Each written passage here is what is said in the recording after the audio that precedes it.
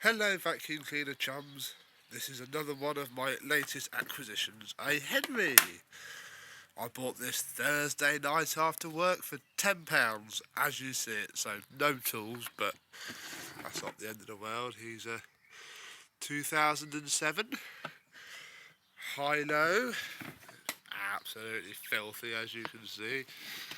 I've not opened this up yet. I thought I would save this for you and get it out the boot of my car. Too bad. That's not too bad then, although that is absolutely, you can't see that, but filthy as you would expect. Some stickers here.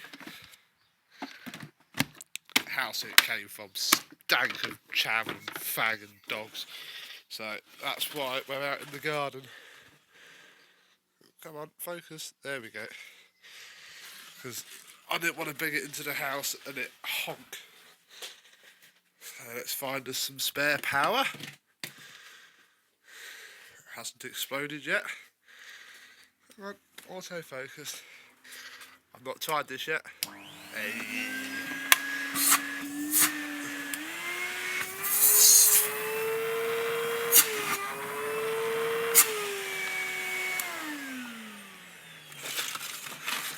Drop a little bit of grease in that top bearing when I refurbish it, but apart from that, it's not bad for a tenner.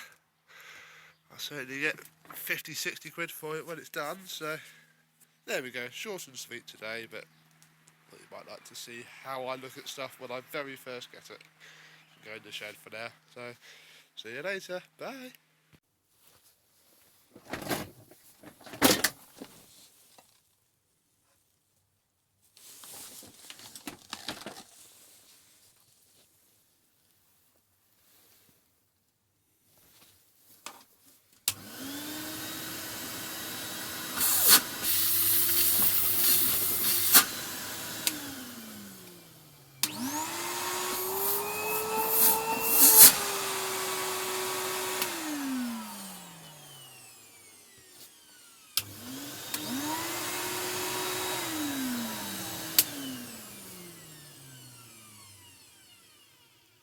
As you know, I've been getting a bit bored of my Dyson V11 Absolute Plus, so today I took the plunge on another cordless vacuum cleaner.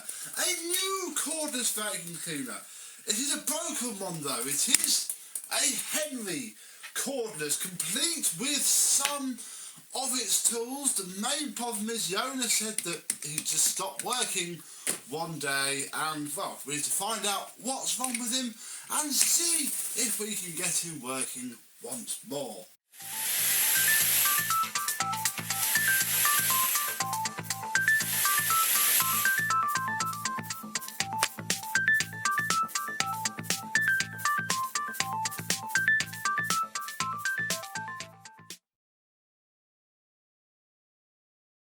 Yes, hello my vacuum cleaner chums, how are you today? Now this is one of the first generations of the cordless Henrys, certainly going by the tools, which has the floor brush, not too bad. Look, DIY again, although Henrys can cope supposedly. We have an extension tube, I expect they're welded together, as always, although the bent end comes off, that's good.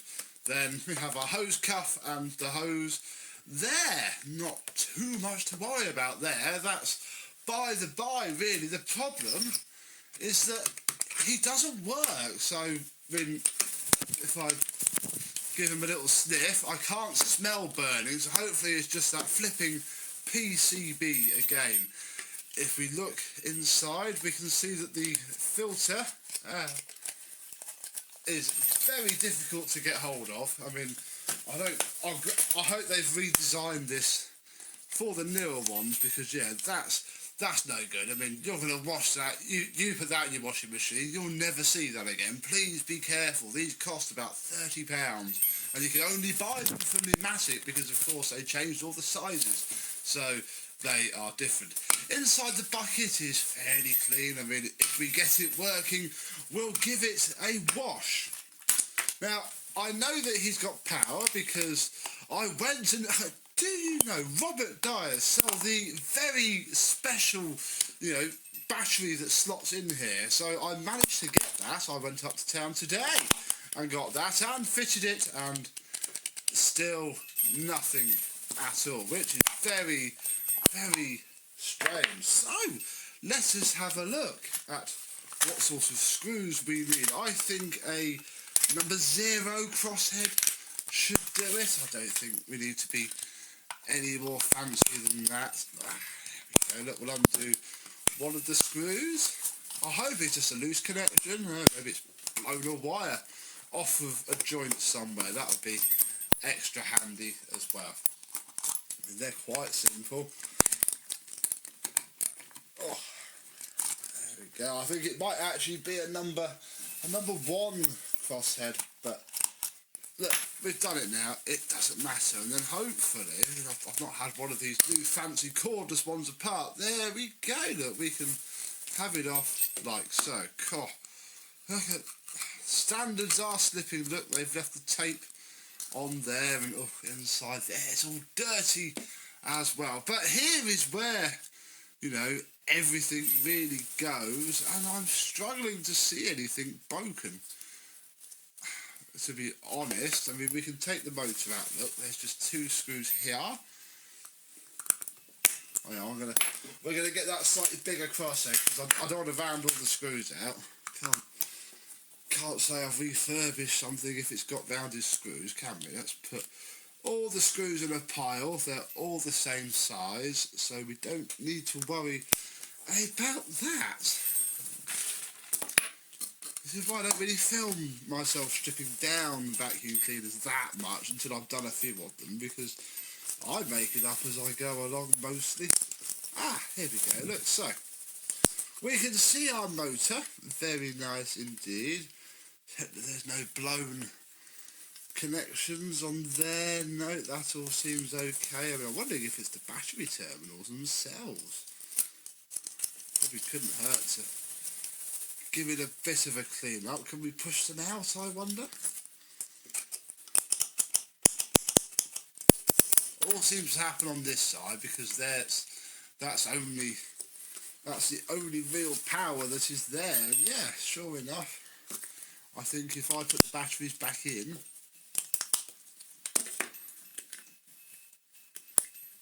right, that's on. Yeah, he's dead. Poor little Henry is. Oh, it's this little blue switch. Doesn't feel very tactile.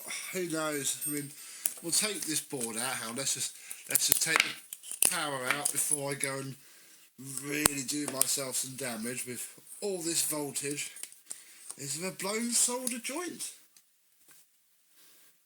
I think there is actually, but I think there ever was a solder joint there in the first place. I think it's just never had one on it. That end pin on that switch, what do you reckon? I don't think that's actually had any solder. I reckon it's only a couple of these pins that I need. And yeah, our PL 1030 PCB, look at that, pile of rubbish, that's what it is. Oh, what a shame we're not going to be able to get this working. Yeah, the battery terminals aren't corroded. I'm gonna have a think about this and come back, see if I can work it out, do some Googling.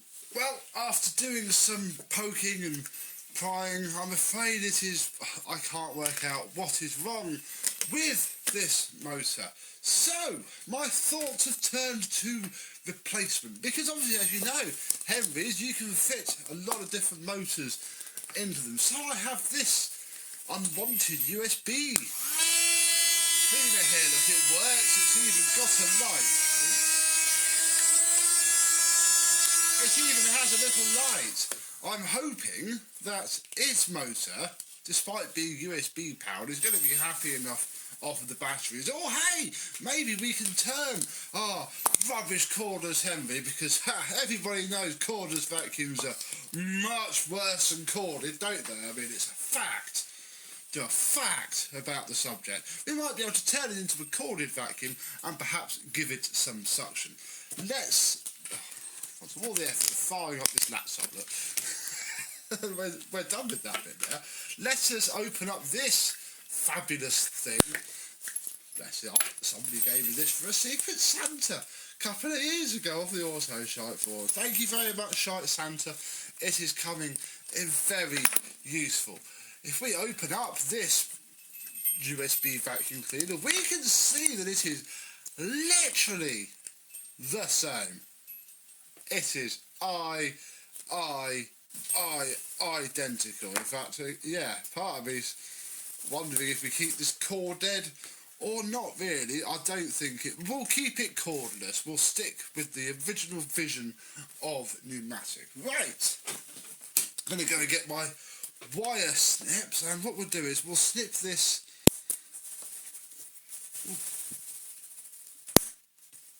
Oh, it's plugged in, look. I just nearly killed myself.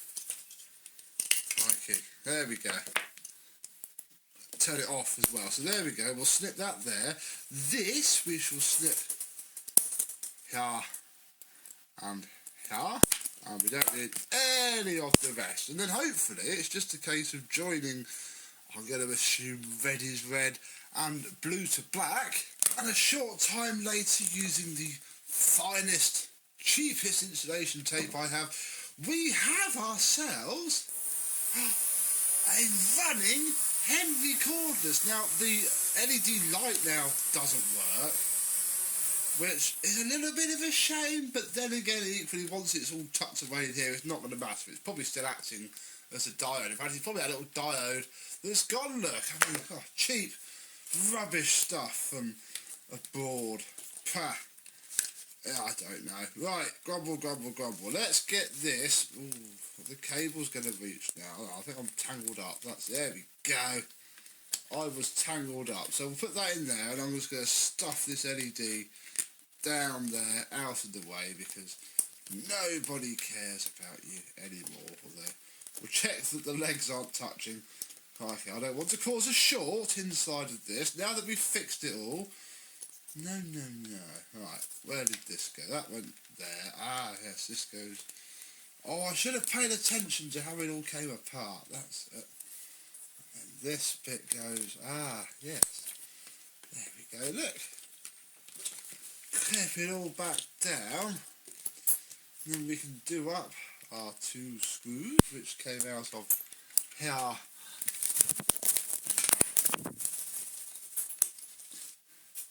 And here.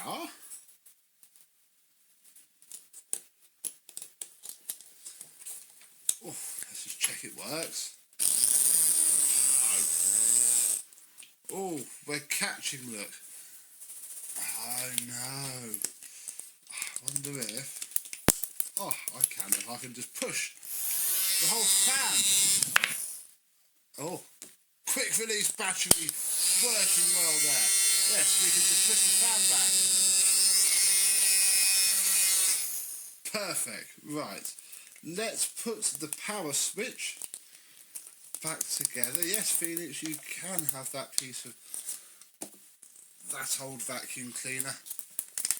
Phoenix putting it to some good use. Over there, exactly what we want to see. Reuse, repair, etc. Probably quite soft. Oh, these horrible tiny little screws. I cannot hold them. And these screwdrivers, I don't use these screwdrivers very much. I don't know if you noticed, but yeah, I tend to not use them that well. And obviously they're not very magnetised. It's a bit of a shame. I mean, I suppose I could use the drill. We could use the Makita, but I haven't got any screwdriver bits small enough. If we put the screw through the hole, and everything's screwed down, I think our Henry is ready for reassembly. But before we do, we'll just give it a quick clean out with the old Victor V9 bench vacuum.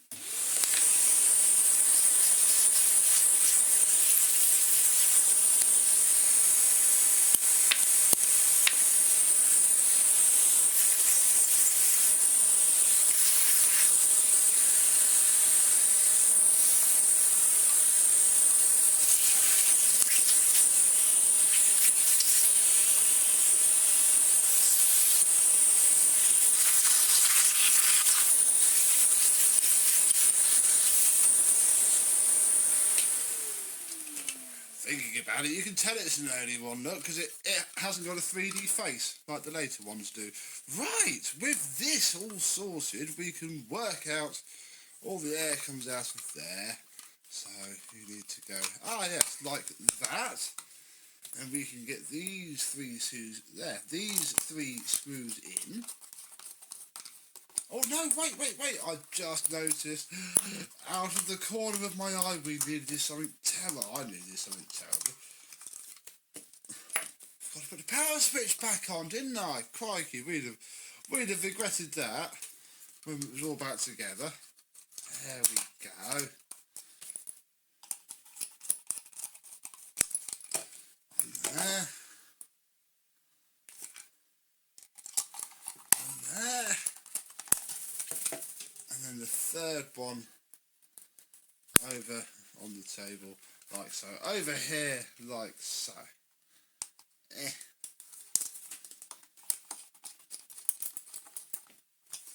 Marvellous. We'll pop his batteries back in.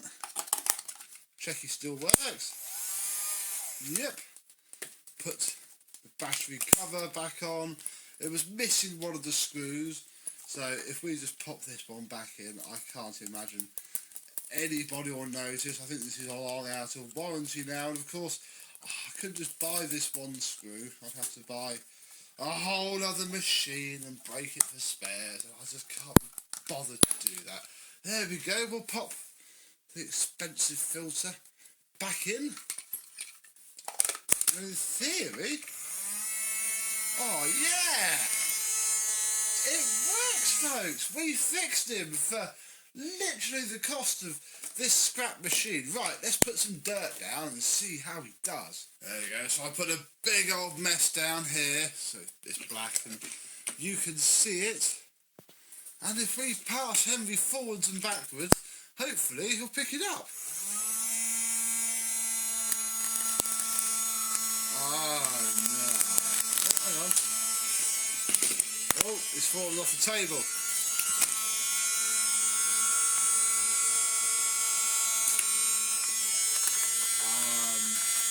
Oh no, he's getting it there. Oh, you can't see that one. Let me take the bond off.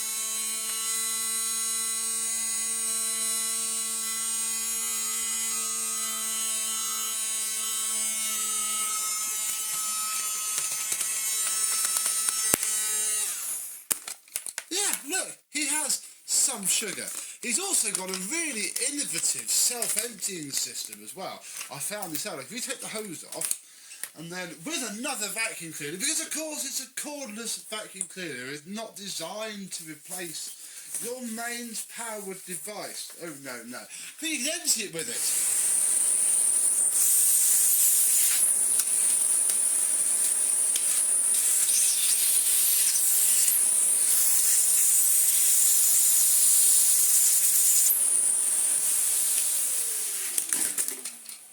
Look, spotless, absolutely spotless, ready for another mammoth cleaning session.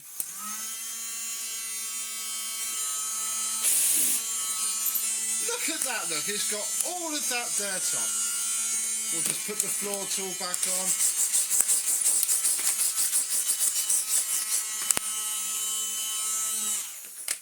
And call him okay. But, let's be honest, he's not okay, is he? He is very much not okay at all. I think he's running a bit slow, and I cannot help but feel that we perhaps need to make him core dead once more. So I'm going to have him back apart, and when I've worked out how we're going to turn a cordless cleaner into a core dead cleaner, I will come back.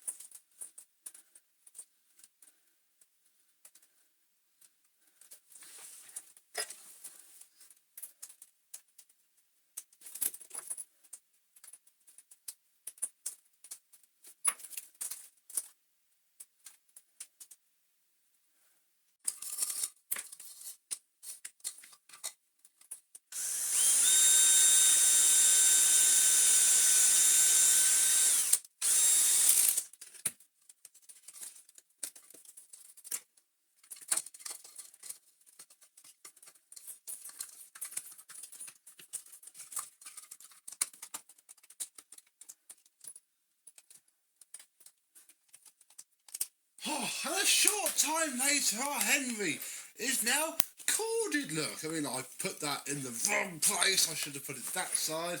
But hey ho, that's what happens when you're a raving screwdriver maniac who has no care at all for what actually happens. So, can little corded Henry now, this is literally just a HVR 160, nothing more, nothing less, is going to cope. Oh, it's a lot louder. Oh my goodness.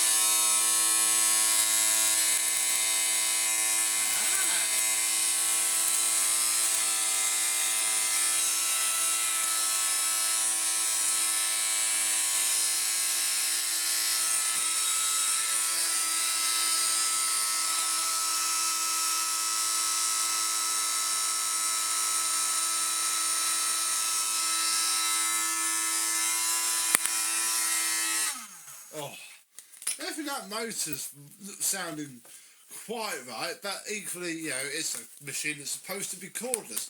Certainly working a lot better. Do not think much of this floor tool. I'm glad they changed that. Look at what it's doing with that sugar on this.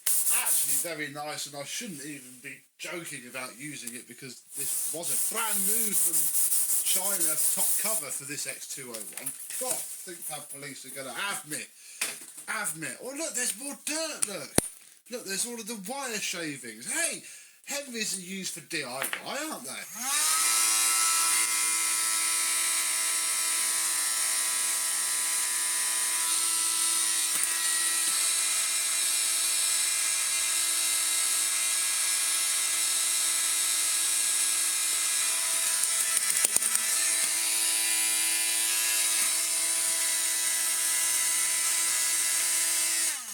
He did it! Very good. Oh, let's take his hose off. Open the bucket. Wow, yes, look. Not too shabby. Right, well, let's actually put the battery door back on, because even though he's now a corded machine, you know, I don't want the dirt to get into there. And, oh, look at, now he's a massive state again. We'll have to empty him out with the bench vac. Oh.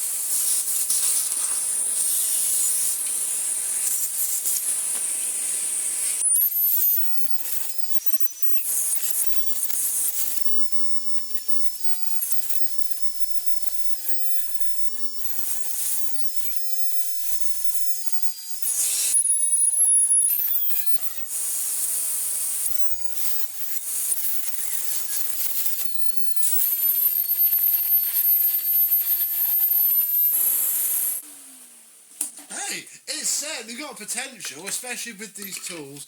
I just think this Mark 1 version, I've even plugged it into the actual mains plug, hence that extension, to try and make the most of it. And oh, bless him, oh, there's no cord rewind either. Look, this is just a lie. Have to wrap it around like the old MV200 does. Look, and then tuck it down there. There we go. Oh. Problem with these, there's no video. These don't have the clip, and even if they did, the comically short hose is no good. So, hey ho, I'm happy enough. We have got our Henry cordless is now a Henry cord dead, all 5 volts of it, and he's raring to go. He can be sold, he is done, and I just thought I would show you the process of transferring a cordless vacuum cleaner into a possibly slightly better corded one. And I hope you've learnt something on the way. So comment down below if you ever had a cordless Henry, and if so, did you love him and treat him well? I would love to hear. And until the next video, I hope you've enjoyed, and and probably this, it's another Numatic creation. You can go with RGB Henry. Sat next to me, it is a Numatic George, the 3-in-1 vacuum cleaner, as old as time itself, and this one is quite old, at 1992. What are we going to do with George? Well, the owner wants the pump taken out because it's only used as a dry vac, and he wants it refurbished, so we shall do both of those now. However, thought it'd be a little bit different because I asked this on Instagram, I think, and a lot of you said, yes please, we would like to see a refurb video. So I hope you weren't lying or you're going to be bored to tears today, because we're going to refurbish it. Part 1 will be stripping it apart, part 2 will be putting it back together. Nice and simple. So, let's have a look.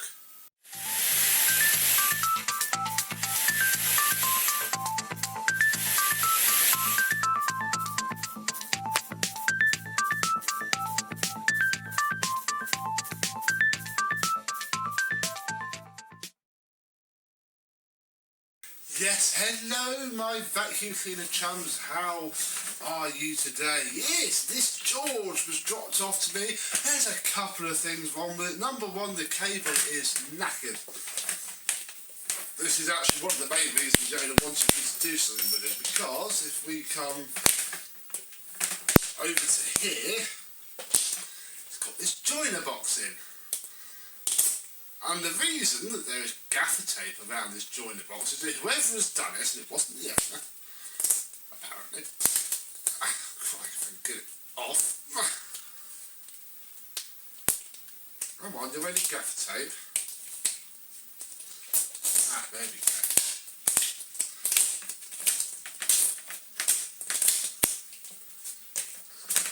Has wired it up so that the pins are on the plug side. So ideally this side wants to be the live side, so that obviously you can't put your fingers in it. This side, dead. So that's one of the things. He wanted a new cable. While I was looking at where that is and the length of this, I should just be wiring this cable straight into there. So that will be nice and simple. Going around, we have both of the switches. They do switchy things. However, he keeps on turning the pump on. And he doesn't like that because it makes a horrible sound, which it will. So that's one of the things we need to remove. We need to remove the pump, all of it. Apart from that though, the handle seems to do that, which I think they all do that. So it's a very nice GVE 370 from 1992, really. The usual wear. On there I see a lot of George's and Charles's for this era. That there. Let us open it up, because this is all we've got, by the way. I have nothing else for it. It's a bit of a shame. I mean, hopefully I'll find some pictures of what these should look like with all of their tools. This would have had the very nice plastic toolkit-ish. Plastic wand, different type of hard floor tool, wash tool, lots of little differences of this here.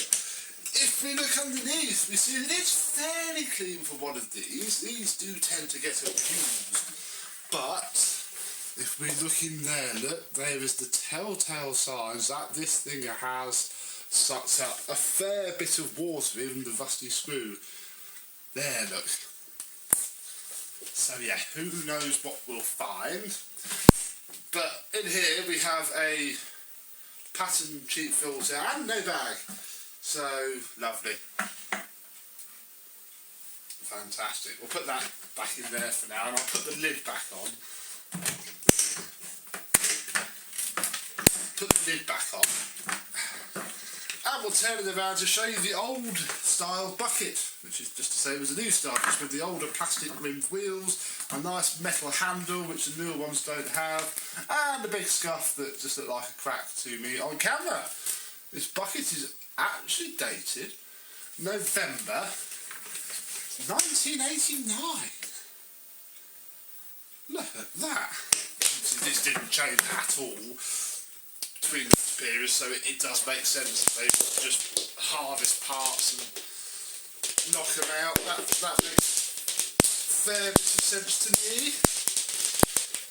This star ran for years. I think it was only in the early 2000s that they started to tweak it eventually. I think before that, because they went to the full metal toolkit that we sort of see now. But there were still a few differences, I think. Who knows? I'm not a pneumatic expert. What I am an expert of is turning things on. So let's see what this sounds like if I take the plug, come over.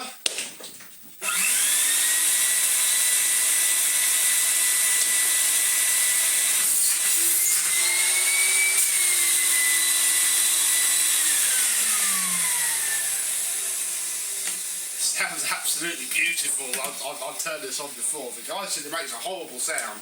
Don't think probably he's got a Henry as well, and I think he's sort of confusing the sound. Yeah, that they should make the same sound. They shouldn't. This should be loud. What I also think he's doing is fumbling around.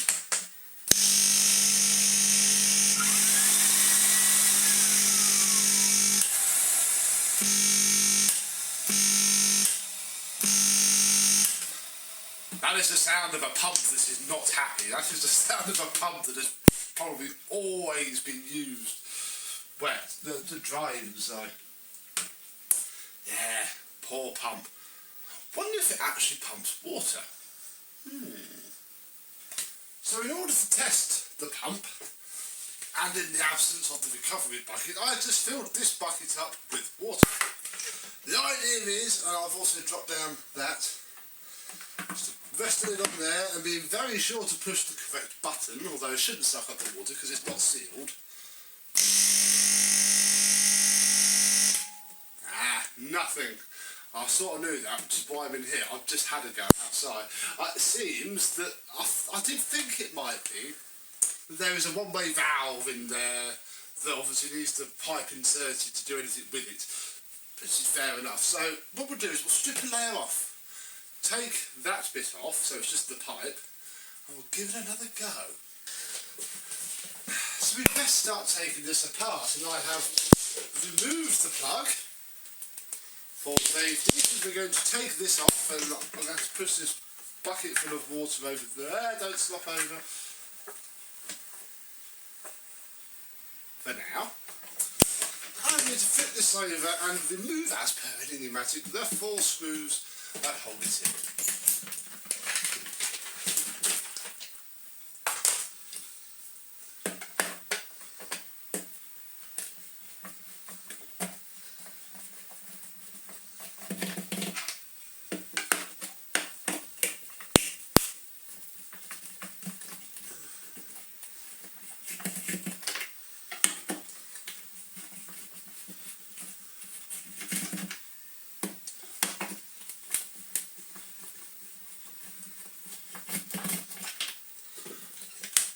We can flip it over and lift the tippy-toppy bit off. And actually see all of the screws, which are very rusty indeed. So I'll pop those there. So this is the inside of the machine. I'll show you in a bit more detail in a bit. Actually, we can't go that far. Oh, sorry, we need to go. I want to check if this works. Right, let's try. I can't take the pipe off yet because it's then inside this housing. I don't want to take that off, so I've got to unwire everything. I was hoping to wait and do that like after I tested the pump.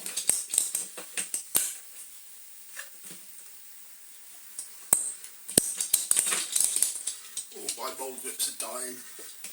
I've abused them too much.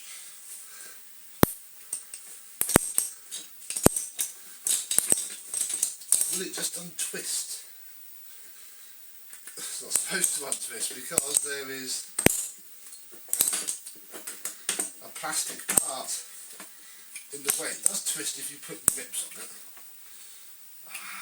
Gosh, right, no, we're going to have to try and go a layer deeper. Ooh, these screws are a little bit rusted. I'm just hoping that I can leave everything intact for now.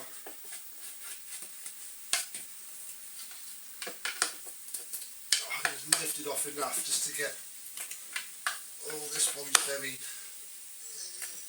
turned. There we go, it's coming.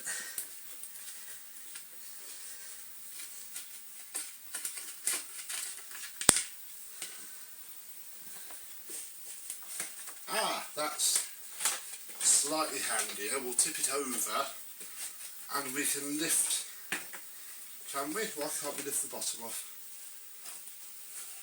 Simply because of the other solution hose. Well, here's the first glimpse of our motor. Yeah. All this is fully pressurised. I'm about to get better, I think, because now I can see the back of the pipe.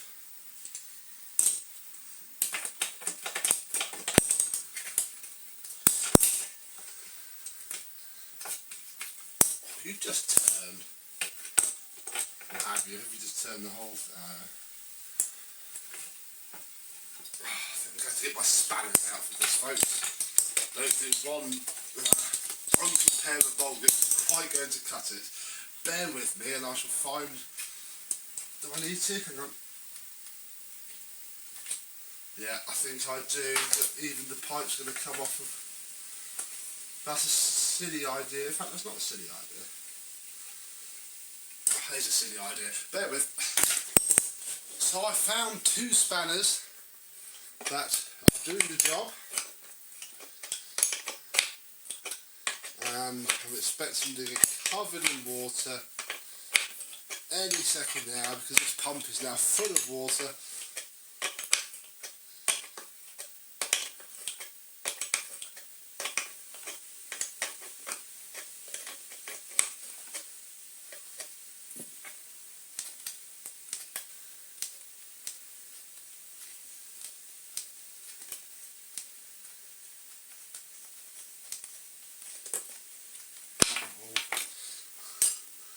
Ah, so that actually just holds the pipe. Oh no, it's not full of. Oh dear. It's not full of water. It's full of green. Uh-oh. I think it's fair to say then that this pump might be scrapped. Let's see if any water comes out of the outlet to the pump. Is it even coming?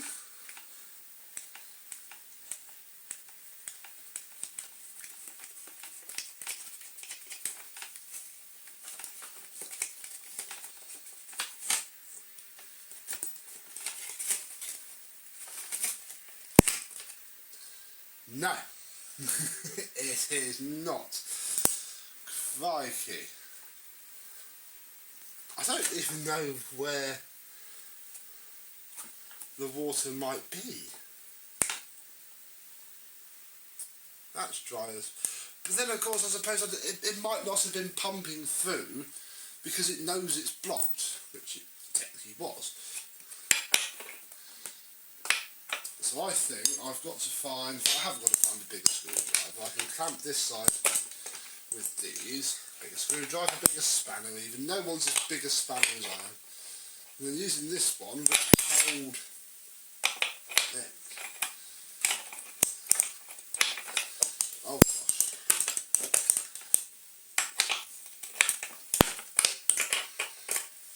There we go. I can take the retaining belt off of this.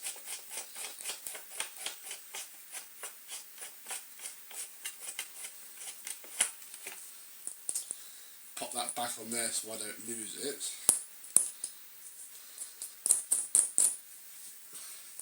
Refit this pipe.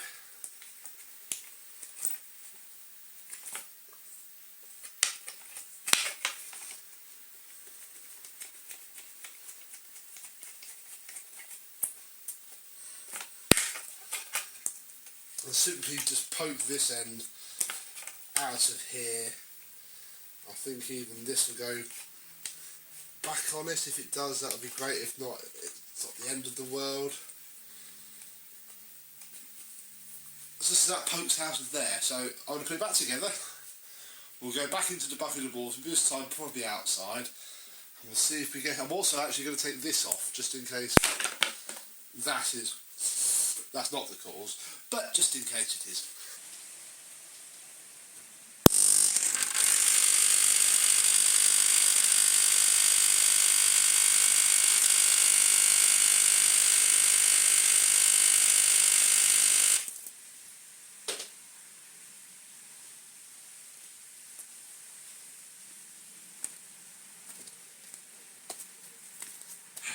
Fantastic.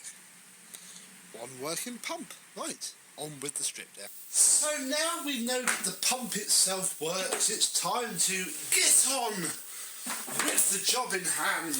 Oh, just move out of the way and find a pen. Find a pen.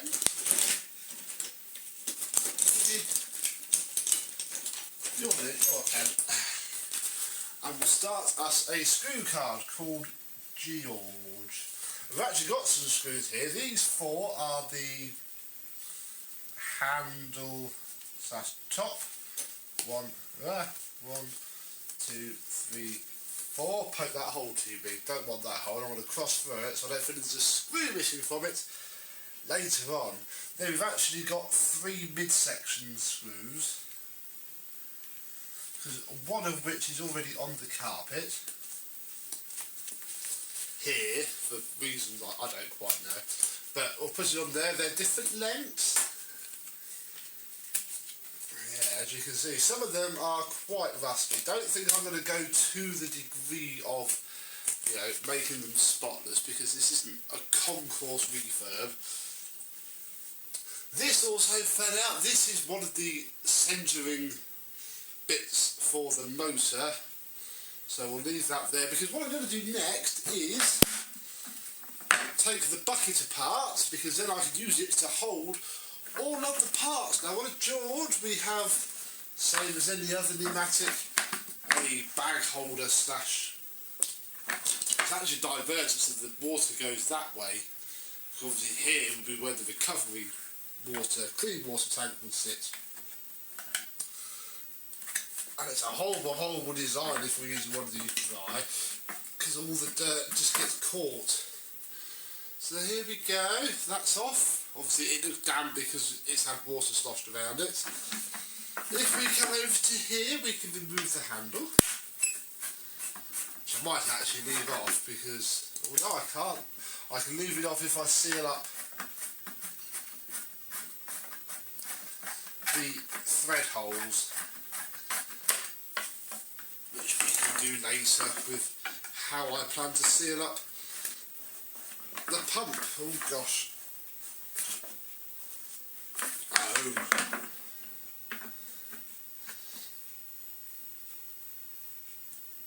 Maybe I shan't be taking that off.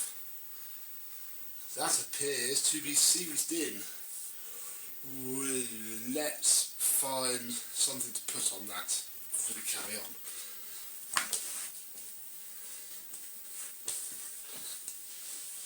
Got me some release agent. We'll just blast that on it. And leave it a couple of minutes while we do the rear wheels, which are just like every pneumatic. Crikey, even these are stiff.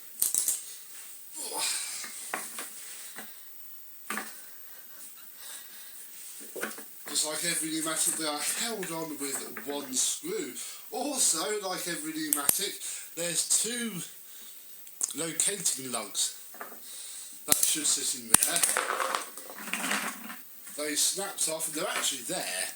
You can't see them come out, but they are there. So there's one wheel. Here is, I've got to do it very carefully because I want to strip these screws out. Here we go. There.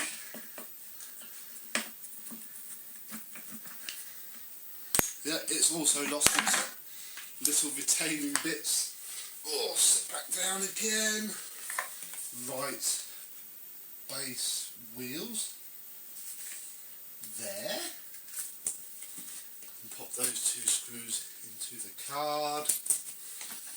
Shall we have a go at this? Almost one zip out. Just push it. I had to push against something.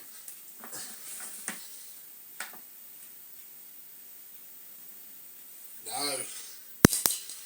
I don't think that's going to come out without drilling it out or some other way. I can't get grips on it.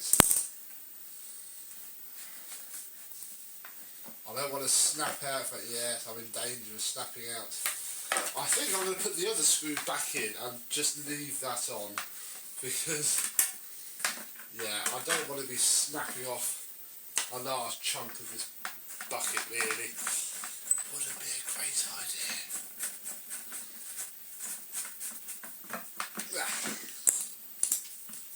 Right, we'll have that off as a bad idea. The wheels just pull out, which I always do. I think you can also remove them from these with a bit of a pull from a flat type tool, but it's not actually that version. I only do it if the wheels doesn't spin, which these sort of do okay. We'll see. For now they can stay there. And they can go and make the start of the parts bin, which I shall put right there, out of camera shot. And that needs to go in it. And that needs to go in it as well. Right, we can carry on from the top, and the first thing that I would like to do is take out the handle, but it is different. In fact, it's not that different.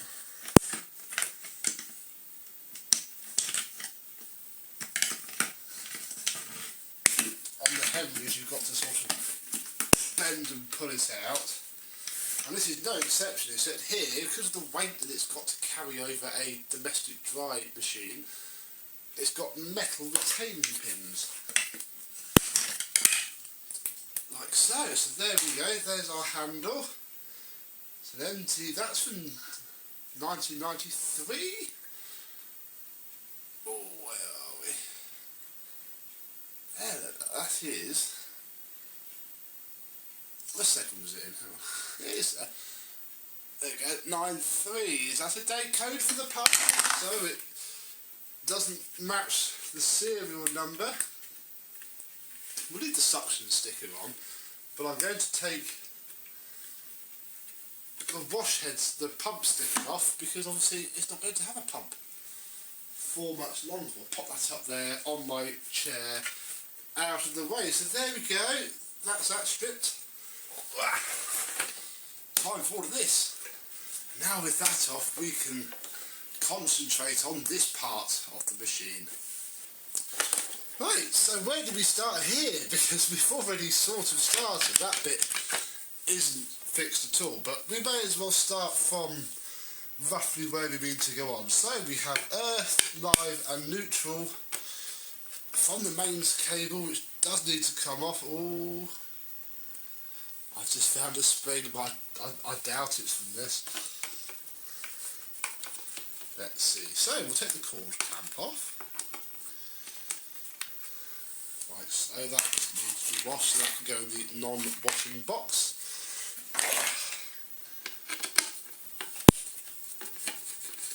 And take the 3 terminals out. They're machine screws. I'm not going to need to card those up.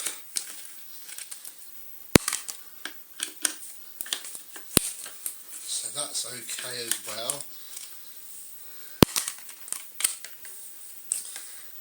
Right, that's been twisted a lot, isn't it? We want that. That's the cable exit grommet. Actually, that hole there is scrap, because we don't need it. That then releases all of the screw terminals, which we need to access. It also releases the suppressor, which actually carries the voltage to the switch, which we're not going to be doing actually, because I am also, while we are here, going to desuppressor it, which I like to do. This is from either June or September 1991, and it looks okay actually. It isn't bulging, but it will one day. That will go boom. So yeah, an original pneumatic suppressor. That's how you date Vaxes, by looking at their suppressor, because they don't date their machines like pneumatic do. We may as well remove the rest of this wiring. And actually, here's the switch itself, and they're the old style. Oh, very nice rocker switches. This is the cover that would go over this, or does go over it to protect it from water, which we're not going to have now.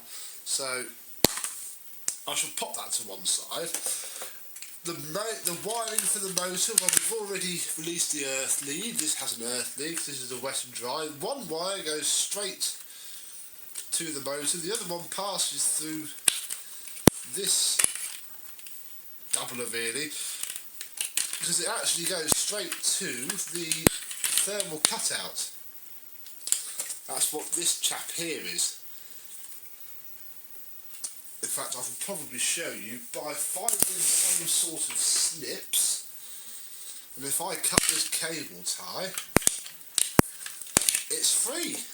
There we go, and I roughly know what this is. This is a magnet type affair. You see those two prongs, when they get the insulating material there, I think that melts off, or it's when it opens, it's like a magnetic thing. The Hoover Sensortronic works in the same way. If it's suction control, it pulls those apart, breaks the connection, the machine stops dead, basically. So that's actually the motor unwired. In fact, I could probably now take... I can't, because I need to take this pipe off of the pump. I'll put my spanners away as well now. Oh, I shouldn't need them. This pipe seems to run directly to the pickup pipe, and if I take this off, there we go. Now the whole thing, apart from the cord cable, comes off. There is now water everywhere. Great. And we can carry on, because we don't actually need any of this side of things now, because obviously we're taking the pump off and it's not going back on at the request of the owner. So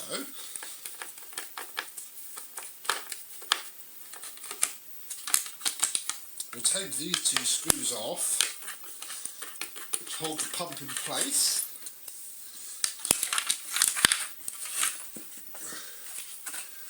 I'm going to have to take the pipe off this end as well, because it's not going to go over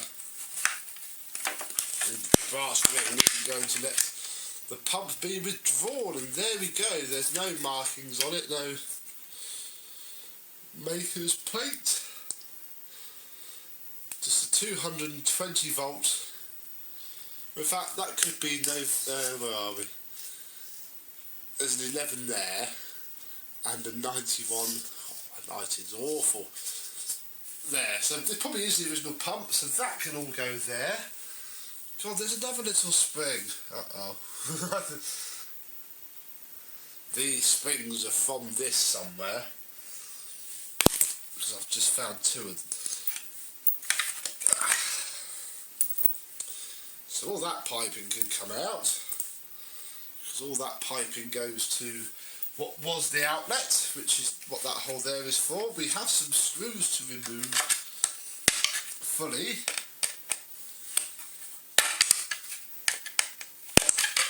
There we go. These are the last two of the midsection screws.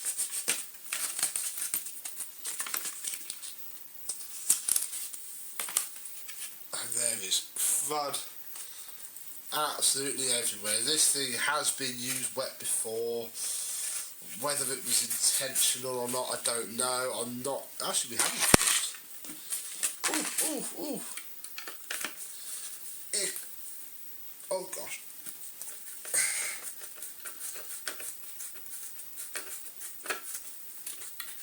Ooh. That stripped itself. That can stay in there, because that can get washed. We're going to be leaving that in there. So yeah, I don't know how well this is going to come up really, because a lot of it, especially in here, is lime scaly. I might soak this for a day or two and just hope that we don't lose the stickers, which I don't think I can peel off, and I would do more damage trying. I think this one might come off without too much hassle. It does look, and it's still sticky, and look at the condition of the plastic under that. That's the original plastic. What I do with these, and what I normally do, is I stick them to the bottom of the parts tub. There, oh, I can show you the ratings plate properly. Beautiful. So yeah, that's that done. There's old George. What's left of him. Now we move on to, well, the clamps. They've just fallen off. They're not fixed onto the steerer. And we can lift the entire motor out.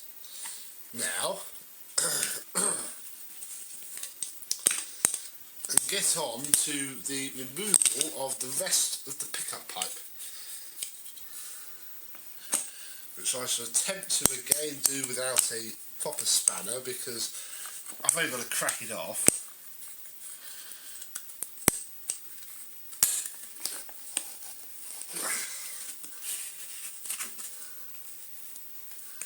Now, we are going to need a spanner on the... Oh, I put them away. Oh, what a numpty. What an absolute throbber. And I don't know if...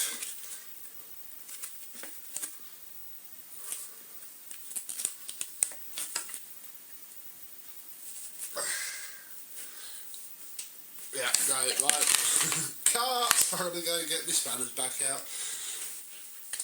Here we go. So, we need two 17 mils for this.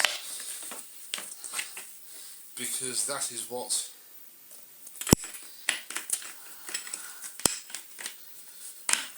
this bit is. Oh.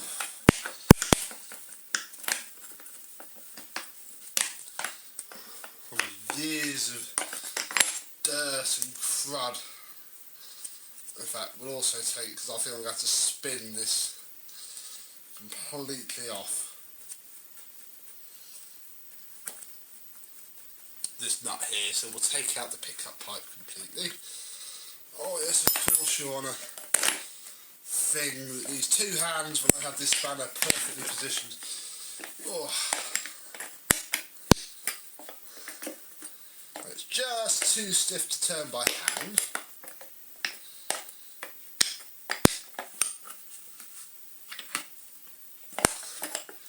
Of course, but yeah, I say you would have to put all this back if you were, well, refurbishing it properly, but you wouldn't have to take it off, because if you have a Numatic George and you're following this to take the pump off, you should have stopped ages ago, literally. You've got to take that top hat off, pull the pump out, disconnect the pipe and try not to lose it, and you'll get that off and just fit a new pump. It's that simple. You don't need to be going to this effort. I'm going to do it because we are removing the pump completely in this scenario. Oh. And there we go, look, you can see the original shiny on it before it's spent literally decades plastered in crap. So, oh, there is one more thing to remove, but that, which is the clip, we'll have that off. Now let's be optimistic. It is turning. This is probably going to be enough for the mould grips.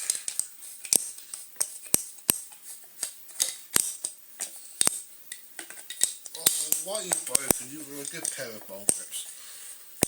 Because I clamped stuff on the car and smacked them too many times.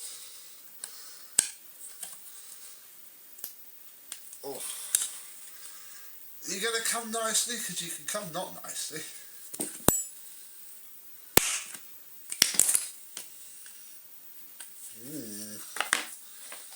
Yeah, that's not coming, is it?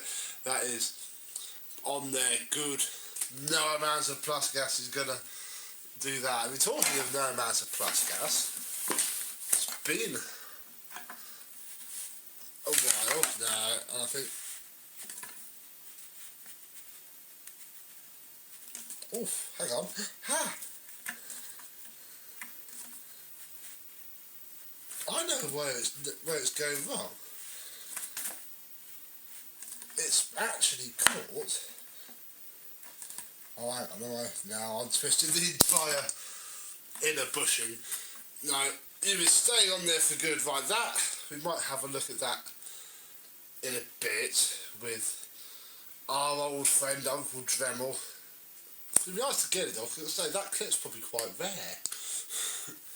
But anyway, I digress. We'll put that to one side and move straight onto the motor, which has been and has had its fair share of being rusty.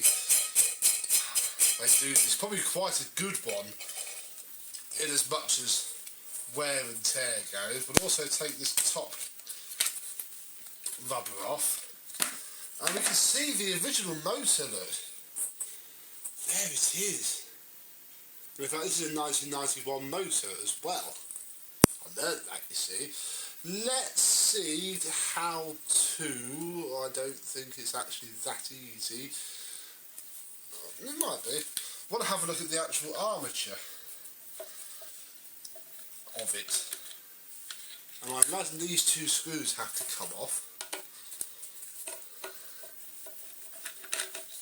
in order to do it properly.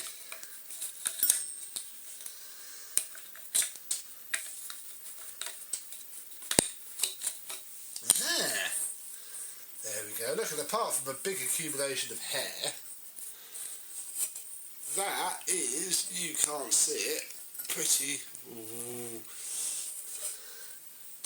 good. I wouldn't actually call it perfect. Now, while these are off, we may as well wash those as well. Do it properly.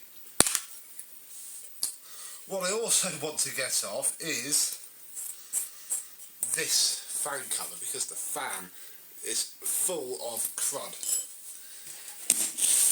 Now I'm going to attempt to get the fan case off. If it's not going to come, I'm not going to force it. Really, that has moved. Although I now fully regret taking that top plastic cover off, because my hands are resting on the blade, which I don't want to do. Because if it rests on the blade, I'm going to bend them. At least if it rests on here, it's not too bad. There we go. I don't want to bend those cooling blades, because that'll knock the whole fan, the whole motor even.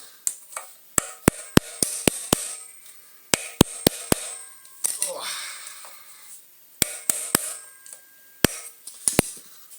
I think it's cracking. Problem is, I don't want to go too nuts, because this is likely to be very, very rusted on.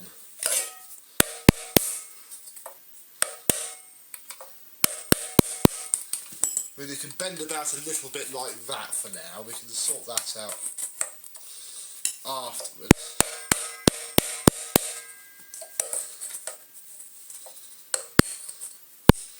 I want to get that fan if possible,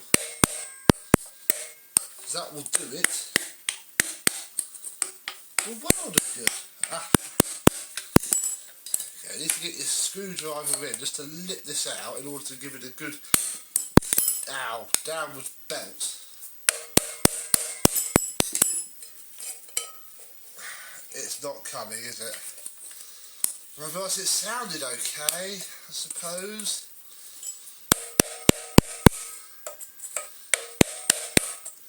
Breaking this rusty seal.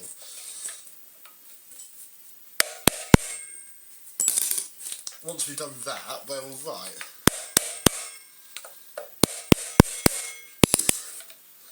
But I don't think it's going to come, folks.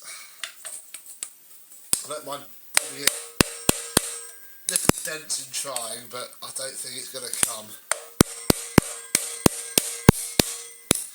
And I think we're lucky that it does run okay. And we don't need to do it.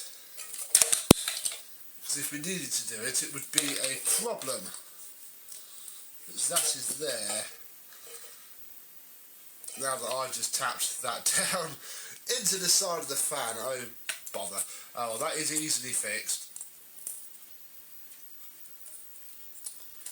I see all that fluff isn't any good. Let me give this a proper go off camera. Hang on. Aha!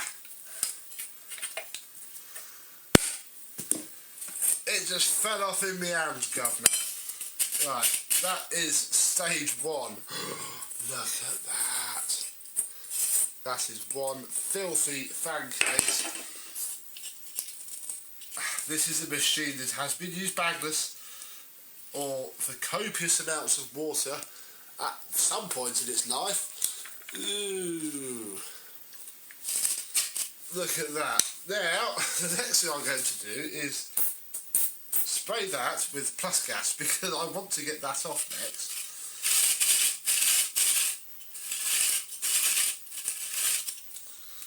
I do. So, but I am definitely going to need to find my socket set for that. So we'll give that a couple of minutes anyway, and I shall go and find my tools and we shall see if it will crack off. So, rather skeptically, I shall grab a 13mm socket.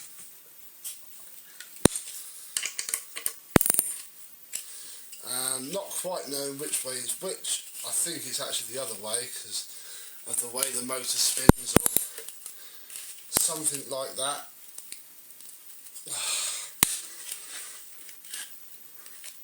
I've got to try and do this without slicing my hand off. Let's try it the other way.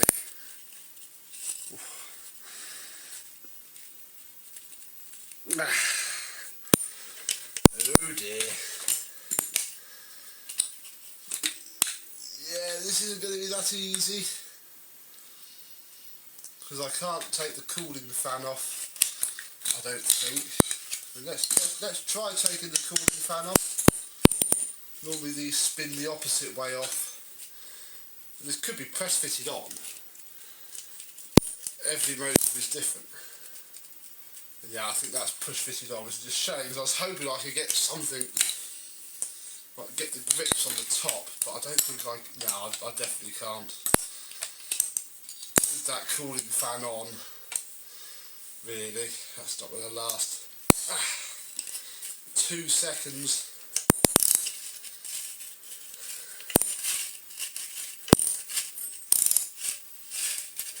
It is.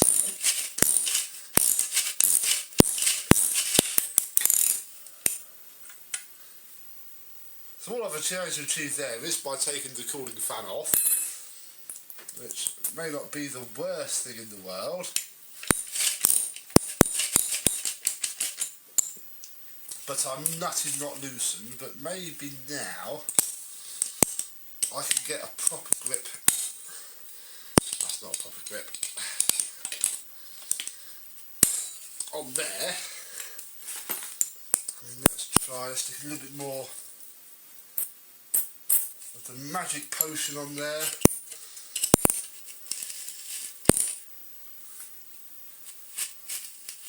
It's just spinning. It's just spinning, folks. This will be easy. I don't want to chew that up too much. So what I'm going to do is pick as much of this off as I can, and we're going to have to leave the motor be, which is a bit of a shame, but it does sound fine, so it's not as if it's really, really critical. So I'll do that and then sum up this video. And with that, I'm just going to put the fan case back on, check she still spins freely, which she does, and we shall just leave that one alone because it's not worth the hassle at all because it's not going to come off. Just crimp that. Oh gosh. Oh, you got a crimp on, or have I knackered you completely? Nah, I can't have knackered you completely.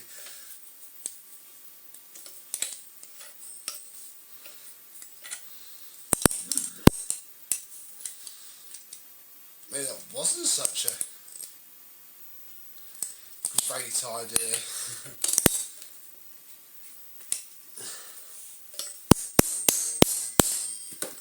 There we go. That's back on there nicely. So yes, we have a spinning fan. It's not sadly quite as nice as it would be if we could get it all apart, but I'm not risking it. It's an original motor, it's a thing of beauty. Very rare to find an original motor that works well nowadays. It's such a gamble with these Georges. But yeah, there we go. One disassembled vacuum cleaner. What I shall do in the time it takes you to watch this, and then we'll watch the next one, is give it all a wash, give it all a polish, a bit, not going to give it a massive polish, it's not a concourse restoration, and then we'll put it back together. So for now, thank you very much for watching, and I and George will see you soon. Bye bye.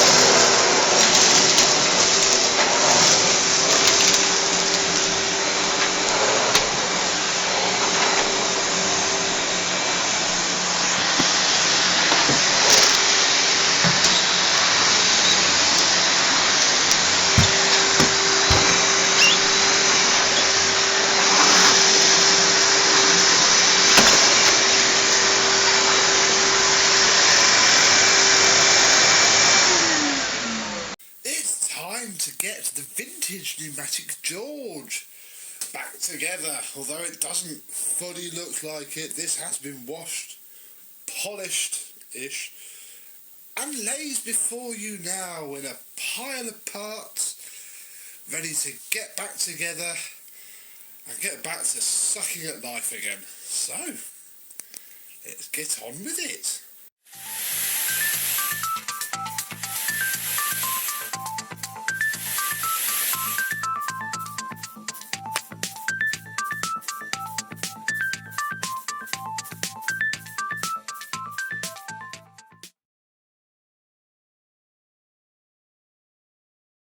Yes, hello my vacuum cleaner chums, how are you today? This has been lying around for far too long. Really is time to get it back together and hopefully working again. So how did it come up?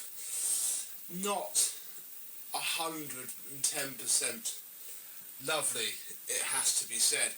And that's mainly just age and wear. You see, the machines as a whole are very, very resilient. But they do get absolutely trashed. I mean, that is limescale on there. Won't even scratch off in my fingernails. So this motor has done incredibly well to only be that rusty, really. It's just the individual components do show their use. But overall, the machines are okay. So, we shall start with the 1989 bucket, just because then it's the biggest part out of the way. We only need 2 screws. We've got to put the wheels back on And what I usually do with pneumatic wheels is just put a nice blob of grease around the inner spindle like that. And what that does is it basically stops it from sounding so awful, because at its age it is worn, it's very bitty and uneven, and it takes up any smallish slop that's in the plastics. That's a terrible screw. Yeah, it's just a good thing to do, really. It doesn't hurt. And there we go. So I'll do that, look. I mean, that's near silent. But if we stick this on here, I can't. I can't reproduce that. Come over here, there we go.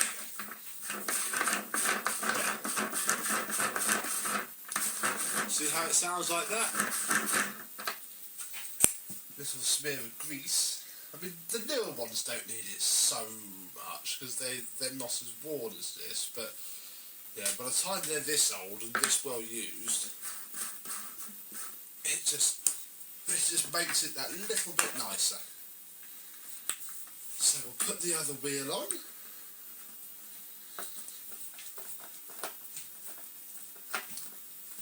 There we go.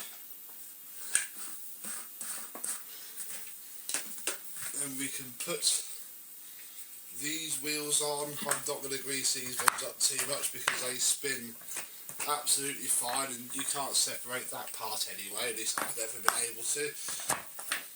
And that is the recovery tank back to being on wheels. So I'll pop that up here. And now we need to busy ourselves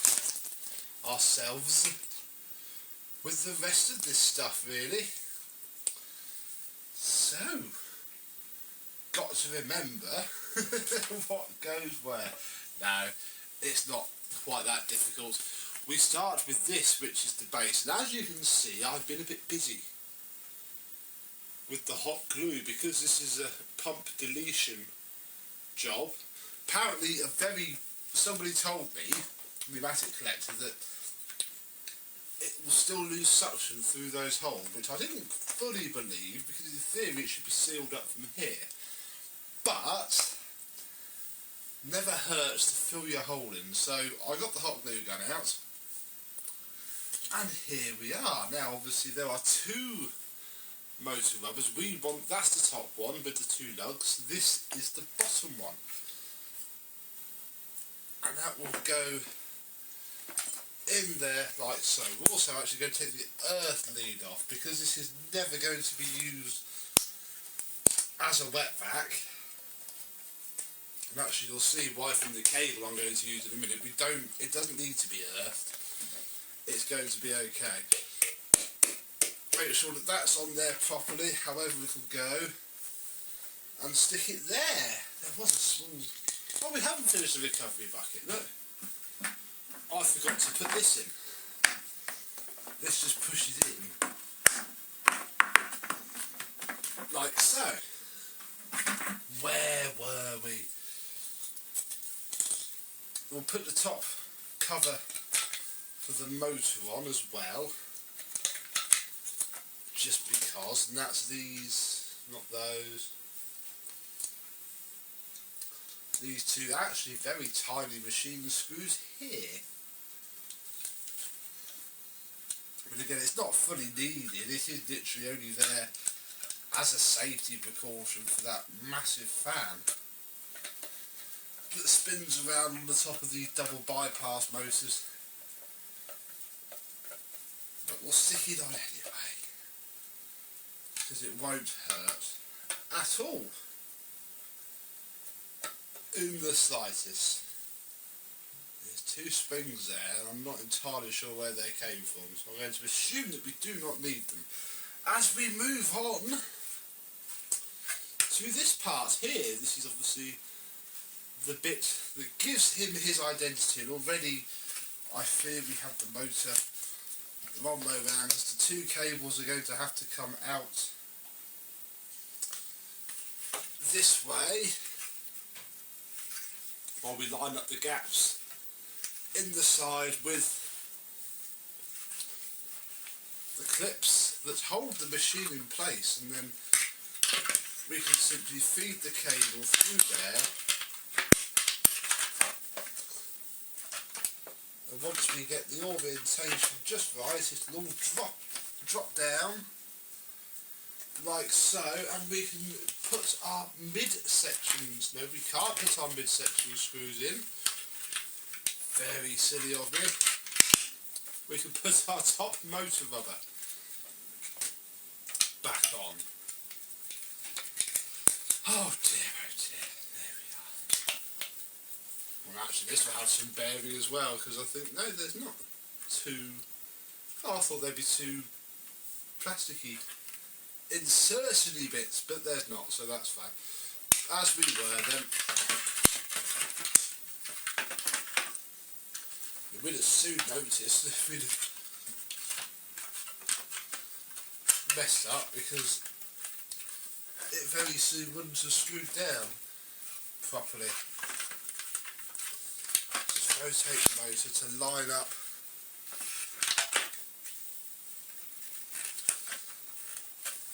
everything, because the motor has to go a certain way. That's too far. There we go. Perfect. It'll be a little bit wobbly because it basically gets completely clamped into place by these three screws here.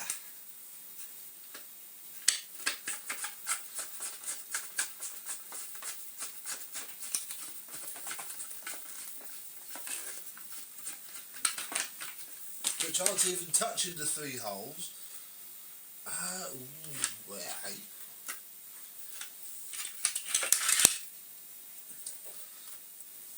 The three holes seem to be offset. So when that happens, do not fear and simply flip everything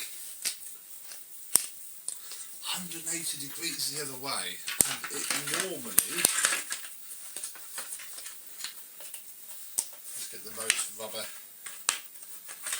into position because then we can put clips over something else. It normally works out, and falls into exactly the right spot. When these things are keyed and only work one way, by saying that, I'm still not getting this screw to bite. The rest are.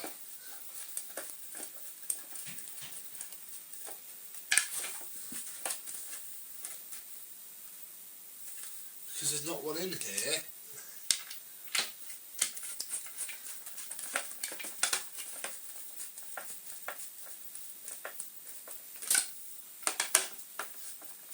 There we are. All three screws in. We can check that our two clips work.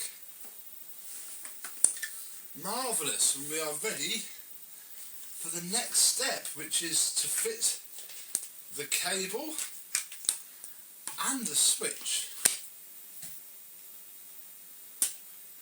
and this, which I forgot to clip onto the side of the motor, which is very important. It's the thermal cut-off, so I shall get this on off camera and we'll come back and finish off the wiring. There we are. I is back with the cable, and I've had a look at the photos of the machine before I had it apart, and I've worked out where this goes. Where are we? There we are. It doesn't actually go on the motor at all, does it? It clips onto here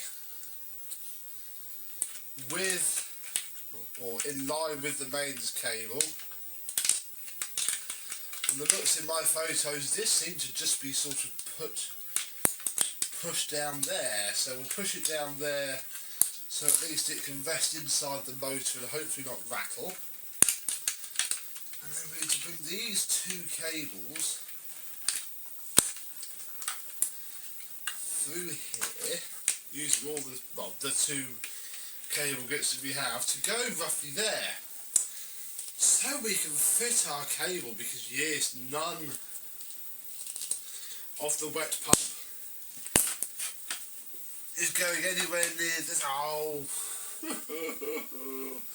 I'll do that off camera because I can loosen a screw without having to completely dismantle it. Yes, the original cable is not going back on, neither is the pump, and assorted, we have ourselves it's a used, but you know, better piece of flex. It's not earthed. I don't actually believe it needs to be earthed now that, you know, this hasn't got a wet pump. The owner doesn't own any wet kit for it. He's never going to sell it. He likes it too much and uses it, which is why he's paying me money to tart it up. So, we can bypass all of the original wiring paths, we can bypass everything really, and just turn this into an on-off suction cleaner. Sort of like so. And we just plug, as per the Numatic PCB deletion, we simply plug those in there. We'll have to run the cable through here, I think. Yes, there we go. Put the cord grip through. Yeah, it's all rather easy really. Then we've got the cable retaining grommet,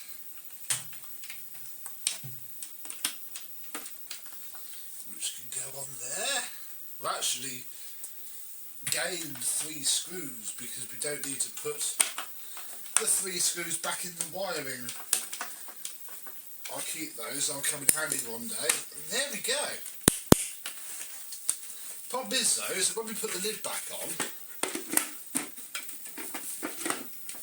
we're going to be left with a hole where the pump switch was. However, turns out, Numatic sell switch blanks. This was £1.89, not direct from Numatic, but this is a genuine Numatic part. And that will hopefully sit in there. Now, very, very quickly, we can reassemble the handle.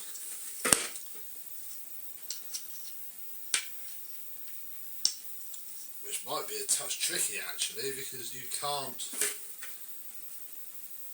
get at this from the inside.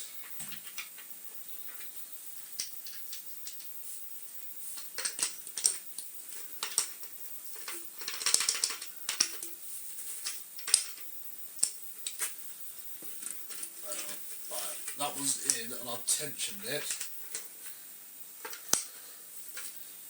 Really? That must have gone in better before. Ah! That's what these springs are for. Spring will go in first.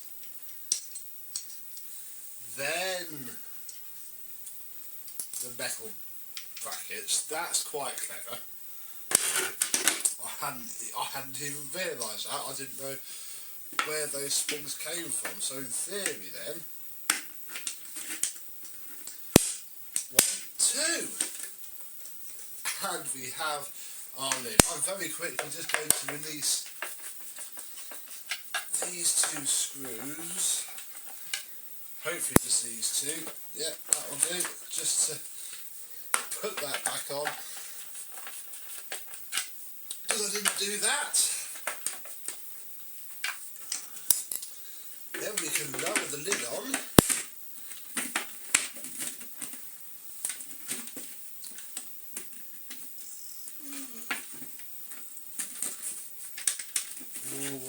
not just slotting. Ah, that's why. Look, all the cables have popped out. All of our cabling has mucked itself up.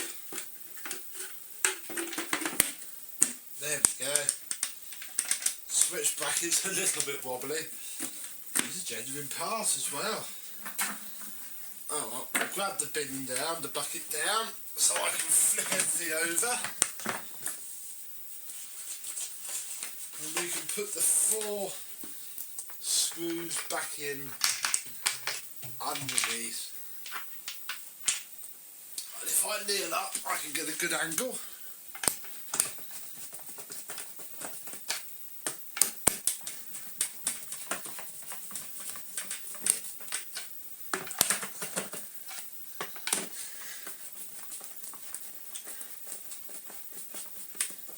Probably got a bag for this video,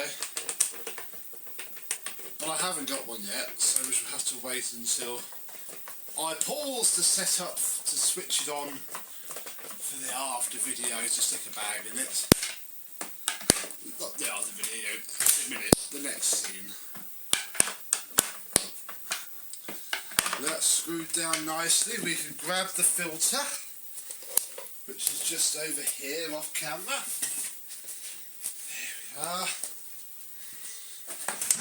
So I can drop the filter on, drop the top on, and Mr. George is alive again with a nice single piece cable look. So we'll do the cable look as has been done for the last 20 something years, judging by all the cables all tangled up. I don't know where this bit of cable came from.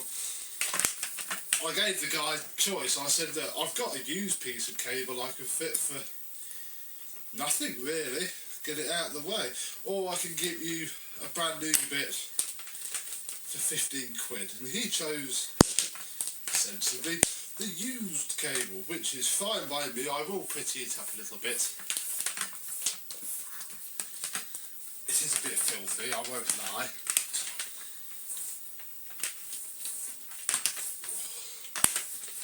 But it'll flipping well do the job good. So, rest that there for now. We have our machine reassembled. Does he work though? I suppose that's quite a key question to find out, isn't it?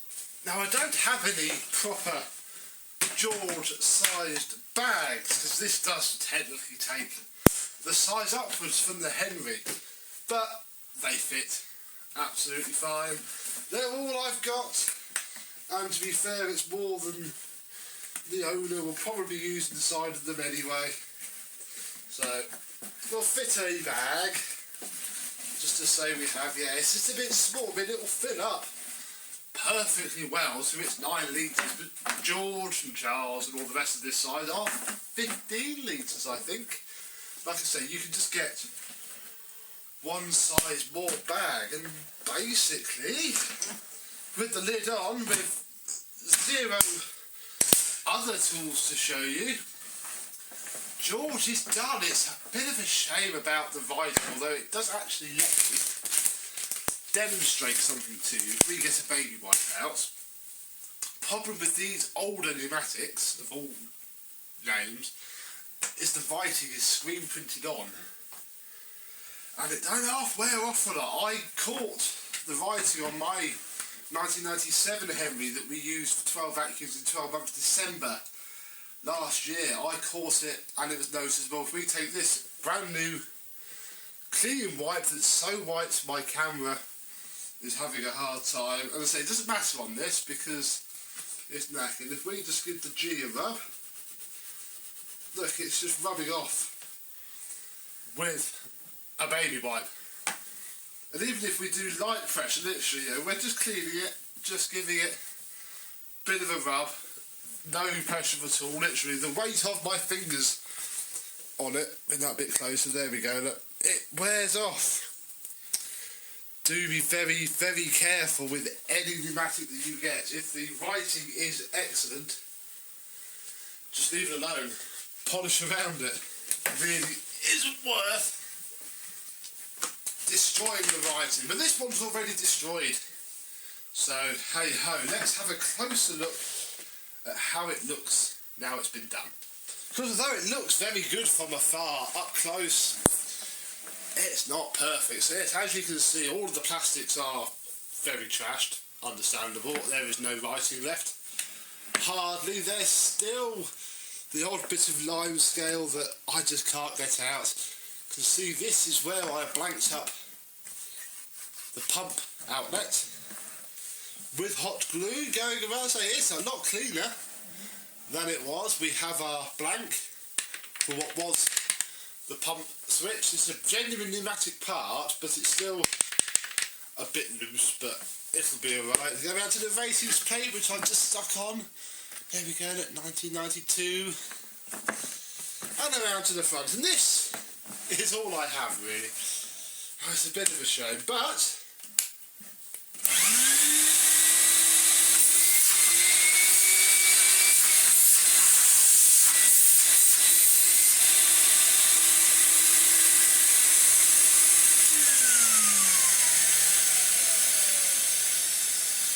there is nothing wrong with how that runs at all. That runs really, really, really well. Problem with these is they just get abused. And they take the abuse, but they're not, they're not fab. It's almost a shame the guy wants this back, because it's make an ideal motor donor for a better condition all you want. It's also a bit of an example as to why I tend to stay away from old 3-in-1 machines. As much as I would love an original old George with all of its tools, would never say no to one of those. But you would see a unit like this on Facebook for 30 quid, buy it now, no tools. For a start, you couldn't use it wet because you haven't got the float in it. You might have the float, but even with the usual full wash up, I scrubbed that with a stiff brush. I probably could have soaked it in descaler if it was a concourse one rather than just a repair. Probably could, but I didn't. And where's that baby white one? It's just, this is quite good. I've seen worse. Yeah, I mean it comes off with effort, but it's such a gamble. It's a gamble that you should pay the least amount of money for as possible. But it is a George nonetheless. Don't have many Georges on my channel because I do not own one, and they're never cheap. Really, they always hold their value, and so they rightly should. So this is off to go back to being a dry vacuum once more, but with a motor like this.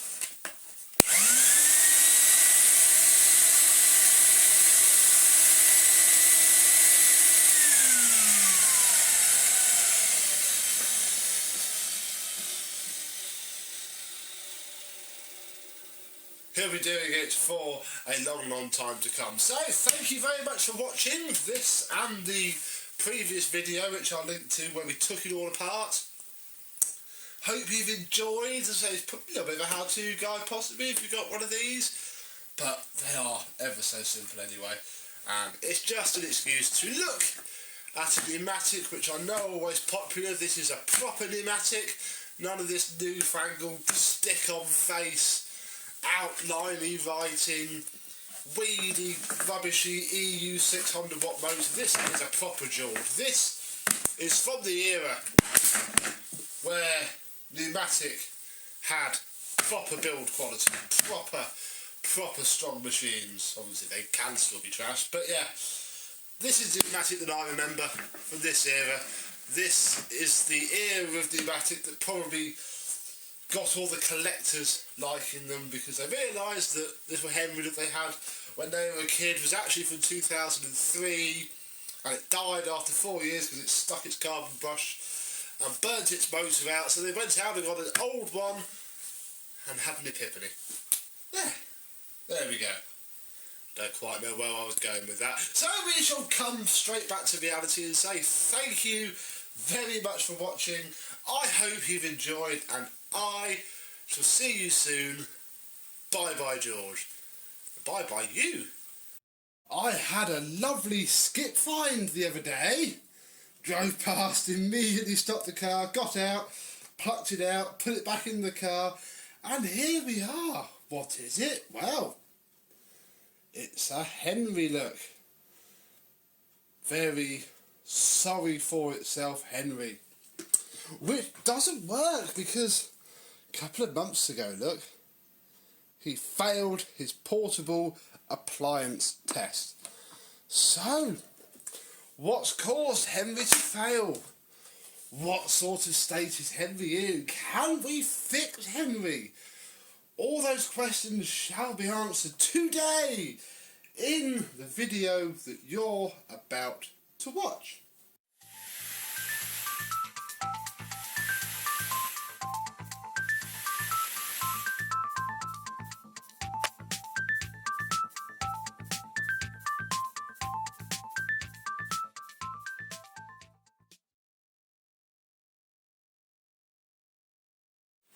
Yes, hello my vacuum cleaner chums, how are you today? This Henry has been through the mill. It is scratched up everywhere you look. It's full of, where is it, that side, full of, oh, there's actually one sticker there, sticker there, sticker there. It's been used. There's also the only tool I have for it, which isn't really a tool, is a genuine hose end, which is handy to have because it's still got its inner part there, so I can screw any old hose into it and it will be fine. But we're not interested in that part. What are we interested in? Well, first of all, we have a HVR 200A from 2012, the type with the momentary switch for the high-low and the normal on-off switch. What we also have is no cable, or I think there might, I don't even know if there's any in there. I can't hear any, so we need to have a look at that. Oh look, it's over a pass. So yeah, the plug's obviously been chopped off when it failed its test. Hopefully they haven't chopped the entire cable off, so that'd be a pain in the bum. So let's open this up and see what awaits. Well, it is very dirty under there. Doesn't smell too bad, I'll be honest. In here we have a very dirty filter, very dirty indeed. And under that we have, oh dear, look, a pattern paper bag. Lovely. Oh, hello. From Victor, Dowding and Plumber Limited. I wonder who they are. I might have to have a search for that. So, 9 litre paper filter bag for use in dry vacuums. From a place in Birmingham. Gosh, well, those bags are obviously crap because look at the state of in there. The base is from 2012 as well. It's seen a lot of use. You can see on the wheels without me even having to go close to you. This one's full of fluff. This poor little, it's a 3D facer as well. That must be a very early one. Very early one indeed. I don't know if you can... Oh, there we go. Wow! That's cleaner. Yeah, this sticker from Tower Cleaning Services is no more. So, what we have is a challenge, I suppose. Well, certainly a fault finding mission now, if I can find an appropriate size screwdriver, because this has crosshead screws. Oh, that's not sitting quite how I would like it. let's undo these screws. We'll work out if we actually have any flex at all. If we don't, that's going to be a pain because I'll have to buy one. Well, that's if we can get it fixed. Now there are many reasons this could have failed its pat test. Could have been a break in the cable, could have been a dodgy plug, it could be about to catch fire. I don't actually know. We're going to try and use all of our experience to find out. So will there be a cable in here or not? Yes! There is! Fantastic!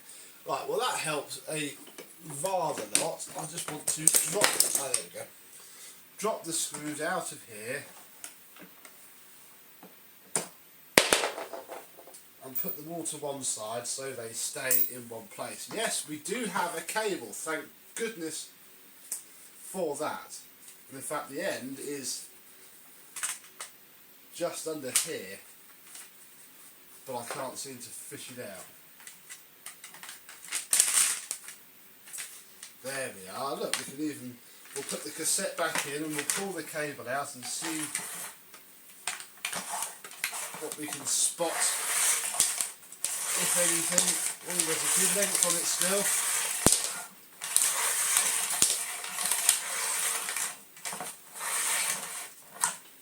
There we are. Nothing untoward, I'll be honest.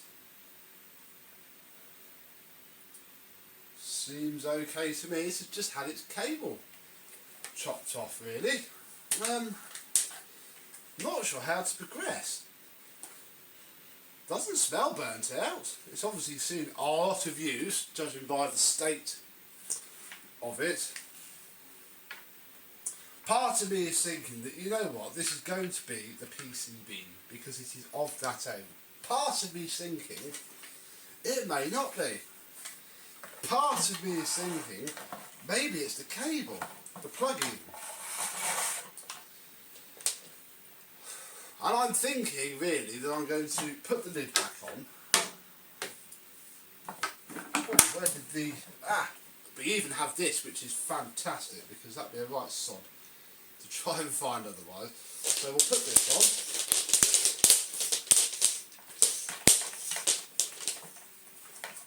And I'm going to do the screws back up, find a plug, and we'll see what's what. Now, I couldn't find a nice plug, so we have just a plug. We'll turn it on, put that back on, and it doesn't need to be on. See what happens. I'm not actually that confident it's going to do anything.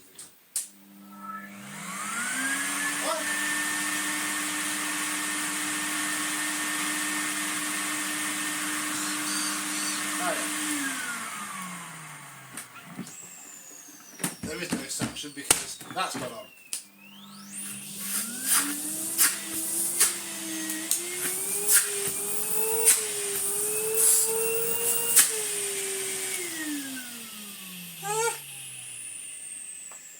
Knocked me down with a feather.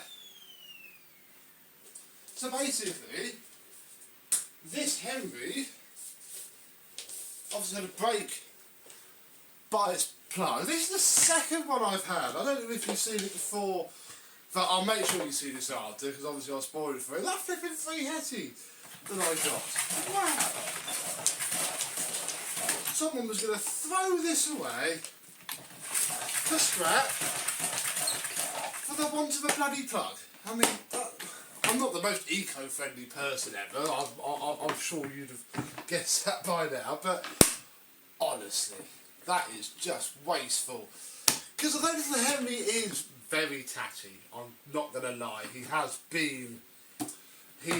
what year is this, 12, 13, 14, 15, 16, 17, he has worked hard during his 7 years, that is plain to see. He's got life left in him. I think we should see him refurbished, find some tools to go with him, and I'll show you what he looks like afterwards because yeah, I haven't seen one this bad. Let's give you the damage in glorious 4K. I mean, look, underneath is that's been wet. Look at that. Look, there's just filth everywhere. The wheels have been used. The side of it, you can see if I peeled that sticker off. Yeah. You're safe now, mate. You're safe now. So there we go. I'm amazed. I plugged it in and thought it's not going to work. The PCB is going to have blown. But no, it must have just. I mean, it was by an office box. Well, I reckon the cleaning company, the cleaner bit the plug off, and because 7 years old, it's gonna be a fully depreciated asset. Let's be honest. They just chopped the plug off. It was pat tested, failed. They chopped the plug off out of course, lobbed it in the skip, and there'll be a new one. They'll probably even get the tools. Although why this was on there, not entirely sure. But yeah, handy to have. And yeah, so the Billy went, but luckily he lived in the village next to Becco 1987, who came and rescued him. And is going to give him a new lease of life, stop him from stinking. No more paper Victor bags. No, no, no. Yeah. So, I'm quite happy now. Very happy indeed. So there we go. Thank you very much for watching. I hope you've enjoyed. So Henry can live again, and I shall see you soon. Bye bye. Happy Christmas 2020, everybody. And for this Christmas, I wasn't actually going to do anything. I decided, you know what, I don't really do Christmas myself. I had enough videos going out. Other people would be doing theirs, and I thought, you know what, that's fine. I'm just going to stay drunk and not worry. But then, this little Henry 160 dropped into my front room, literally, and the plan was afoot, and I thought that this would become our Christmas project, because I've not had a 160 before, and I do have a few wicked plans for it. So, today, we're just going to have a look, normal, bog standard video, see what we've got.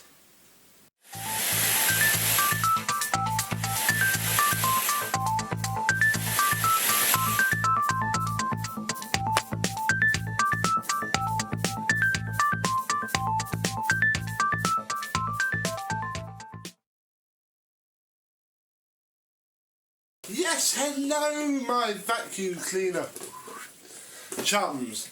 How are you today? Yes, this came my way via Mr. James, who was actually collecting the last lot of machines that I've refurbished for him, and he said, did I want a Henry? And I went, yeah, good one. And he said it was a 160, and it is a size that I am quite interested in. I must admit, I've not seen one in real life before. Obviously on the television screen, device screen, it just doesn't look as it does now. It's really quite diddy, which is cool, because I want to try the small size in my house. What else do we have? Well, tools wise, we have a conical hose.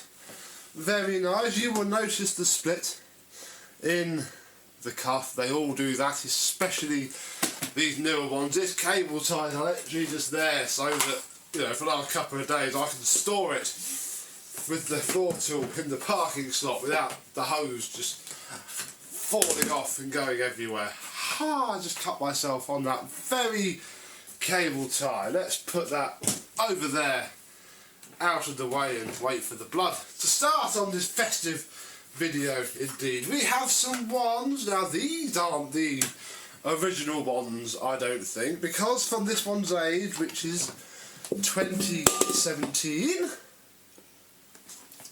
thought they had the other style, which they probably did, but it's clean enough. I don't fully care about those things. There's the blood, and it's all like wedged together anyway, which I need to try and get off because I don't like the ones that way around. These two, well, that one's okay, and we appear to have a Henry cordless floor tool. Very odd. I mean, it's in very good condition. I'm certainly going to keep it, at least for now. And yeah, that is our tools. Let's get on to Henry himself.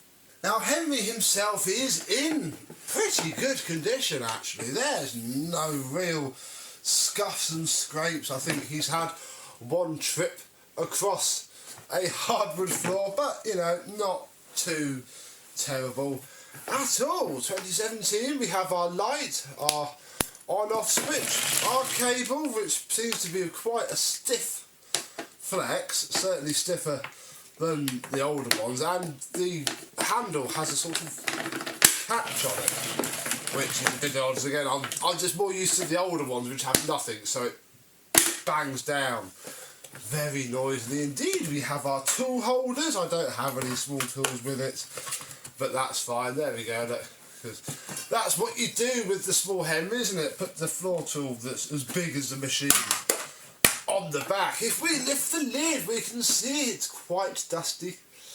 Certainly been around, there we go, been around the block a little bit, has Henry, but the filter is in excellent condition. I'm fairly sure there's nothing torn on it, no holes.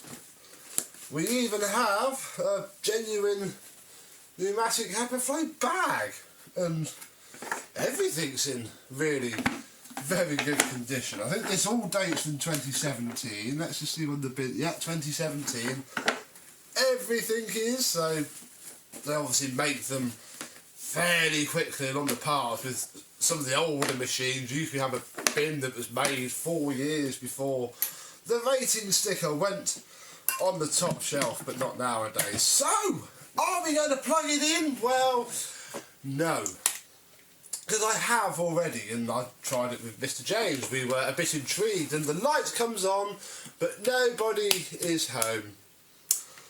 And I've now been messing around a little bit more, and it's at the stage where I don't really want to turn it on until we have fixed something, shall we say. So what I thought we'd do is have it all apart. That's why I'm filming this today, because I want to hopefully get it working and get it washed, because it does not work at all. So we'll take the screws out, and I'll show you why as we go.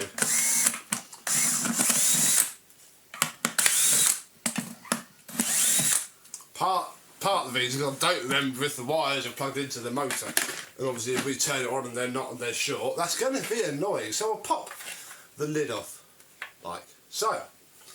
Nothing new there. In fact, this is also, well, I can point out the differences that I can see. The cord reel is held on. In fact, it's very different all over. The moulding, the way it goes together, that's certainly going to be a bit interesting. Let me pop all the screws out so I can keep a track of them. They don't seem to all want to fall out. We might fix it in this episode, a video. Again, you'll see why in a minute I said that I would rather do it this way. Let's have these out. Okay, yeah, you can come out. Why do only some of them come out and not others? Oh, then we can take this bottom piece off, and here is where we see the water damage. Yes, this machine has been wet. Bless it. And here is the motor, and that is why, you know, at the very least, if it's fired right up because I've disturbed something and fixed it, it's not going to do it any more good with that, which is why I had to, stop, sit down, film this video so we can see what is what. So I shall unplug the cables again. I had plugged them in. We'll take that out and yeah, have a look at a generally quite grim and disgusting inner motor housing. How lovely is that? We can take off again. Look, you can see, ooh, absolutely stinks as well. Stinks. The motor housing is a one-piece affair now, mixed in with the surround shroud. And yeah, here is our motor, which spins but doesn't work, and certainly looks inside. A couple of the segments of the COM are not fab. So what I'm going to do, we'll give this a go. Certainly see if, because electrically it might just be a stuck carbon brush or something. So we'll get it apart and I'll come back and I'll show you if we find anything. God. Couple of minutes later and our lamp motor comes apart. I can't quite see. One of those might be a date code. I don't quite know. But, you know, we could assume that it is. And yeah, well, all the rubbish pulled out of the fan quite nicely indeed. That's not actually seen much more than perhaps just a badly fitted bag or just been put down on something else. The carbons are in excellent order. Nothing much wrong with those at all. COM is going to get cleaned up and may hopefully be alright, I don't know. What I did find though is when I took out the carbon brush, look, the terminal for that one came with it, and if we look here, look, we will find that there is a melty bit. Yes, that's where our carbon brush terminal affixes to the rest of the wiring. So to fix this, I'm just going to, I'm unwrapping it now, look, unwrap some of this so that I have a bit more to be playing with. There we go, we'll just wind that around there, and then we'll solder that directly to our carbon brush. Now I'm also having a look at that, which needs to be cleaned. That's the thermal cutout that sits over there. I've never been inside one of these little tiny motors. I mean, this is only a, what are we, 620 watt machine. So let's see if we can get this 620 watts fired back up again with our little repair to this cable, and we'll see if it runs. We'll get it back in and I shall join you ready for the first switch on. And with us all back together with a working, spinning, where are we, hopefully electrically connected, as iffy as that looks, it should be fine for our testing purposes. We'll get this back together and hey, I reckon it might run.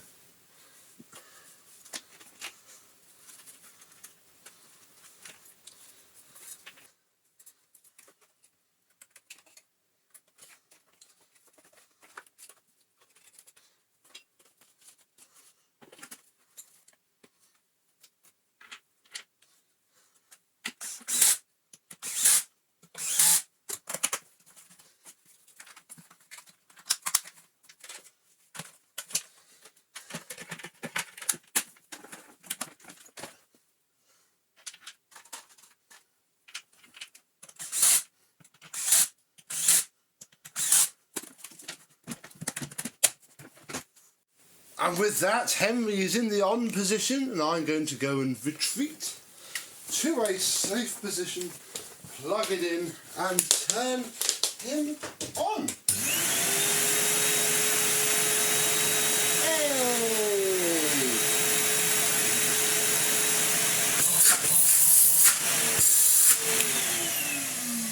Ha ha ha!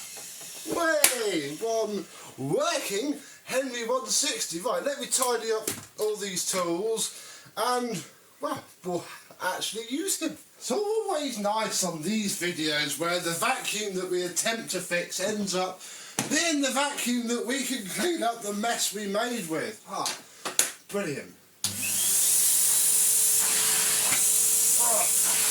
Start moving there. That's pretty good for 500 odd watts.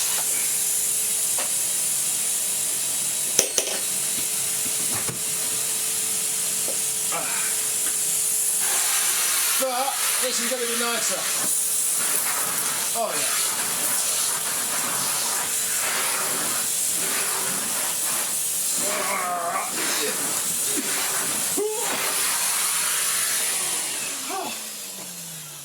Lots of airflow on Henry 160. I'll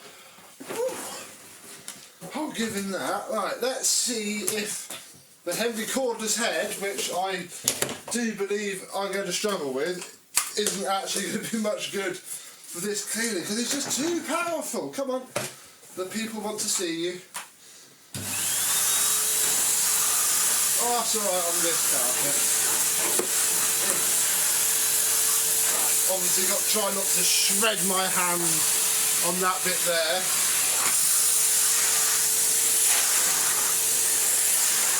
Oh, crikey, let's open the bleed valve.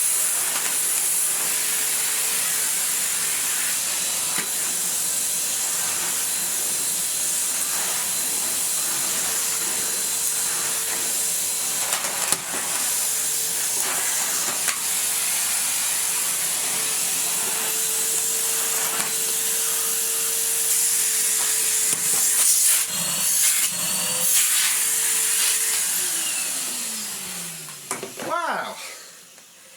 Oh, that... I know people do complain about these eco machines, but I'll tell you what, they do have more than enough airflow still, even with their 500 watts of power. I mean, this Electrolux, oh, where are we?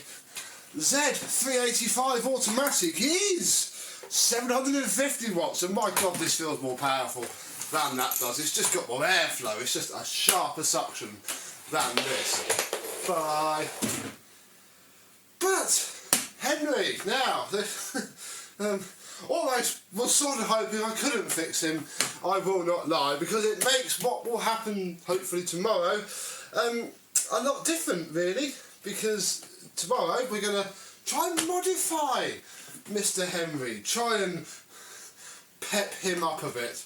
Although I think we're actually going to perhaps push the boundaries of what's actually pointless and what's not. But hey ho, it's Christmas. That to some people is pointless in itself. We may as well see what we can do with plain boring Henry 160. So, wicked! I'm up a Henry than I was this morning. That's good. And hopefully with a bit of a clean up and a couple of mods which we shall discuss in the next episode, which will probably be tomorrow, hence why it's a Christmas bonanza, Henry should see you very soon. So enjoy. Not Christmas yet, so you're going to have to, you know, two more sleeps, and I hope you have a Henry under your tree. I will hopefully, if I don't completely stuff this up, have a Henry under my tree as well in a couple of days' time. So, thank you very much for watching, and I and Henry will see you tomorrow. Bye bye. Today we have a poorly little Numatic that came to me last night from its owner saying that it was blowing sparks out. And he didn't know what was wrong with it. Could I have a look at it? And I can't resist showing you this. This is amazing. You think it's a Charles, don't you? Let's have a look.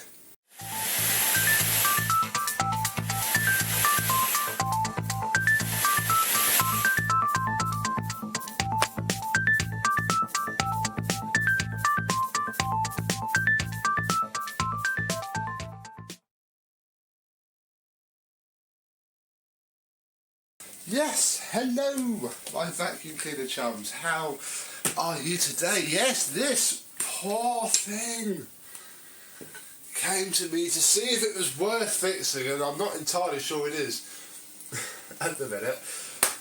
It is a pneumatic. It's a pneumatic wet and dry. It's not a jaw because it's only got the one switch for the suction. You think it's a Charles, don't you? Well, dear viewer, it is not a Charles. That would make more sense. No, what we have here is a brand spanking, relatively, Henry wet and dry that's already been killed. Henry wet and dry. This is the newest pneumatic I think I've ever seen. From week 8, 2018. HWD 372. Look at the state of it. Look at the state of it. The reason it's in such a state is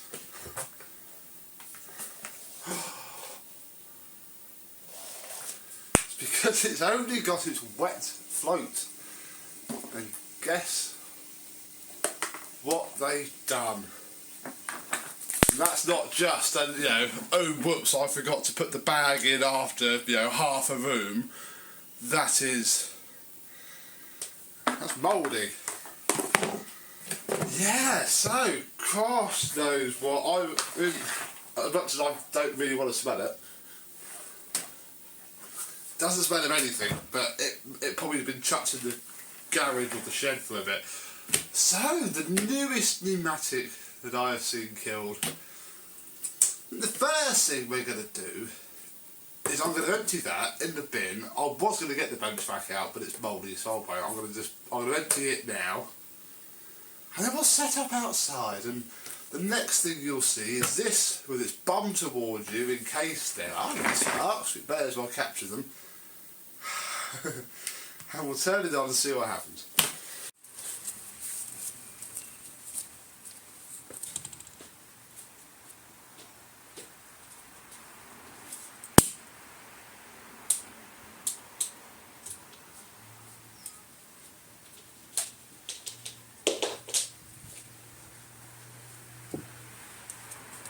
Oh, it didn't work.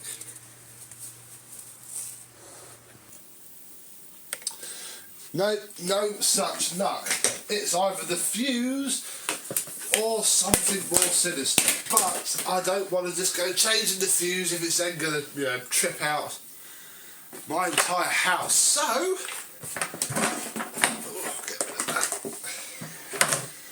let's take it apart a bit. I've got the bench vac because something tells me that we are going to need it. And that inside here is just going to be full, absolutely full. Oh, I've got to get, there we go, these screws are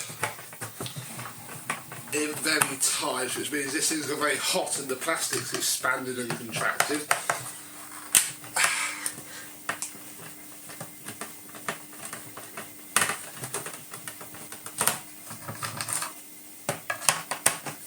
Last one, crack, there it goes.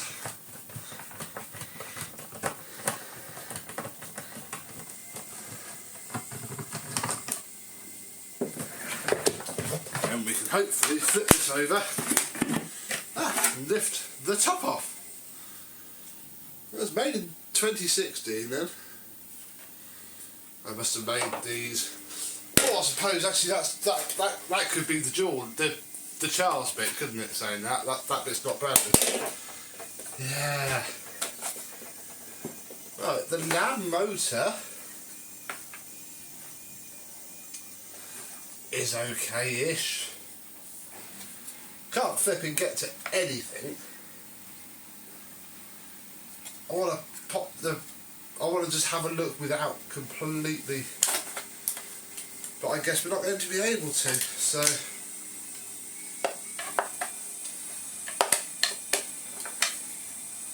Where's the 3 screws? Oh, they're not, are they Torx? Hang on. Can't even see the screws. Let me go have a look. Right, so, sit rep. Can't take the middle layer off because that screw in there has rounded off. But I did manage to break the shroud off the top of the motor.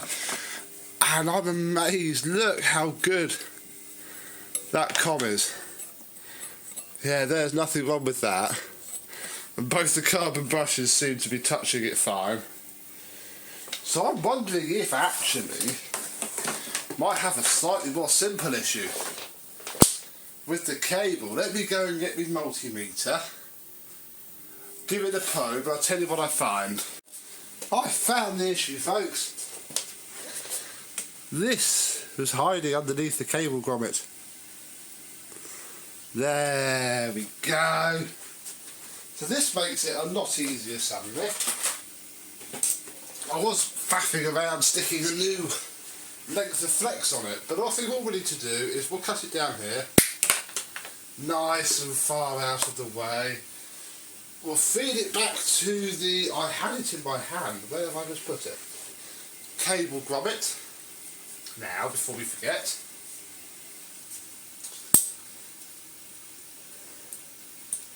And we shall simply strip the end.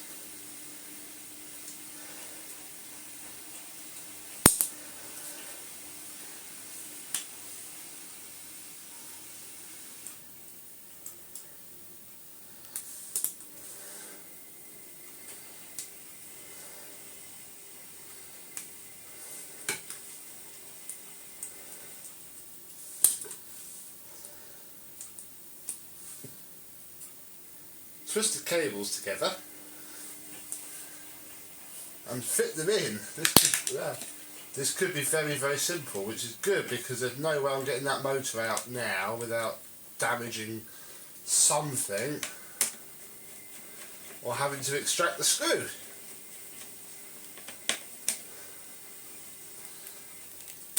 How lucky of it, that cable breaking probably saved its life. Because I should be telling the owner that he really should be using it dry without a filter.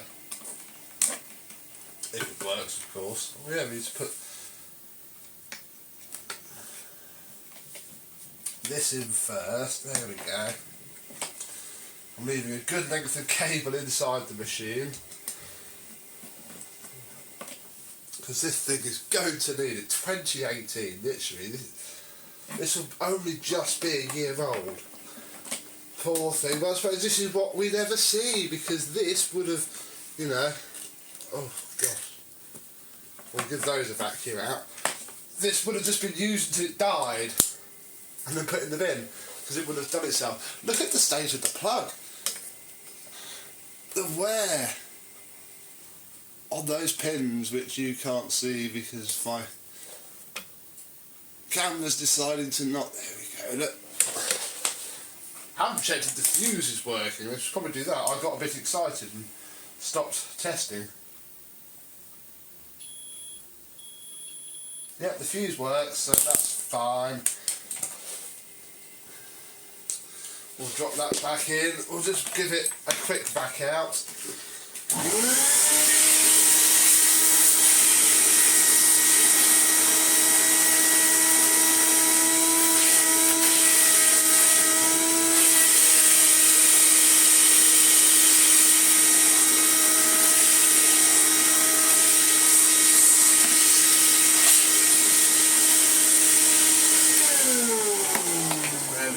At least pretend that we've done something. So there you go there, you're on there. We've got to feed this back on there, good, with a click. Then one motor wire, two motor wires, two motor wires, come on. There we are. Beautiful, if you can call it that, because that's what we're doing with it. I doubt he's going to want to go in for the full refurb, quite frankly. And I'd be stupid to do it for the, you know, little bit of money that I'll be charging for this. That's a massive pain. And isn't sitting down.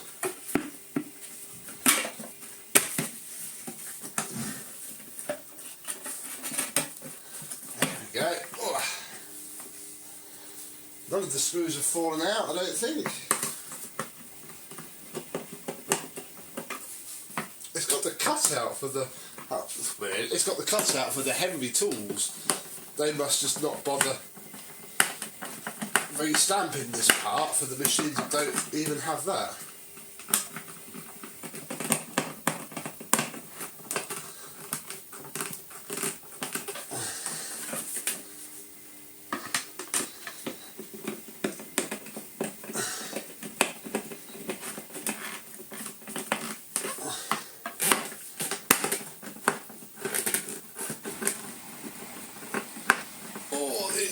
stiff. That'll do, I think. No, that's not sat properly. Oh, because that screw isn't done up at all. I think because this top bit clamps down the motor, it requires... Good to know though that the current generation of writing is quite resilient. That was a 1994 one, there'd be nothing left. So that's alright then. Let's just clean the floats.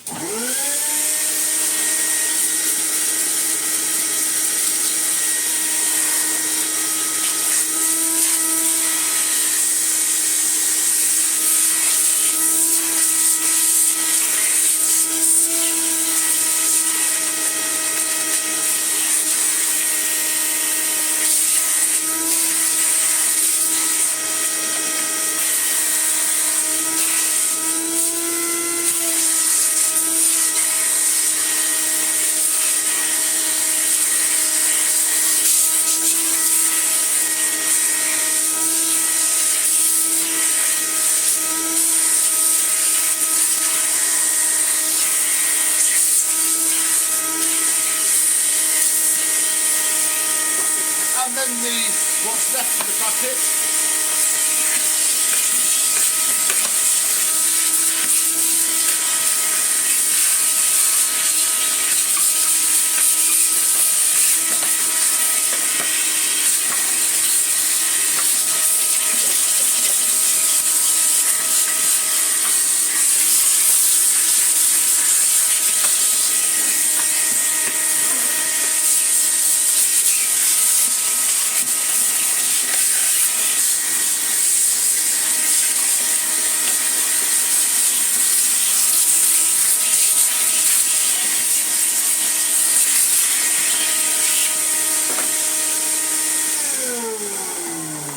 And that's as good as any of that is going to get. Right, I'm going to go back outside, mainly because I don't think it's going to explode. It's probably going to billow out a load of dust.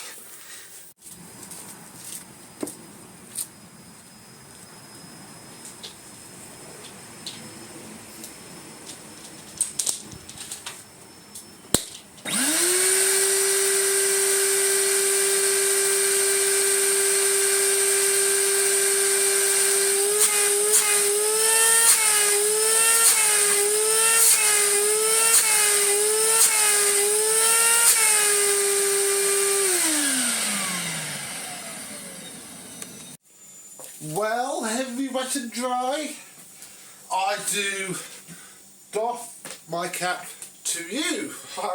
You have survived. God, I wish I could have this thing apart and wash it all out so it no longer blew all that dust. But part of me, and yeah, the reason I don't think it's worth it is because I'm in two minds as to whether the owner just thinks it's a Henry. Doesn't actually realise that it's a wet and dry and therefore has different filters machined. Part of me thinks he knows and just doesn't care. Or maybe somebody used it, you know, it's his wetback and somebody's used it without him knowing. Either way, that breaking the cable means that this thing will get phenomenal abuse. I think it is a sightback. It probably lives its life in the back of the van. And as you can see by the state of the wheels, but this one's missing this one's bent.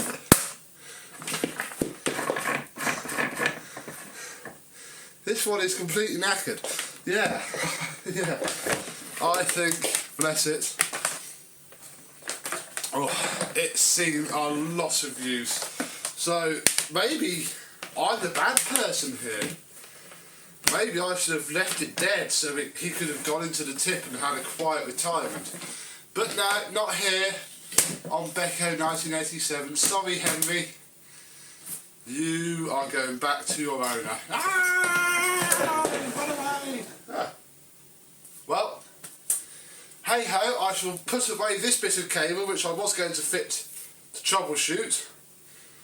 That's how I found the broken bit, and well, Henry's gone, but I'll say thank you very much for watching, and I shall see you soon. Bye. We have a bin find to go through today. When I saw Phil, who very kindly gave me the Electrolux for spares, when I parked the car, I saw something at the corner of my eye. What did I see? A little blue Henry. I need to see if it works, let alone have a look at it. So let's do that now.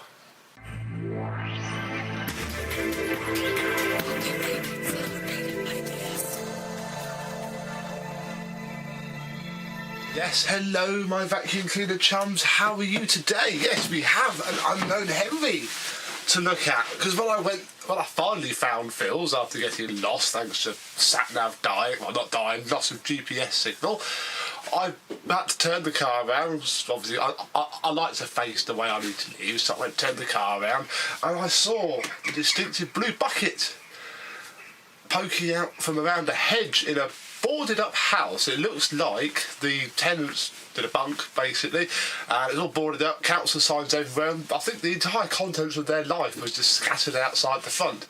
And I saw little Henry, so I picked him up. He was full of water because I got a very wet foot, as you can see from the picture, which I shall hopefully remember to put up now. So, because there's no handle. We'll have a look in a minute. But yeah, so I picked him up, tipped him over, and I think it stopped leaking water now. So we should be alright. And he's basically sat in the shed on his side draining, so we need to have a look at him. And I think we shall start by seeing if it actually works, and that means going outside and it's raining. So let's do that now. Right, so here we are in the rain. Well, Henry's in the rain. We're not. It is turned on at the switch and on low, and I'm going to flip the switch here and we'll see what happens. Nothing. Right. Has it got a fuse? I can't do this with my fingernails. Oh, hello. Can't do it with my fingernails, but I have noticed there is someone's been in here before. Let me go get a screwdriver. We'll see if it's even got a fuse. Right, yes, we have a fuse. So that means that poor little Henry isn't very well. Let's go back inside and open him up and see what is what. So now, poor little Henry is not very well. So, we'd best take a look at him, hadn't we? Now, it stinks, but not of burning, and the fan case is very clean. Being an autosave version with the green flower, I'm sort of assuming that it is the PCB. However, I need to pause and go get some other tools because this is a Torx machine and I have a Phillips screwdriver. Hang on. Right, one appropriate screwdriver acquired. There we go. We can start to break this down and see what the issue is. Yeah, the newer ones have Torx screws. I forgot about that. Probably had this for a while. All the Numatic people are probably screaming at me now going, Becca, you should have known that. Well, I did know actually, I just forgot. Sorry. I mean, they're not rusty. I mean, it's been very, very wet, but that doesn't normally kill vacuums. Right. With those four outer screws off, we can take the hat off, which is pretty grubby inside. We can also lift out the cord reel, which, apart from having a little bit of mould in that corner, is also fine. The contacts are actually pretty filthy, but not too bad. And then we have the next layer really. What we need to do now is pop off the plug wiring protector and start to remove some wires, and all we're going to remove are the two white ones. There's one there to the actual power switch, and one here to the side of the high-low, which also carries the neutral for the PCB. Here we go. Now we can flip him back over and undo the middle three screws if I pick the right screwdriver back up. There it is, I was sat on it.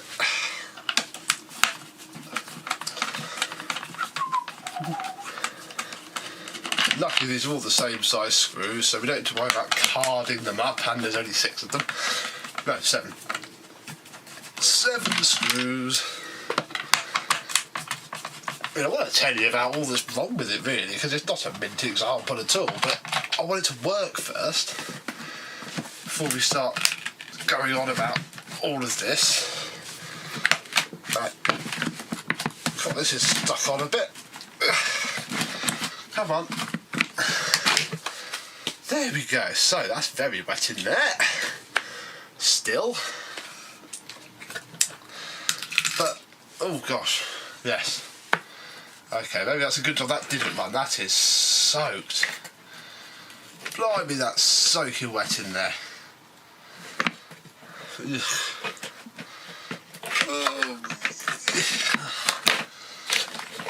Let's get the wires through.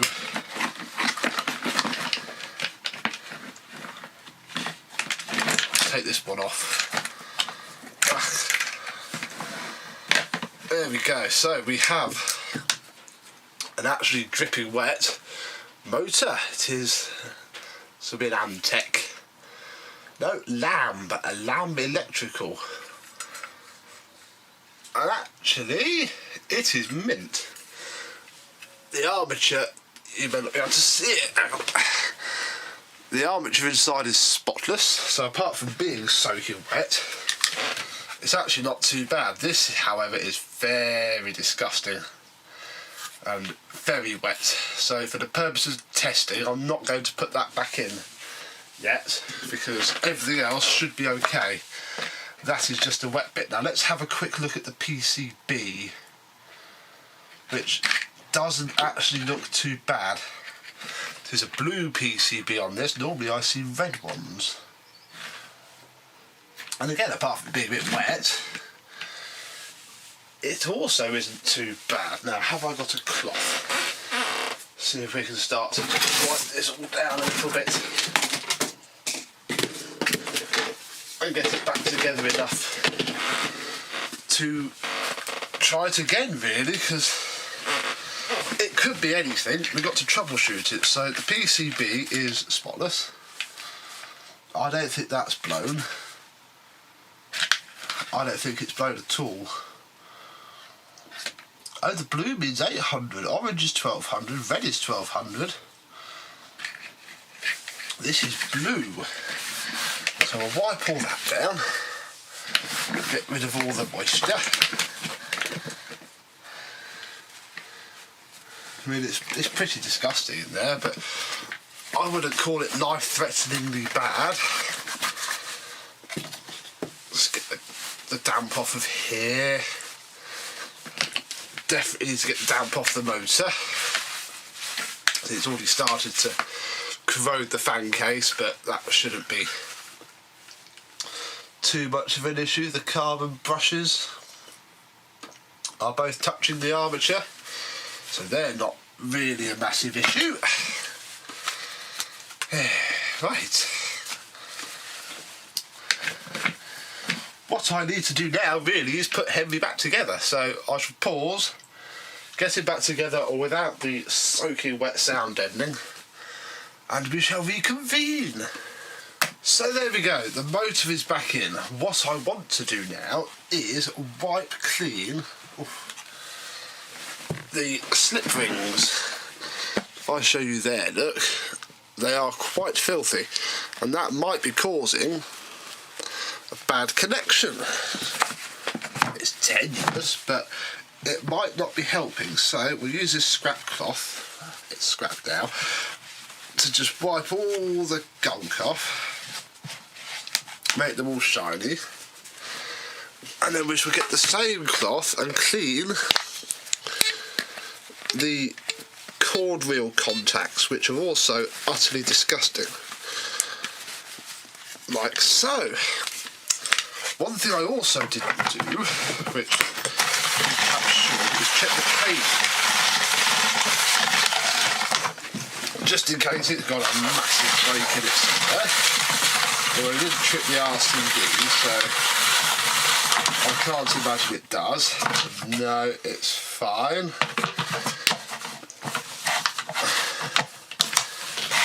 So I'll wind that back in, and also just wipe it down to get all the water off of it.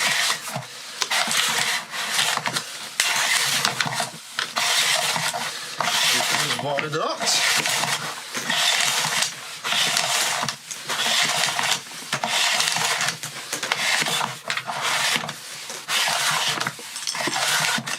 There we go. Wow. That's just for wiping down a damp cable. That's disgusting.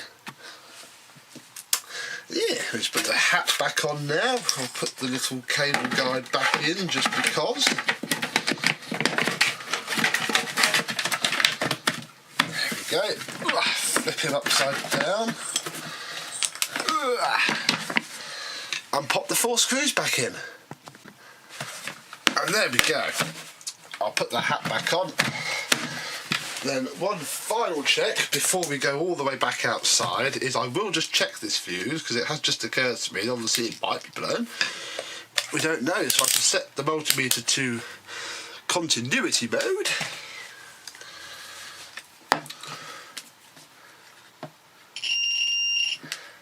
Yeah, there's nothing wrong with that fuse at all. So, based on this 10 minutes of quick investigation, we'd best pop back outside and see if it's going to run now. Right, let's try again.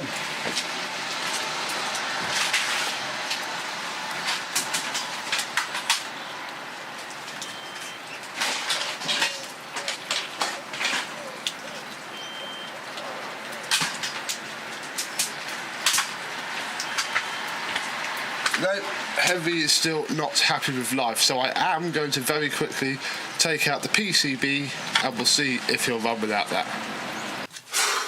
Right, some time has passed and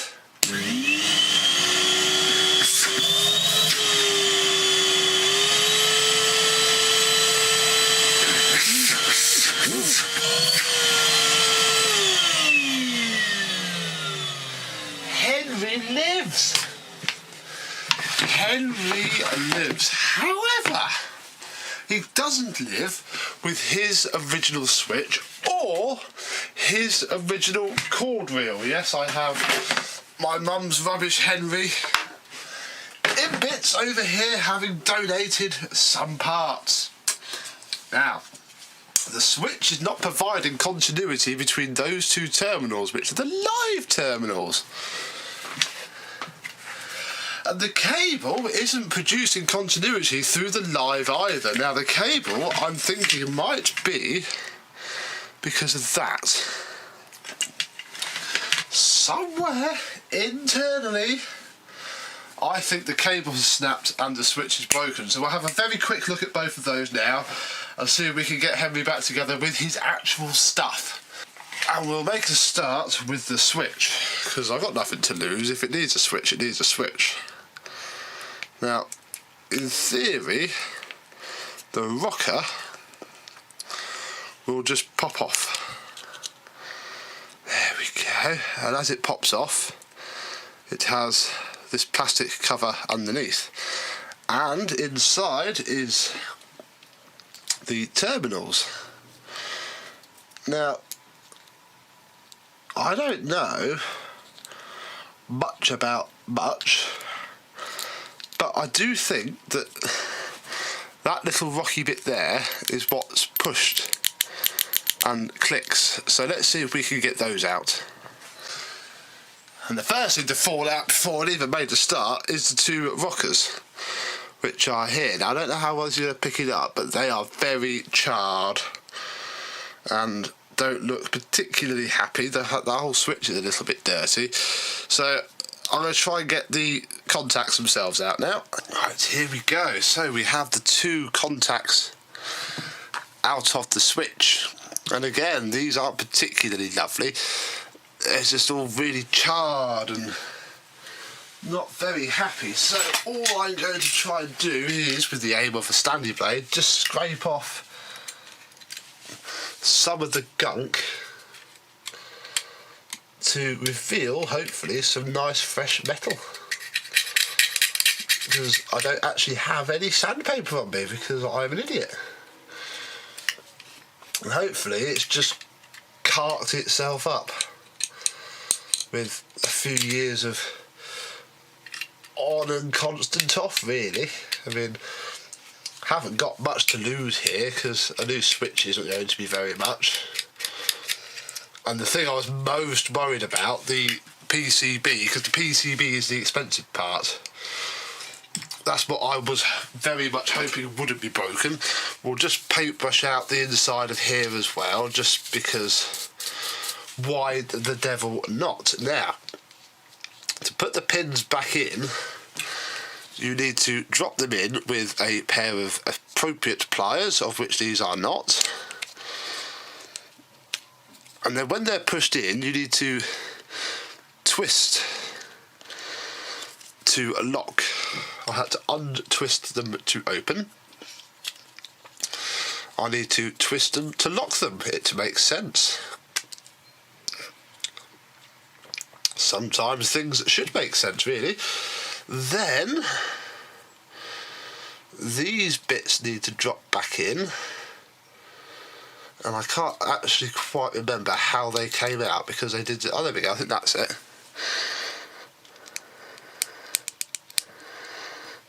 There we go. And I think just for good measure, I'm just going to tweak that one down just a little bit, just so it's in contact a bit sooner, perhaps. We'll do this one as well. There we go. Doesn't need much. Doesn't need much at all. Come on, there we go. I think, no. There we go. Right, so they're now both in.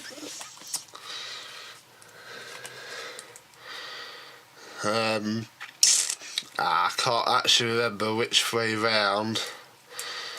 I think it's going to be this way, because when the rocker goes on, it's going to flick both of those up, isn't it? So I think, well, if it's not, we'll just flip it round, really. So we'll drop that inner membrane on, and then we'll drop the switch itself on. Now, it still clicks, to save me popping it all back together and it not working. We shall check. So the switch is on, and in theory both sides of these should beep. And this still isn't. Right, let's see if I've got the switch on the wrong way. I've got the top on the wrong. Ooh, we've just fixed it, I think. This is on the wrong way round, but never mind. That's not the end of the world. We shall just flip it round, like will be like that. Another quick check.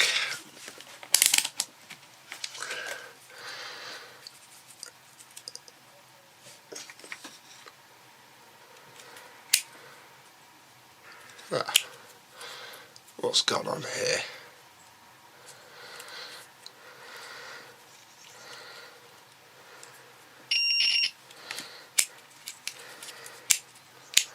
Come on, you worked a second ago, you were just back to fun. Bear with. Right, there we go. I've moved everything internally. So the switch is on, and we have beep, and we have beep. beep. So we have fixed the switch. Mum's Henry can have his back. Now this is going to be a little bit different. We are going to need to cut. I'm going to be generous here and cut quite a lot off. There we go. Where did I put the Stanley knife? Because we can pare this back now. Just to confirm before I go to all the effort of fitting a new plug. It hasn't got to be neat yet. I'll do it properly in a second. I don't actually know which is which in the reel, so I shall hold this one onto here. All of a sudden we have perfect continuity. So I have a nice black plug so it doesn't look too stupid. Obviously it's never going to look as nice as the original moulded, but I'm never going to spend out on an original cord reel for it. There is just no point. So let me get the plug fitted and we shall carry on. And there we go, in theory, one fixed switch and one fixed original cord reel. Back off with Henry again, get it all fitted, and we can see if it works again, really, because we know it runs. So, has the repaired switch and the repaired cable worked?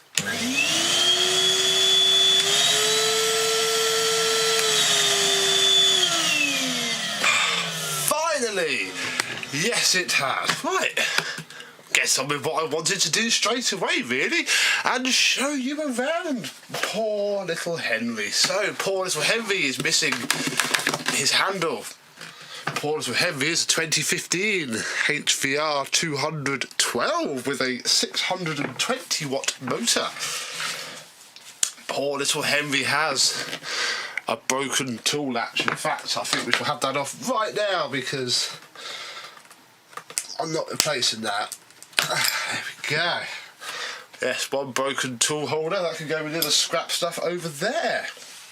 What else does poor little Henry have? He has a sticker and a quite worn Numatic logo on top.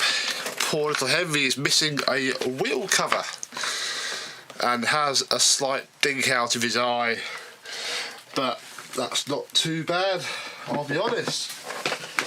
What else is wrong with poor little Henry? Oh, well, poor little Henry has been very much neglected because poor little Henry doesn't have a bag in him. Ready? Ugh. This is what is sat inside of poor little Henry. We need to try and do something about that, so I'm going to go and tip this into the bin. Oh, that's mould. Ugh. It'll be fine. Yeah, poor little Henry has a mouldy, dirty filter. Luckily, the bag in Mum's crap Henry needs emptying, so we may as well give it one last hurrah on this. Right, let's see if we can get some semblance of cleanliness back to this.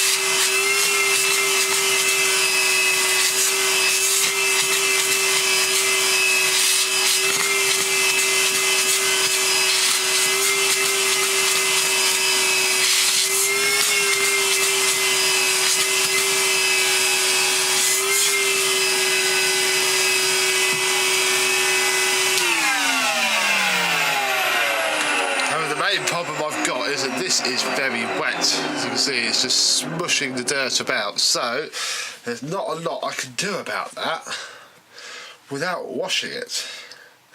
So I think, so that I can give you a quick demonstration, we shall, boy, that's well full.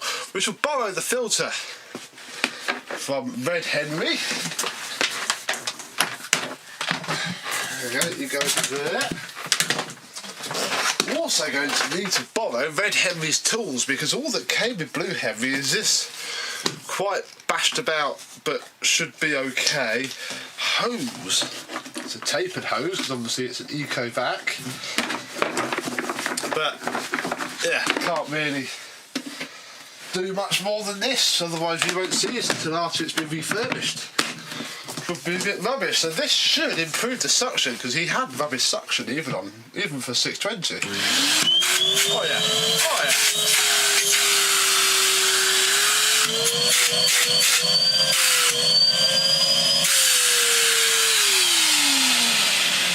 Beautiful. He's also going to need a new hose cuff, because that is broken. So I do have some mess down here. I'm going to have to borrow Red Henry's tools. Let's get cleaned up. So this might stay on until the end of the video. Let's clean up all the mess that Blue Henry has made. We'll leave it on low.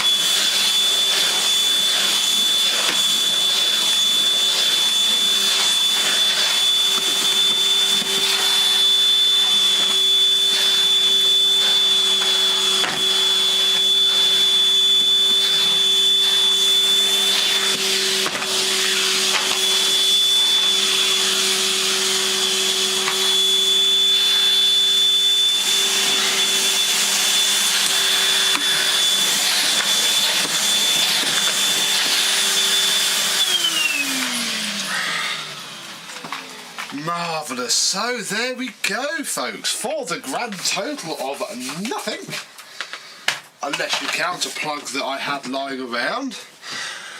I have a fully working 2015 Henry in blue, which is quite nice really. He needs a couple of little things. I have a hose cuff. I have a brand new hose cuff. I have a one set in the shed, so that can go on. I also have a full set of used small tools.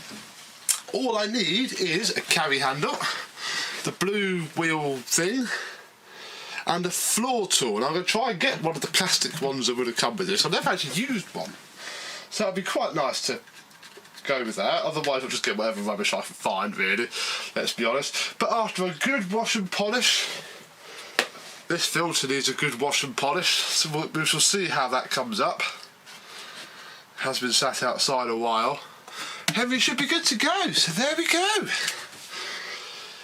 Thank you very much for watching this video, which went on far longer than I planned. I am sorry, but what can you do? You got to do what you got to do. So from Henry, who is, I imagine, ecstatic about being saved from the Royal Borough of Windsor Maidenhead council truck, which would have come and thrown him in the back along with all the other stuff that was there. Thank you very much for watching, and I'll see you soon. Bye bye. Bye bye.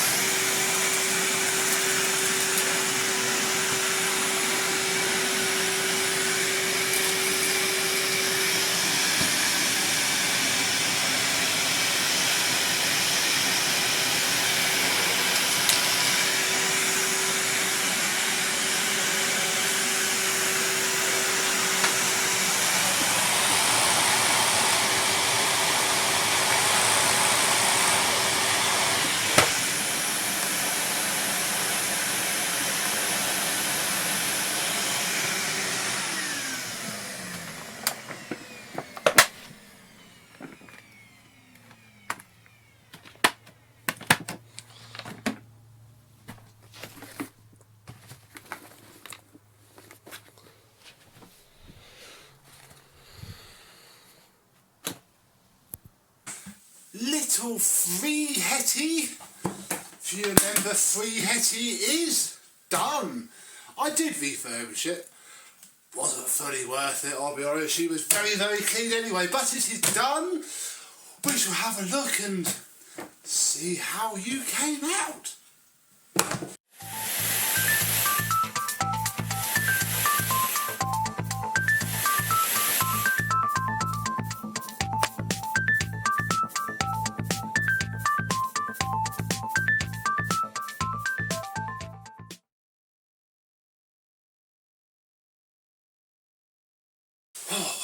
Yes, hello my vacuum cleaner chums, how are you today? The HET 200 that I got for free is done, and it wasn't that difficult really because she was in fairly good condition anyway. You see, there's the usual scratches. It's a problem with pneumatics. They look lovely and shiny when they're new, but you use them and they show up everything, but the general public don't care, so you know, it's not bad. Under there is about as spotless as it was before really, because it wasn't too bad. In here, this is the original filter. It's had a trip through the washing machine, and unlike the MVR 200 filter, it did survive. So we have a filter. The bin is brand spanking new, may as well be. Very good condition indeed. It really was just to strip it apart, rinse the dust off and put it back together, but obviously it's no good like this. And if you remember the MVR 200 video, I'm doing these to sell, and whilst doing them to sell I'm going to tell you how I do it and the cost of each. So the MVR 200 cost about 17 quid. This at the minute is free as well. So what tools do we have? And before we get on with the tools, we need some bags. Now this is the other half of the 10 pack of bags that I bought and put 5 with the MVR 200. So would we say 3 quid, £2.75 for 5? Can't really argue, so we'll fit the bag and pop the filter back on and put the lid on, and I'll find some power, which is over here. Oh, before I find power, remember on the MVR I put the, it's actually got the Cord V one that was on here, I put the cable with the nice plug on Hetty because she's just in better condition. Anyway, back to power. And now we have power, we can see that.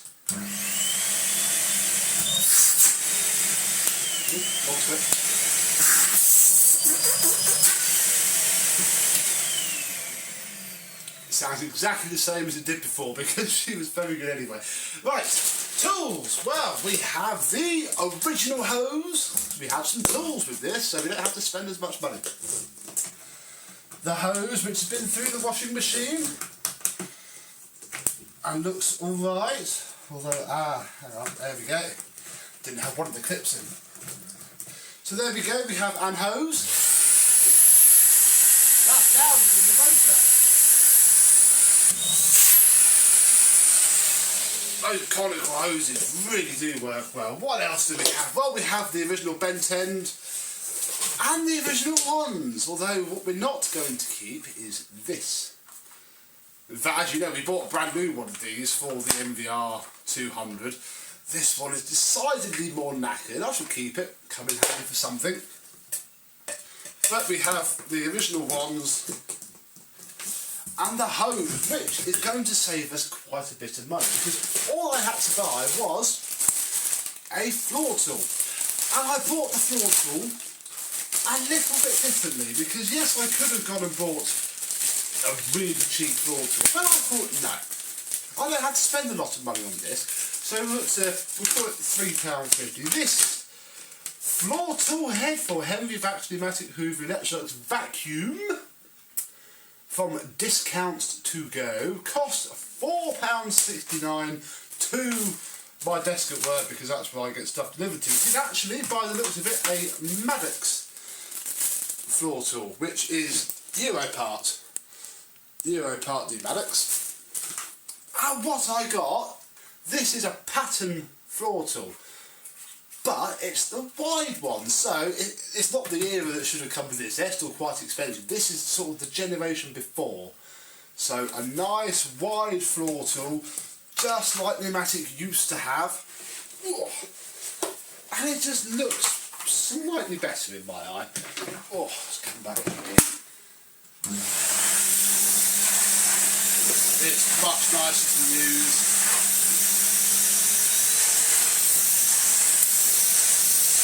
Actually glides really well as well, the extra width.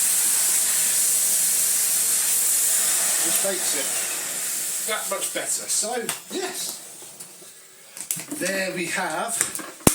So what are we up to now? £4.69? 4, 5, 6, 7. We'll round it up to £8. Then with these small tools, this is where things get really cheap, because I have these already. I bought these ages ago for something and never used it. So that is it. Hetty has cost us £8. Things are going to go downhill a little bit though, because unfortunately this is the exact same toolkit that was on the MBR 200 from a couple of weeks ago. So we have the crevice tool with the cheap looking bleed. We have, it's not exactly the same. What we have here is a legit looking upholstery brush. Literally to the same design. It'll be different in some ways, so don't get sued to buggery, but the same design. Even this is the same, bar the more horse-hairy looking bristles, which actually quite suits it. So that's a bonus, that's legit at least. We have a different upholstery nozzle. That bit is, in fact, apart from the bristles, that looks like a Numatic dusting brush as well. In fact, what I could do, since I still have it here because I'm filming these, we can compare the differences between cheap Numatic tools, because as much as I'm moaning, they are fine. You know, you cannot complain too much. So yeah, the crevice tools are, in fact, they're exactly the same. They are FV7772.01.01s, whatever that is. However, look at the difference. Okay, so that is the same dusting brush moulding, but look at the difference in the bristles. So this is, the original Numatic ones are longer, but it's still way, way better than that thing. They're the same, and these, the difference to these is just fantastic really. This is proper, this isn't. There isn't really a contest. But say that's the gamble you take. I remember once, in fact it was for the 1995-96 Henry, one that was 12 back years and 12 months for December 2018. I was on eBay looking for a set of small tools for that, and I bought one set specifically because the picture was of this. It was a pattern tool set, but obviously the picture was like this, crevice tools like, no, I got one like that. It was, in fact, I complained and got my money back. I was so annoyed with it. It's like, you're going to use a stock picture. Don't. Because people like me, who think they know what they're on about, want that. Thinking then I cobbled one together using, like, some collectors donated me some tools very nice. I think I found some actually. Yes, I got two with the curvy. Two of them that came with the curvy went on Henry. Either way, it's a massive gamble. If you just want a set of tools, don't care, push buy. But if you want age, not appropriate, but you know, they look the part, because you do if you're a collector. Got to be really, really careful, sadly. But not for us to bother about here. Hetty is done for under £10. I'm just going to put the brushes down so that the floor tool stays there. Under a tenner, I have a working Hetty. Again, cost, well, I'll be honest, I could probably put it up for 75. I'll probably hold on for 70, you know, I can't, you know, if it takes a while I'll take 60, 65, but if I take 70, that's just over 60 quid profit on a free vacuum cleaner, and this is basically why I do it. It's a lovely feeling. I got this for free, saved from the tip. All it needed was a plug, so even if I hadn't changed the cable, that wouldn't have mattered. We could have kept the other plug. I just had the choice, so I did that. And yeah, in theory, I mean, it's better than the MVR 200. The motor sounds, it is spot on. The MVR is a little bit, that's why I was taking a bit less for that.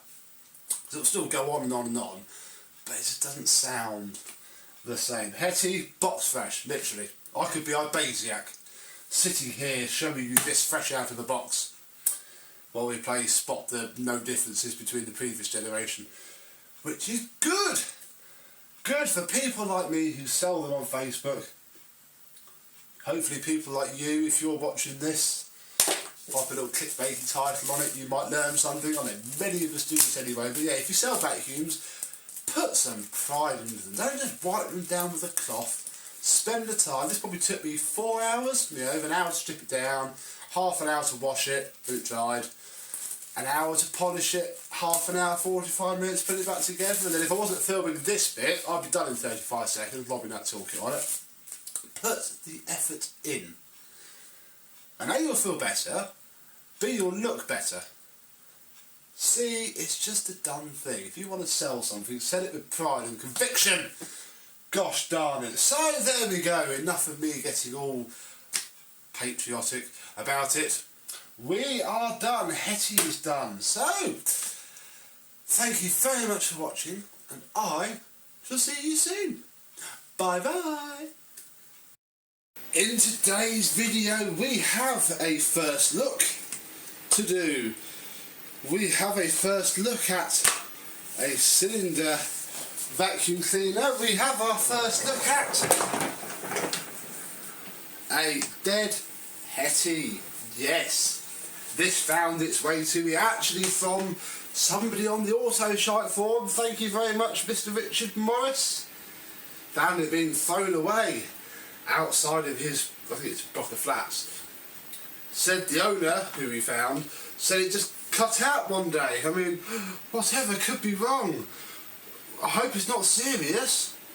We best have a look, hadn't we, folks? See if we can get old Hetty back to life again.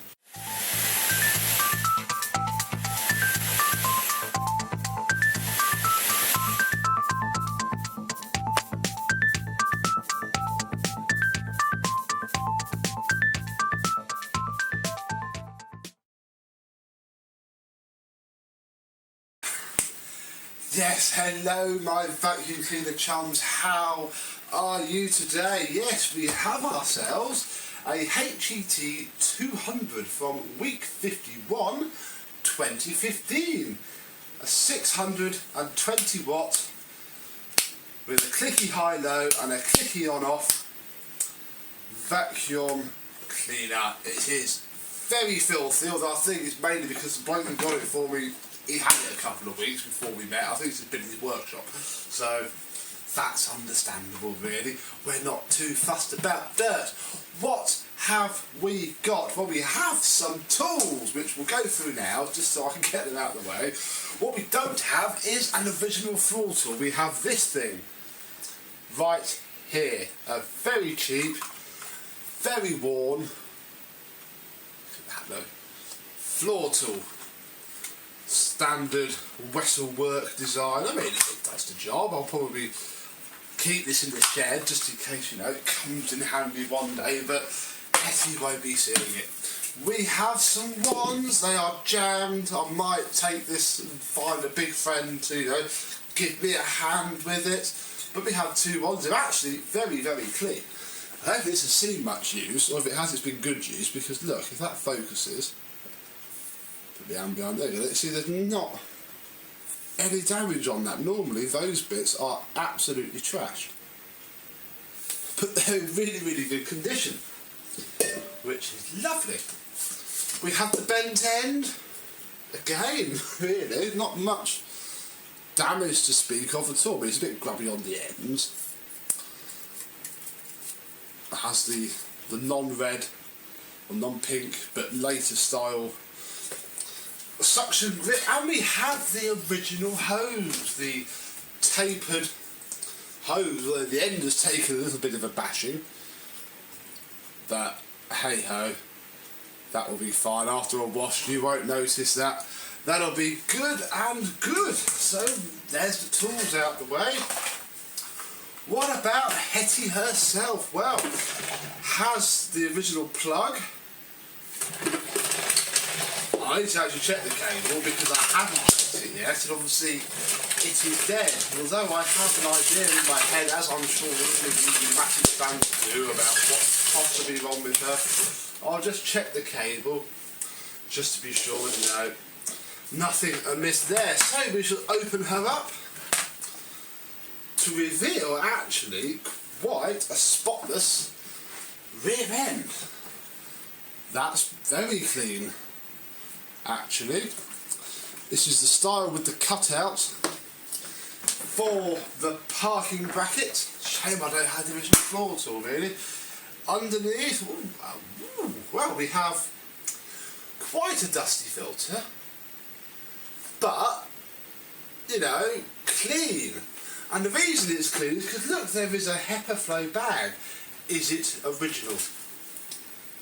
It is. Well, knock me down with a feather. Hetty has been looked after.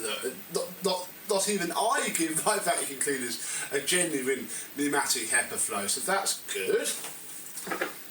Inside is very spotless as well, with a base from week 2014. Yeah, it's not bad, is Hetty. The wheels are in superb condition.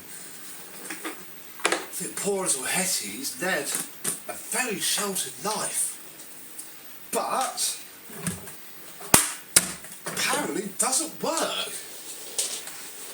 Let's just check that before we get too far into this.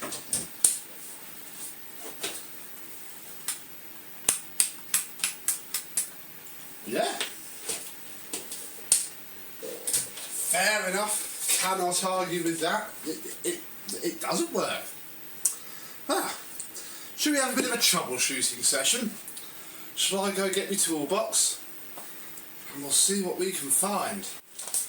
So we'll start with the easy thing first, really. The fuse, which it never is. I'll be honest, I'm a boo-boo and not actually know where my multimeter is. Oh, I think I have. I have no idea where that might be, I'll be honest. So, we shall be even more cheeky and borrow a fuse from a known working machine, which I have over here, just off camera, which I am robbing the fuse from now. There we go, look.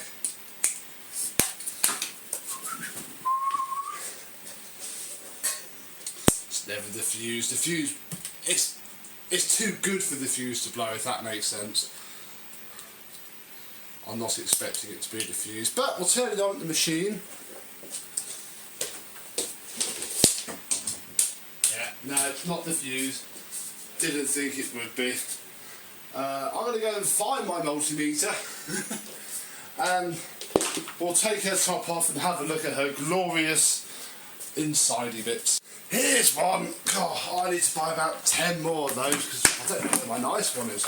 Anyway, we don't need to worry about that. What we need to do is find the appropriately sized Torx driver, because this generation of pneumatic switched from good old-fashioned crosshead screws to Torx screws for reasons who knows. So we'll take the outer screws out first, which will enable the top hat part to come off.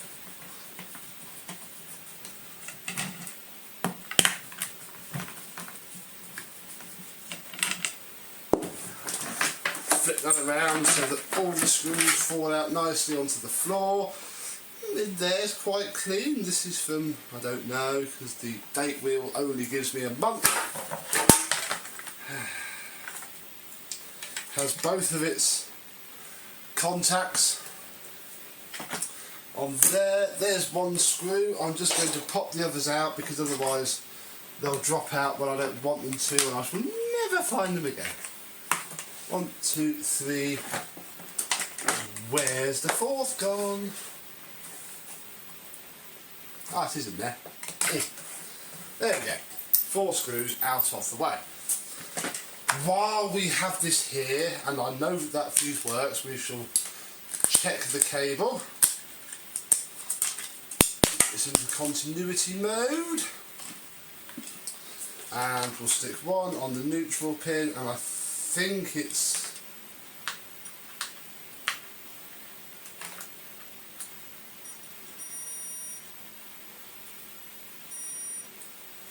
I can't even hear that.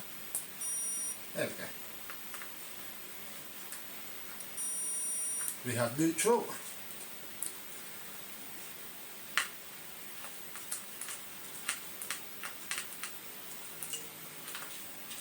We don't have live.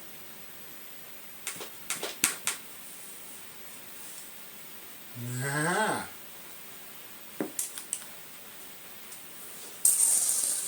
We don't have a live connection. And actually, doing that, what I've noticed is that, oh, where are you, is cracked. Now that is a bit of a pain in the bum actually, because the number one approved way of sorting this is to take the cable, and I always go back a little bit, chop it off like that. Ruined this flex. Hetty is now utterly worthless. Then we take a nice, and I actually have a black plug which is handy-ish, and I'll get this wired on and we'll see if it's any better then.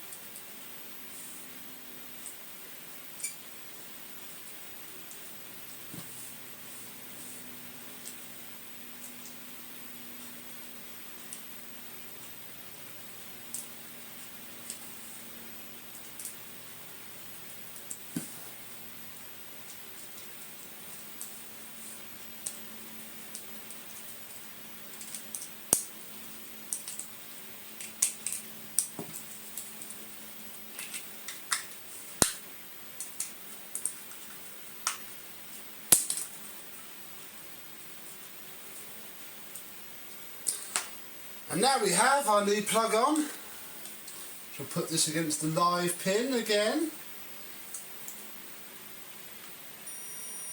And we now have a live and a neutral. I just need to tidy this up because the cover isn't actually on the plug properly, and that's why I hadn't tucked the neutral cable down there. Obviously my American viewers will never have had this because you do not use 3-pin British plugs like we do. Come on, focus. Problem with this camera is it's good until it isn't. So hey, maybe that's all it needed. Maybe that was the problem. I have known it, I'll be honest, quite a lot to be the issue. So we'll put this back on once I put the cable vomiting thing in the right, and don't trap the cable in the front. That very much helps. Oh, I always put them back in here just because it holds it square.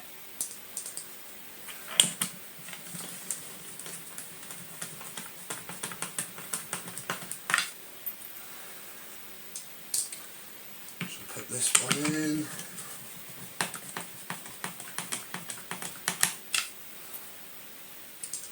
This one.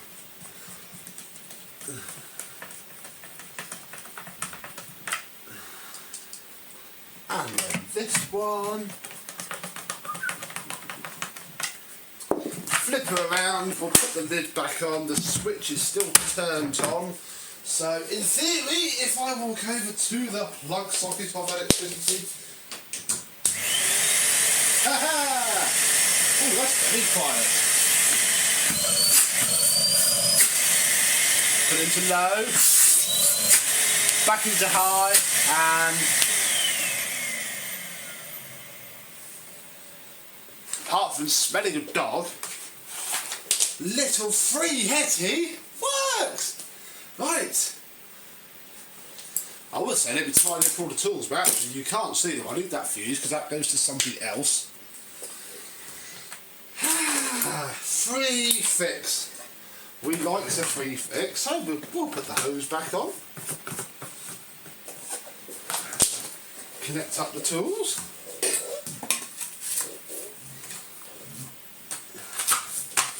And do some vacuuming.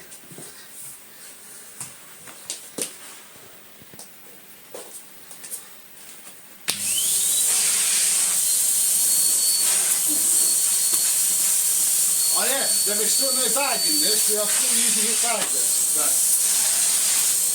doesn't make a difference. This raw tool isn't the nicest, I'll be honest. So let's turn it down. There's I think there's some dirt on this joint because it's a bit wobbly, but yeah, phenomenal suction. Nothing whatsoever wrong with this old young thing, but even no.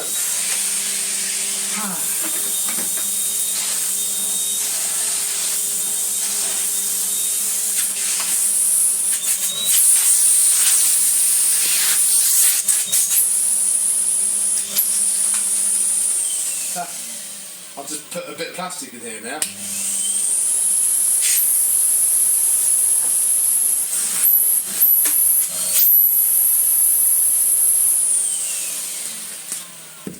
Cracking. Happy with that. Marvellous. So there we go.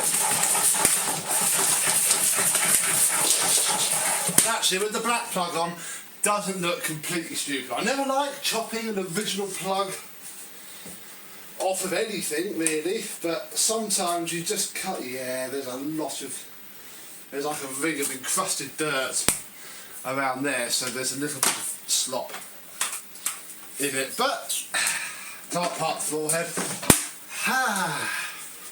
Free Hetty lives.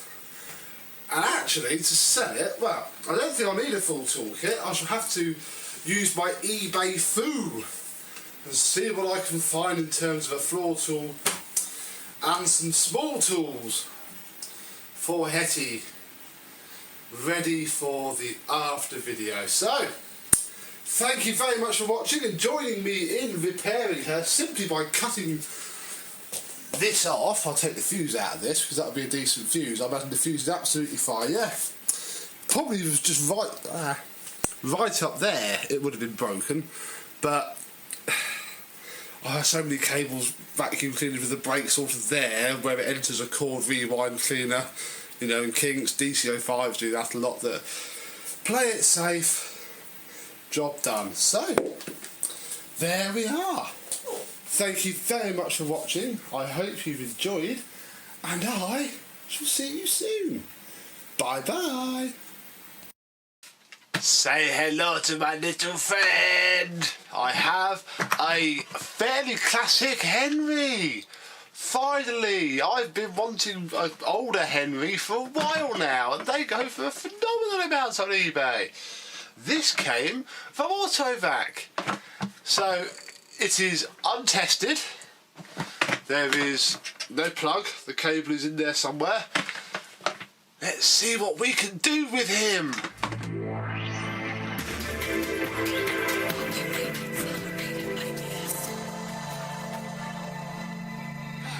Yes! Good day, my vacuum cleaner chums. How are you? I have here a week 42 1996 Henry HVR 200. Yes. Came from the fantastic Autovac when we were over there the other week. It is as found. I was with a pneumatic expert, you may know of Ryan Oaten, guy down in Somerset who has a buttload of Henrys. He was with me and he fished this out and the yellow one. And he wanted the yellow one and I said, oh, I've been after a classic Henry for ages, just I had this. So I did. Thank you very much, Ryan, for pointing it out to me. I don't know when it last saw a pack test because I can't actually read it. There's another one underneath. Hang on, here we go. 2006 that one was from. That's not going to come off easily, we'll leave that. Yes, little Henry. There is something inside of it somewhere. So I can see the cable. Underneath is not bad. There is a little bit of surface rust on the motor fan case. I do not know what condition it's in, but doesn't smell like it's been on fire, which is good. It has a filter, bit grubby, but that will clean up hopefully very well indeed. And the base, this isn't the base we plucked it off the shelf with. Ryan said it was the wrong one, so he scurried out the back, because there's a fair few bases there, and said, this is the one you want, and he knew what he was on about. I was very impressed, because I'll be honest, Henrys and pneumatics aren't my strong point. So I didn't really know what was going on. So I took his word for it. I think this is the right base. Something about stabiliser bars. I don't actually know, I'll be honest, but I have a base. We have two hoses. We have a short hose, which is doing that, and the cuff is split. And I also grabbed this longer hose, just because really. So I'm hoping that any pneumatic buff who watches this, can you tell me which hose this should have? The shorter hose or the longer hose? But they're not important for now. And what I also grabbed was this cable rewind assembly, mainly because obviously it's got the moulded plug fitted. What we're going to do, I have a bit of scrap carpet because I've no idea how much carbon dust this thing is going to belch out. We get the lovely screwdrivers that the lovely Mr. Roger gave me. We'll find the crosshead, because this being an old one doesn't have stupid torque screws like that blue one. Let's just check. Yeah, no, it doesn't have torque screws. Basically, we're going to see if my new acquisition is any good or not, because obviously this came from a vacuum repair shop and the owner couldn't tell me well, didn't know where it came from. So this could be a failed customer repair. It could have been a working machine that's been pillaged for parts. I just don't know. This is literally, I may as well have found this on the side of the road in an abandoned house like the last one. So let me just pop this down here and we shall lift his hood off and see what we have. So we do have the cable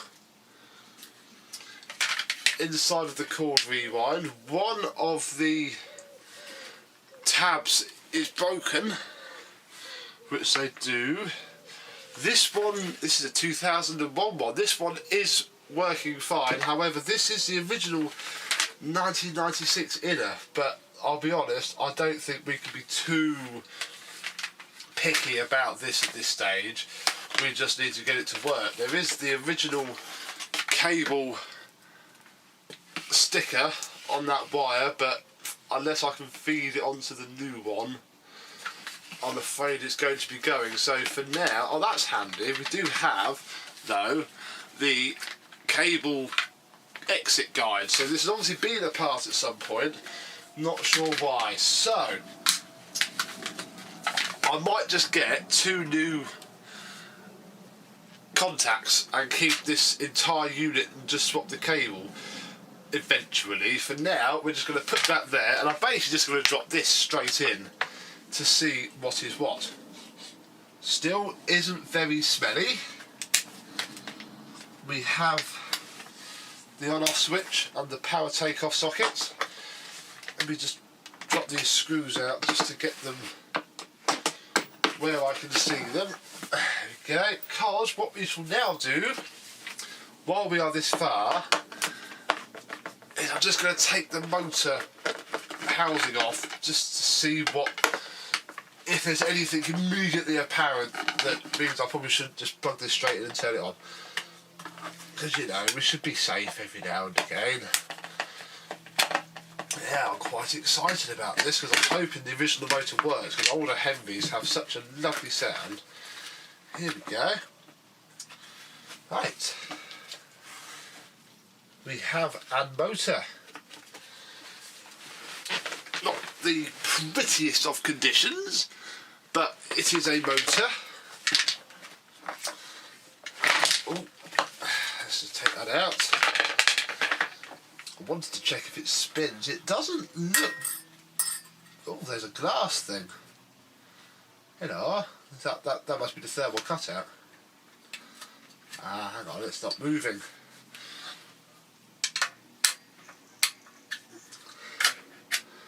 It is completely seized up. Oh, hello. Crikey. Let's take the wires off, because this has turned into something else. This is very seized. Oh, that's a shame. That is a big shame indeed. Cannot turn that at all. I don't think I've got enough tools to actually do the job properly. So there is the seized motor. This is just turned into a very short video, because I don't think I've got... Let me crack it off, but without bending anything too much. Let me see if I can find any tools. Hang on. Right. I have acquired my toolbox, and we have an hammer. Let us tap off the fan case and see what we've got. This is a bit rattly. Not too sure what is going on.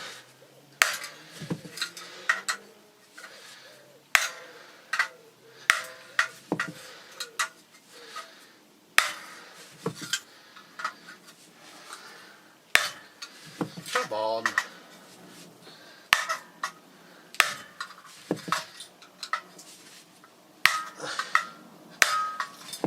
Here it comes.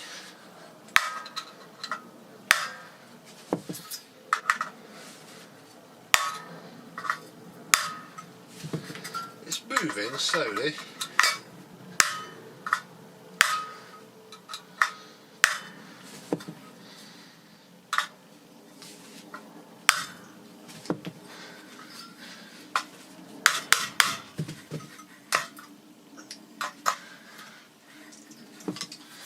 Crikey, come on, it's cracked off that side.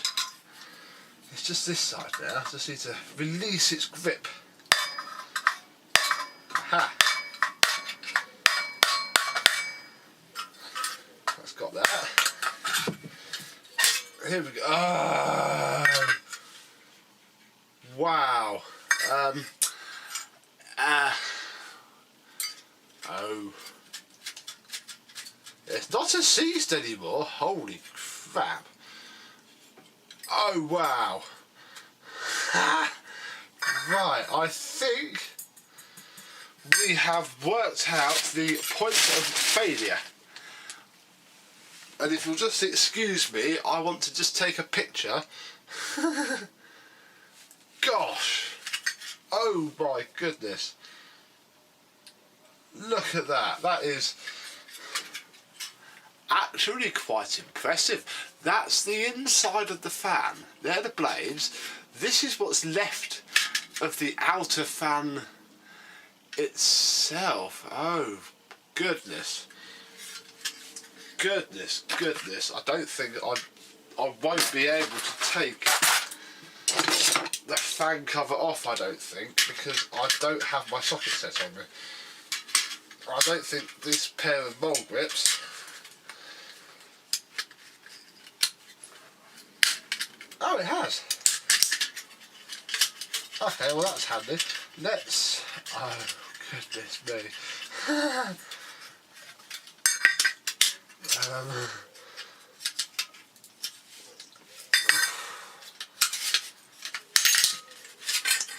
This would explain then why it was so cheap. So there we go. That is what's left of the fan. I don't think I can do much of this motor because it's taken out everything that's in here as well. I think I need a new motor. I don't think I could. I was wondering if I could get away with just a fan, but I honestly don't think I can. On the plus side, it spins now. I'm so glad we didn't just bang a cable on this and plug it in. That was my plan A. Just, it probably wouldn't have done anything. It would have blown the fuse over. That's probably why the fuse has been cut off, because it would have made a horrific sound. Look at the state of it there.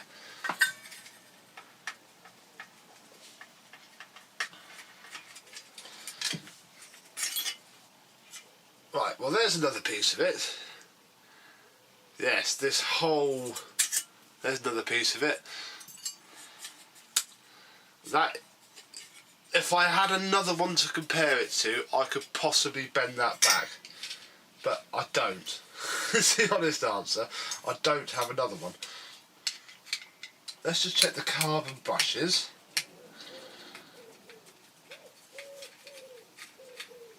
I'm glad I put this bit of shit carpet down there. Oh wow, that is impressive. I don't want to undo that. I've just noticed why. They're crimped to the field coil. What I actually want to do is get a much smaller screwdriver and pop this little cover up just to see what the carbons are like, because the armature doesn't look too bad. It's used, but doesn't look terrible, although these aren't coming out.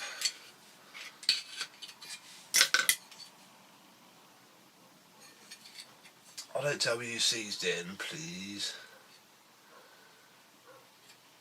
I haven't quite got... Oh. There we go, that's moved it. Aha. Well, that carbon is okay. I mean, it's a bit grubby, the old field coil, but it spins okay. I'm wondering if I could be really cheeky here and get a blown motor from somebody that the armature is blown up on, but the fan case and the top part are actually okay. I reckon that might be a bit of an easier way. That carbon brush hasn't actually gone in there, so there's something a little bit iffy with that. There we go. That can be cleaned up. Now I know you can date these. In fact, I think those last two digits are the date, 9-6. So it's the original motor. Oh wow, I've never seen such catastrophic failure before. I'm almost impressed. I'm not even going to bother putting it back together. I'm just going to put that nut on. Jesus. Yeah, that's Wow.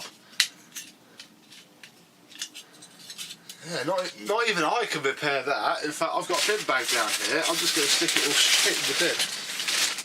I can probably reuse this. This is okay. Although, if I had another motor, I wouldn't need it anyway. Gosh, that is amazing.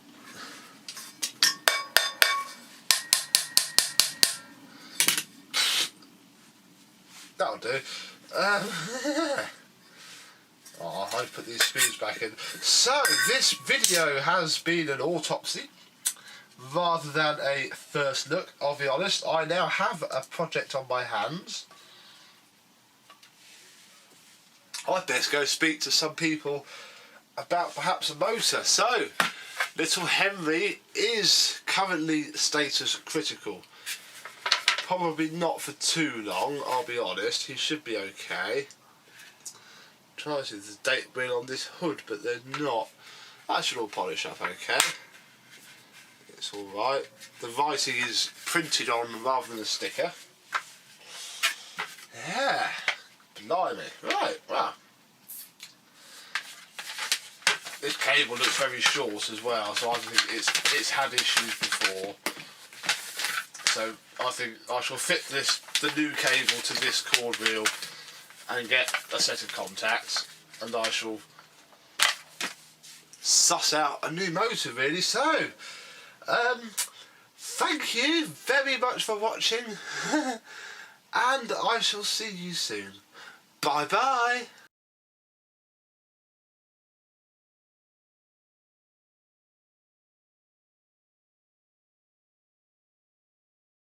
Numatic lovers, rejoice! Because in this after video we're going to take a look at my 1996 Numatic Henry HVR 200, and he looks and works a little bit differently to when you saw him last.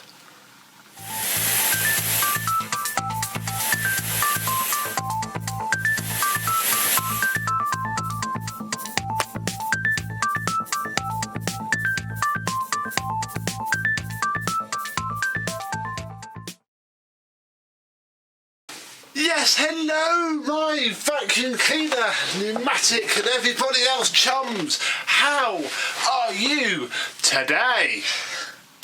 Little Henry, I'm not a massive Numatic person, I'll be honest. They're good, I like them, but there's people that really are into them, and fair play to them. It's not quite me. All the modern ones I sell or used them, hence my mum's got a crap Henry, Amy's mum's got a Hetty for her dog. You know, they're practical for me. But I've always slightly wanted an older one. Obviously they go for a lot of money because they're quite sought after. So obviously I got this very, very cheap. And as you remember, he had a very, very big problem with his motor. So we had a look at that in the first video. Then at Mr. Hoover Lux's, we fixed that thanks to a donor motor that I was sent and got him working. But it wasn't refurbished then. He is now fully refurbished, cleaned, polished and ready for action. Polishing these is a right sod because it's faded down a little bit now, but when I had the rotary on this, I stopped too long in one place. I didn't even stop. I put too much heat into it, and somewhere under here went milky white, which is what happens when you put too much heat into plastic. I've done it before, and I tried really, really hard not to on this, but it still happened. But luckily it has actually faded now, and there's a lot of wax and tyre gel as well. Well, tyre black spray buffed off made this really black. I was quite impressed with that. It's not perfect. There's still, you know, dinks and scratches on him. There's a lot of damage under there. That might be where lots of the motor fell off, and also it's quite loose here. Don't quite know why. I imagine something's a bit worn, but generally he's very, very shiny. I've also had to be incredibly careful with his writing. I've been warned about this, and it has, as you can see, knocked off a couple of the edges. I was really I didn't go over that with the polisher, I just wafted over it by hand just to knock down the rubbish. So that's that. It's got a white plug on it because obviously there was no plug on this cable, but this is still that cable that was hidden inside of his cord hook because it is thicker cable. There were apparently, I found out a lot with this Henry, thick cable and thin cable. This is 1.0 and now they're 0.75. So I did get a Hetty cord reel, as you remember from my stuff from Autovac, but A, it has a little break in the cable, B, it was thinner. And I was thinking about it, it's actually quite a lot of cable in this. It's not, cut down to nothing. I really have a small house, and if I had a massive, long, 30-metre or whatever cord reel, most of it wouldn't get pulled out. At least this way I can have the cable out and, put it to use. So I opted to keep the slightly shorter cable, because this is of the correct thickness for the age. There we go. So there's that. If we look inside, he is now spotless. The fan case is a bit rusty because it's the original fan case. It's been cleaned a little bit though.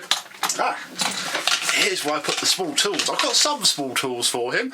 I have an original style dusting brush, an original style upholstery brush with its doodah.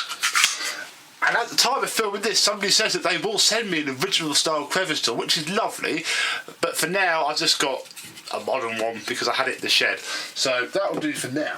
Filter wise, this is the original filter that came out of Henry. It's been washed twice and it hasn't come up 100% well. It might be hard to see on camera. You can certainly see it more this side on the strapping. It's still a bit grubby, and I did have half a thought of dunking it in some thin bleach maybe, but I didn't know if it would perish it, and I'll be honest, it's probably just stained. It is spotless, really. It smells nice. I can even lick it without dying now, which is much better than it was.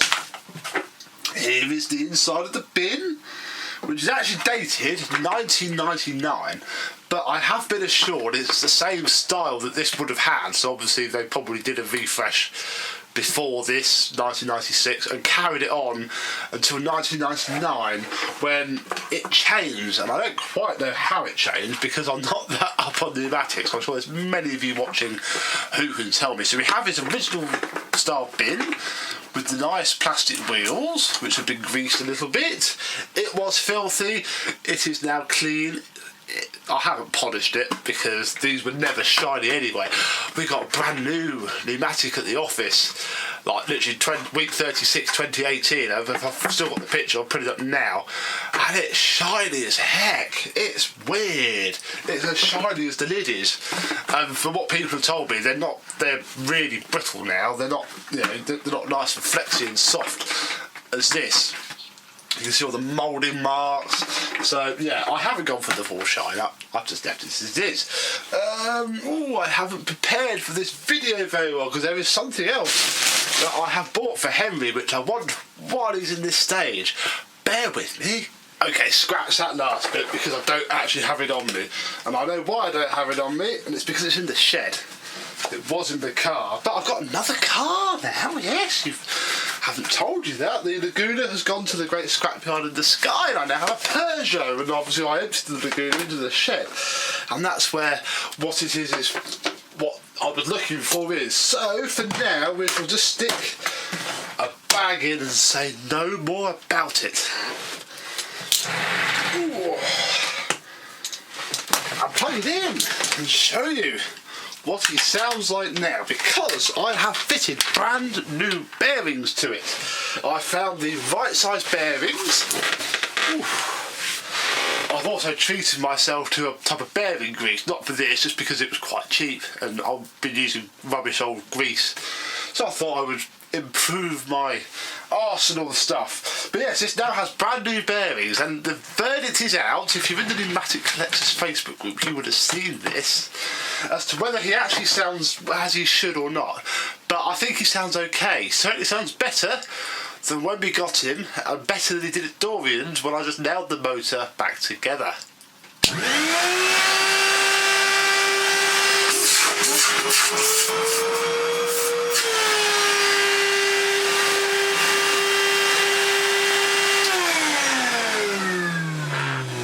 He's a little bit tinny, but if I put my hand on, that's quite loose. I think the fact that he's a bit baggy isn't helping, but the suction is so much better now that all the motor rubbers have been scrubbed spotless.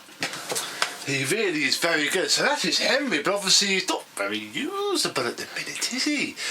No. So, and again, thank you to many collectors who have given me many stuffs. I have, get this out of the way first, a short hose. I asked for advice, and apparently the longer hoses didn't come in until after this, so we have a short hose, and I found in the shed on a scrap hose a short cuff as well. So, we can give him an age-appropriate nose.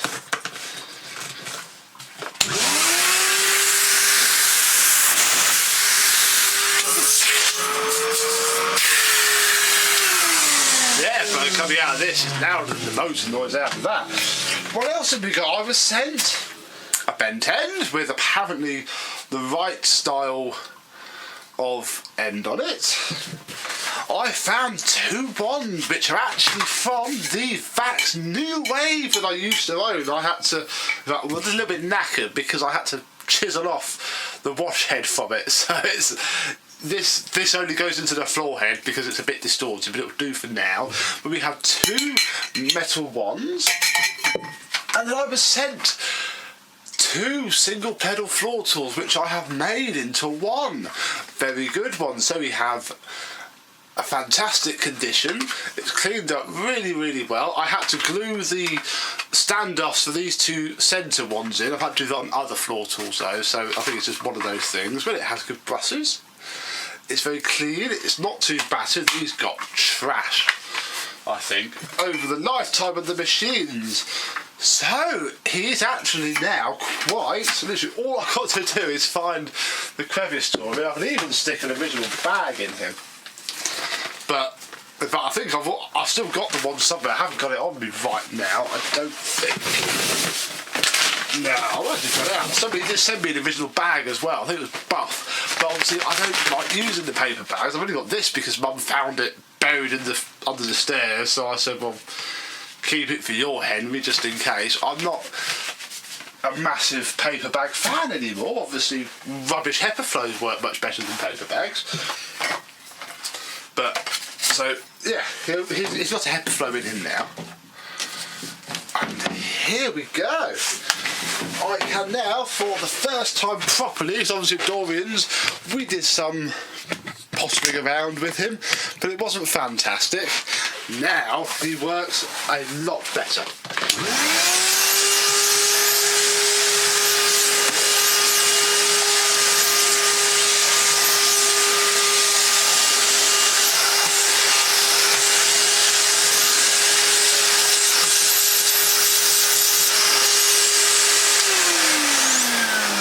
Now that there's some restriction in the airflow with the tools, it doesn't actually sound as high pitched as it did.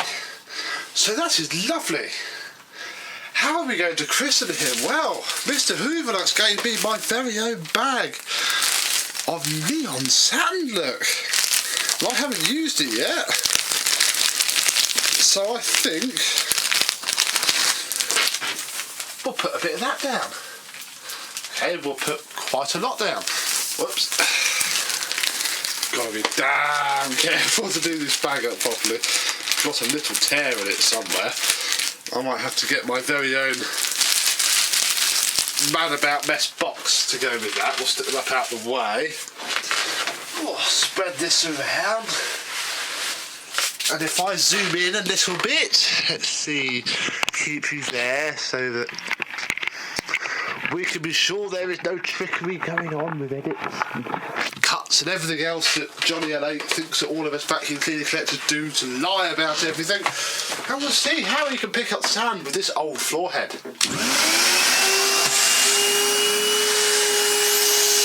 Not bad.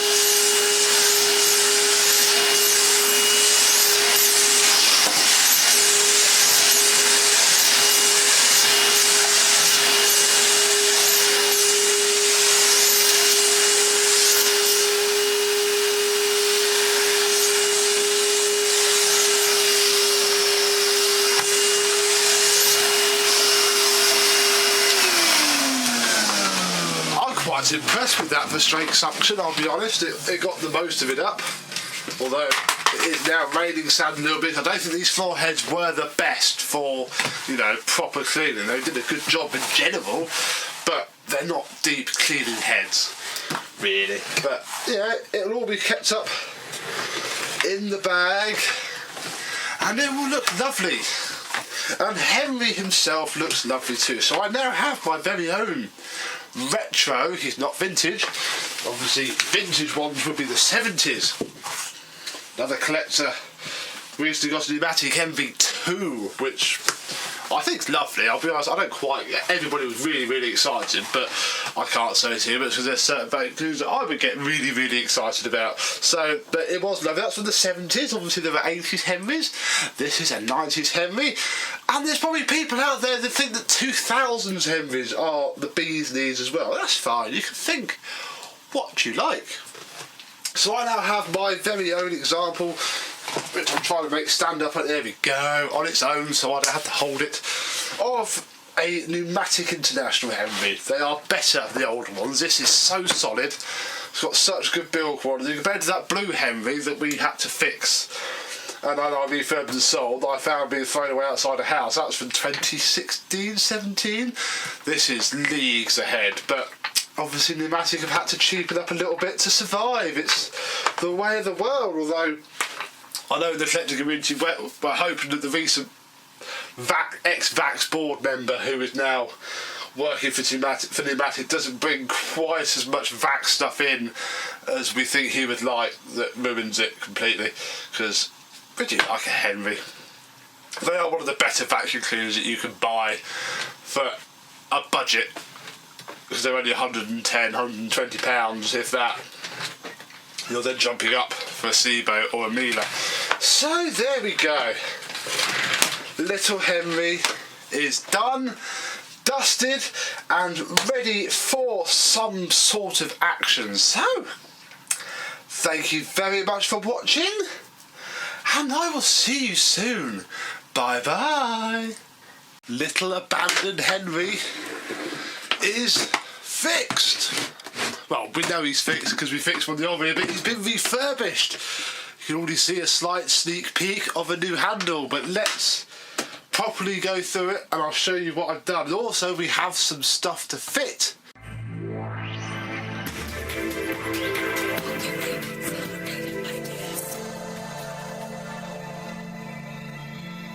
Yes, hello my vacuum cleaner chums, how are you today? We've had all the excitement of Numatic Week on Ibasiac.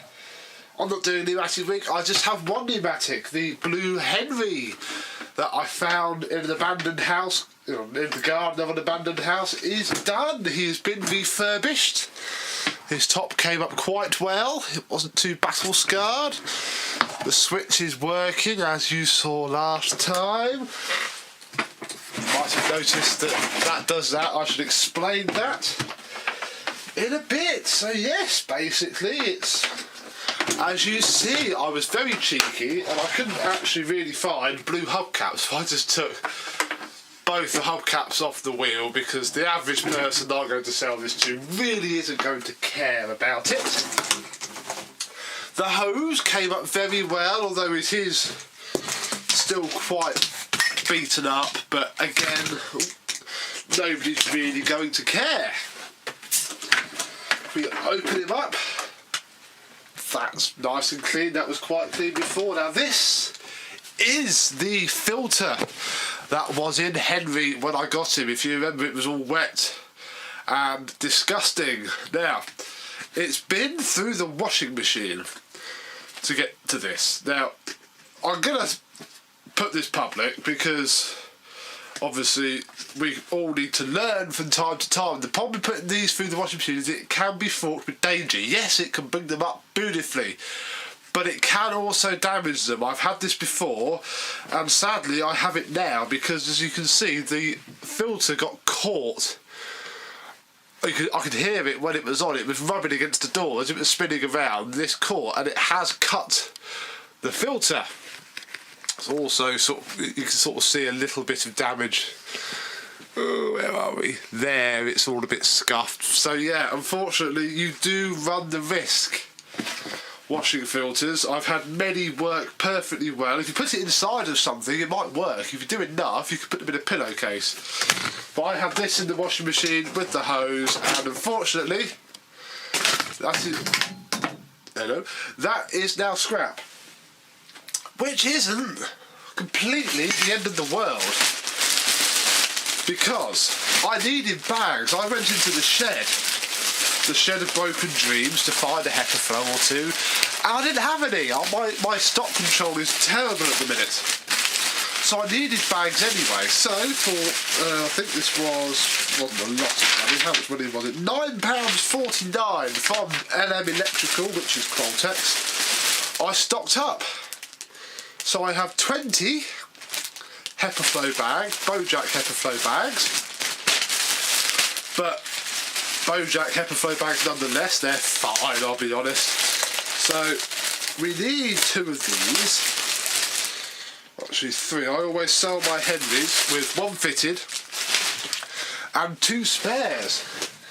So we can take the spotlessly clean bucket, all that filth, rinsed off mainly. Didn't even need to polish it. I gave the outside a bit of a polish,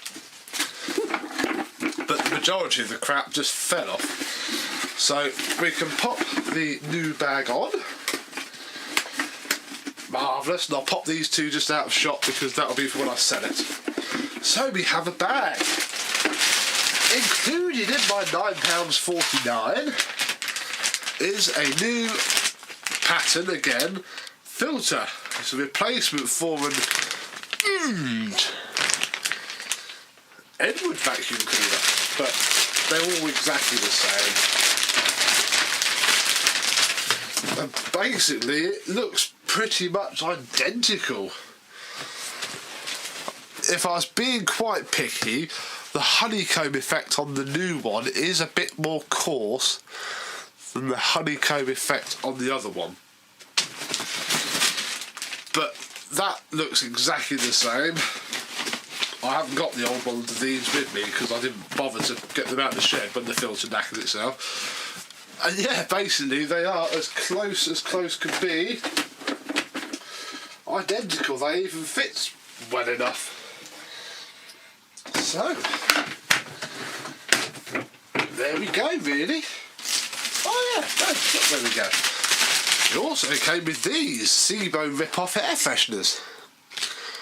What have we got? We have Lemon Fresh and Forest Fresh. Well, I've never had these before. In fact, I completely forgot I was having these because I did bring, although don't seem to have brought them upstairs, some disc filters. I have loads of the disc ones that I lob in all my refurbs. But I forgot it came with these. So obviously you can't smell these. Ooh. That's very strong. That smells like a sherbet lemon.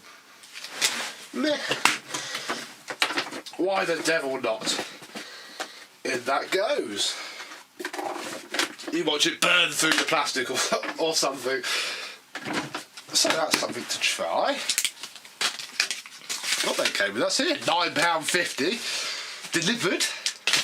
That's not too horrific, I'll be honest. And now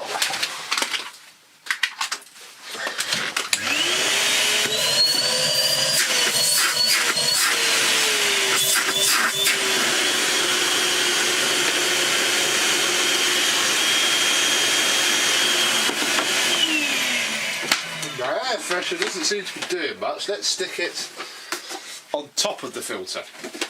There. It might take a while for it to permeate through. Who knows? But yes, the motor works well, as you heard. This is on low and high.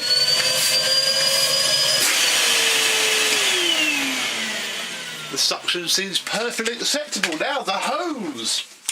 If you remember, the end was broken. So I took it off the first thing I did. And in the shed, I knew I had this. It's a new end. Now, normally, on these hoses, it all unscrews, hence why the kit has a new ring. That is what's screwed onto here. However, this one is, the glue is fine on it, and it's still quite sticky. So all I intend to do is fit the new end and just clip that bit on there. So now we have a non-split end. So we can fit his hose. Hopefully, come on, there we go. Lovely.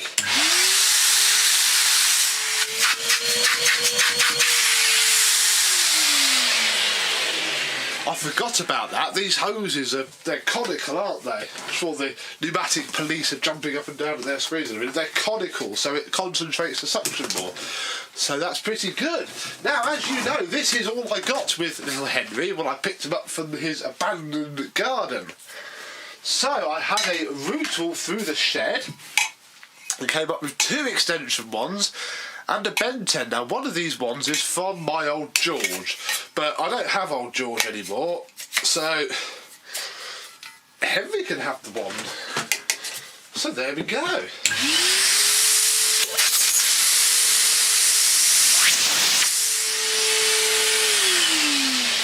So that's marvellous. I also found some small tools that I've had kicking around for ages and don't really want. So we have an upholstery tool with the brush, an older style actually, but I don't really care, dusting brush. It's quite battered, so it's not really much good, and a perfectly nice crevice tool. So there we go. That's about good to... It's not good to go, is it? Because obviously I need a floor tool. Now, I did try, I had a look on eBay to get an actual proper one that had the parking bracket, but I could not find one cheap anywhere. But I did miss out on an auction for one that went for £7 flipping, so I was a little bit annoyed about. But then I remember one that has been recommended to me before based on chat that I've heard, and it is one of these, a flat head. Now, this is not genuine pneumatic. In fact, this came from LM Electrical, the same as those. This was £8, and it's basically a carbon clone of Numatic's own version, which sits there and should work quite well. Let's just have a quick look at how well it does work. I'll leave it in high.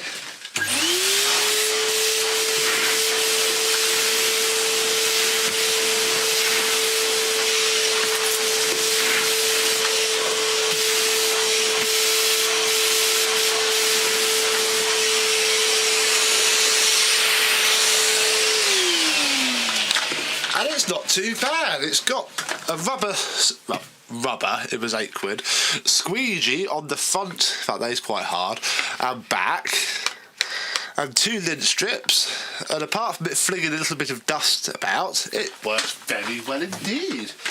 Perfectly well enough to sell with our Henry. So there we go, my free Henry has cost me about £18 now. Although, to be fair, I now have a massive stack of bags, which I need anyway, so I can write a bit of that cost off. And he is now ready to have a nice picture taken of him and sold. But one thing that I was wondering is how does a modern, what is he again, 620 watt Henry compare to an older 1100 watt Henry? Granted, one with a slightly knackered motor, but the suction's still fine on it in terms of that. But I just crawled in front of the camera because the wand is over here. In fact, we don't really need the wand, so that can go there. Oh, now the bag for me lights is in the way. We have 2 Henrys, one with the 11. Oh no, sorry, it's 1,000. Well, 1,200 or 1,000. We'll call it 1,000. Get rid of that as well. Move you up into shot. We can do a little comparison, couldn't we?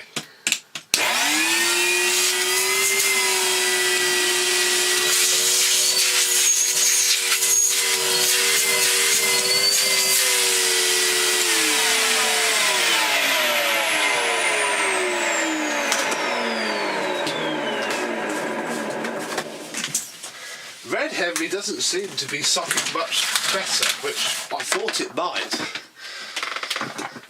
It also smells quite a lot. Oh.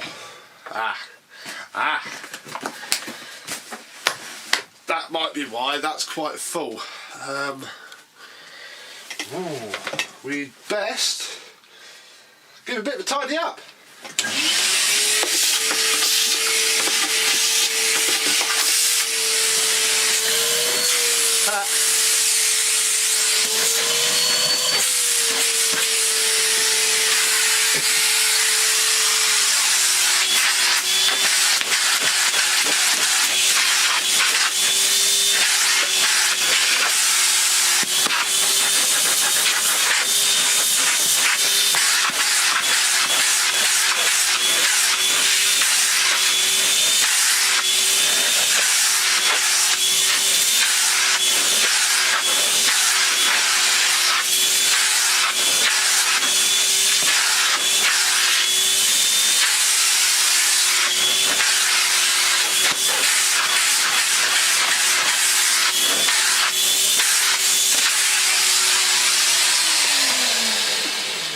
There we go, the filter was utterly choked. This has been, my stepdad's been doing their bedroom and has been hammering little Henry, because that's what they have him for really. So we'll pop a new bag in, and we'll pop the cleaned up filter on.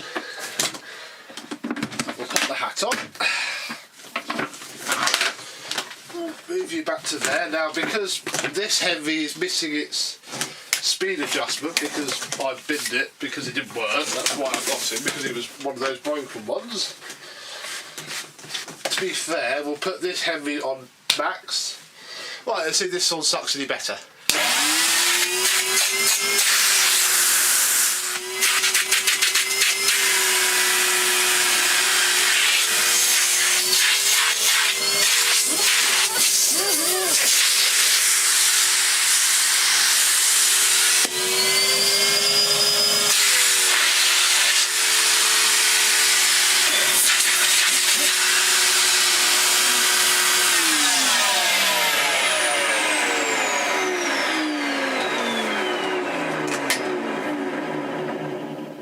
I must say, this Henry does have stronger suction than that one.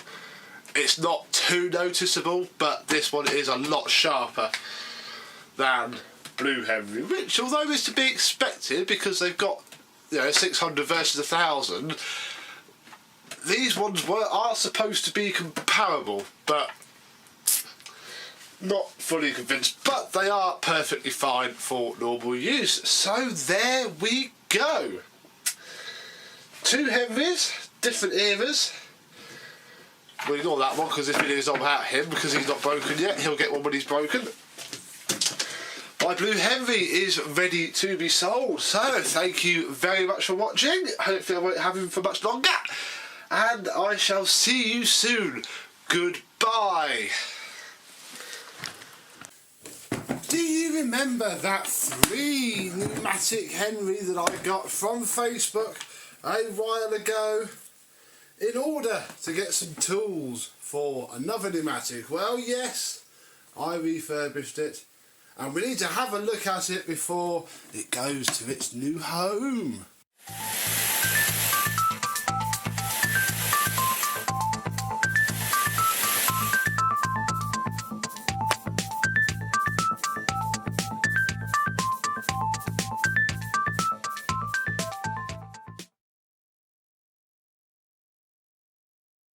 Yes, hello my vacuum cleaner chums, how are you today? Yes, it is indeed cheaper to get an entire Henry, especially when it's free, in order to get some tools for something else. And then once we've fixed this very simple issue, this is the same plug, it's just now wired up a heck of a lot better.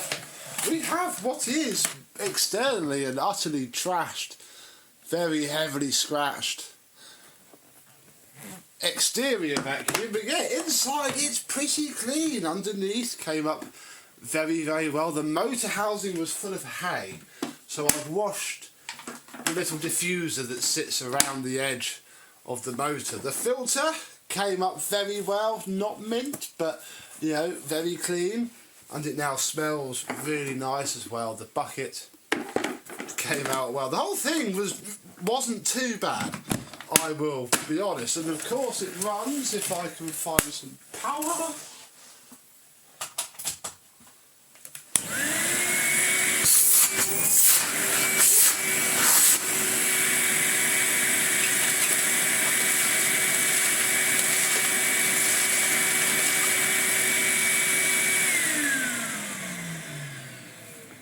There's no breaks in the cable because that didn't short out.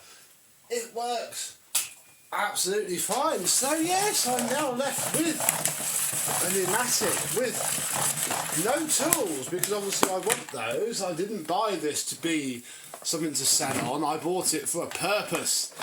And this bit is now surplus, or was. However, well, I've had a plan. And this is going to be joined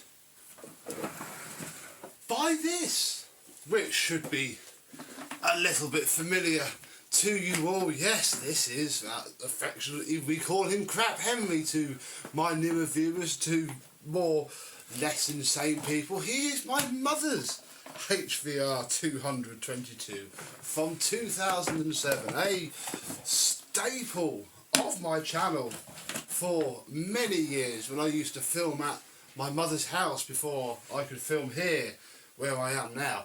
Yeah, a lot of people have seen Henry, a lot of people like Henry, and Henry is now being replaced. Yes, I thought while I've got it going, and you know, Henry is getting in a bit of a state, and as you know, the motor sounds awful. He's being replaced, so we will see Henry again, or at least some parts of him maybe, but yeah, basically he is now no longer, and yes, we can say that my mother doesn't have a Crap Henry anymore. She has a very good Henry, a very nice Henry. So we're going to fit her a new bag.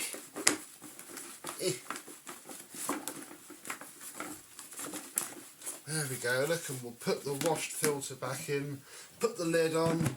He's going back nice and early in the morning because I'm doing something a couple of miles away from my mum's house, so I'll rock up quickly, chuck him out the car, because my stepdad is tidying the garage tomorrow, and that is what Mr. Henry is for. So enjoy your garage cleaning, Henry. I will.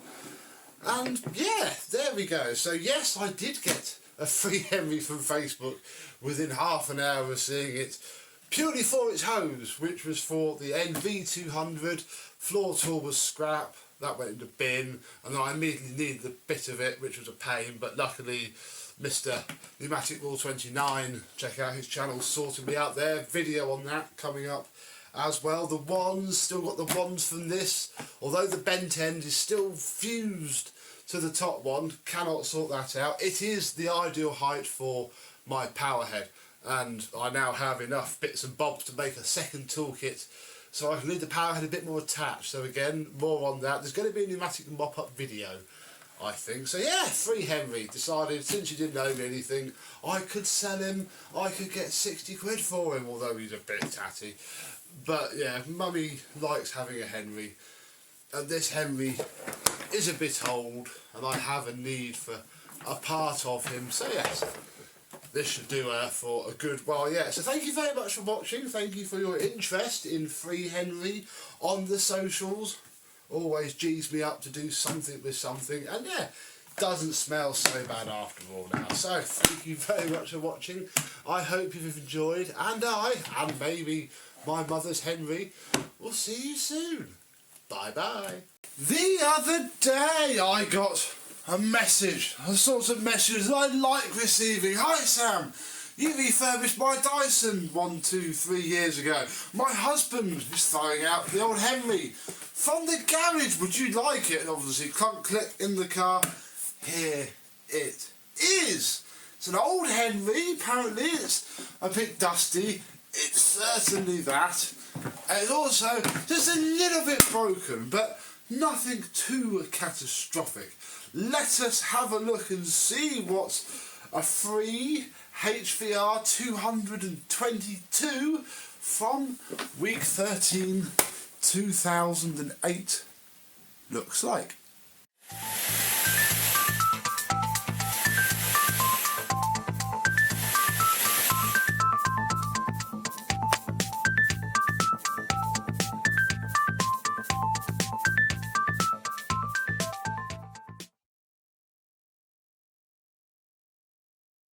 Yes, hello, my vacuum cleaner chums.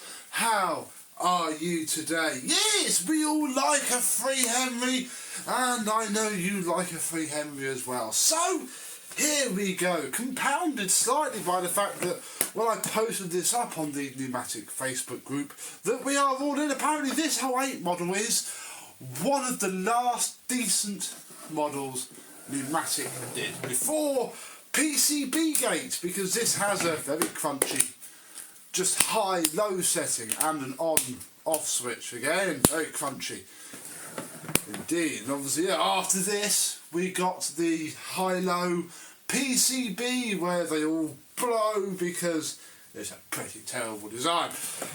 Let's have a look, see what we have. I think it's been used in a while. There's a lot of cobwebs on the plug. But putting on the cable, it seems very good. No chunks out of it. Definitely not been replaced. And they're very dusty and gritty and horrible, but oh, you know what, it doesn't matter. We'll leave it out anyway. We've got to turn it on soon enough. Let us lift up the lid, where we find, average used pneumatic condition, the filter with its carbon dust imprints as usual, and then, oh, I love this rug for this, a filter with a lovely paper bag in it. Now, this bag is not the main issue. The main issue is that this has fallen out, which has meant that the bag itself has also dropped off. Let's throw this bag outside and clean this up.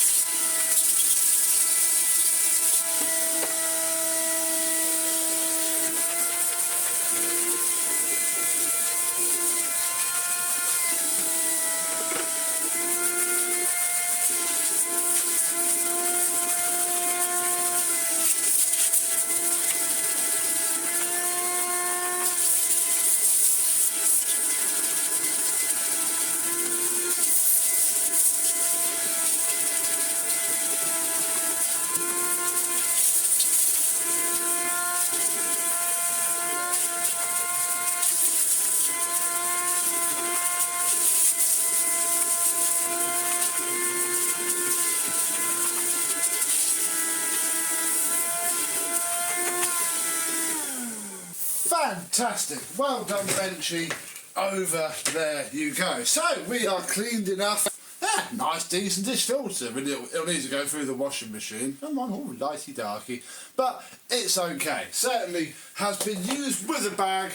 I reckon the hose broke and that was it, because yes, if we skirt over to the tools just for a second, I shall show you the rest in a minute. Yes, it came with some tools. We have an hose. Very nice indeed. With, yes, what often happens, I had this happen to, oh, okay, and that often happens as well. That's actually handier to be off. Yeah, my Henry Hound did this. It breaks there. And the only problem now is that I'm going to try and get it undone. The best way to do it is probably going to be to try and slide it back in.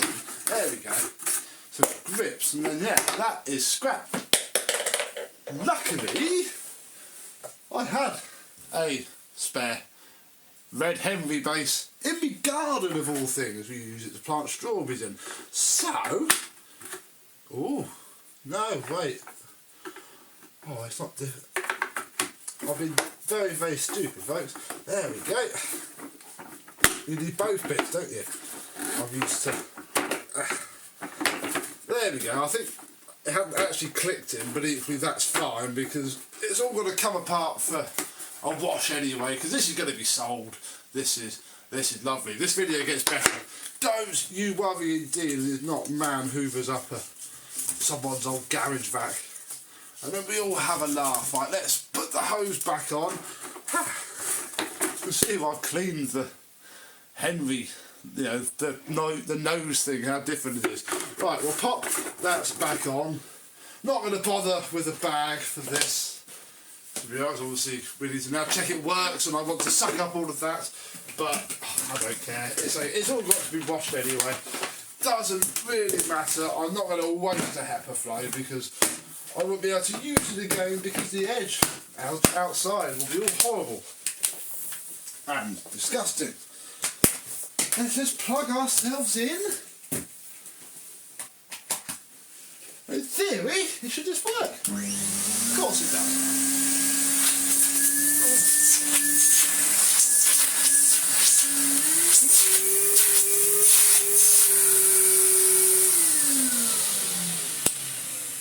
Very nice indeed. She said it worked fine, they just didn't want it anymore, I'd imagine. That broke. They tried to use it a few times by just popping that on, not realising that the bag was now floating about inside of it. And then, yeah, got bored, bought something else. So that's this part done. But wait, there is more. Because as well as the vacuum cleaner and the hose, we have ourselves a very nice, non-seized in, bent end, 2 wands and a fairly okay floor brush. I think I can pass that off as clean enough once it's washed and dried. The lint strip won't matter too much. I'll still get a decent amount for it considering I paid nothing. So, good old no power. So I remember Henry's like these were, I was working in a hotel when these were current, and they just sat like this the whole time. There we go, much better.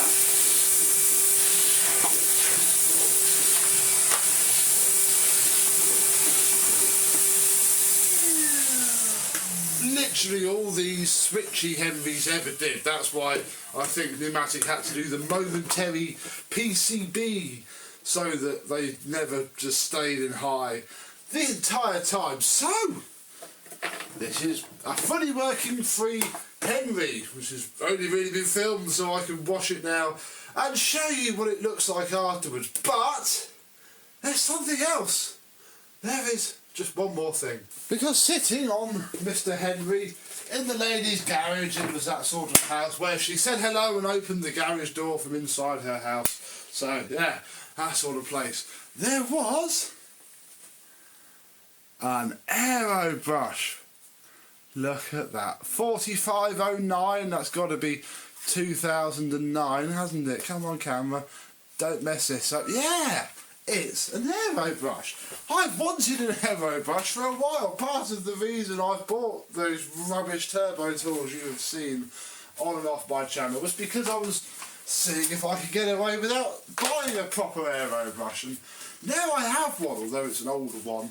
And I should probably now get a more modern one because I imagine they're different. But yeah, this is just a HBR 222, nothing fancy, so I've got it as bunged in as a special because it's not a Henry extra, or who knows, she bought it or whatever.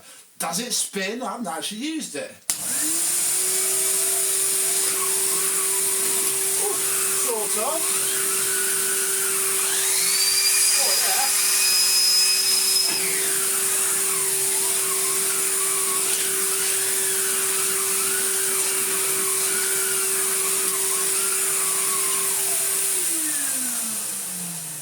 I'm going to regret not fitting a bag now, but meh, that's for future me to worry about as we put Henry out of the way for a little bit of a pickup test. Because yeah, I had one of these from new on a 2006 Henry Extra that I used to own, and it wasn't a bad head. It's why I've sort of been meaning to get hold of one, and I'm quite chuffed that I have one for free.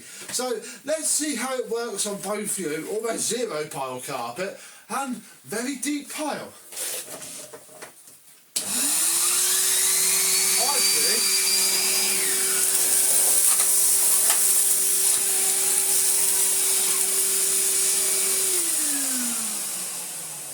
that was a full power test, just because I suddenly realised, I wonder if this thing can spin it on low. My Henry Extra never had low, it was before they were dual speed. Just for a laugh, we'll do another pass on low.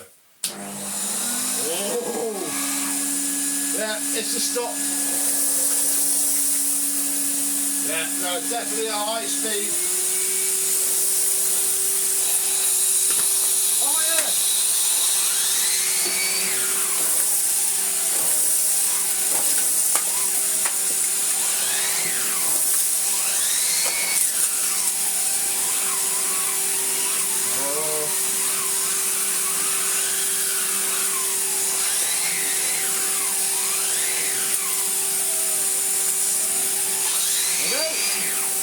it's not. And it's clogged. I remember this now. I remember why we didn't use it very much. It stops on the carpet. You might have seen it clogged on this side as well. What happens is, when it gets too blocked up, when the turbine stops moving, it can't take the sawdust back faster than it can take it in. So it ends up just jamming itself solid, bless it. And I remember what killed my one of these off originally was a stone. I had a black fan one, maybe in 2006. It was earlier, so I'd imagine this is probably an updated variant. No doubt I could have got an out of warranty claim on that. Who knows? Yeah, stone went in, took off one of those, and then by the time I sort of noticed what had happened and stopped the machine, it had run off centre so much it just snapped the whole thing in half, and it went in the bin, and that was that. So I now have another one. Let's just put the straight suction head on for a laugh, because this isn't the worst straight suction head in the world. I mean, this particular example isn't great, but oh no, it is horrible. I can't move it. Let's brush it up down.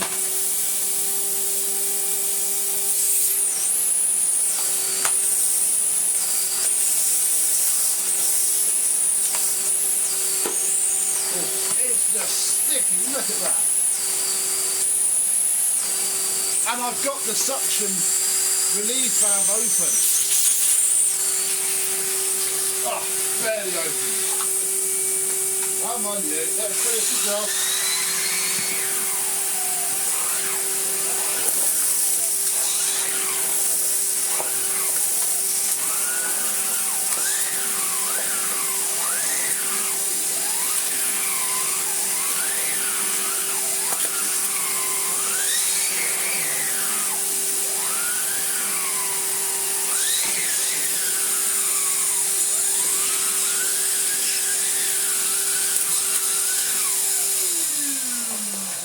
Oh, blimey.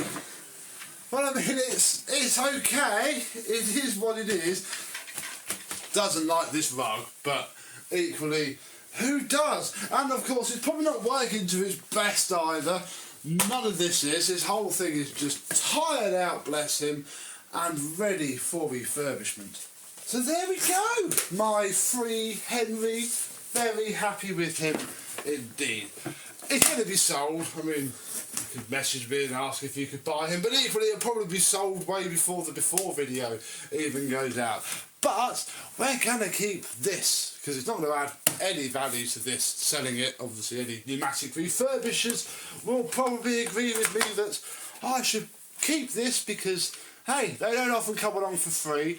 It's in very good condition, so I'll save myself some money, and perhaps I should now get the newer version to do a direct comparison. I don't know. We'll see how well this comes out, and hopefully when you see little Henry again, he won't look quite so horrible. I'm hoping that underneath all of this plaster dust is not, it's not been sanded to be clean.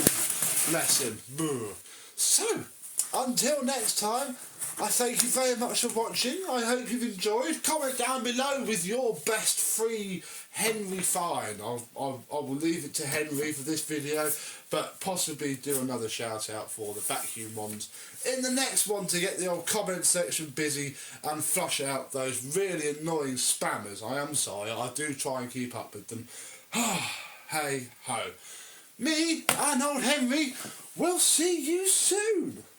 Bye bye. My free Numatic Henry HVR 222 from 2008 is done. Refurbished and came out astonishingly well. Let me show you how it works, and perhaps slightly less boring than just a nice Henry. See how well this works after being pulled apart and put back together.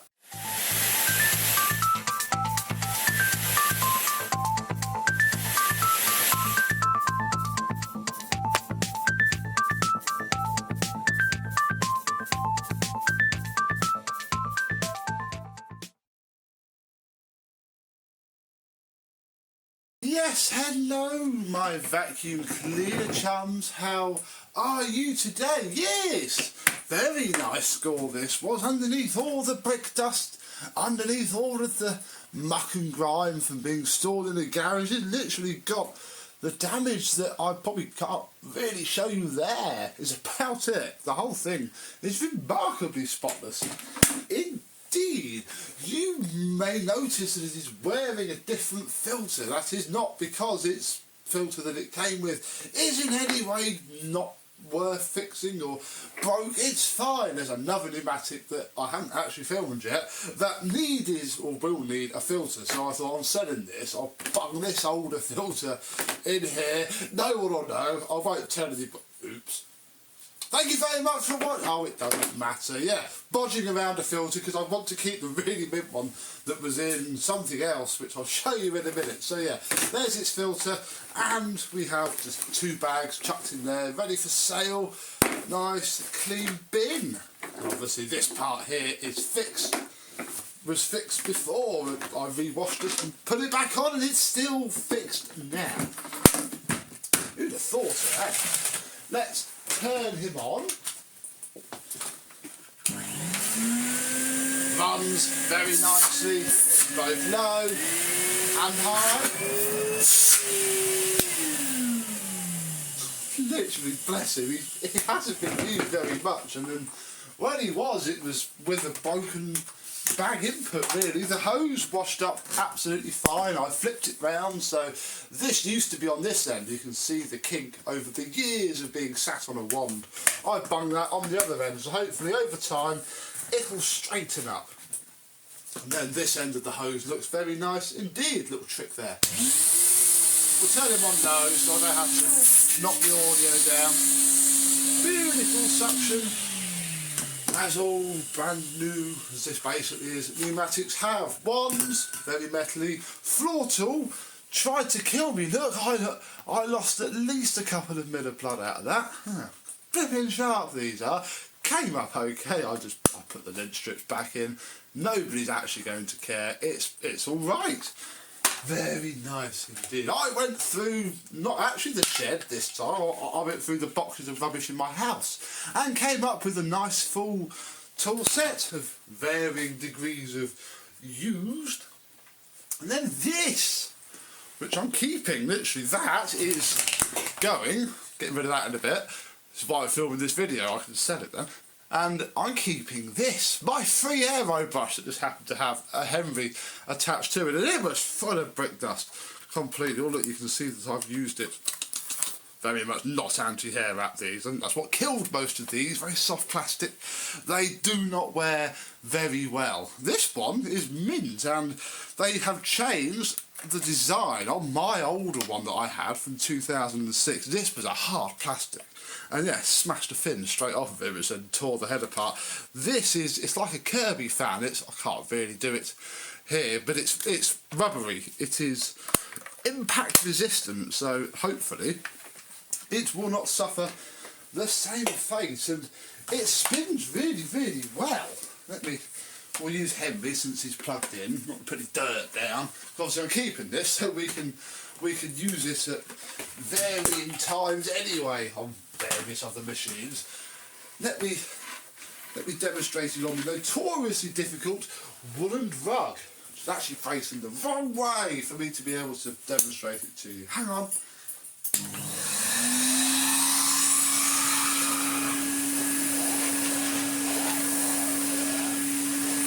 Doesn't do an awful lot on low, but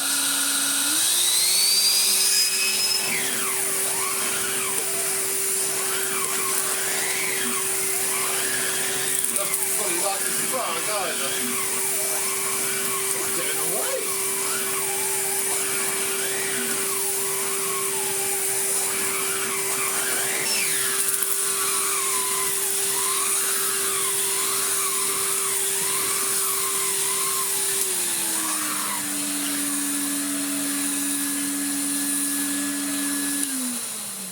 It's just thoroughly decent, really. Pretty useless on low, but hey, when these first came in, you didn't have low or high. My Henry Extra was just the older style top button. In fact, no, wait, it did have low height. It was on the bottom. Who cares? Nobody ever used them in low. So yeah, this is my now aero brush, which is good because I've been wanting one of these. They are one of the better air-driven turbo heads you can get. Did keep and probably should buy a modern one, and we could test it. But hey, I've got enough rubbish to buy before that. But the video doesn't end here because get off your hose. Oh, take the wands off because that's just unbearable. Look, well, there you go. Because I was out with the kids the other day and would you believe it? We walked past the recycling centre towards town. I picked up a Hetty. We came back and yeah, poor old Hetty was just chucked there. In fact, we'll take off one of the ones. Yeah, she was just chucked there by the bins like that, unloved. So I pulled her back, didn't bother to do a before video. She was oddly mint. it was strange. I'll put some pictures up, but it was weird. She was spotless anyway. She stank. She had the Raw Unstoppables in the side of the bucket. Again, 2 bags ready for sale. I don't like filming in the summer. My curtains don't block out enough light and everything glares. For sale. This is, I think, the filter from one of these. Like again, I played Swapsy Wopsies. This is the less nice filter of them all. I don't even have the other one with me. Why have I? Oh, I am useless. You know what a clean pneumatic filter looks like. Anyway, yeah, Hetty was okay. Worked absolutely fine as well. I mean, I shall prove the point to you. Oh, if I can get to my socket.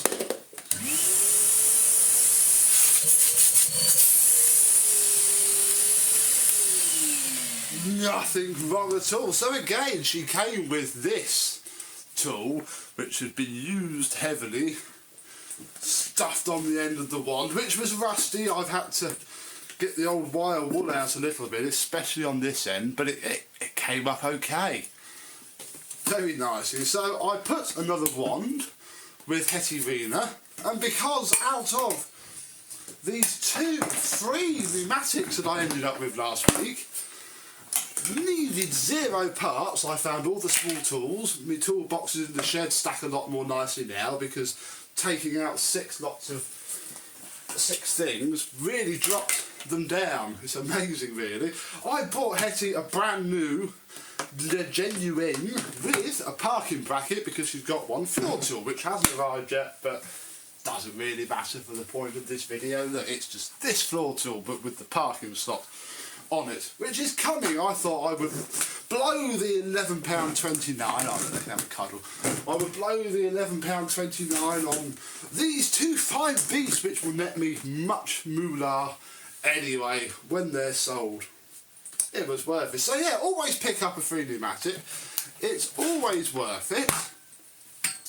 Always get them sold and sorted. And yeah, I'm sure in the comments down below you could regale me with your many free pneumatic tales, because yeah, for something which is, you know, quite robust and of course you're not quite robust and reliable, they do seem to be unloved and chucked out, fully working for no reason very often. And yeah, even Hetty's not been bounced across the street. She's, oh, that's a silly idea, she's fairly clean as well. So yes, there we go.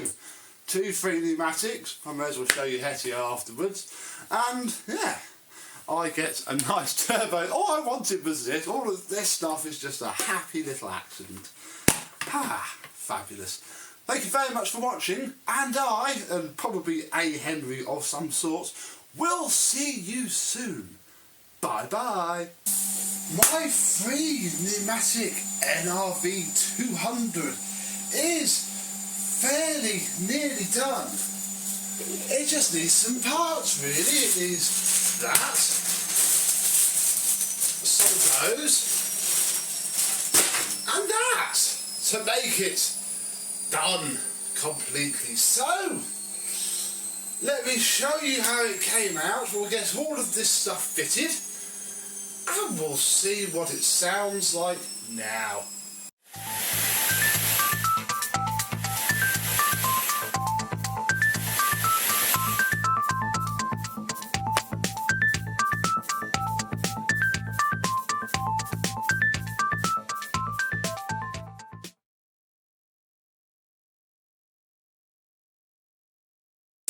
Yes, hello, my vacuum cleaner wobbly chums. How are you today? Yes, the NRV 200 from 2013 is stripped, washed, polished. It's had its fans cleaned, so it should sound a bit better. It's now fairly spotless underneath. Actually, I'm looking at it now. Actually, there is a little bit in there, but it'll be fine. We don't need those. Explain why in a minute. Inside and on the bottom, that came up fairly well, apart from this in the bin, which is weird. It's like it's melted in. But yeah, not too bad at all. Not too bad at all. You might notice that it has a different plug on it. If you remember back to the Hetty that I have, if that Hetty's there, look. I haven't done her after video yet. Best remember to put this up first. I swapped the cables around because this isn't as good as Hetty. So I thought I may as well make Hetty as good as possible by putting the cable with the moulded plug. So that's why this has that. What is in these parcels though? Well, it's all the tools it needs. And we start with this, which cost me £5.10 posted and batted. It is a Home Spares replacement pneumatic cloth filter suitable for everything. Because I put the original filter through the washing machine. And unfortunately, that is always fraught with danger. The reason it is fraught with, well, that's very thin, isn't it? I'm a massive fan of that, but it doesn't matter. Basically, what happens is, if you're not, well, if you're careful, it just happens. It rubs around in the washing machine, and what happened on, well, the one that split, is that it rubbed on there and wore through the filter, instantly scrapping it. So I've had to buy a new filter, and I'm actually not that impressed by the quality. I wish I'd gone for a Qualtex one now, but it'll be fine. Because I thought I would buy these especially for it, rather than use the ones I have, because I don't have many bags left. And obviously, you know, I can charge this up and we can work out how much it costs to refurbish a 3D battery. These cost £5.75 for 10. For 10. And I like these.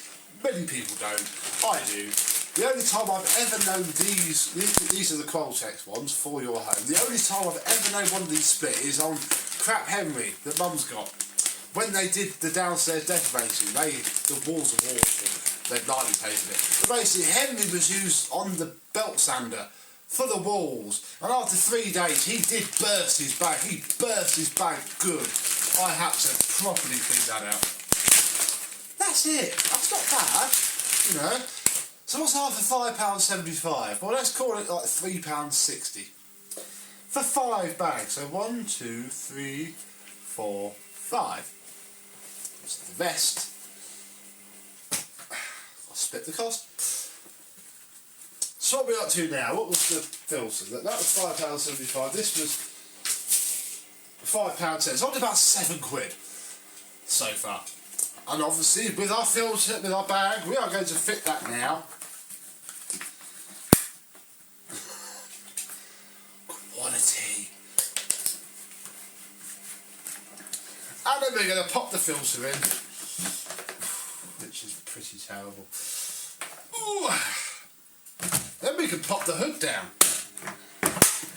And now, actually, we may as well turn it up. We'll pop those up there because they're going to be sold. I always like selling headwinds, especially with spare bag. It just adds to it, really. So we'll plug it in. And this is what it sounds like now after a fan wash.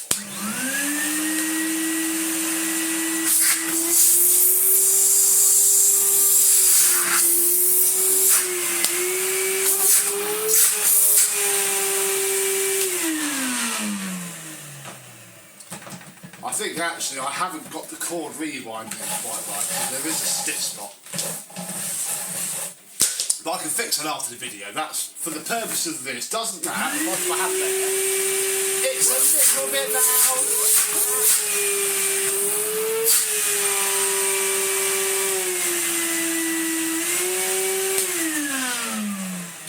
To my fairly trained ear, you know, bragging a little bit, but I've heard a lot of Numatic. It's not 100%, but it's a lot better than it was. Certainly that will sell for no problem at all, because these sell well. That's why I'm sinking some money into it. So what are we on now? £7? We're missing some bits, aren't we?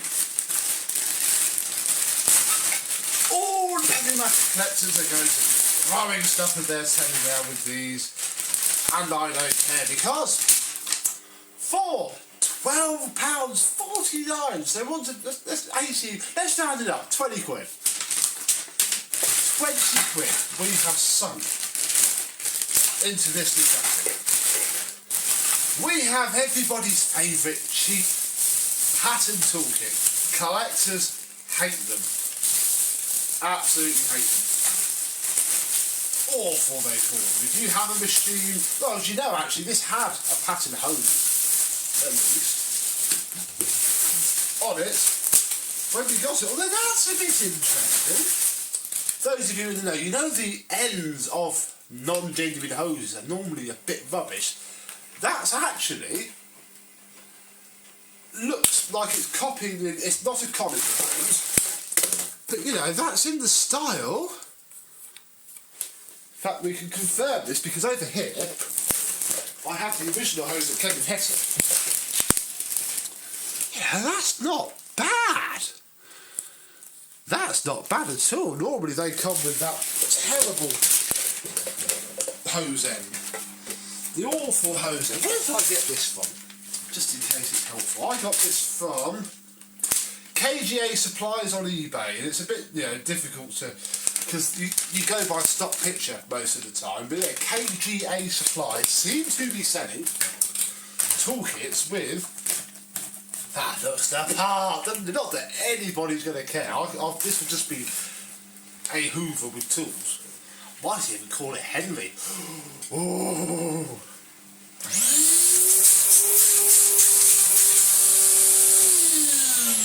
I went with the short hose. What is it? 1.2 metres, 1.9 metres. You can get a 2-point-something metre one. It does cost a bit extra though. You know, you've got to be willing to put the money where your mouth is. And I wasn't. This is done on a slight budget. Let's have a look at these. Now these aren't that nice. But that's not that nice. That is a chrome tool. The cheap pattern chrome bent ends. They're not very nice. Oh, they do the job. However, these are surprising because these are brushed aluminium. And I've had these cheap toolkits before where the whole thing has been that shiny chrome. You can see the difference. That's a bit weird.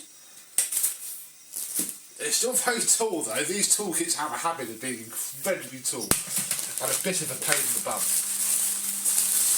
Onto the combination carpet and hard floor tool now, which sadly is one of the cheap and nasty things. Well, I say cheap and nasty, let's be honest. It's got a metal base plate. I see brand new vacuums costing hundreds of pounds unboxed with plastic base plates. So it is a cut above the rest, but it's very thin. It's not as nice as the wider ones, but it will pick the dirt up off the carpet. If I can get up. Now I'm 6'2", and that comes to literally my nose. I'm going to do what I never normally do and put this into the low mode, just because I hate it. No, we're going to go full tool. It's the price you pay with the pattern toolkits. They are very, very tall. Anyway, back down to the carpet. I'm stepping on everything.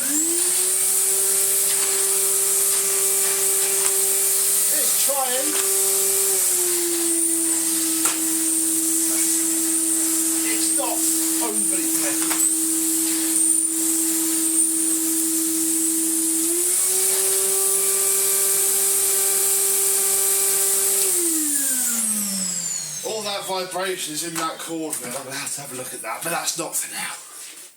Assume it's done. So yeah, that's nothing special. I'm quite pleased with the ones, I'll be honest. I'm quite pleased with the hose, and obviously if you're just a random person watching me put tools on a Henry, you're not going to notice. If you're a pneumatic collector, sorry. What else have we got? Well, this isn't quite as nice. This is, by the looks of it, the cheap, nasty. Oh, that's about as stiff. That's the bristles on there. Upholstery tool. Do get a double taper adapter though in lovely shiny plastic. Over a bit for the crevice tool. That's again cheap and nasty because we have an air bleed cut out. And finally, we have I slightly regret this now. I was impressed with the hose. I'm not impressed with these small tools. We have a very weird, well, different looking upholstery, although it does still have the, the brushes. They're not too bad. It's a means to an end. It's bugging me, but it won't bug whoever buys this, because what are we on now? So 20 quid, it's a bit less, 20 quid.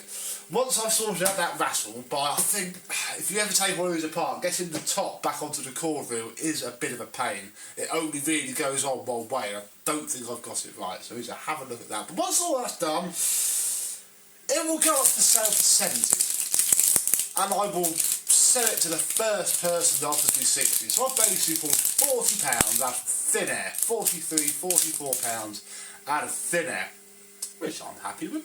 I'll be honest, obviously I didn't have to buy 10 bags, I could have put one bag in it. You don't have to.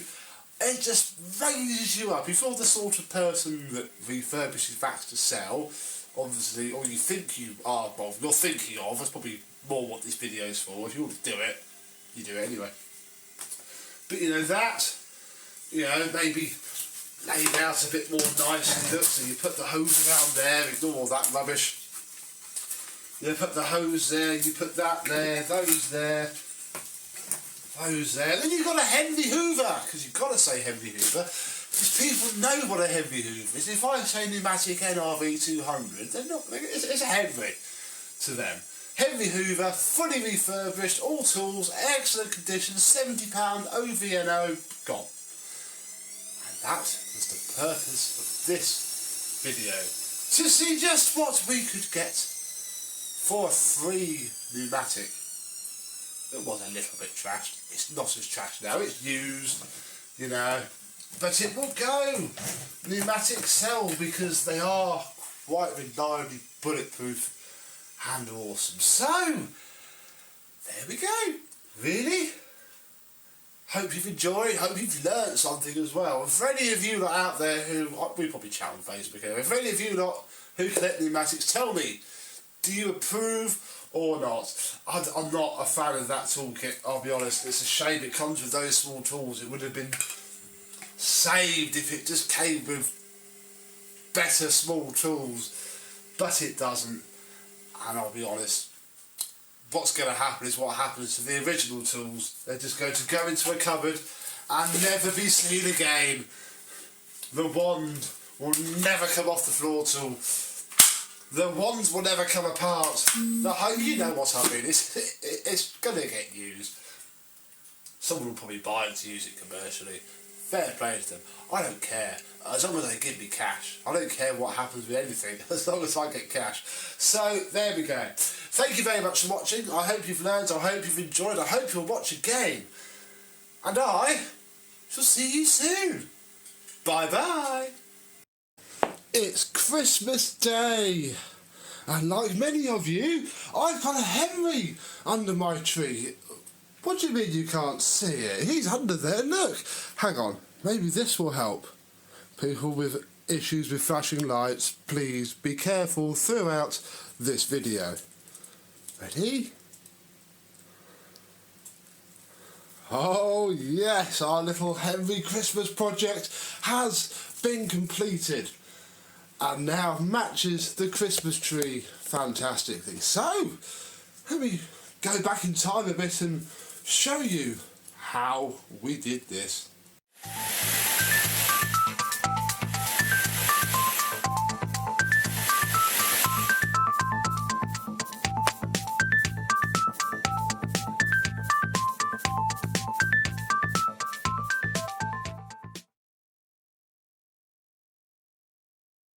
Happy Christmas, my vacuum cleaner chums! How are you tonight? Assuming we've lasted this long, of course. I'm not filming this on Christmas Day.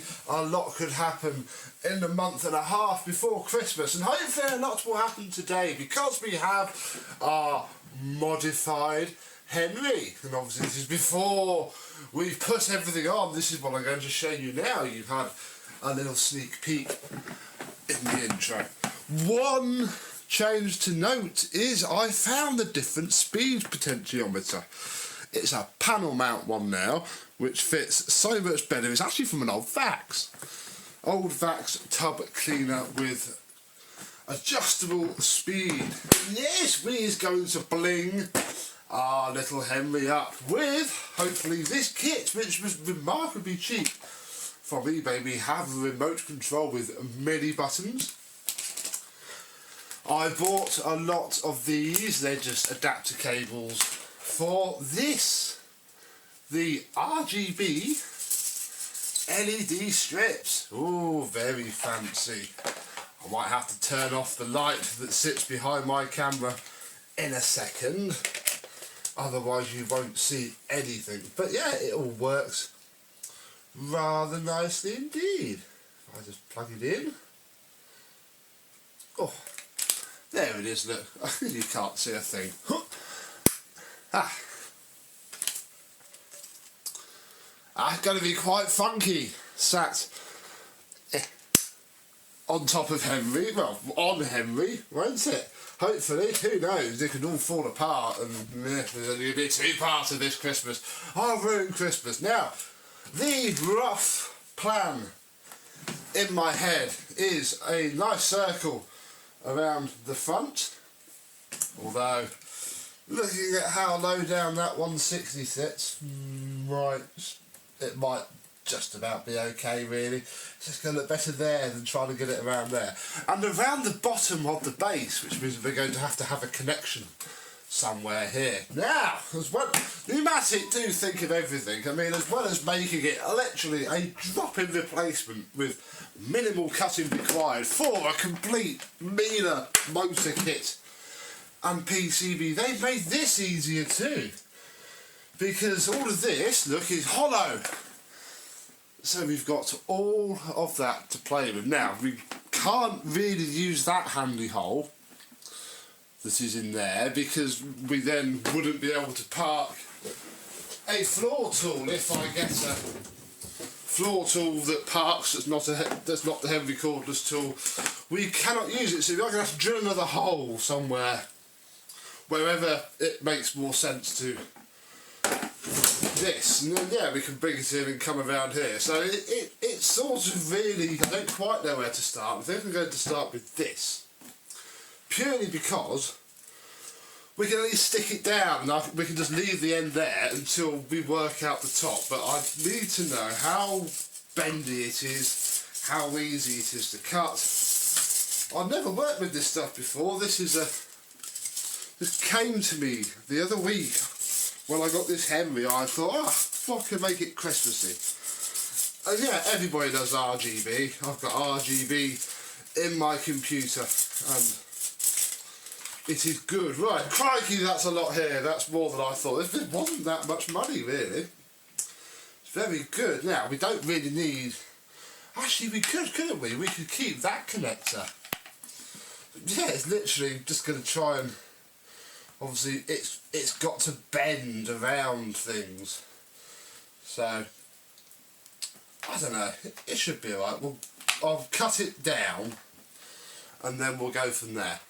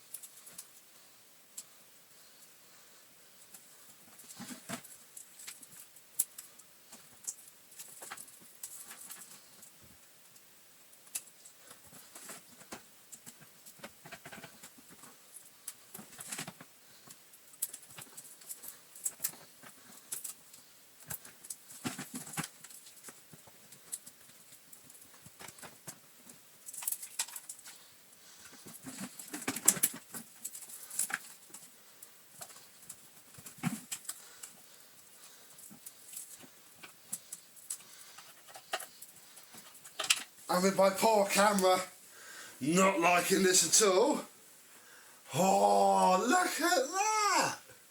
Wow, that is certainly an effect. I don't quite know what effect I was after. Can we stop it from flashing? Who knows? Who knows anything? So that is pretty cool. I've just put a little bit of tape around the back of that just for now while we figure things out. It's just plugged in via the end of its cable. So that was the easy part. Now we've got to try and pack a lot of things into the top. Oh yes.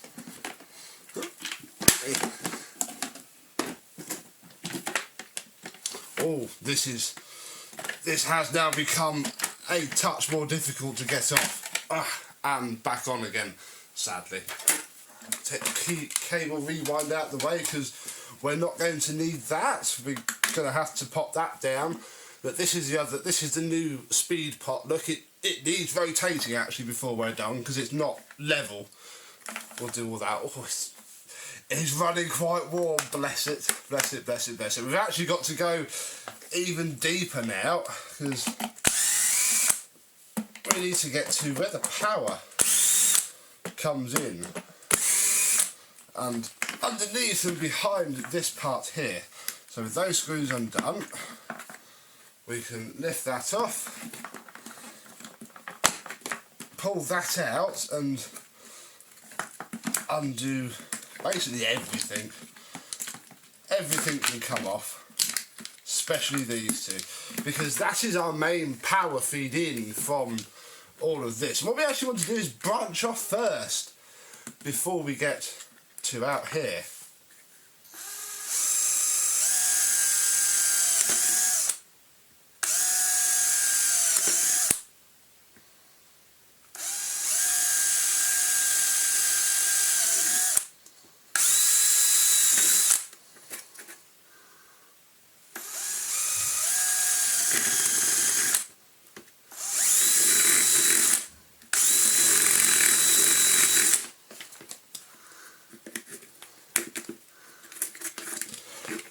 What was all that drilling for? Well, one of the things which we need to do, or I want to do, is split the power circuits. Obviously, when they come in from here, I wanted to go straight down almost and then split out one to the motor only and then one to this little switch which we have just fitted to there. So when the hat goes on, it will sit underneath where the cable comes out. This switch will control the power takeoff socket and all of our LEDs, which is marvellous. Now, in terms of powering this stuff, well, we have basically the best option in the world if I can find my little screwdriver. This is the driver for the LEDs, and literally this is all we need. This is it.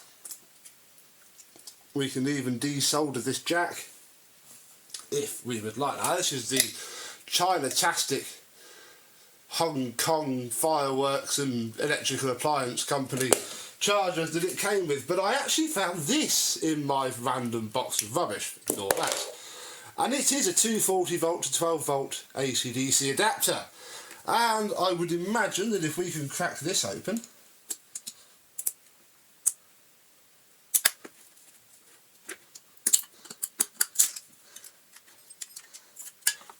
we find that it too is nothing more than a board with a 240 volt input and, look at that, a 12 volt output. So I basically proposed that we solder this directly to this and hide it somewhere. Who jolly well knows? That is the next point. So let's get the main wiring in, because I'm going to run new wires because they're all cut to size for the old stuff, and that's going to be no good at all. Sometime later, and some people are going to laugh, some are going to cry, some might scream. I'm quite impressed. These two wires here that come from the back are straight from the cord rail, and they are bound up in here. One of those wires goes straight into the motor, so a straight through circuit into the motor. The other ones actually go into this switch, to there, and then out from the other side of this new switch comes, well, 2 wires. These ones here are going to go to all of the LEDs, and the other one goes straight back to the power takeoff socket. So the power takeoff socket, and however we turn the lights on, are on a little separate switch, so we don't have to have them running all the time, piggybacked off of each other. So hopefully this little switch is going to have enough space to push back. I shall have to go in from behind and try and get it back, and then we can move on to what's going to come off of these 2 wires a bit longer later. And well, let's start on this side where our 2 wires come off of the side of this switch, which didn't sit level. It's very annoying. Hoping that doesn't look too terrible when we get back together. So we go to there, then we go to what remains of that power adapter, with its original cable going all the way around to the board from, this was the stuff that came with the light kit. God, look at all this hot glue.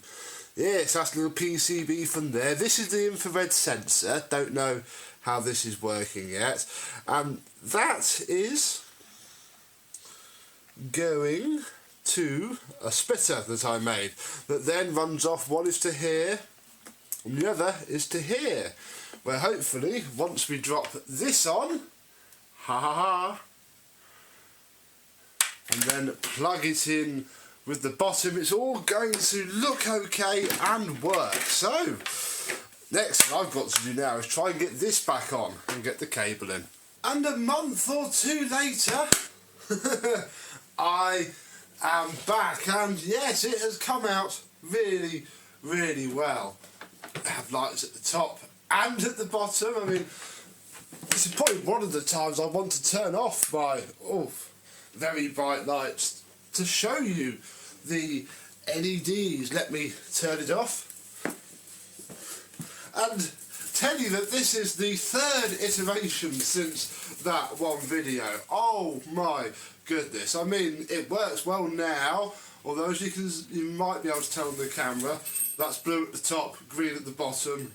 Still not 100% perfect. These LED strips are so flipping finicky. In fact, under here somewhere is a slight break. It works now, but there is still something not quite right with them. That took out a couple of LED controllers. Then that power supply that we used went wrong and took out another one. So we have yet another power supply, yet another LED controller, and it works well enough. It just needs to be RGB. I just don't care. Now, it's been apart so much. It's difficult to take apart as well because of this knob. Obviously, the whole thing has to pivot. And there's now a power supply there. All under here is full of cables which have had to be tucked down so that the cord rewinds still rewinds. It's a modification that I would certainly recommend doing to a bigger machine. There's also a cable here which has some slack, so I can take off the top to change the bag. There was a connector there, but my goodness, 4-pin RGB wiring is just horrible. That is such a thin, nasty cable. Yeah, I'm happy though that I've got a bit of black tape around the edge, so it's not quite so obvious. I did try to colour in some of the LEDs with a Sharpie, but didn't work terribly well. And yeah, it's all controlled via this switch here, which also controls the power head. They do work when running together. I have tried it. It's not something I'll be doing very often, I'll be honest. I think it's okay. The whole thing uses about 2300 watts of power with the power head, this on full, and the lights going. It should be fine. It's all mains rated cable. Nothing's getting hot. It hasn't exploded yet. And yeah, you can basically vacuum whilst having a disco.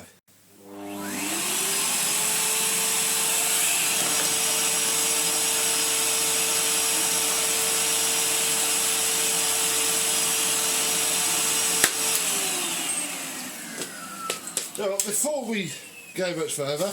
Off. That's been happening an awful lot. This hose, this conical hose, I've heard a lot of people, I should probably glue it on, I've heard a lot of people moan over the years on the group about these. And yeah, it is, oh, that looks awful, sorry, I'll just turn the lights on after setting it up for the dark.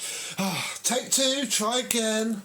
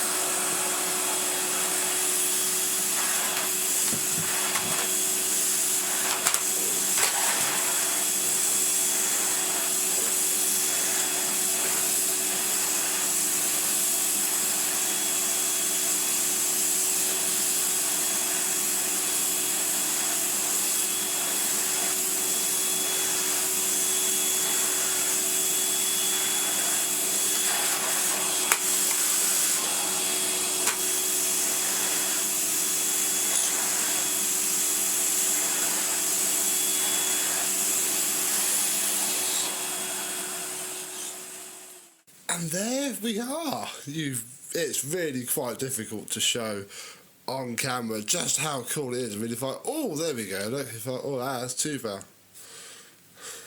This is the problem as well. These Chinese, I'm pressing the up button, and it doesn't. Oh, look. I think it's broken again. Let's turn it off and on again.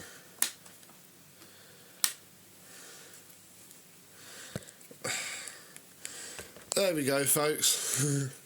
These cheap Chinese things work very well for and video. I'll just try and take the batteries out to see if I can fix it, but it's difficult because it's dark and I've just dropped the battery and oh my goodness. Can we save Christmas? No. I think these LEDs as well are actually, what is going on? They are working. Oh, there we go. Oh, right, there we go. I just turned the brightness right down. Oh my goodness. What is good though is that with this button here, they go the Henry blue, which, like I say, I'm sat here fiddling with my camera, trying my best to. Oh, I bought a menu up. Yeah, this is my lovely little Henry, which looks quite cool when you just push the button and leave him to go crazy. But we have a little bit more for today. Since it's Christmas, I do actually have some presents.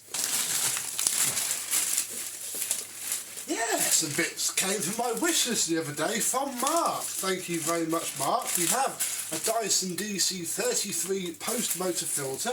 Put that under the tree. I haven't wrapped these up. I'm not going into that much detail. No, these are just, they just happened to come the other day, and I thought, oh, got this video to film. It's going out on Christmas Day. A lovely brand new DC33 hose. These will be very good because I have two DC33s in the shed, both of which have a broken chassis, annoyingly, so I'm going to get hold of a decent chassis and we'll look at putting, well, a decent one and the not so decent one together using some nice new parts. So thank you very much, Mark. And yeah, Henry sits here glowing under the Christmas tree. I'm going to thank you at Christmas for watching me this year. Thank you if you're new, thank you if you've been with me throughout, and thank you if you've just accidentally turned this on because for some reason the YouTube algorithm told you that it was something you wanted to watch. Maybe it was, maybe it wasn't, who knows. The fun of YouTube. Yeah! So, happy Christmas really. I'm going to go and do Christmassy things now, and so see you in the next video. Henry160 here. you will see him again, I am sure. But yeah, my Christmas creation. Thanks to Mr. James for giving me this Henry. I mean, I suppose it worked. The motor's only over there, but that wasn't part of the fun. I've seen a couple of other people do the motor mod as well. Not necessarily the light mod. I've kept that a bit quiet, but the motor mod I put out on social media, and yeah, a few other people have done it. One chap did it with an MV200, which just sounds so much easier. You can be so much better with the wiring. Certainly wouldn't use this as a first attempt, but hey, I thought it was dead. I got the idea and it did work. So there we go, the Beko 1987 Christmas special is done. Thank you very much for watching, and I and Henry will see you soon. Bye bye. We have a box to unbox today.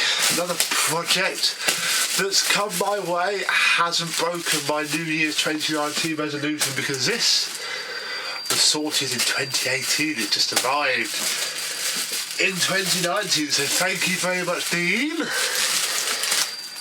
who sent me this. Let's see what's inside.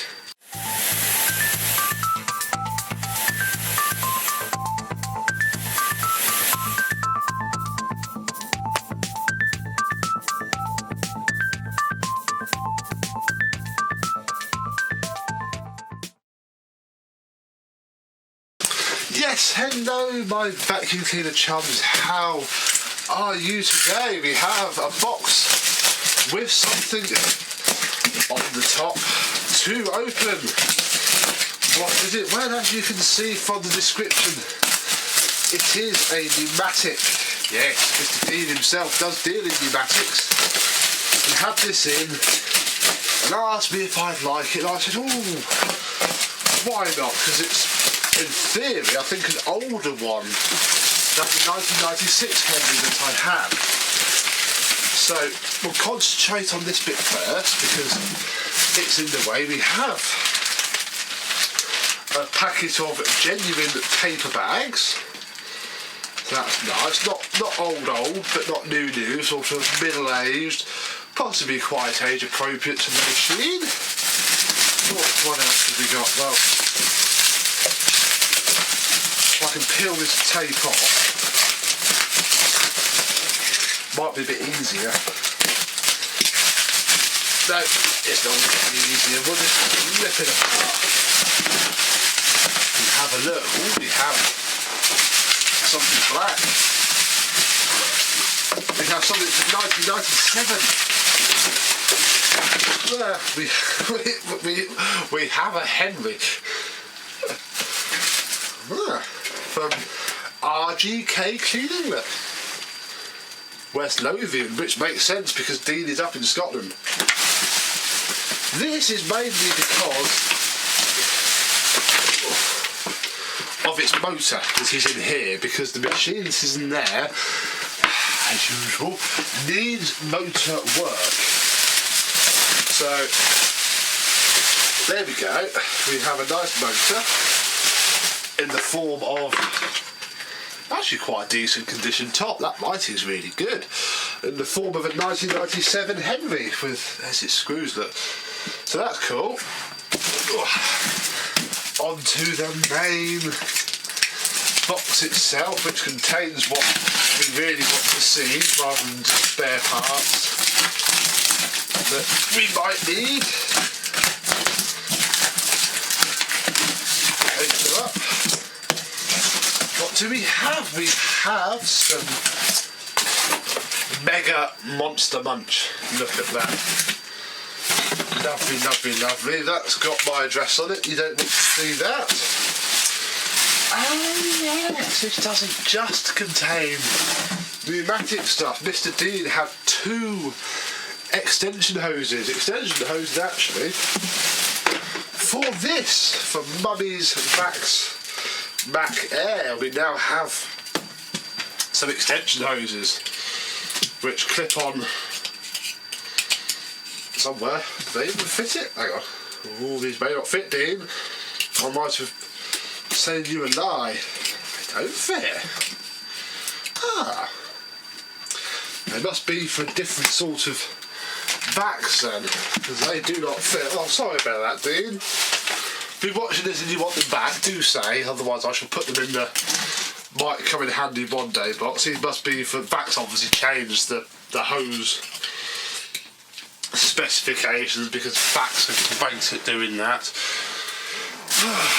Marvellous facts. What's in here? We have a turbo power motor, which I said that I would. Wow. I'm going to rebuild this for Dean because he's got a few turbo powers. That is knackered. That is utterly cream crackered in many, many ways.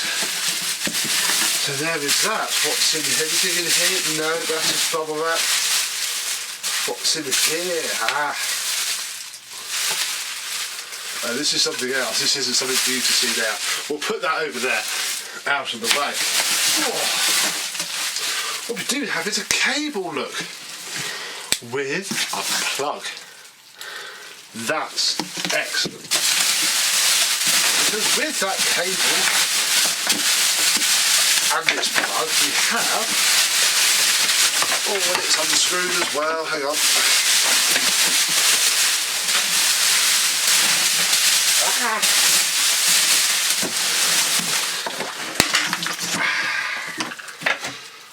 One of these, which is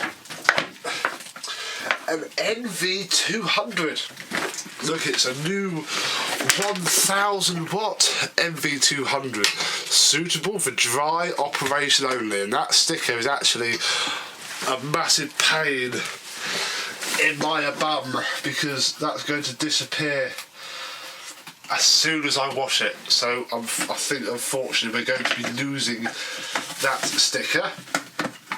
Now it's not in the best of shapes. Obviously I was made fully aware of that before I bought it, so that's fine. We've got a bit of damage there, look. There is a bit of a crack there, although that should glue up quite nicely once we get going. Oh, let me open this up. Underneath it is pretty used, and the motor isn't. The motor is broken, and that's why I have this other one here, because they use the same motor, so I can basically make one good one out of both of those. We have an original red filter. Obviously they were red originally on Numatics, and this is lovely. Again, very disgusting, but will clean up very well. And we have the base itself with, oh gosh, what's left of its face. I have some face kits, so when this is done we could fit one on video. In fact, actually it's in pretty good shape. This, normally the stabiliser bar is completely destroyed. That has barely got a mark on it. That's really good actually. Don't think there's ever a date code on these. Not like the newer ones, so we can't date that. Sadly, all of the pneumatic writing is failing on there. It's just a sticker on these, look, so it's just peeling off, which is a bit of a shame, but we might be able to do something about it. Now, there are a couple of screws left in this, which I'm going to see if we can take out and just sort of, you know, make it a bit better. I want to remove this screw, just so it can all sit together and I can lift it up by its handle and it doesn't fall apart. There we go. I've never had one this old. That looks so different to the newer style HDR 200s. We have a blown suppressor, which is cool. But let me bring it down because you can't really see this. There we go, look. So we have a nice blown suppressor, which is fair enough. That only goes live. That only really connects up through there, so I don't think we need to worry about that too much. We can take that out. Here is our motor, which we need to undo some more screws, I think, to access, which is interesting. So I've never had this one apart before. I don't think we should get into that in this video here, because unlike this one, which is all nicely apart, in fact, we may as well just take this out now, just to get it out of the way, because it spins very nicely. Although it is burnt or burning out, so hopefully the armature is good on this other motor, so we can make one good motor out of two. Just get off.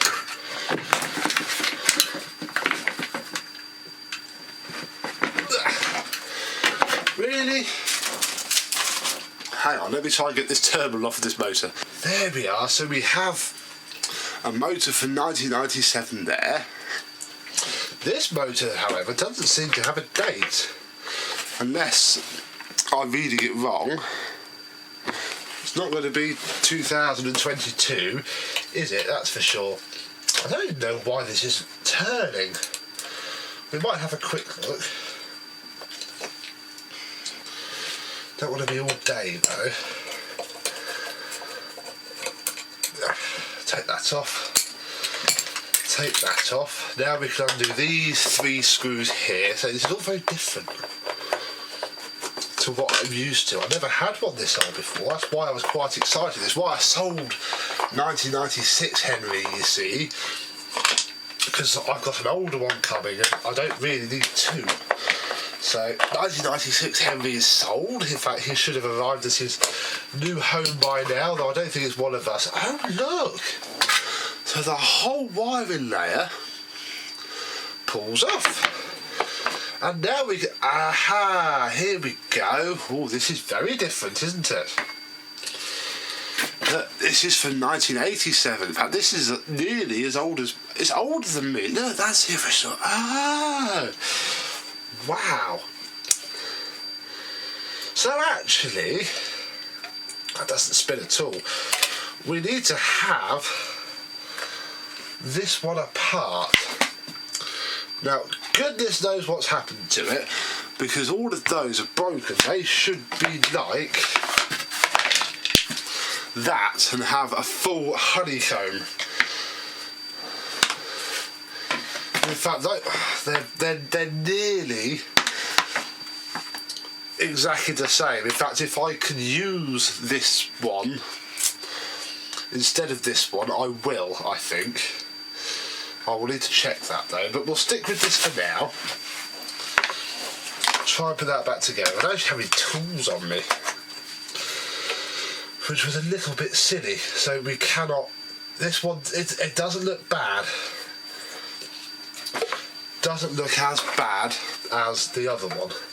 Let's take a carbon out and see what they're like.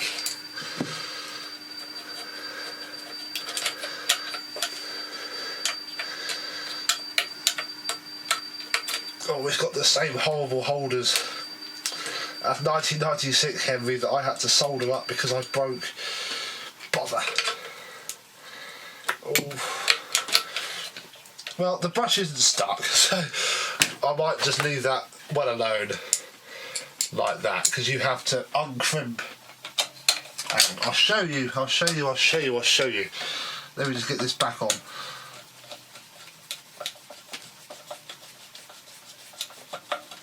You have to uncrimp the carbon holder from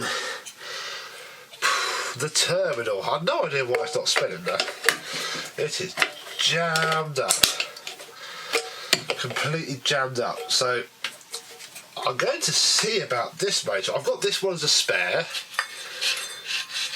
and it does spin, but it is a completely different motor, and I would love dearly to get that one built up. In fact, let's see if we can put it back together in this, because I don't think it will.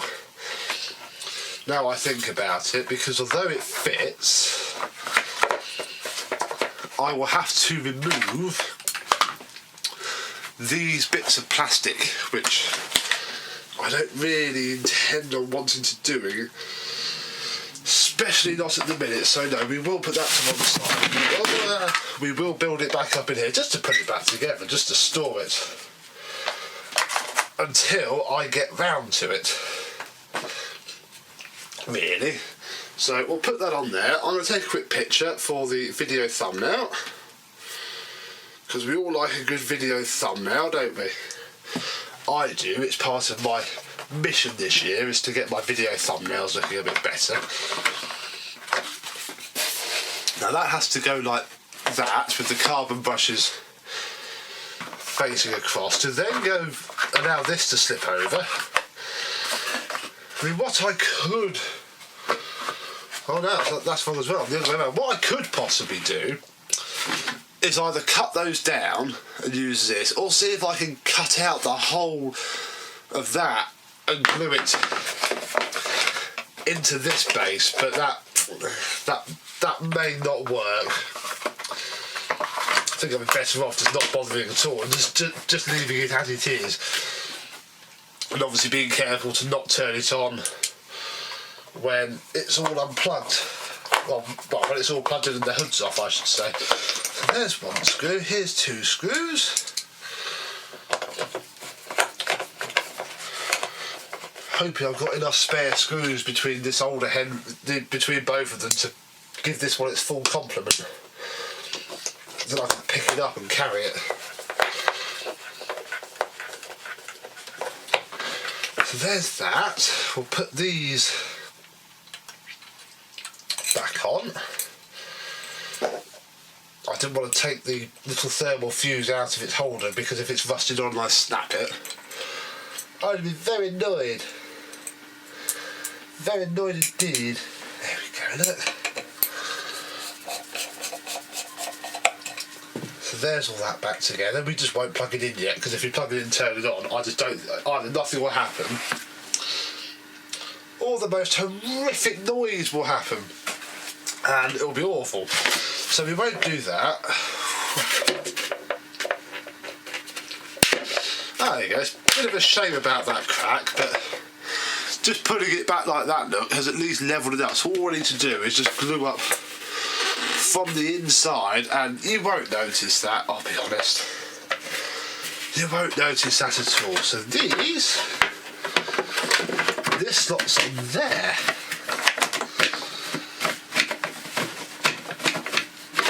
Why is it not pushing down? What have I forgotten? Anyone? I don't think I've forgotten anything, have I? The wires aren't in their little holders there, but I wouldn't have thought that was a... there we go. Marvellous. So there's that. We have one big screw here that I can see, so I'll put you in. The problem is this flipping Henry hasn't got any screws in it either. So, oh, here's one. There's another screw, that'll do. You can go on the opposite side, so if all I can find are two, that'll be good enough. Any more, Heidi, any more? No, I don't think so. Nice handy spare cord reel there. That's always good to have. No, I have no other screws, sadly, anywhere, which is, well, apart from that one which goes on the top. So I think we need to find some screws for this, but that's not the end of the world. This bit, say, is such a shame about... I could probably get that reproduced as a sticker. If I could find somebody decent enough with, say, Photoshop, I possibly could find or get reproduced these stickers, which would actually make my day, because I always like originality whenever I can. That clips on there. We have one screw, so I can at least, you know, find an appropriate replacement screw. There's a screw at the top which has been completely stripped out, and that holds this on there like that.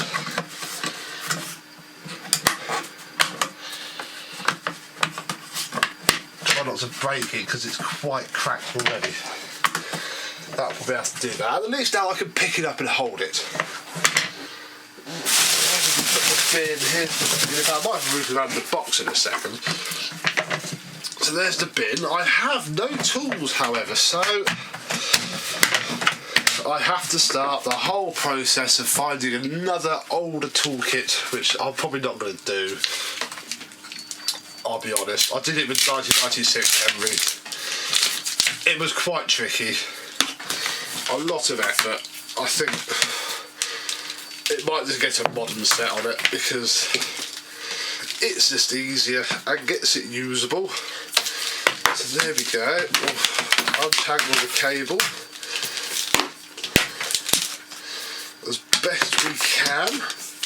Nice thick original cable though, that's always good to see. And we'll wrap the cable up in a minute. I'll do it off camera. Because we are done, we have a box of parts. I have a spare motor because I think in theory the inside bit should work, but I don't know, I think its motor will be okay. We have the wheels. Oh, we've got a squeak.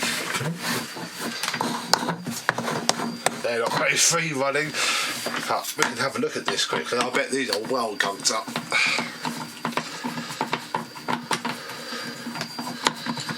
If you take that off there, oh, there's a dead spider. All in there, look, it needs to be cleaned up and greased, and that'll run like an absolute champion. You will. Can't call you Henry because you're not a Henry, are you? You're a Numatic. There we go. And there we go. That is this video done. We have unboxed a Numatic NV200 from on or around the late 1980s, and he will make a lovely little project for the summer once I have all of my other stuff out of the way. And in fact, we could have a little bit of a group hug because here I have 2007 Henry. As you can see, there's a bit of a difference between the two. Although they are physically, no, Henry is bigger than Numatic. We've also still got Bernie here. That's why I wanted to unbox this, because I wanted to box for Bernie. Bernie is identical in size. He's only from 1992. So these two are very, apart from the base is wrong on Bernie. But Bernie will probably fit this.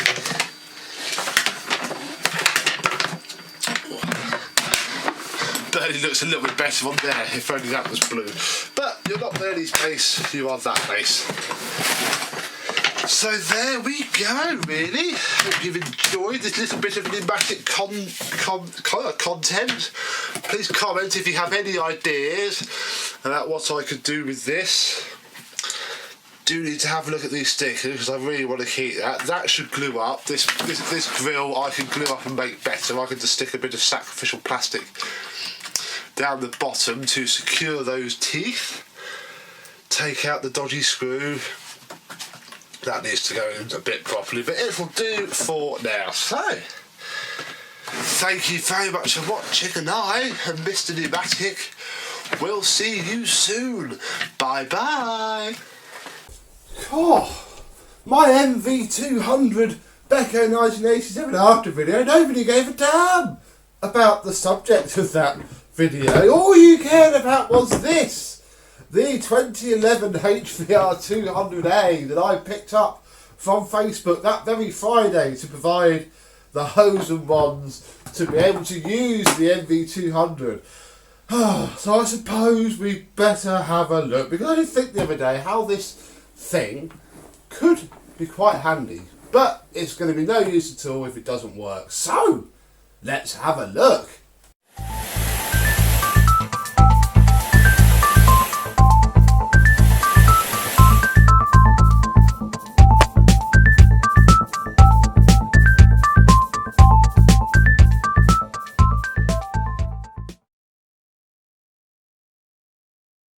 Yes, hello my vacuum cleaner and Numatic chums, How are you today? Yes, this is what happens when you browse Facebook when you need something, rather than having to wait for something to arrive. And this is it. It has been outside. You can see by the fact that it's a little bit damp, because it stinks. And I couldn't quite work out what the smell was at first, but I think I'm fairly confident it's just excessive fragrance. She must have been lobbing carpet stuff down. So I have thrown the bag out. Here is the filter. There is the bin. That is about all we are going to look at. Oh, there's the smell. Now, again, but yeah, the bag went in the bin because the black bin went the other day. I could get the heck rid of it. But we're left with this. And we have a little bit of a head start because she said it does run, but it's intermittent and there's a wiring fault. Now, she doesn't strike me as the sort of person at all who would know what a wiring fault was if you strangled her with it. But I can see some black marks around the plug. So we'll have a little bit of an investigation. Ooh, yeah. That's it, look. Crikey. There's even a hole in the wire. Well, there's a very simple way to fix this then. How much cable have we got?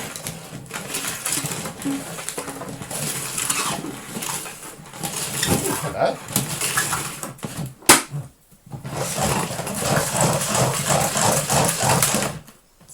Oh, that's what happens when you store a pneumatic in the cold. Oh. Yes, don't care, blah, blah, blah. All the bits that matter are going to be dry. It's only really the side that got wet. All the switches are okay. I'm going to cut this back to here just because, you know, I want to have maximum getting away from that core. Well, you can tell because it's not the original moulding plug that this thing has been, you know, come on, I just want to do that last bit, and then rips. Yeah, I can see the live cable staring merrily at me. So I'm going to wire this back onto this plug. And with the plug wired on very nicely, I feel fairly confident enough, although it's going to smell. Let's plug it in. Oh. But what I haven't done, actually, is check the fuse. Because it makes sense that would have gone.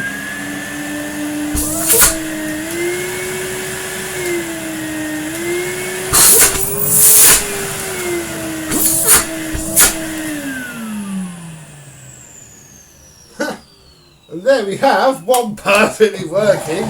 Even the high-low works, so the PCB hasn't gone on this one, which is astonishing. Well done you. It's fairly used though and tatty. I mean, obviously it's not been a looked after machine, but who knows? It might clean up. So I think I will give it a refurb. I have a plan for it. It obviously involves this going through the wash, but yeah, that's in remarkably good working order. That is literally working fine. Stupid person just didn't want to rewire the cable. So there we go. This is my free, I mean, I've still got its hose and its bonds, but they're now making my custom power head, which I can't use on this because it doesn't have a power socket. I'd have to put the end on with the plug. But hey ho, that is for another day. So, this is saved. I shan't leave him out in the garden anymore. And yeah, you might well see him soon. So thank you very much for watching, and goodbye. This is a 1996 Numatic Henry HVR 200. And bless him, he's a little bit worse for wear. Look at the state of him. I mean, it's just powder. Really? Bless him. It doesn't work. Apparently he just stopped working one day. Dead as a dodo. these are a bit different to troubleshoot than the usual autosave ones that I feature on my channel, so I thought we'd tear them down quickly and see if it's obvious so what the cause of death is.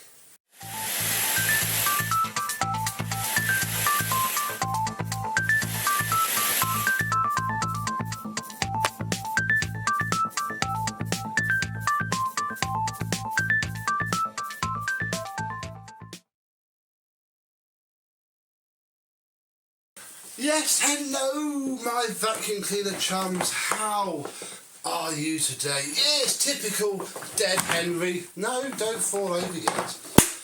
But obviously these older ones do go wrong in different ways to the newer ones, because they're simpler. They don't have a PCB that burns out after 2-3 years and just nicely stops the motor. When these go wrong, it's usually for a reason. Now I have checked the fuse, in fact that's why the cable is a damn sight cleaner than the whole machine, because I pulled it out and it was filthy. So we do get to go straight away inside, and you know what, that's not too bad. But this machine is used as an extractor on, and I know the irony is going to be lost on many of you, especially the horrible, hateful Americans whose messages I wake up to at 6 o'clock in the morning, on my phone. It's used to make dental moulds. The guy makes dental moulds. So most of this is probably external that's gone onto it, because inside isn't too bad, really. I'm actually quite impressed by how clean it is. Under there, that's nothing you wouldn't see from, 20, 30 years of use in a home. So let's undo the 4 screws. I'm not fully going for a refurb and clean up on this, I'll be honest. We might wipe him down if we can get him working, but again, I'm not charging too much for this job. I thought it would just make more of a fun video than, out and out profit. So we'll lift the hood on, which was caked on. It seems there's been a little bit of wet in there somewhere.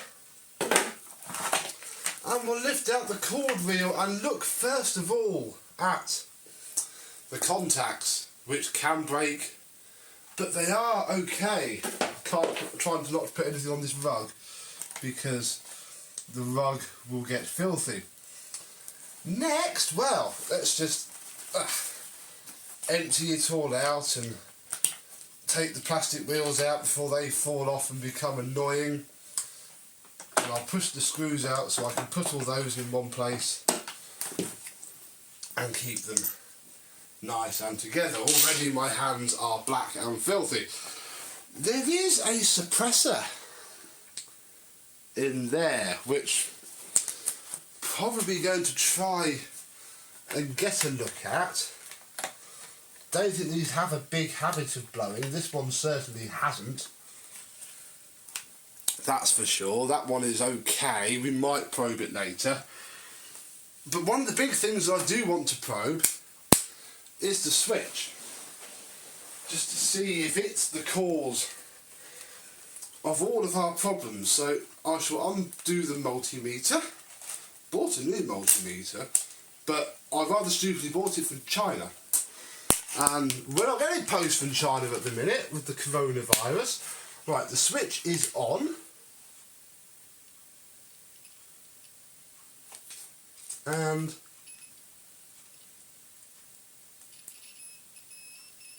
it's not the switch. The switch is working absolutely fine. And I would say I'm not getting anything from that suppressor, but obviously I wouldn't be, because it needs the plugged in turbo nozzle, which obviously I don't have, to make that work. So the next place that we should, in fact actually before we do that, we are being a little bit ahead of ourselves. Before I go and hoik the motor out, best check the cable. Now we've got it out. 1 on 1 pin, and then I can't remember which is which. but that one works. And that works. So yes, it's also not the cable. So we are looking further down into here to see what is wrong with this very filthy Henry. With all three screws undone, we can lift up the top to reveal the UDS motor that these have. And I'm going to pull the contacts off. There we go. Let's just check. I don't think these blow. They're sort of self-resetting magnetic switches almost. So I'll put that out. Take that out and we shall extract the motor which spins. It is a motor from October 1995 and there's no blown bits on the COM at all. That all seems relatively fine. Let's have a carbon brush out.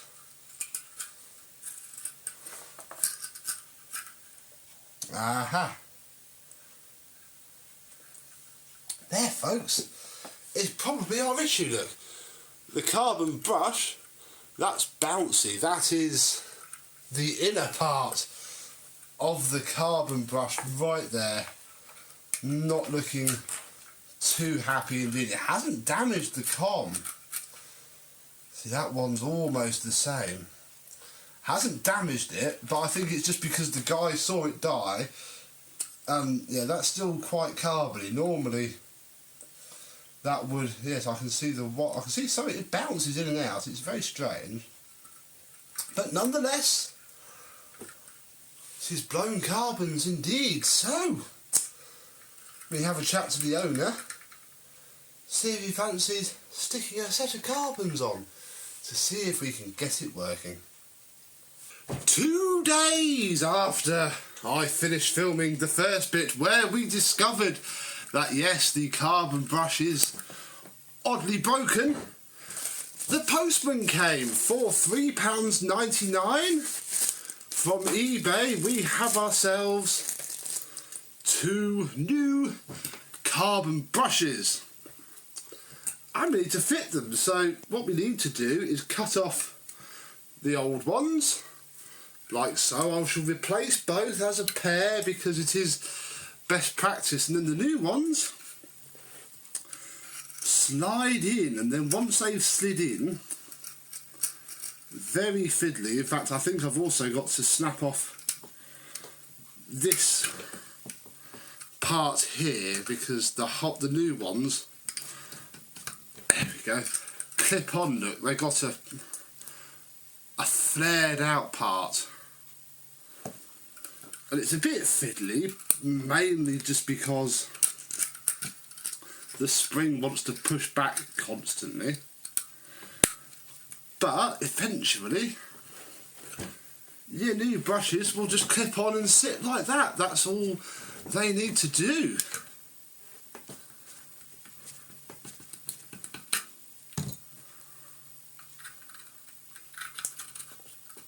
With the carbon brushes in place, we can start to reassemble the little fella once more, starting with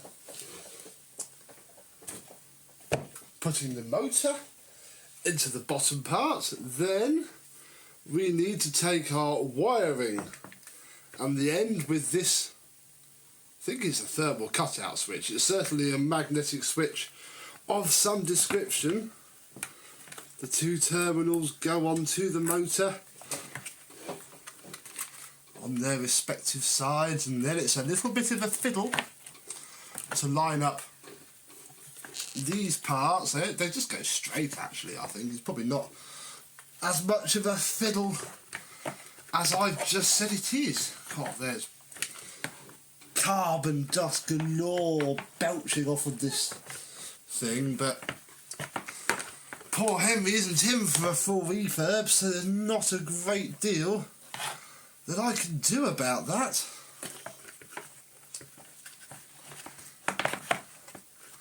Come on. Come on, Henry. It's time to go back together. Tell you what, you know how he comes apart? All Henrys are the same. I'm going to stop filming. I've got to wash my hands. This is not a clean job. And I'll get it back together and I shall join you back on the floor and we'll see if it works. Back to familiarity on, as one viewer described it recently, the most disgusting rug he'd ever seen, and I'm inclined to agree. This comes up now if I'm not filming. I just use this as my filming carpet. Henry! He's looking a lot cleaner. I couldn't leave him like he was. I mean, I haven't gone to town, as you can see, but I've just given him a bit of a wipe, because bless him, you don't see a 1996 Henry very often nowadays. And with power applied, it is a beautiful sounding motor, oodles of suction,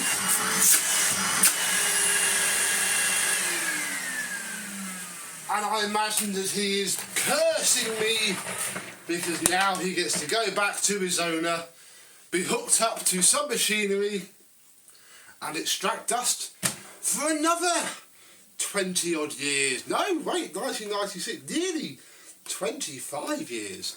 Bless him. So, there we go. Carbon brush replacement. This generation with the red lettering is a lot easier. In fact, to prove my point, this 2001 Henry that is sat over to the side is scrap, because its carbon brushes needed replacing, but it had the horrible UDS motor and you can't get them. The only other alternative was a new motor. So I have plans for that one, but on these older ones it's just the thing to do. So there we go, really. Little short sharp video. Hope you enjoyed it, any Numatic fans. We saved another one. Hooray! Thank you very much for watching, and I will see you soon. Bye bye. As you may remember, my little cream and brown Henry, who is missing a wheel, which is probably in the loft somewhere, we'll come back to that, doesn't run very well, as I'm sure you remember.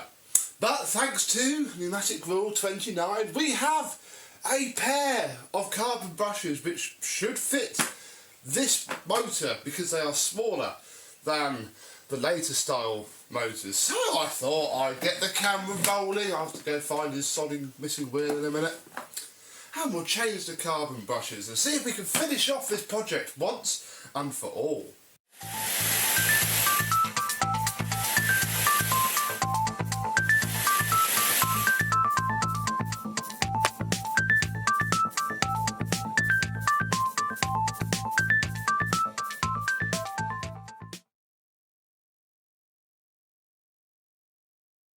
Yes, hello my vacuum cleaner chums, how are you today? Yes, Crickle Cream and Brown Henry has basically just sat up in the loft ever since we finished filming the after video, really, the one where I put a question mark on it because of these brushes, and I'll be honest, I've forgotten a little bit about it, and you know, I needed some other pneumatic bits. You know, I had the NV200 project going on, and yeah, I messaged Mr. Daniel about something else and went, oh, and these, and yeah, he had some, so now we can fit them. So we'll take the top off, take the cord reel off. Nah, don't need to worry too much about any of that, and then I'm hoping that we can take, if I can pick the little screw out. No, we're not starting that. It's very hot today. I'm very busy. We need to just get on with it. Yeah, it's very hot. I want to open the door again. But yeah, so I've got these carbon brushes, blah, blah, blah, blah, blah. And yeah, I need to fit them because I daren't turn this thing on without them because the armature is very good. And I don't want that to, you know, not be very good ever. There we go, look, I think, oh, there go the three wheels. We can probably do something with that. So, let's pop up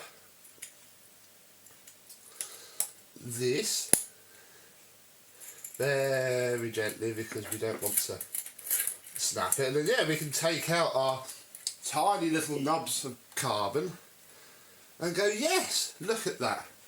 Perfect fit. And it's important to do that first because we've now got to chop off, oh there it goes, chop off the old carbon brush, because the new ones have a little clip on the outside, so in fact we could possibly get rid of that bit of metal as well, but I just want to double check that it fits first before I go do something. Oh, the little spring just doesn't. It does if I push it in at an angle, and that might be all it needs.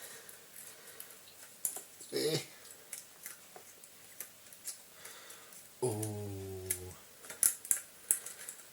It is, isn't it? This spring. Where's the old spring gone?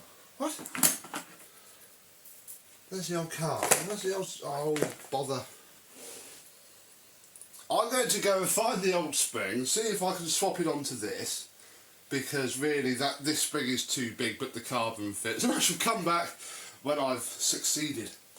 And eventually, with the old carbon brush spring on the new carbon brush and cutting off the end of the carbon brush holder, we have one fitted. I think it touches.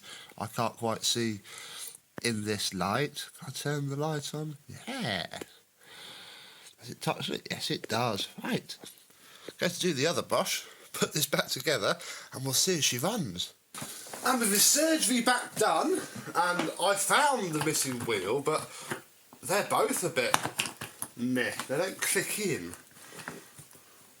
May have to have a look at that.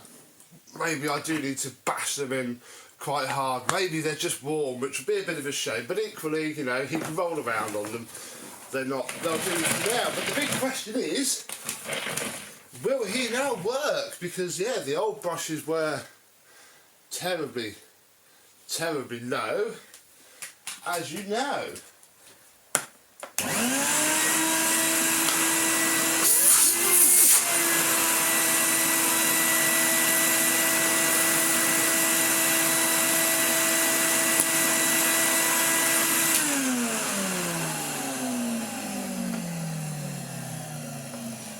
He certainly does, and listening to that wind down noise, it reinforces my belief that I think I messed up with the MV200, because these are the same bearings. You know, I bought 4, 2 in here, 2 in the MV200. The MV200 sounds like rubbish. So I think I need to find myself a small little bearing press. It doesn't even have to be a big one, because I think me hammering the bearings on doesn't help. Those of you with a keen eye will notice that the thermal cutout temperature sensor is lying right here, and it fell apart. I didn't even pull on it. Just pulled all the wires out of the end of it. So that's now gone, and it's directly wired up. So we now have Henry working well. Why all the sudden cream and brown Henry love? Well, also in the box that came from Mr. Numatic Rules is another hose. I haven't washed this one yet, but I now have a decent, and it's a genuine hose. And see, the reason I wanted a genuine hose is just because I didn't want to have to look at a pattern hose end. I know it's not a brown hose, especially for this. It looks better on the MV200, but equally, you know, I'm not going to hunt out for a brown hose. I'm fine with that in my head. I just didn't want to look at a Qualtex one. I also got another bent end. Again, I haven't cleaned it up yet, but as you know, in the other set of tools, the bent end is seized in, which makes it really good for power head, but for normal use, no, I don't like it. I've just been and found 2 ones.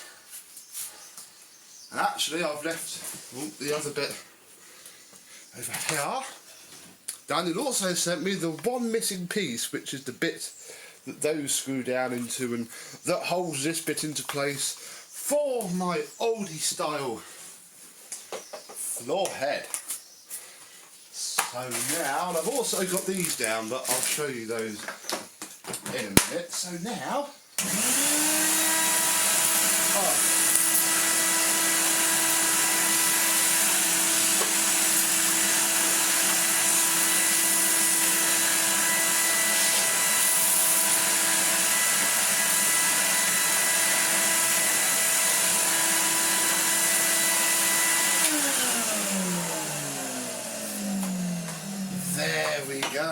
is now fully usable. The tools, well, these are the small tools that came with that 2011 one. You know, the free Numatic that I picked up for its tools. And actually, they are brand new. So we have brand new small tools. Obviously fully not correct for this at all, but equally, these are going to get a lot of use today. Because over there is my desk, and as you may notice, I now have two monitors sat on an arm at the back. There's also a new laptop there, which you can't see, and a desktop, and the laptop isn't fit for purpose, so I'll probably be keeping the desktop. But either way, it was just thrown together to check it worked, really. I picked it up 2 days ago. The idea now with Cream and Brown Henry is that we are going to spend the day together. The whole desk has to come out. I have to cable manage it. I'm low on plugs. The cables are all a mess because it's all just chucked down. I don't think I can zoom in. Look at that. Look at that mess of cables. So yeah, it all needs to be done. I thought, yeah, what better vacuum cleaner to use than a Numatic, and also an excuse to get the Cream and Brown Henry completely finished. So there we go, really. Little possibly update video. I now have two full Numatic toolkits, one which can stay as a straight suction, the other one can be for the power head, and yes, the power head will fit Cream and Brown Henry, and yes, you will probably see that fairly soon indeed. But for now, for this video, thank you very much to Numatic Rule for these small random parts, always very handy. Thank you to you for your continued support, everybody. Thank you to Cream and Brown Henry for working. And I and Cream and Brown Henry will see you soon. We have a busy day ahead of us. In fact, maybe I can start on a little bit for you now, because I've got to get the sofa moved first to be able to pull the desk out, and that's going to be disgusting. Oh, I've knocked over one of my lights. That's going to be disgusting. How about a little bit of ending B-roll of me vacuuming out under the sofa?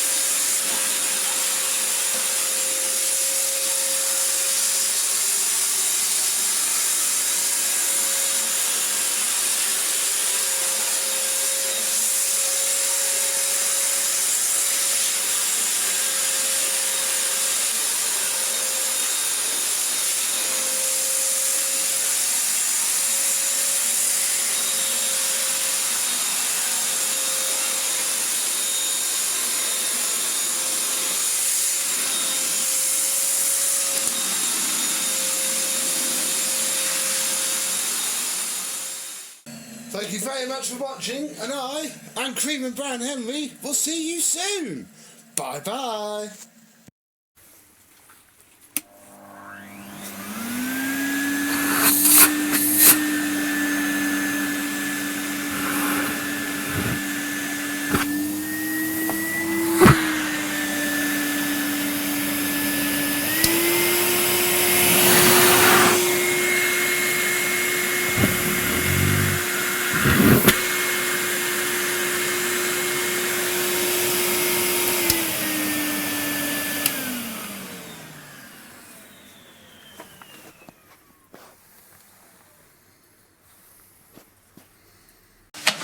I had cause to help another collector recently. Those of you in the know on the Facebook groups would have seen this little chap, Bernie.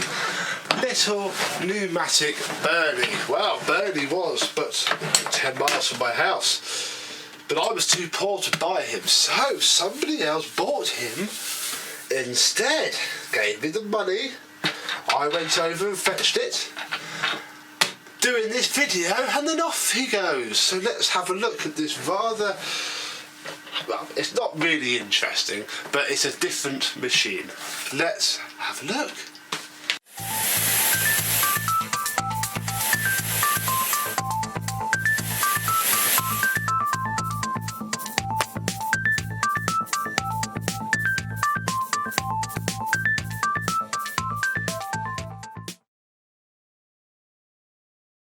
Yes, hello my vacuum cleaner chums, how are you today? Let's put Bernie out of the way for a second and show you what else came with him. We have this hose, the whole thing stinks. There were loads of people in the house and they're all smoking, so it is quite disgusting. But we have a hose,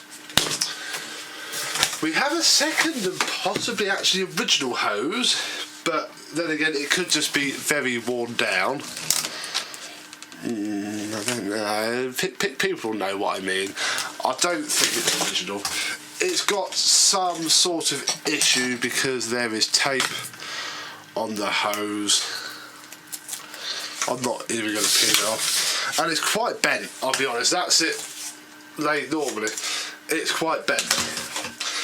Guy doesn't want the hoses, he also doesn't want the wands.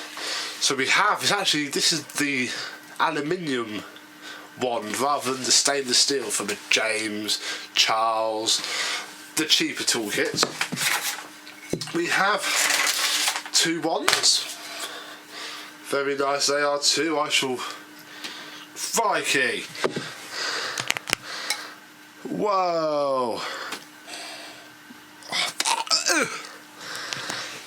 I should be keeping those, but they can go in the garden for like the winter to wash. And we have the floor tool, which, oh gosh, is worn a bit. However, you would get away with that. But the top's in quite good condition. Single pedal, obviously, made in Germany.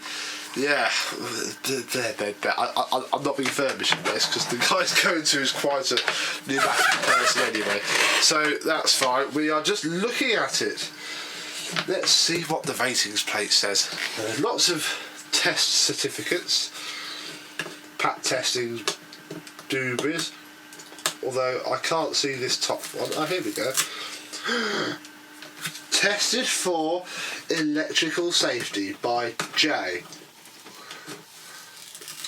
Next test due 20th of the 5th. Oh, I've got to zoom in. Hang on.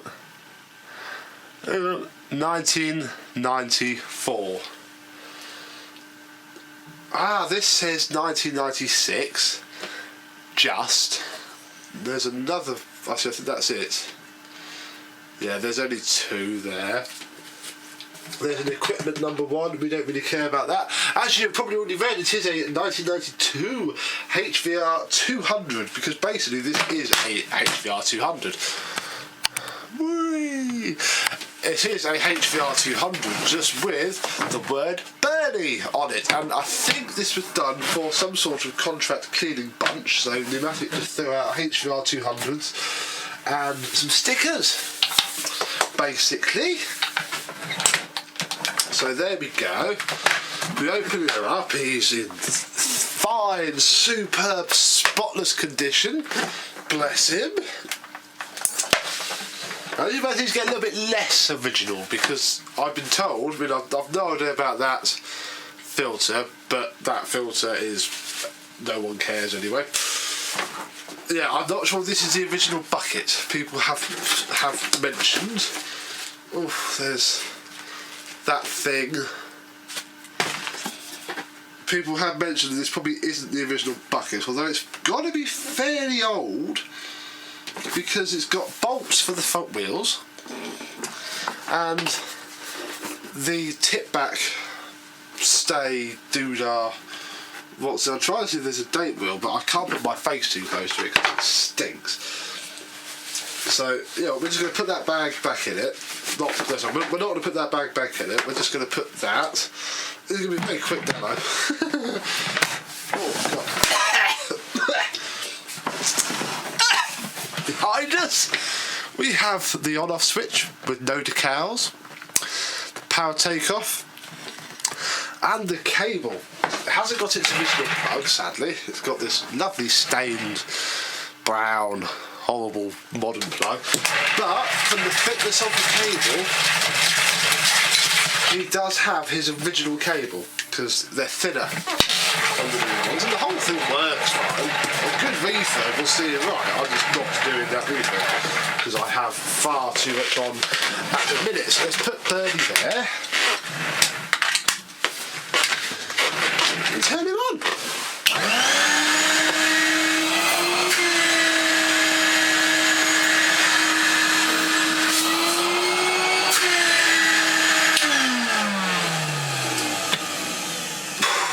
Crikey. Very good suction. It works absolutely fine. That sound is sublime. That sound is what my 1996 Henry probably should sound like. It's beautiful. So that's probably got the original motor in it as well.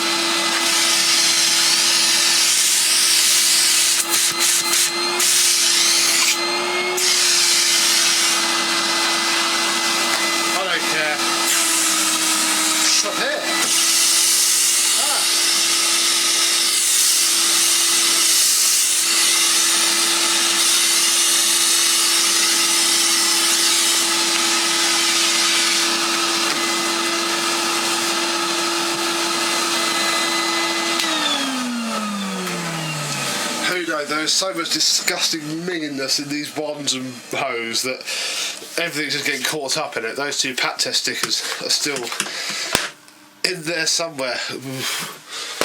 So I think I'm going to throw this hose away. I'll keep the wands because I concede they are handy, but they are going to live outside for many, many wet days. I'm probably going to throw that hose away as well. I'll keep the end because again, I agree that they are handy, but everything else, no, it's just not worth it. Not worth it at all. They are disgusting. I don't want them in my washing machine. Go away. So basically all that's really going is Bernie himself and his throttle. If this wasn't cracked, I would have sent this along as well, but it's cracked, sadly, and it's pretty flipping useless as well because nothing actually stays in it because it is so worn that everything falls off. So that will help because that will make it a smaller box. And yeah, this is.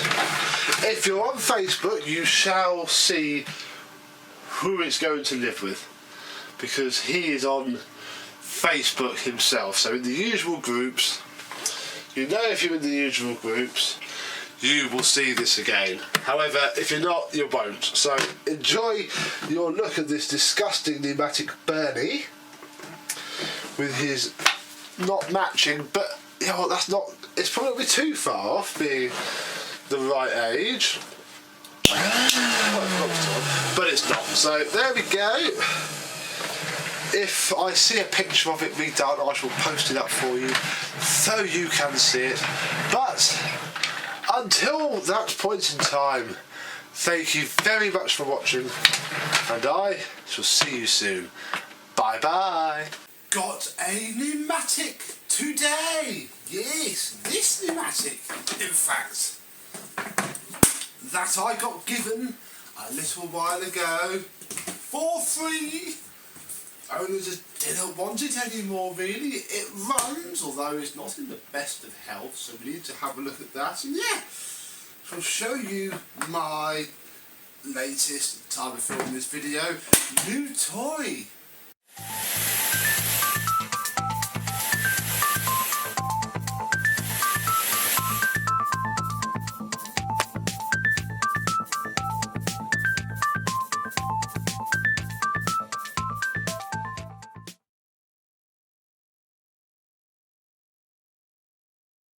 Yes, hello my vacuum cleaner and pneumatic chums, how are you today? Yes, this is an NRV 222 from week 2, 2013. So, a couple of years old now really, although it is actually the first bigger pneumatic that I have ever had really, apart from the George I had brand new a few years ago.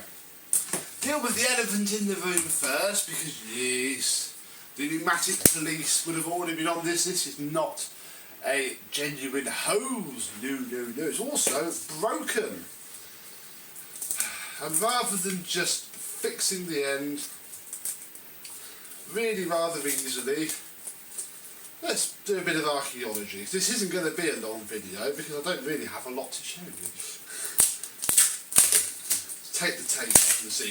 It won't keep this hose anyway, but they are very handy to have because using, certainly on this end, the inner bit and a small length of hose, you can convert Hoover Junior 119s to take bags. Now I'm not actually sure what the heck that was for, because there's no, I was expecting it to be split, but it's not. So we'll have a think about that when we come to turn it on, pop that in the bin and show you the machine. So yes, it is a 2012 with the clicky low-high and obviously the clicky switch. Cord rewind, it's still got its original plug. Cable,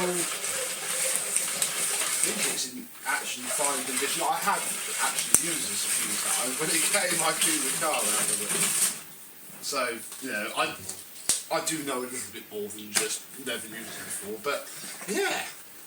If we open it up, we can see that, and this is actually something else I was going to say, this isn't the original filter. Underneath there is quite clean, really. It had a quite full non-genuine paper bag in it. So that does have, and that can explain everything in a minute. This isn't the filter it came with, actually. You can see the state of that. My stepmother bought a van load of furniture down from the family up in Peterborough. He wouldn't take diesel money for it. And I saw this absolutely trashed Henry in the back of the van. I said, oh, what's the bags for that? Bags? What bags? So, right, okay, so I just swapped his filter out. This is after it's been bashed out, and gave him a couple of Hepaflow bags. So I'll put this back in here so it has one. But yeah, this isn't actually the filter it came with, but it doesn't really matter. They're all the same. It was quite dusty as well. So yeah, there's the filter. There's the inside. Underneath, the wheels aren't too trashed. It's just a bit dusty. There is a date wheel on here, which is January 2013, so it's the original bucket. Has a 3D face on it, which, ow, I won't take off now, but yeah, 3D face job, as they all are now, although I think 2013 is roughly when they came in. Don't know. Yeah, very nice indeed. That's a bit stiff to go on. So yeah, this is my first big pneumatic. I was half tempted to keep it, but I'm not. So this is going to be a before refurb video, and you'll get the after. But let me go and find some power.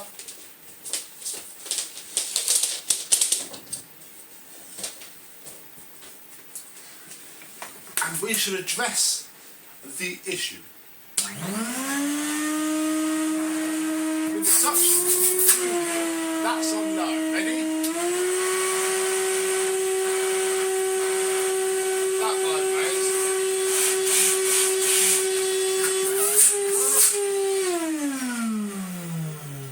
The fan is full of rubbish.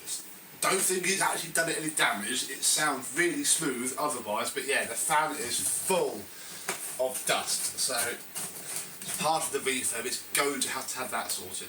I want to just check this hose. It's still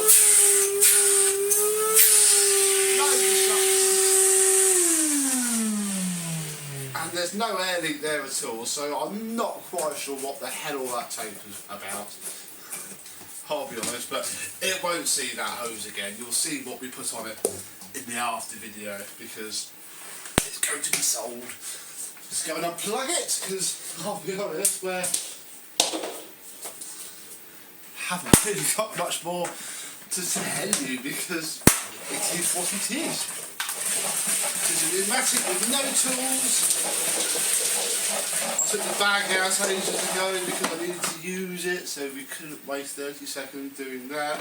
Yeah, it does have its parking slot, although I haven't got the floor tools to go with it. Yeah, not too bad at all. It runs. Once the fan's washed, it will run well. Yeah, it's a pneumatic that I've never really had. I don't really know too much about them, apart from seeing them in catalogues, although obviously we all know what it really is. And yeah, basically, there we go. My NRV, that's what it is, 200 before refurbishment. So, short and sweet today, sorry about that, but plenty more to come. Actually, I've got a fair few more pneumatics to come as well, so... And thank you very much for watching. And I shall see you soon. Bye bye. Hello, my vacuum cleaner chums. You join me in the back room of Chiller Village Hall, where we need to clean up after the party that we just had. And I found this in the cleaner's cupboard, a pneumatic NVDQ 572. Come on, focus. We haven't got time for this. There we go. From 2009. This has the thick tools. I've never used a machine like this.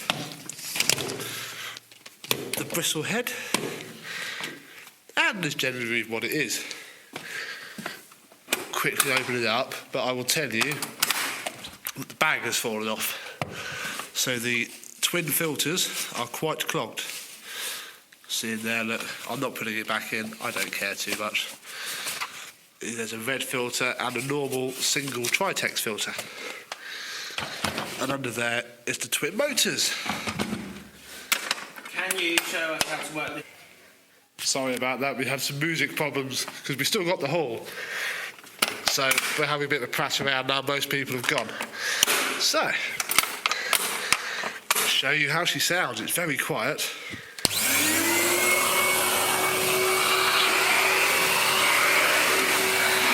The poles are very short.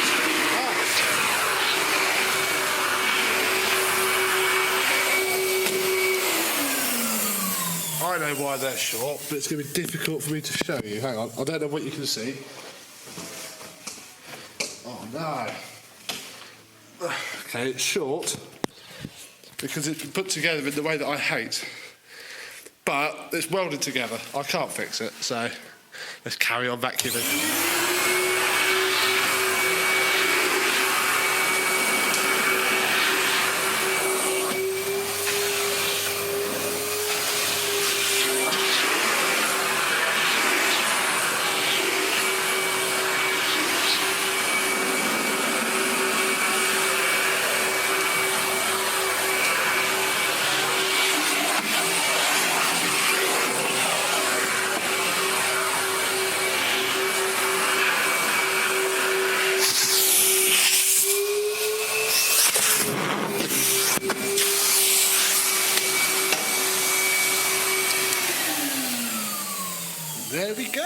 sorry for the short video, but I'm going to be noticed if I'm away for too long. This room doesn't really need vacuuming because we haven't used it.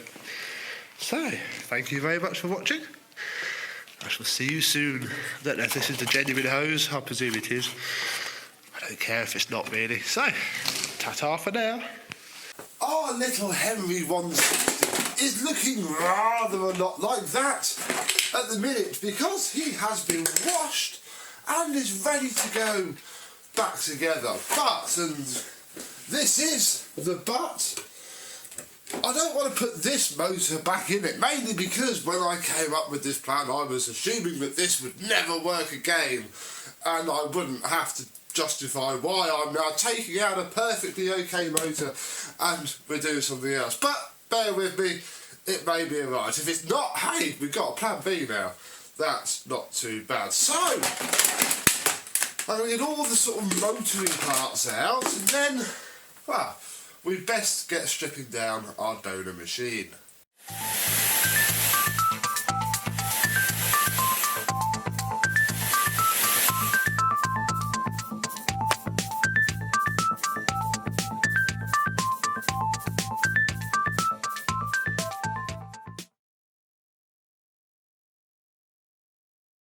Yes, hello my vacuum cleaner chums, how are you today? No, your eyes are not deceiving you. This is a Miele C2 Extreme power line and I think it does work.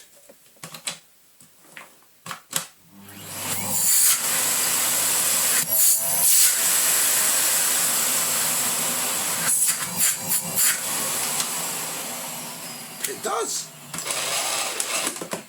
It works very well. Yes, my idea is to try and fit the motor from that into this and with all that goes with it. So to start with, and I know you have to be careful about this because I don't want this anymore. Look, it's got horrible, this is one of the leftovers from Miele Fortnite that I have no tools for, it's not worth doing. So it can all come apart for a bit of fun for us today. So we'll have the switches off. Come on.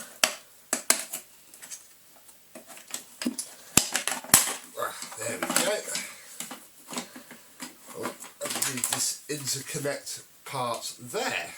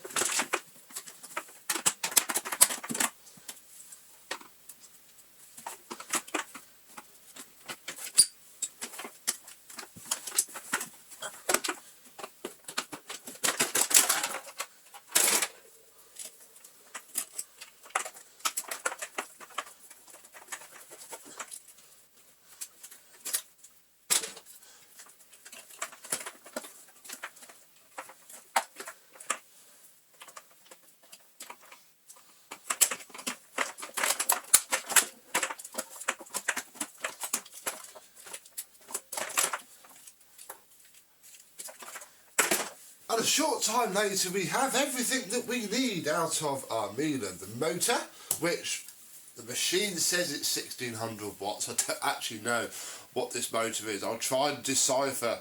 I've just had a look for the type number, but it's full of listings that are no longer available or have zero information. So I don't actually know what wattage this unit is. Doesn't matter, should be a moot point. This is the wiring harness for this motor, the PCB and the speed control knob. Because yes, my ideal is to try and fit the speed control from this to our Henry 160. Yeah, that's what makes this a little bit of a more fun project, because eyeballing these, I cannot help but notice that they look very similar in size, which will hopefully be a big part of this mod, is just the fact that we can use a motor that will near drop in. Ooh, gonna have to shave a little bit off. Ah, that's more rounded than this. if I can literally just chop the corners of each of those out, we might be in with a chance.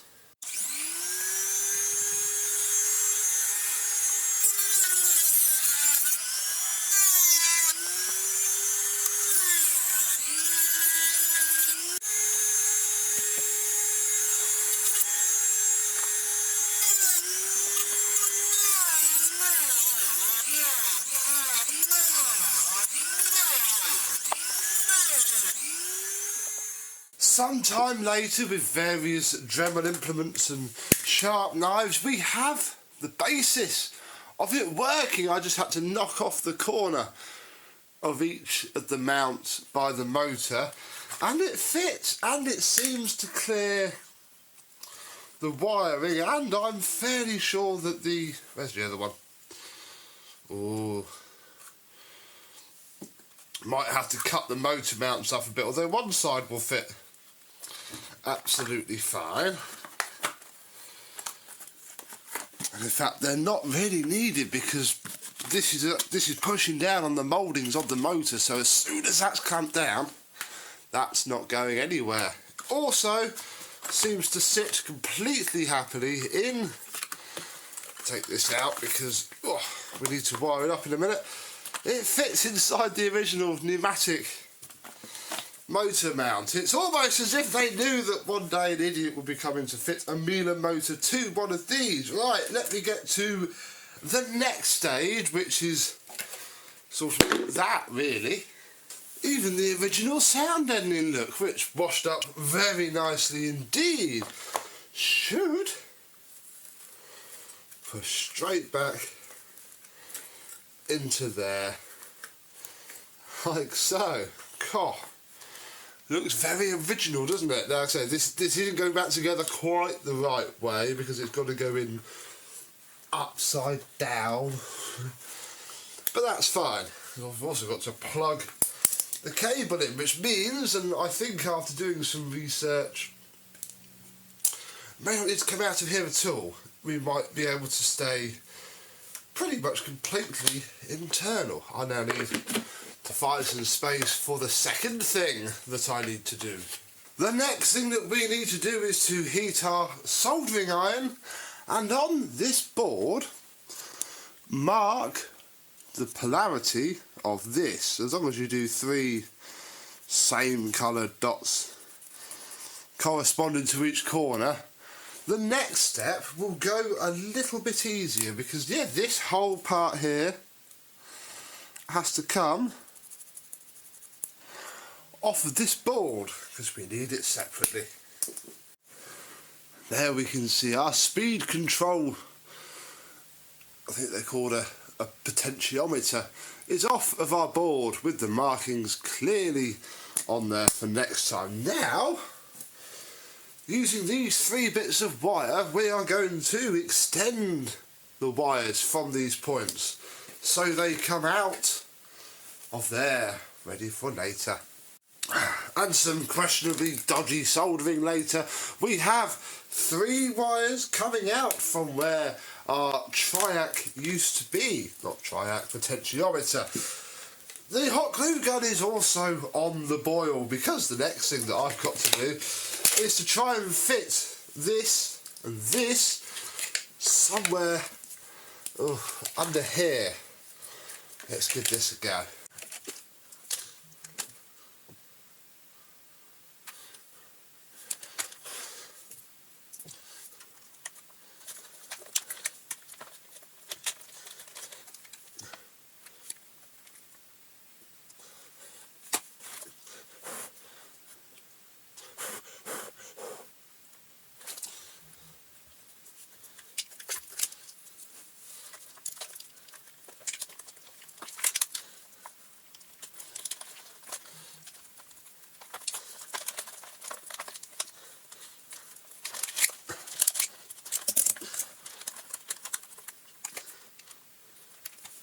That didn't fit around the outside, so it's all been rearranged. I'm hoping heat isn't going to be a problem. We have our main feed wires, they need to be tapped off the side of that we have our 3 speed control wires and our 2 switch wires here.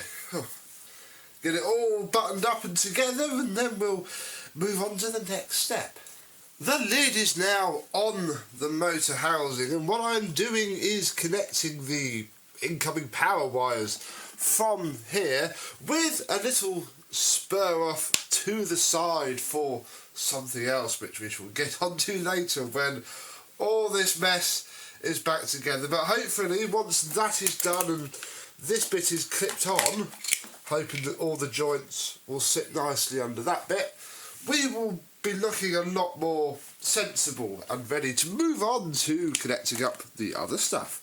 And after a bit more working out, moving things about and trying things out, which is what projects like this are all about, we have this. Our Henry is down and seated correctly. I had to chop out a little bit of there to get all the cables to run. It's quite fiddly but also quite handy because this would have been underneath before and works alright. We have our first mod, which is no, our second mod, because we got a motor, a power socket from an older MV250. The minute crimped on like that with a bit of hot glue because the crimp is the wrong size, but there is a bit of a plan for that, so don't worry too much. I'm hoping this is going to work because on our Miele kit we only have 2 wires because the PCB does the rest, so they're on one side of the original switch from this Henry. Actually, I haven't put a red one on yet. I do have a red switch. I just don't know if it's going to be, at least if it's green I can tell where it is, so we'll leave it green for now, but yeah, hopefully that will work. The next thing to do is these 3 wires, because yes, the second part of this hack is I want to try and fit speed control to this Numatic and create a speed control Numatic, and it actually looks quite simple because this is the cover that clips. Oh, look, I can even tuck those over there, that they kept the mouldings for when the PCB used to go in. That's quite handy. Oh, I should have utilised that, shouldn't I? Maybe we will. That clips on there, and you can see there's already a small hole in there, and that's because this is our potentiometer, and it will fit in the back of there like that. And I'm going to have to leave a little bit of length on these cables, and they're going to have to tuck them up in there because we're going to have to get this on and off a little bit, but I'm hoping that we can fit it to the machine, which then leaves us onto this, which is the hood. And basically I'm going to have to drill a hole, hence why I've marked the hole for, oh, you can't even see that, there we go, hence why I marked the hole so I can punch through, it sits on there, and drill through the back of our hood. Hope it's in the right place, otherwise I just ruined a Henry 160 hat. The last bit, which I have done, sits underneath this hole, because yes, now has the speed control from the Miele circuit board hot glued and hopefully soldered in place, and that will, as you know, goes off over yonder. So with the original clip fitted, we can hopefully, I've not tested this yet, got the cord reel in, and I've got to wind it up because I've got to put that on the back. Then we can grab the cable exit grommet, the same as every Numatic, slide it into place, and then drop the lid on, flip it upside down, stick it back in the bucket, and do up the screws.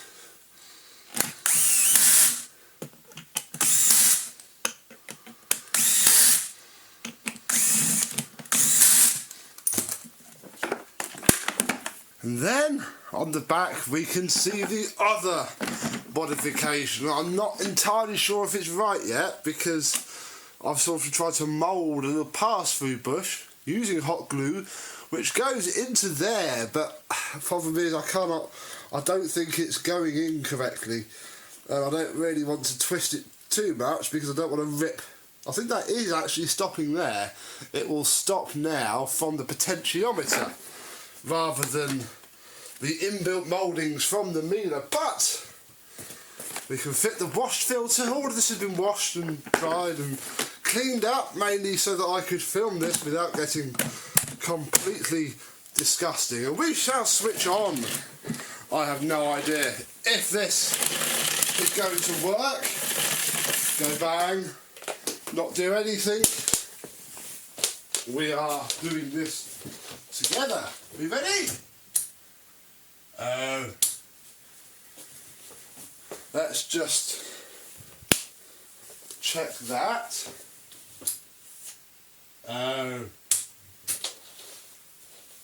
Dead. Dead. Bother! How annoying. Time for some troubleshooting. Okay, reset to go again, everybody.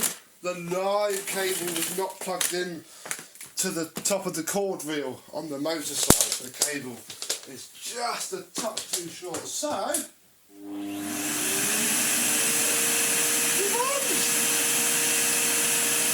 my goodness!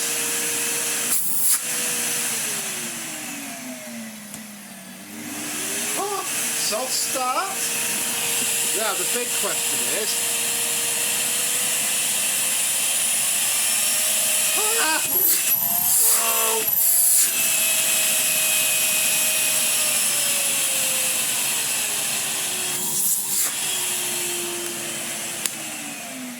yes, folks, we've done it. We've made admittedly that's about the only bit that needs work. The rest of it, it's got excellent structure. I mean, on its full setting, it can hold. I can pick the whole machine up. Oh, this is brilliant. Right, let's get all this rubbish cleared up and we'll use it. That needs to go back in next time we have it open because that is what came out. Oh, fantastic.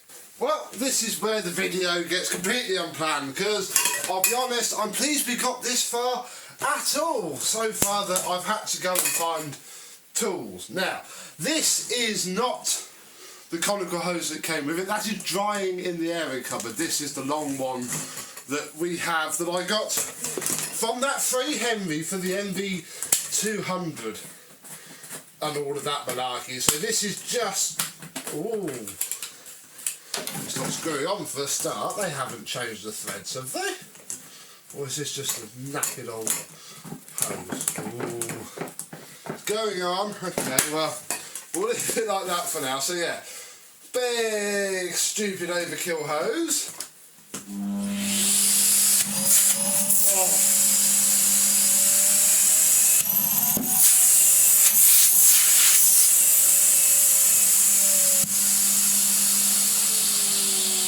I think that's absolutely fine. Problem it's doing is that massive bang you hear. It's actually this sucking itself in with the sheer air pressure of this, so we've got to be a little bit careful there. Right, I found some small tools for no other reason other than we can put them on the machine. That doesn't quite work like that there.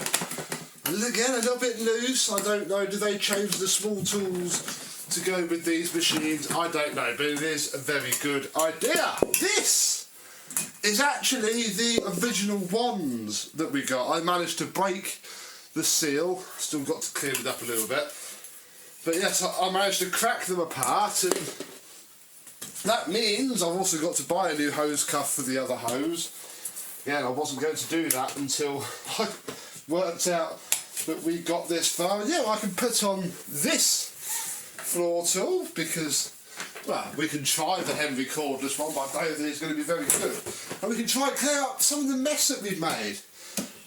And we'll leave the machine. Oh. There we go. Oh look, we just need a little bit more power. Oh no, less power. I still don't know which way round it goes. Oh. It's just so impressively powerful. The air's quite cool as well. But it doesn't need to be that powerful. This is plenty.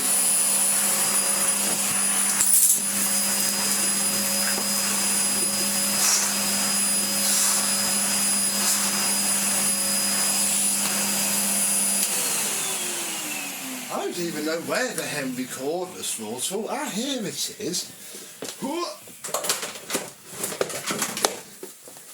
Let's try this one just for a laugh. It's not going to be particularly pleasant to use. And I'll drop the machine onto its lowest setting, which is probably about the power that the Henry cordless has. Oh, yes. That's actually pretty nice. More than enough power from the 2200 watt, I think that is. I don't think it's a 1600 watt. I'll check the number. And if we put it on full power,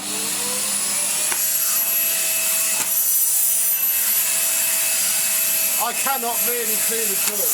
I can, however.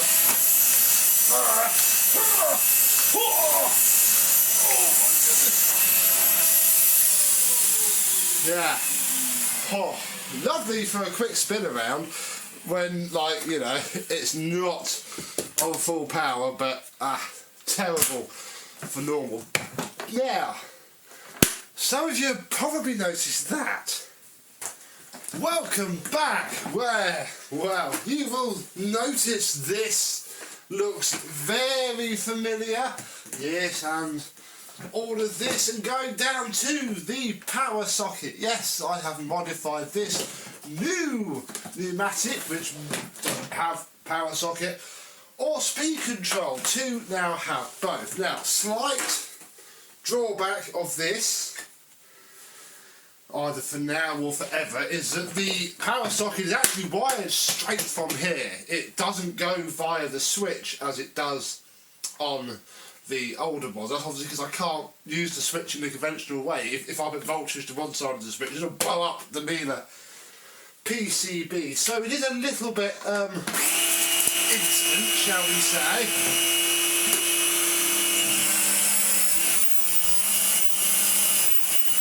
But works really well. I mean, I can make it use all the power. It could do.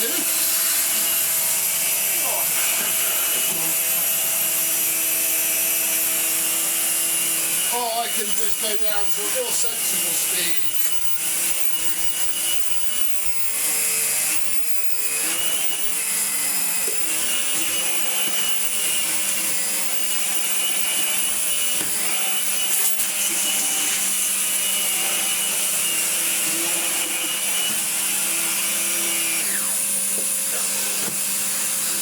This thing is so much more now than the machine itself.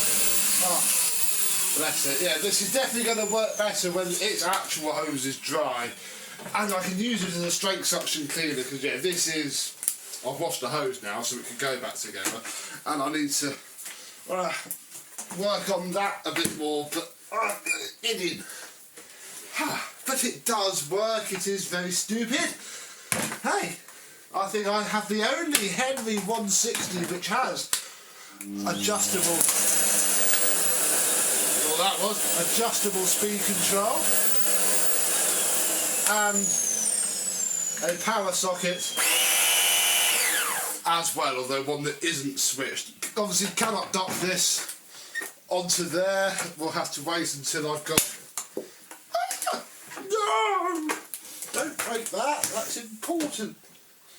Oh, I think that probably won't be in time for the next video, maybe. I don't know, but I think this isn't working. Well, obviously it works, but it's not working or anything. What I've got to try and do is find a panel mount one, so that I can, probably use that same hole and just have a proper knob, because that's just stuffed in. And it works, but it's not perfect. It does the job.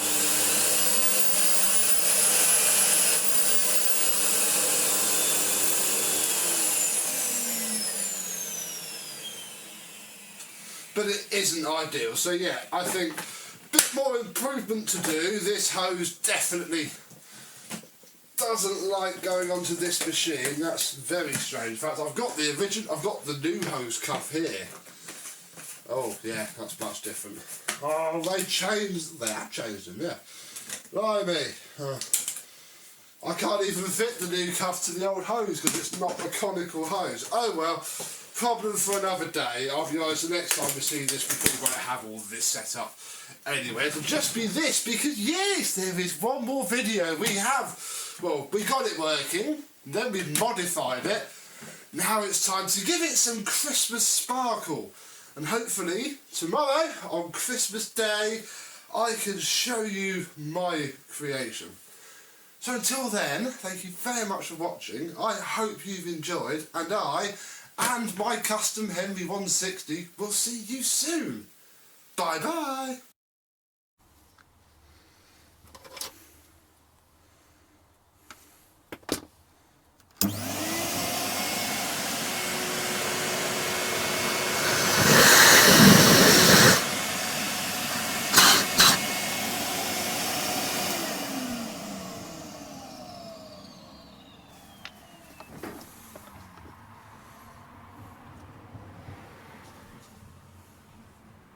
The other day, I got given a cream and brown Henry. This is where it all begins, years before they turned red. I still have the one that we changed the carbons on. I'm filming this straight afterwards, mainly so I could do that. You're done with me now.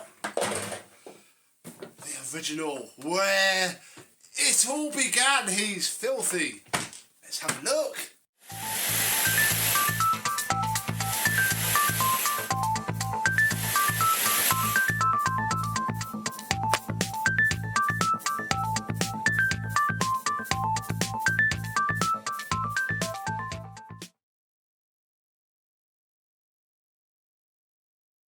Yes, hello, my vacuum cleaner and Numatic chums. How are you today? Yes, the HVR 200, so old that what remains of the serial plate, you can sort of see it in the right light, doesn't have a date. These earlier ones did not. That is how old it is. I think, and I'm sure in the comments please tell me, I are not an expert, early to mid 80s these ran, then they turned red and black, and then all the other pretty colours came along. They did the entire set in cream and brown. Certainly looking at the other Numatic collectors' pictures, you had Henry, Charles, George, I think even James was cream and brown. This one is in typical cream and brown condition, i.e. quite battered and filthy. The handle seems to be the most, in fact, crikey, that is falling apart. Look, I'm scratching that off with my fingers. So the coating's coming off the handle, sadly. Don't think there's a lot I can do about that. Certainly underneath there doesn't seem to be any cleaner. So obviously the type of plastic that they use for the handle does not fare terribly well. But never mind, we have. And again, let me use the other Henry for. Yes, it is very much a brown cable. You can tell when comparing it to a black one. It doesn't have its moulded plug, sadly. What we have is a perma plug. Heavy duty look, fitted. Very vintage plug. If that's saying that, it hasn't got a moulded plug because it's of the age where they didn't my little brain is just coming into gear. Comment below if you remember these from back in the day, or if you've got one. Did they actually come with a moulded plug? Because that's certainly a question. The cable seems actually a little bit short as well. So either it did have a moulded plug and it's been chopped down, or the cable's just been chopped down. I've now got bits of the handle under my fingernails. But you know what, a short cable doesn't bother me too much. Certainly using it around the house, having a 20-foot cord can be a bit of a pain. At the back we have the old style elongated cable entry. The remains of the new 800 watt sticker that it would have had, the old style switch, which works. The power takeoff socket, probably like every single one, never had anything plugged into it. Even the base is different. Again, if we compare it to late 1996, they started putting the flare, because obviously these tip backwards very easily. In fact, you can tell that because in the bottom it is moulded a stabiliser.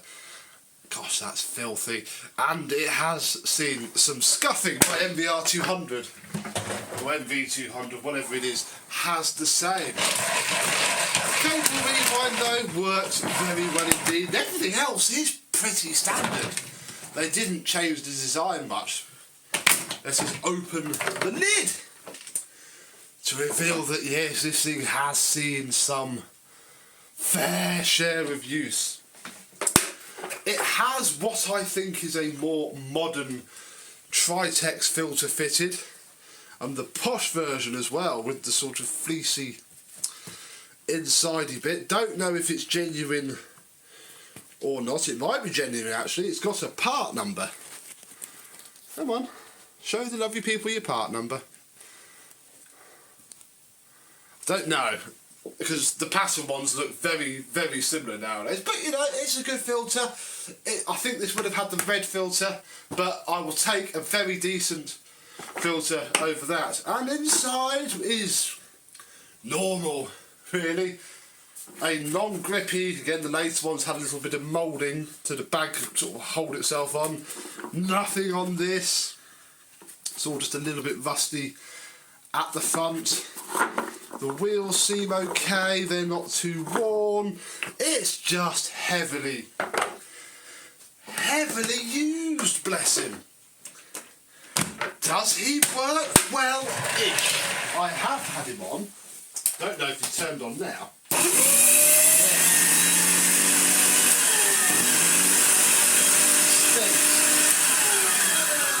And doesn't run properly either. I haven't had it apart yet to know if it's the carbon brushes worn, the bearing seized, or both. Should we do that now? Let me get set up. Now it should come as little surprise to anybody that again to get into this is exactly the same as the newer ones. You flip it over and you undo the 4 screws.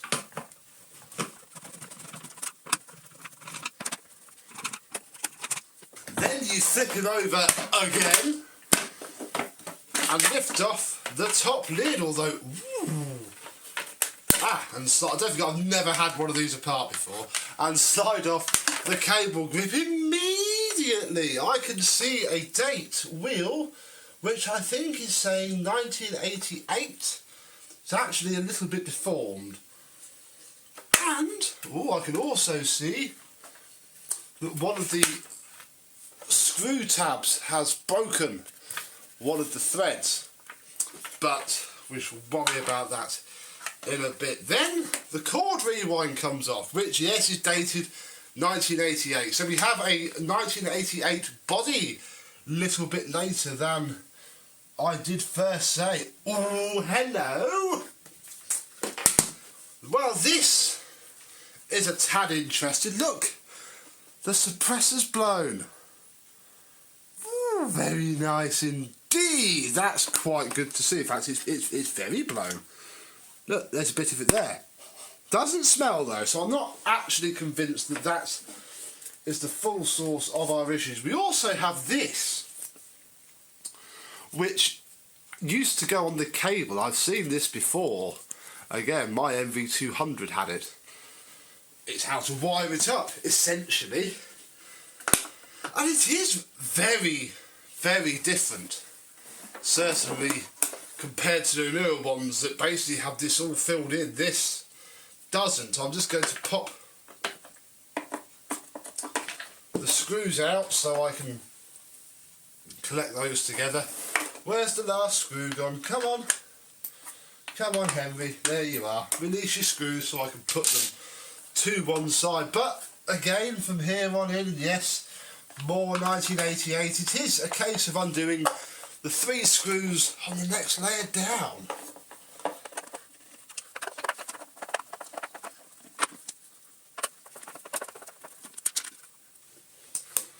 And from there, we should be able to lift up the hood to reveal a fair few cobwebs.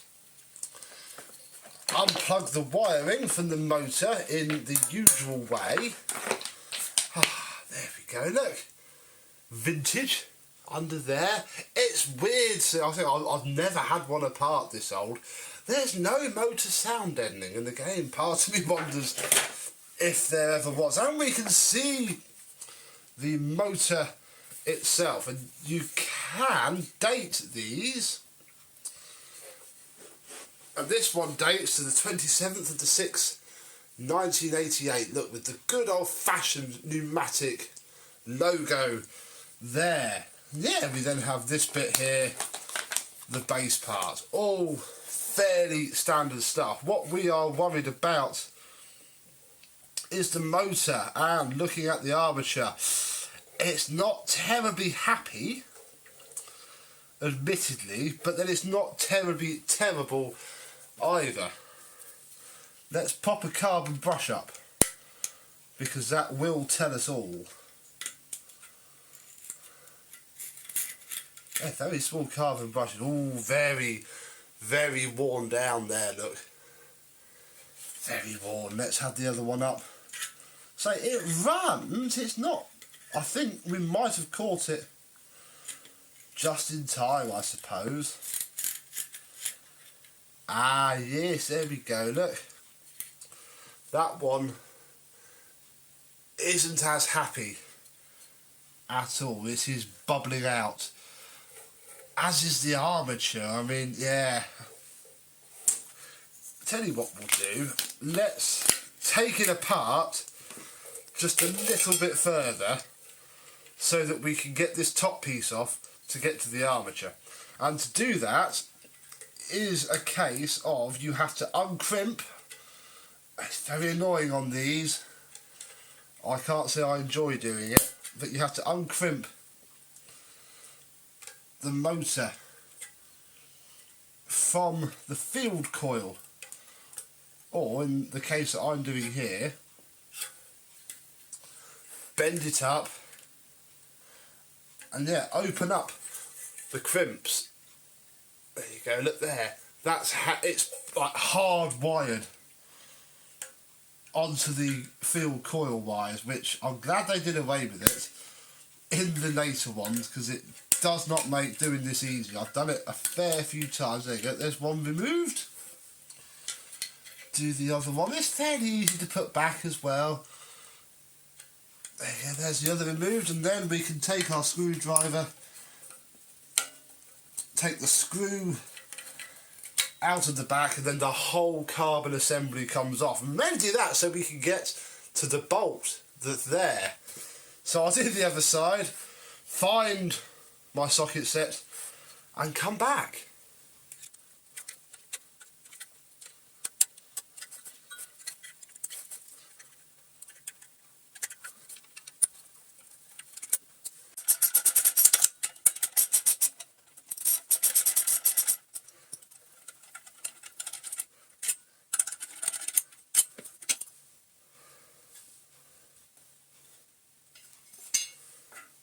There we go. I can show you now because it's very difficult when it's together. It's not destroyed. It's not great either, and I can feel a fair bit of resistance. in the bottom bit, which isn't fabulous. I think its bottom bearings has gone. What have we got? We have a 629Z. Wonder if I've got any in stock. I don't. In the box, I only have a 627. So I shall get some of those ordered, which means that we won't go much further today, but I've just popped out the field coil. Because look, this is where our lower bearing sits. Obviously you get to it by taking apart the whole rest of the motor. And because I'd like to see us get it running better, I'm going to do the old Electrolux 500 trick where you can't strip them down. Oh, look at that. It's dry as a bone. But, right, let's do that again. And hold that bearing, which confirms that it's fairly good. Oh, that is excellent to see. See, there is a time and a place for just blasting completely inappropriate things at bearings. I mean, it'll sound terrible, but it'll run. The next thing I've got is a little bit of emery paper, just to clean up this field core. Now, you don't want anything that's really abrasive. I'll be honest, Sif and a cloth does this, because if you look, it just makes it shinier. So I'm going to go around this. I can't stop doing that, that's fantastic. I'll go around this and get this cleaned up, and then, well, we'll get it back together, really. To the best of my limited ability, I'll try to put a flat edge back on that carbon. The armature is nicely polished up, it's not actually damaged. Oh, so pleased that that spins as well as it does. And we can, well, I can start to put this old thing back together. So we'll start with the coil and the top part. And I'm going to put the bolts in. I'm going to put these back in off camera because, well, you can see that I've got to bend those back into place. I'm not going to wash my hands because it's filthy. And yeah, basically, you can rejoin me when he's all back together, and we'll see if it runs any better, because it ran before, I suppose.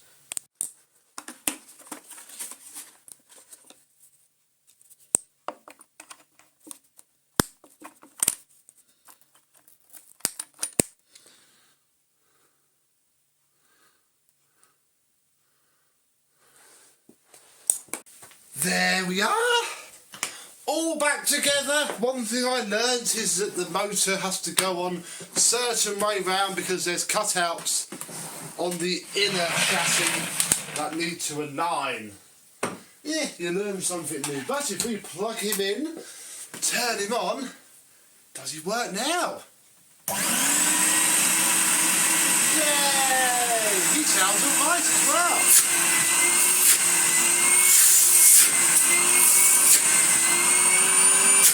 Hasn't blown up. Nice cool air. Ooh, not oh. Bit of a noisy wind down, it has to be said, but all in all, that's absolutely fine. Fantastic. I think when he gets refurbished, I shall stick a nice new set of 629Zs in and try and get hold of some new carbon brushes, because those ones haven't got long left and the armature is actually okay. That's just, you know... Well, I'm 32 and I was born in 1987, so this has got 31 years worth of crud all over it. You know, those bearings could have been original. Would not surprise me. In fact, they are original, aren't they? Because they're clamped to the motor. Non-original ones don't. I even slipped this out because even though it's not doing anything, look, this is the same that Electrolux used. Even the same brand. Radio frequency suppressor. It's gone. No more problems. So, a very successful before video and repair of the Henry HVR 200 from 19 88. The next time you see this, hopefully he will look a lot better. I'm even quite, that's the word, quite glad that the stickers are stickers, because if I stick a finger down underneath, look, they peel off a treat, revealing what the bin used to look like. Now, I don't think I'm going to go back to that condition, but I can take the stickers off to clean the bin and then, you know, put some adhesive underneath it. Look, we've got a cross-eyed Henry. I might even stick them back on the right way, which would be that way, wouldn't it? There we go. So yeah, hopefully all the stickers will come off nicely and I can save them. Again, they're a little bit battered, but even the stickers, you probably won't tell, but they're brown. You know, that's going to help a lot. So, very pleased with my 3 cream and brown Henry. I don't even mind the short cable too much. So there we go. I would say comment below if you have a cream and brown Henry, but I know that at least 20 of you need to comment, because I know there are a fair few of these around. One went on Facebook recently for £40 and I was ever so tempted, but I didn't, because I had this and I knew I was getting this, but it had its whole toolkit with the cream and brown tools, brown hose. I don't have any of that, but you know, I'm happy to get these things for free. And hopefully, by the time we're done, it will work every bit as well as the Minter. So yes, next time you see this, you should hopefully look a fair bit better, especially under there. And as always, I thank you very much for watching, and I, and Cream and Brown Henry, will see you soon. Bye bye! Do you remember a fairly long time ago I received a box from Scotland which had a very down on its luck Numatic NV200? Well, this is the same Numatic and it's looking and sounding a bit different than before. Let's have a look.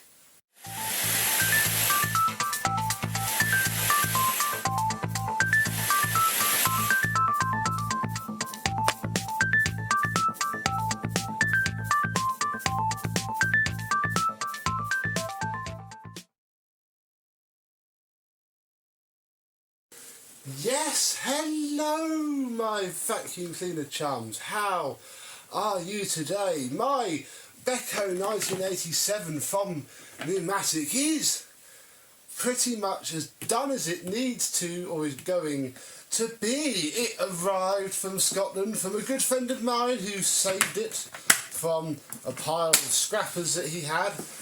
I think I mentioned that I've never had an NV200 before, and lo and behold, here it is, and yeah, it's come up remarkably well. The plastic on the hood is different to even the 1990s ones, and took a machine polishing really well. In fact, the only downside of the whole thing is that something's been spilt and burned into the plastic. You can see where it's pushing the sticker up a little bit. Talking of the sticker, this came from the same lovely person who made Benchy's stickerettes, and I sat there during a very long conference call where I didn't say much, colouring it in with a red pen from the children's colouring box. The Numatic script was ruined. It was easy to whip it all off and just change it. The other sticker that survived is that one. The one that said dry only.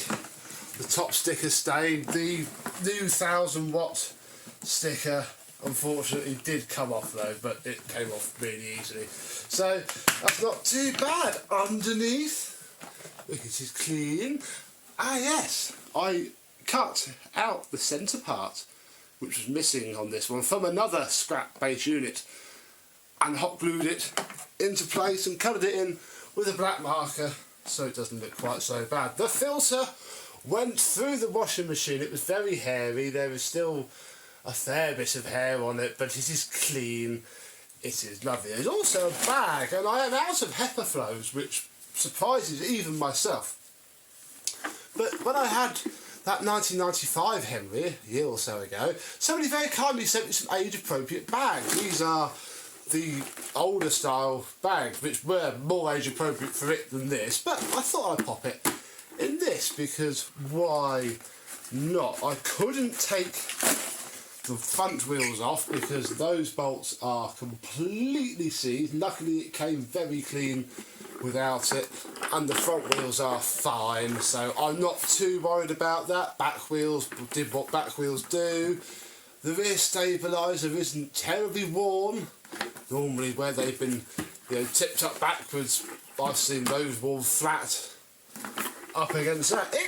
It's come up incredibly well. I've been using it as a footstool for about a year, so it needed to be done. And if you remember before, we didn't turn it on because the motor was seized, and it was seized. A bearing had exploded, so I put new bearings on it, and well, it runs better than it did.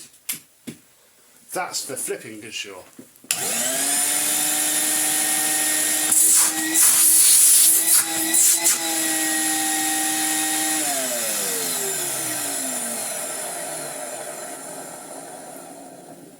Whether I've tapped a bearing incorrectly, they're the same bearings from the same packet that are in my cream and brown, and you know, I just knocked it wrong or whatever, I don't know. I fettled with it, it's better than it was, and I did add a little bit more grease to the bearings, but quite honestly, it didn't run at all. When it's running, it's perfectly happy.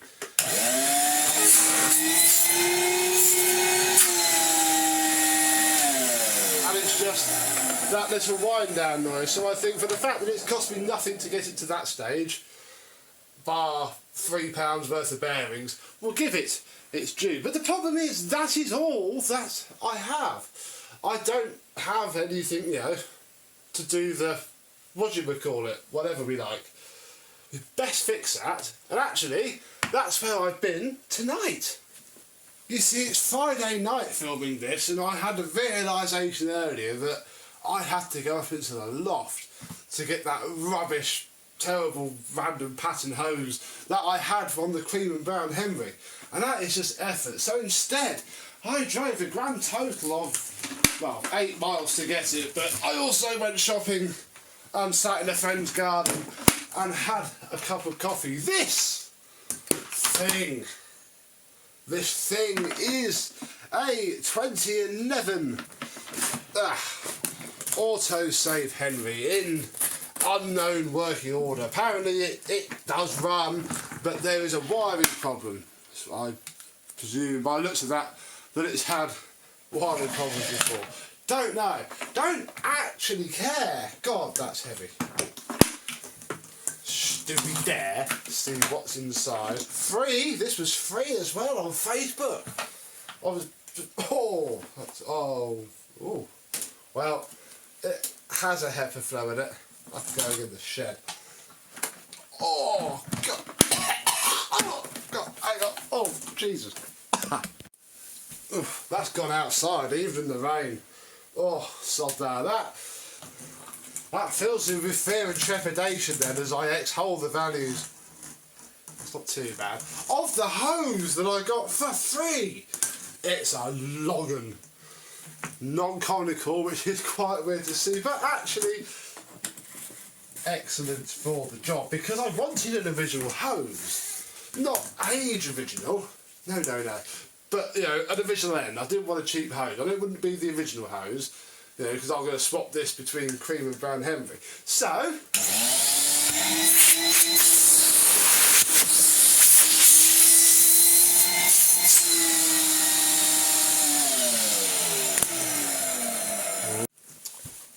when I did the thing to the camera, it cut off the external display that I have running. Whoopsie. So we have an hose, fantastic. We then have this stuff. Oh, it's sticky. There is tape on it. Oh, and I actually only flipping wanted the sodding bent end. It's glued to the... That's actually quite annoying because I haven't got a bent end either. But that comes off. The floor tool is worn out and has a crack there, so that is also scrapped. This wand is a complete buggery sod. You're going to have a couple of videos, which I'm literally filming after this, with the wand not in the position that I like it in either. I'm also worried to get rid of that gaffer tape in case it's there for a reason. No, I don't think so. Let's risk it. Oh, I'm going to have to soak this in boiling water at some point, but like I say, I want to... Oh, of course you are. Oh. That'll have to do. Oh, sorry, MVR.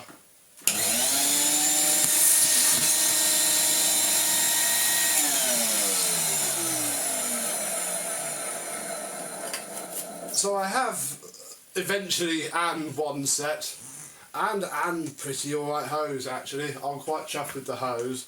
The one's not so much. Oh, I know what I've got and I haven't even got it out. Hang on. I've not even refurbished it. Whoops. Ta-da! I've been stashing this away. It is a pretty decent under a thick heavy layer of grime, I do grant you. But age appropriate, because this is what this would have had. Floor tool. Gosh, this hose is long.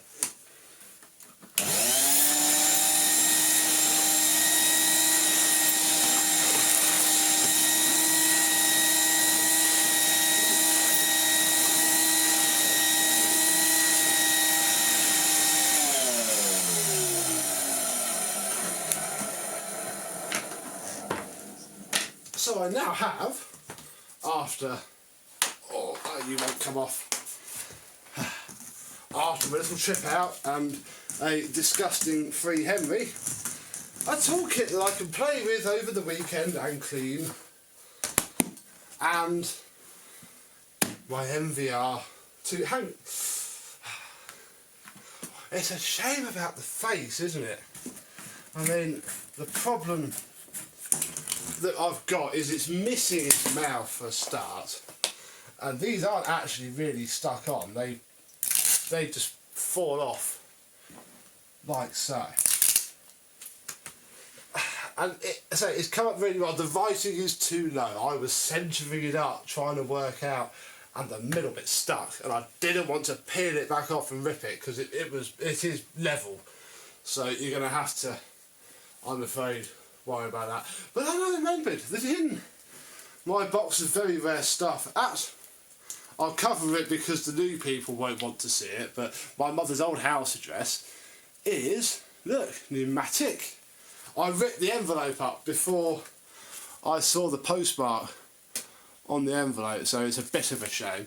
But in here is the result of me writing to Numatic after getting this very machine, asking if they did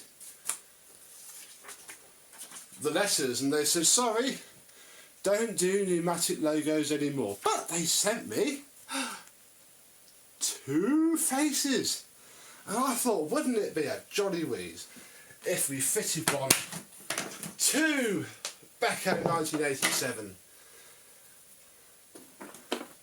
because I don't think I've ever seen one fitted. It does come with instructions, look. Oh look, I've got 2, so I can show you one as I read it. You've got to peel the backing off, punch the hole out the middle, centre it up, push down on the eyes and mouth, and then peel the rest of it off. So I don't have any fingernails, that was silly. Oh, no, let's do it the other way. So we'll take that out, and actually looking at these, look, this would have had its Numatic sticker kit. Look, I've got one. This dates from 2000. It even says so on there, so that'll show you that. But I've actually now just got a sticker, and I would put it on here, but I can't fully think of anywhere not very stupid to do it. So we've done that. Then we need to peel the backing off of the letters. The face kit. Ideally, but crikey. Oh. Yeah, that's an edge. I didn't know if it was an edge or I was ripping the sticker.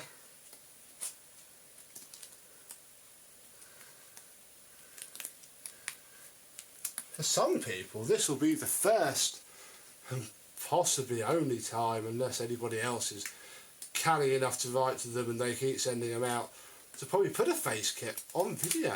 There we go, look. And then you stick that. That's going to be good enough.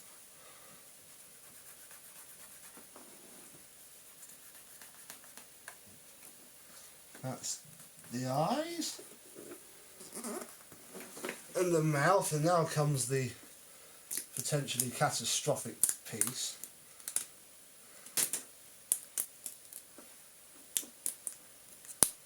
Especially the eyes. Oh,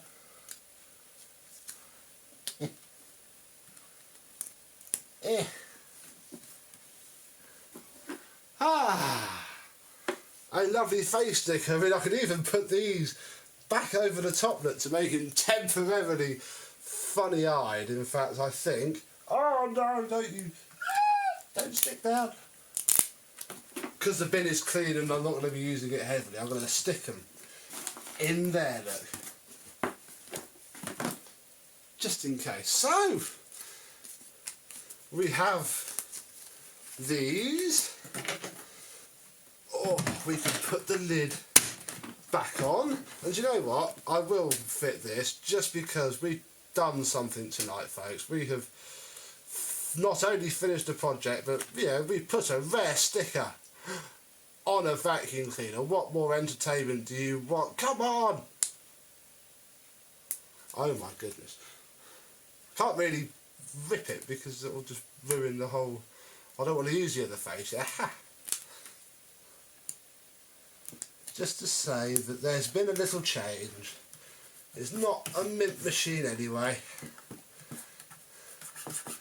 And I'll only lose a stick or two. So there we go, look, it's got a collection.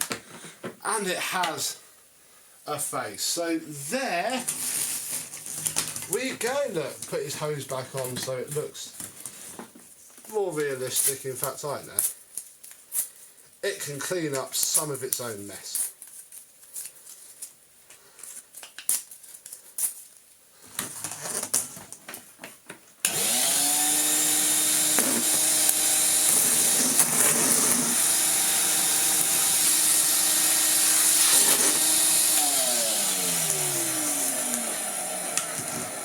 Thank you very much for watching, and I, and Becco1987, will see you soon. Bye bye. God, it's Numatic Mania here, it seems, this month, because no sooner did I get the 2008 free Henry that I got out the door, but I got another one in. Guy messaged me off the advert and says, oh, I've got an old Henry that's blown up. Would you take it as a part exchange? And I did. And look what we have. A machine which is literally 10 years newer from 2018 than the other one, a Henry 160. He got it out of his van, and I am afraid to say poor 2008 Henry got put in the van, and we're going to see what sort of life that Henry might have in a minute as we give this thing an autopsy. Yes, he told me very clearly it went bang when it went. So, let's have a look.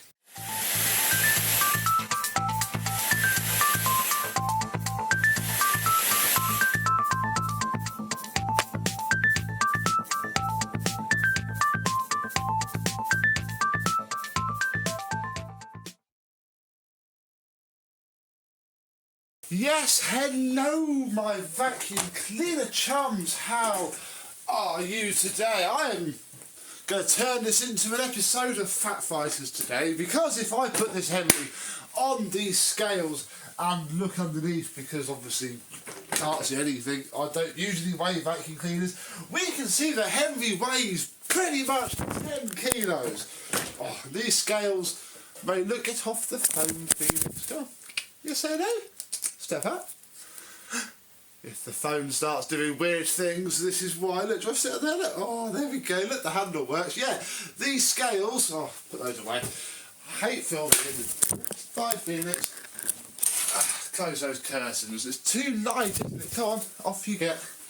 Yeah, I've never had a postage charge come back for weighing anything on those, so I would say that's fairly accurate. So I have here, conveniently, a heavy turbo manual, but 160. If we come to here, Henry should weigh 7.5 kilos, so 2.5 kilograms of dirt is in this. And I've had a peek, and yes, he is absolutely ram-packed full. And it gets worse. So what we'll do, we'll have a look at the tools first, because then I can get those out of the way. And we'll take the hose off of the hose end with its nice cuff. Look, yeah, or what remains of its nice cuff. Well, it may not have been a nice cuff, who knows? It's cuff. Let's peel back the layers and see what actually happened. Probably just had the little split that they have. There we go, that'll teach me for trying to turn this place into a more child-friendly version of Animal Hospital, just with less Rolf Harris. Right, I can feel something under here. I should have just pressed record and fast forwarded this bit, but I like putting tape on things. I don't know why. Somebody must have gone to so much effort and probably spent as much on tape as a hose end would, yeah, literally cost. Okay, so there's nothing on there. Maybe that was just a handle grip. Who knows? And there's no splits or tears here, so that should clean up okay. This end, there's no damage at all. I reckon this, yes, no. I think this has just been unscrewing from the hose end. That is a sneak peek.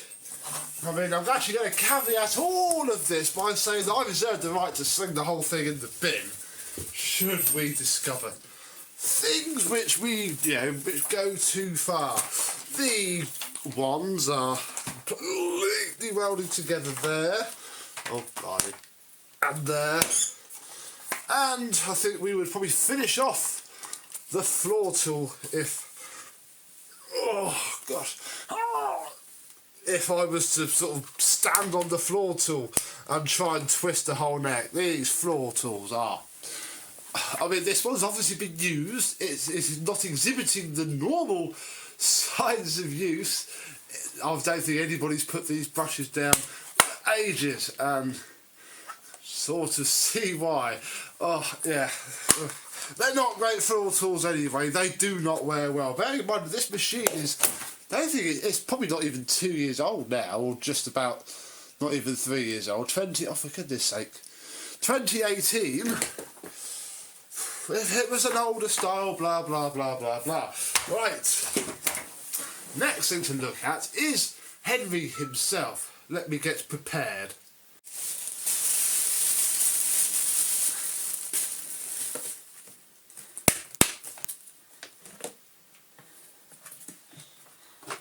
What really killed this thing ultimately was being used wet, because this is dripping inside. I mean, it got wet while we were chatting on the doorstep, but that was only externally.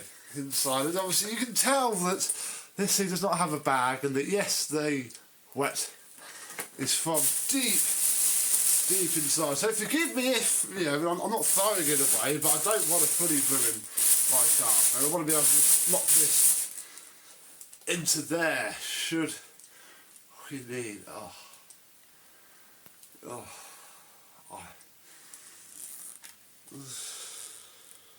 Oh, it's just wet and mouldy as well. Oh my god, right, that is that. They're going to cut now, and I'm going to put this outside. That is not a job for in here. Oh.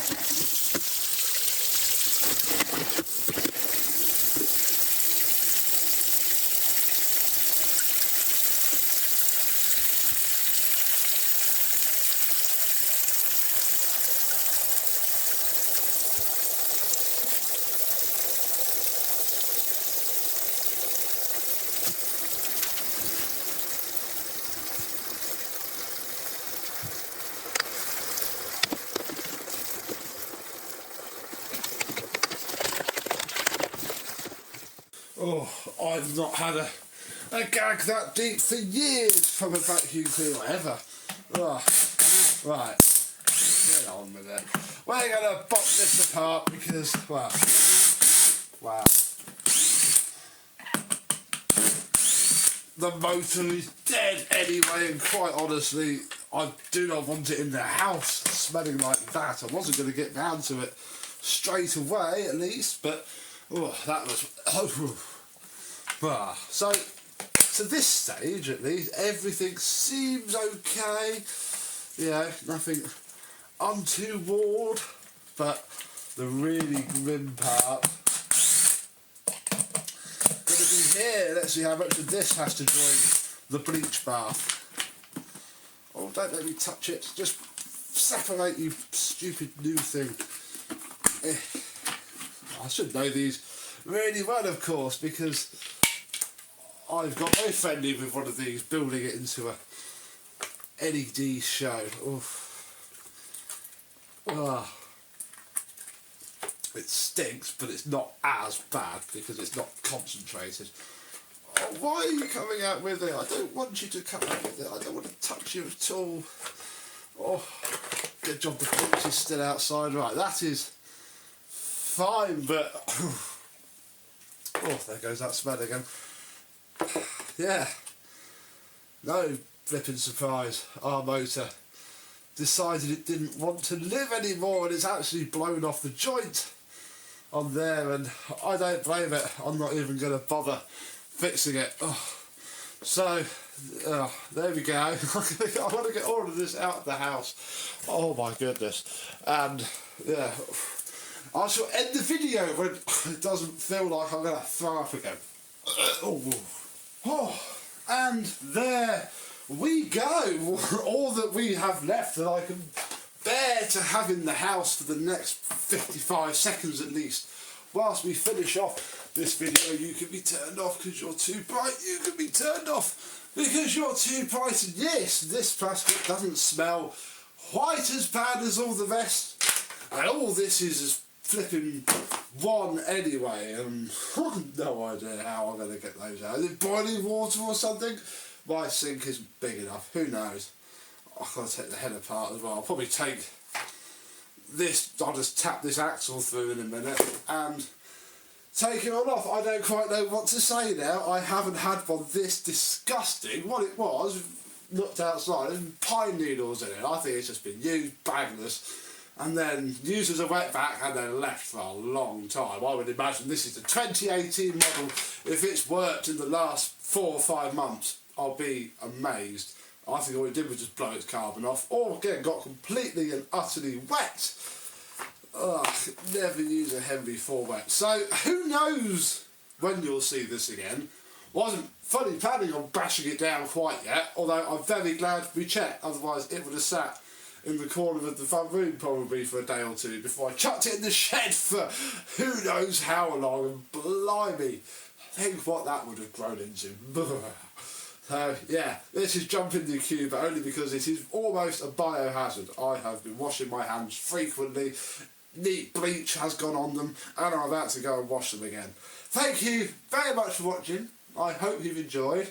And and little Henry 160, I still need to find a motor for him. I was going to perhaps potter around with that in this video. No, I'll get it washed up first, and then we'll see what we can do. But don't think we'll do a Miele motor. That was a bit last year, wasn't it? We've done that one already. We'll have to think of something else. Until that point, I thank you very much for watching. I hope you've enjoyed, and we will see you soon. Bye bye.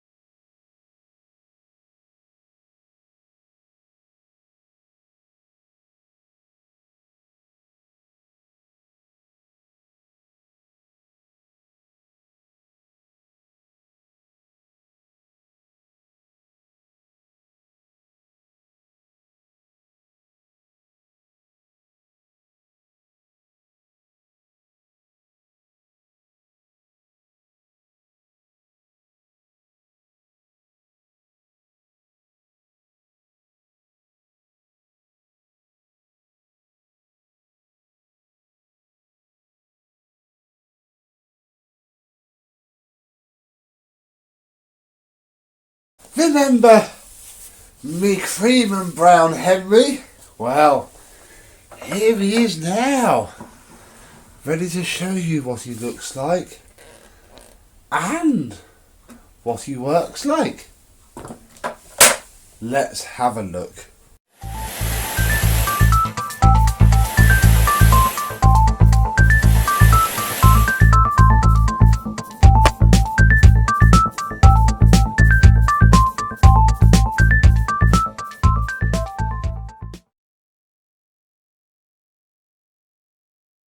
Yes, hello my vacuum cleaner chums, how are you today? Yes, we have Le Cream and Brown Henry, my 1988 one, the one that we managed to bodge some life back into in the last video. Well, it looks a little bit different now. He's had a polish, and a polish by hand too. I haven't done that with the machine. It's very easy to make this plastic bloom and lose that rises. This is all done by hand, and it's had just a couple of coats of wax. The handle is a complete dead lost cause. No point in caring anything about that at all. This is literally marginally better than just having our black one. If we come over to here and pull out, yes, the incredibly short cable. I'm not going to lie, that is as long as it is, but then again, I'm in a 2-bedroom house. It's actually perfect, because if it had its full length of cable, I'd never use it. And it's the brown. I don't know how well the camera's going to pick that up, but trust me, it is a dark brown. Even the perma plug has been completely restored. Pins polished.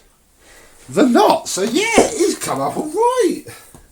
There's our little Henry. Look, there's the underneath, all very clean. The back, the plug's tidied up nicely. It all works really rather well. Let's move that up. We'll take out the more modern, yes, it is a Henry Micro, as the Numatic police pointed out to me, but I'll be honest, it's a pretty flipping clean. Okay, it needs a bit of a brush off, but yeah, it's a very clean filter. I see no reason it really wanted to change that. In here we have a HEPA flow, because we've been using it actually, and under here a cable from a 1995 Henry. This cable came from a cord reel. I pinched the base of the 1995 cord reel for the two springs. Well, one of the springs was broken, I pinched the base. I kept the cable before I binned the rest of the cord reel. So though it's black, it is a full length. So should I ever fancy, you know, once all this lockdown malarkey is over, if it's not over by the time this video goes out, doing a Becco cleans, it's not going to be a difficult job to wire that proper long, you know, it's the proper length cable. I'll take that off when I get down to it. And just temporarily do it. So that can live in there. Like so. In fact, actually, let's leave that off. I'll take this back out and I'll show you the base. Because the base was filthy. Inside now, it is almost, I can see a couple of little bits, almost well. They wire brushed up a treat. The base is very faded, but apparently they do that a lot. The face itself peeled off a treat and it's just been stuck back on.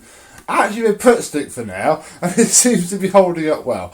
And yeah, I've put the eyes on the right way again. It's its original brown face, so it'll do good. Which way was I rotating it to keep that? Things go downhill just a smidge. He's got a few big old scars here and there, that one being the worst. And underneath, he's ridden on his skid plate a fair bit. His wheels have seen some mileage. That is alright. I've certainly seen them in, you know, well, I can certainly imagine how it could have been. You know, this could have come from a flipping car garage workshop that spent its entire 31 years of life in. I think he's got away with it very, very lightly. And if I lean over my shot and plug him in, you'll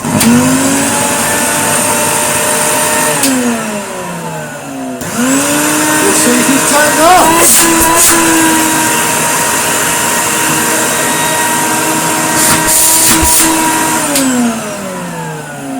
And he runs really, really well. With his second set of bearings, I fitted a set that I got from eBay, and well, it sounded pretty terrible. But I then bought another set from an actual reputable online store, and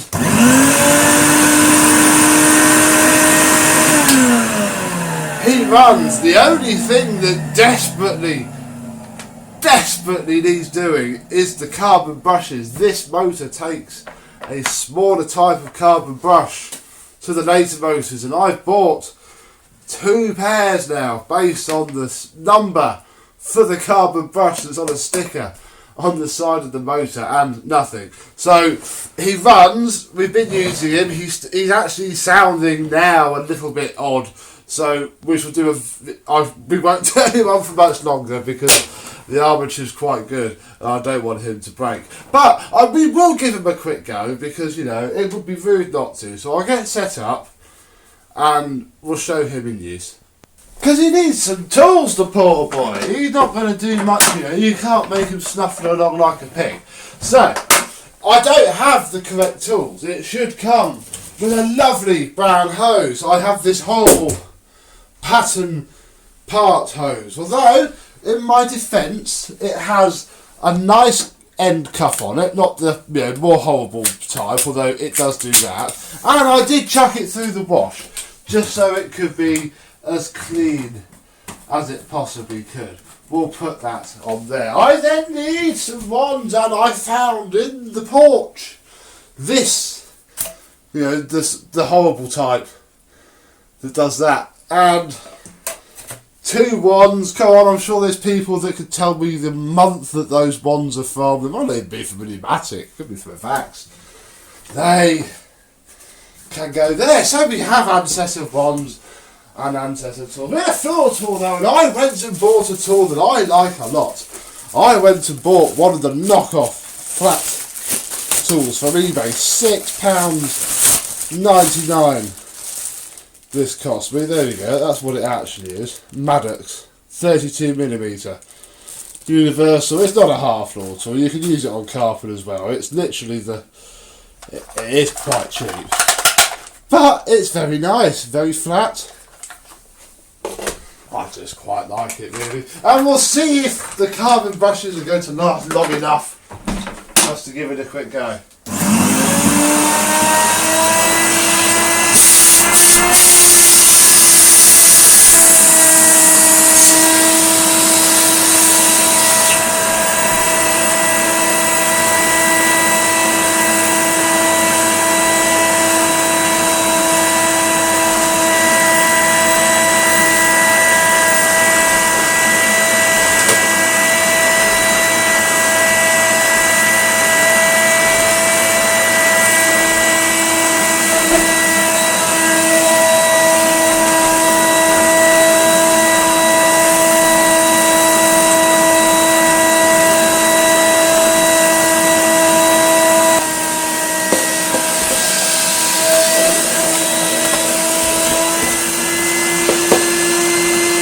This wand isn't great.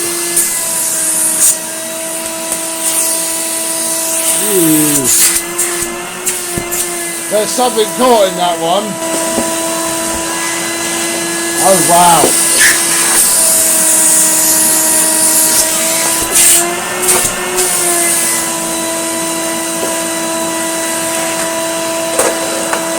We'll be quick.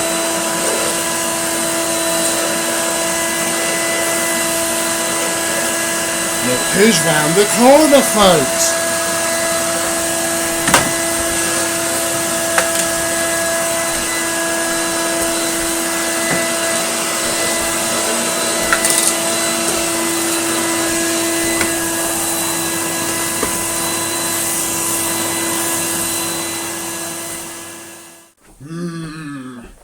Maybe this shouldn't be called the after video because he needs carbon brushes sooner than I thought, bless him. Let's take this monstrosity off. The problem is this wand this elbow. I don't know where I got it from. It is a good rodding. There's something disgusting inside of it, and it's getting caught in the middle. Hence why I have to swap ends to suck it back and get some airflow. Oh dear. Very temporary solution that is. I'm sure I've got a better one. This though is lovely. Certainly fine for acres of hard floor or very thin pile carpet. Very, very cheap head. But yeah, let's put all that aside. Because this was the star and he's close. But no cigar, I'm afraid. I need to source some incredibly, apparently difficult to find carbon brushes for this older motor, and that's probably going to involve buying yet more incorrect ones or being sent incorrect ones, getting a refund. I mean, I might try and file down the incorrect set that I've got, because I do still have it. See if I can make that work, but I'm not that great at filing down carbon brushes, so we'll see. But wait for part 3, whatever part 3 is, where we shall finish him off, although he probably still won't have cream and brown tools, I'm afraid. So thank you very much for watching. That's it for today. I hope you've enjoyed, and cream and brown Henry, boop, we'll see you soon. Bye bye.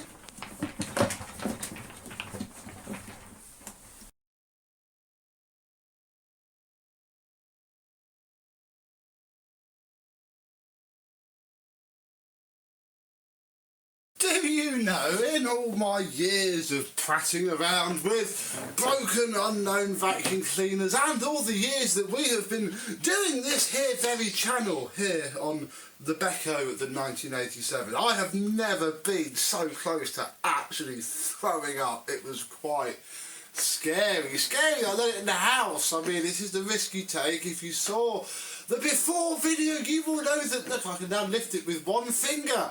This Henry 160 no longer has a putrid, rotting mass of disgusting vegetation filling up his bucket. No, he's come up alright, actually. He isn't too bad. Let's have a look at how he came out.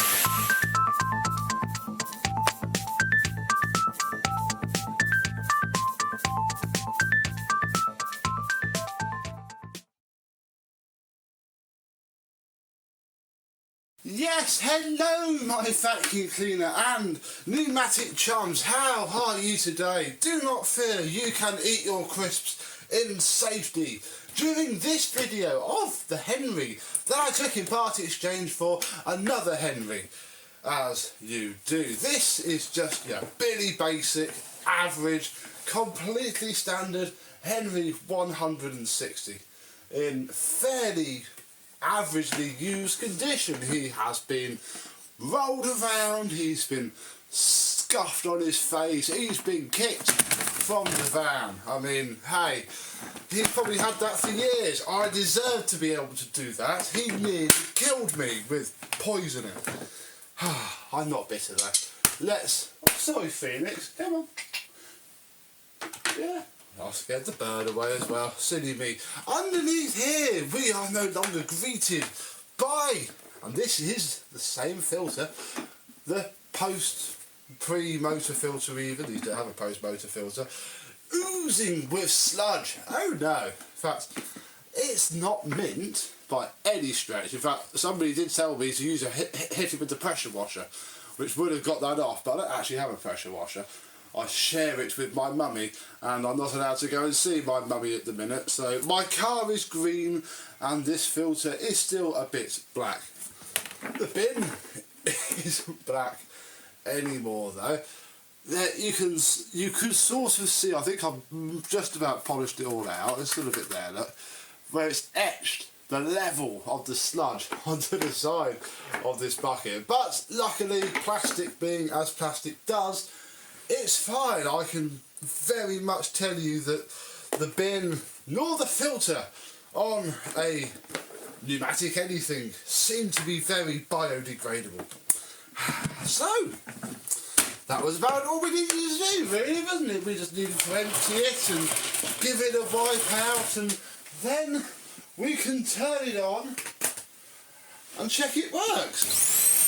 And hey, it works absolutely perfectly. Once I'd given the carbon brushes a bit of a clean up, you know, drop of grease on the bearings, washed the fan that had a bit of fluff in it, he's alright, look, even his little status light, because they could not be bothered to even redesign the shell when they got rid of features. Yeah, it worked very... Ooh. That's the bird. He works very well indeed. Now, of course, his motor was completely and utterly scrappity-doo-dah. No, it's got a Dyson DC-40 motor in it, pre-ERP. So little Henry has gone from 620 watts to 1,250. Which is a bit of an improvement, and it was remarkably easy. So much easier than the Miele bodge. All I had to do was just nibble away. You'll know if you have it open. You won't be able to slide it into the motor housing. One of the the carbon brushes will catch. Just chop a corner off of just one side, one corner of the motor mount. Bop, in it goes. All the pneumatic motor rubbers are being used. It hasn't spun itself out yet. If it literally explodes during this video, hey, it'll be a decent test.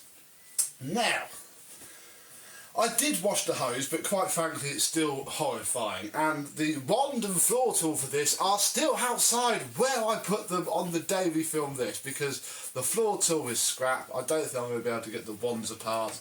There is just no point. So for the purposes of this video, I'm going to borrow the tools, just still the exact correct 100% legitimate tools for 160 from RGB Henry, because he's a vacuum cleaner and cannot complain. And then, well, I've got the floor tool here from the Victor V9 actually, but yeah, you probably see these on many pneumatics because they come with the other toolkits. Wow. That's actually quite... wow! I can't quite, I know it can a little bit.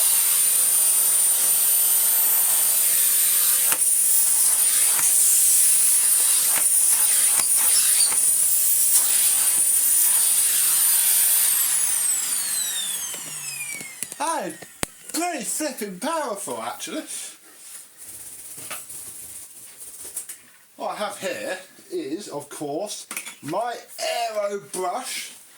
And in theory, this isn't a great vacuum for that. I mean, it won't be any better than the 1,000-watt machines that this would have come with. They would have been about the same, is the general consensus. A little bit less sharp, these ones, but they are on the whole the same. But we've effectively doubled its power when its body is designed to make its power 400 watts higher-ish anyway.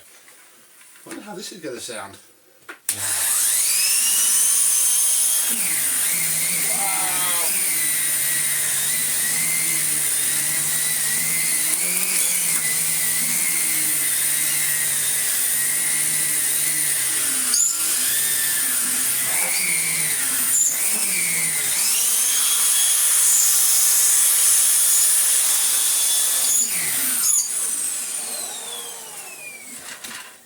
I'm just setting up for the next bit that I'm doing, and I just suddenly thought, oh no, I've got a bag in him. And yeah, we need, look, it's one of those days, look, we is filming today, so the Victor is on full demand, and yeah, look, on this clean carpet, where is it? Look, that's quite impressive. There you go, there. Don't want it on the filter though.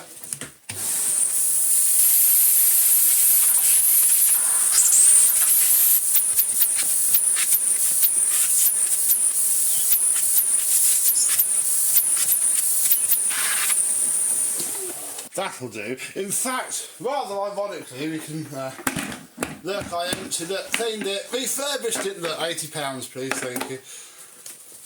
Put the bag in. I had this bag out for the before video. I thought, oh, it's going to be filthy. We'll give it a clean out. The filter's going to need a vacuum. How bad can it be? And obviously, yeah, this bag really wouldn't have been any use at all. Right, you can be a little bit more safe now. And obviously, yeah, you can use the old Henry bagless, but I don't like doing it. He's clean now. Oh, as clean as he needs to be. Right, where was I? This is what I was doing, and it's a flipping good job I remembered, otherwise this would have been very, very filthy. In about 23.5 seconds. Oh, I have to move my light because I'm standing in it. There we go, that'll probably fall down in a second. For your viewing pleasure, we have little Henry with the 160, so 1,250 supposed watts of power. This is using, I don't know what airflow it's got, but when it blasts through this sawdust,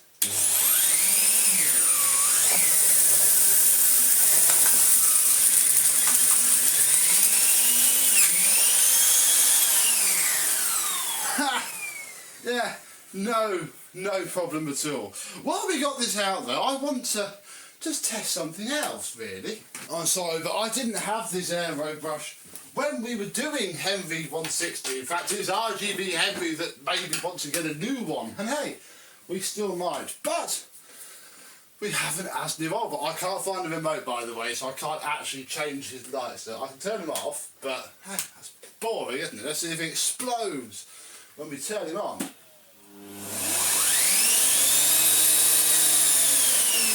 Right, this is Henry on his lowest setting.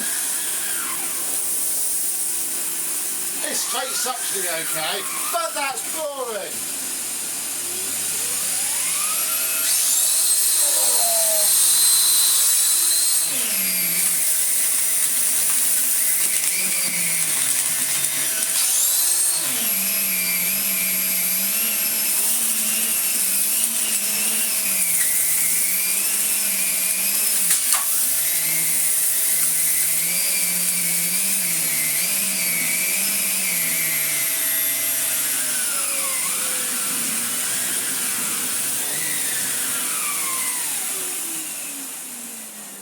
Wow!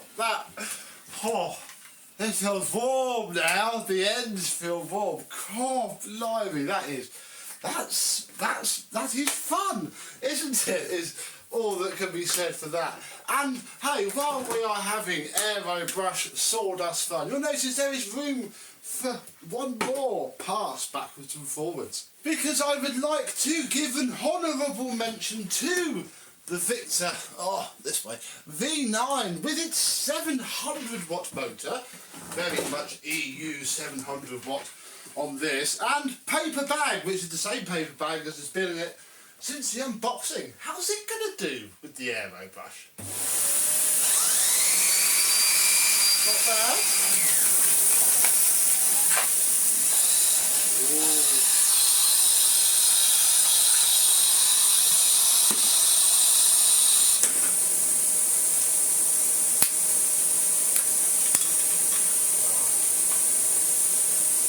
I'll give it that. It's not going to like that. Another bit there.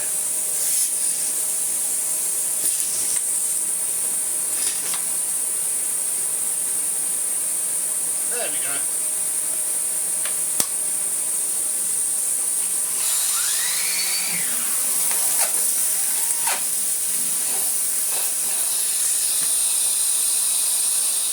Oh, bless it, the Victor just hasn't quite got the raw suction, heft to smash all of these bits of wood through here. Equally, I guess the opposite could be said, that used for the wrong way with RGB Henry would literally smash it to shreds, because it will keep turning no matter what clogs it, whereas with the Victor and actual proper legit, but no, he's not Henry, is he? This one, yeah, they can't quite smash it out. But anyway, we're not on about any of these, we're on about this one. Let's clean the rest of this mess up.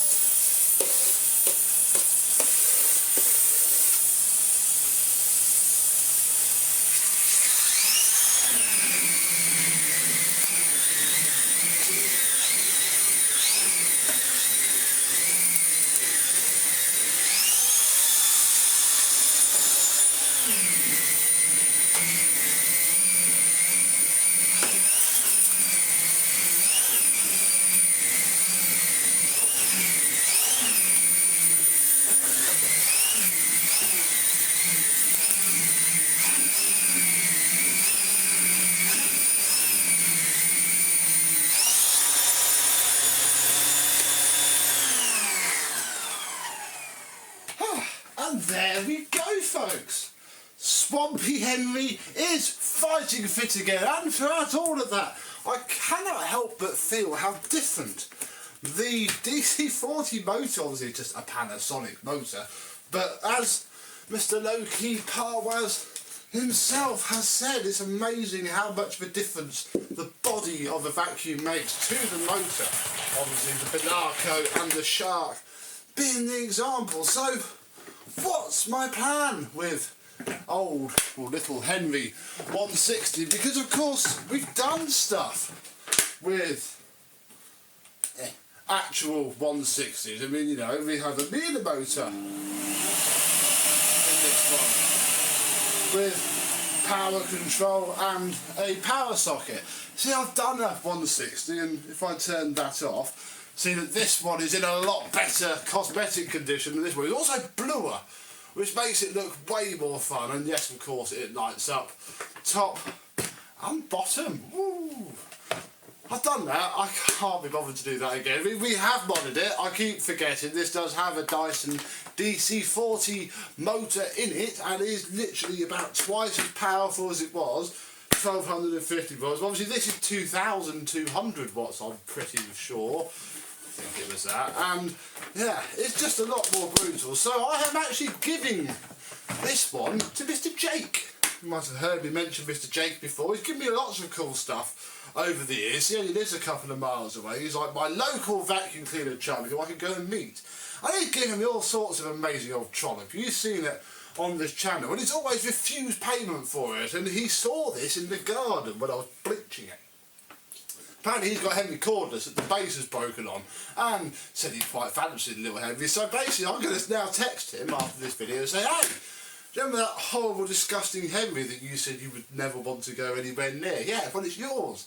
Tell me when you're next passing, and he can have it and do some good with it, because it's cool, I like it, but I'd have to buy an entire toolkit for it if I was to sell it, which would be enough. Probably want to buy a new filter. That filter is just a little bit too stained for my liking. It's just going to give me more pleasure to give it to somebody who's given me some amazing vacuums than try and get 40-50 quid for it. What I have learned though, and what I hope that you're taking away from all this, is that the little Henry, the Numatic 160 range, is actually a pretty decently modifiable platform. I mean, it's smaller than the larger ones, and yeah, it's easier with the bigger one, but hey, you can fit a Miele motor or a DC40 motor. The other motor that I was told to fit, which was my plan B actually, is a Dyson DC08, you know, YDK, the old YDK. That also fits everything. So yeah, that's 3 motors that fit these. So when they're complete and utter rubbish 620 watt rubbish motors, they both broke in the same way, actually. They both blew one of the coil wires from one of the terminals. This one did it nice and gently and just pop, and that was it. This one, in fair play, it was probably suffering from a great deal of water intake at the time. Blew a hole in its sound ending, bless it, when it went. So yeah, questionable motors. The build quality isn't fab on them. They are so finicky and flimsy when they're apart. But hey, very modifiable, and I don't have to put another one together. I've got this one. He's enough. So there we go, really. I know it's a bit boring. I'll try to jazz it up a bit. Look, we'll turn you off because you're drawing attention to yourself, Henry. Rave Henry, somebody says. Maybe we can make him a meme. If you want me to do a little video of him so you can make a GIF, do let me know.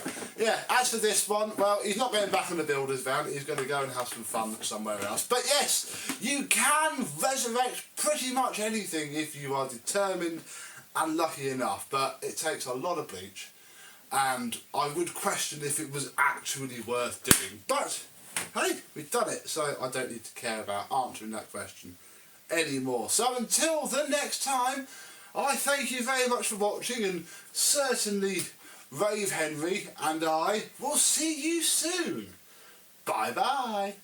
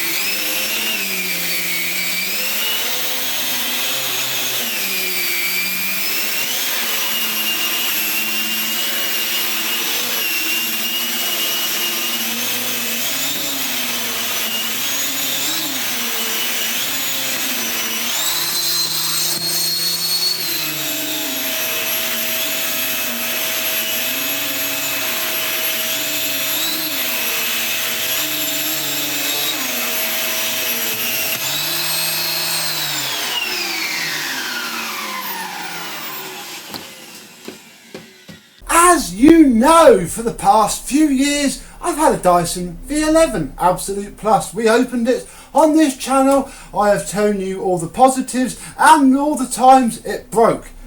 But as of today, I no longer own a Dyson V11. Hopefully, time of filming this video, it's got 8 hours to go, and there's been many zero feedback bidders knocking it up a bit, which is very annoying. But let's just assume that all has gone well. It's time to show you what I'm going to replace my Dyson V11 with now, and why I've chosen it, in the hope that it fills a gap that all of these still have. Let's have a look.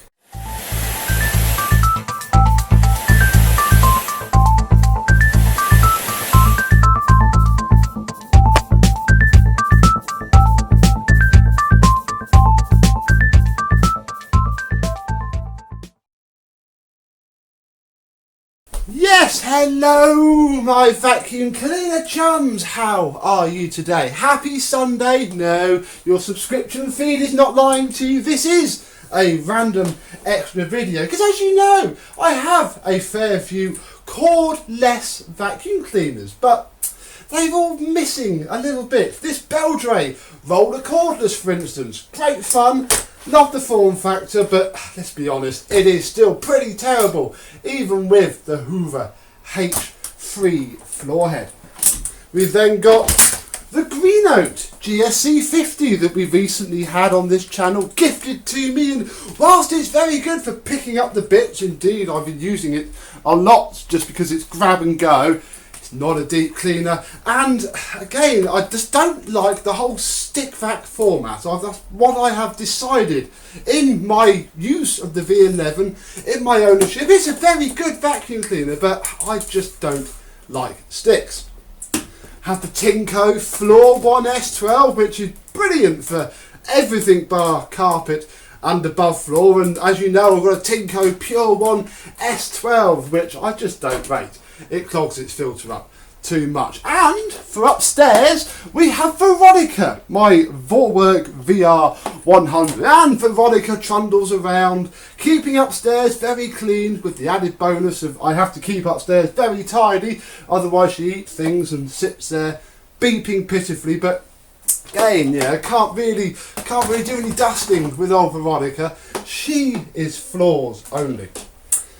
Then, as you saw yesterday, indeed yesterday, we saw that Sheila is, as well as being done, cordless, because I managed to find a nice cheap set of batteries. And to be honest, it is using Sheila, because this was done a little while ago, obviously you have to wait for the videos to come up. I've been using Sheila quite a lot, and just having a cordless vacuum cleaner with a nice hose has been amazing. Grab it, dust the desk, grab it, you know, pick up the bits from the birdcage, Really nice. The only problem with Sheila is that she weighs a ton. She is more suitable for roaming the fjords of offices and the vales of shopping centres and whatnot. She is not really that brilliant for trundling around the house. And also, it is, I'm going to say, old technology. And what I mean by that is, obviously, in its day, absolutely brilliant. Sheila spins her 1300 watts brushed Antec motor at 300 watts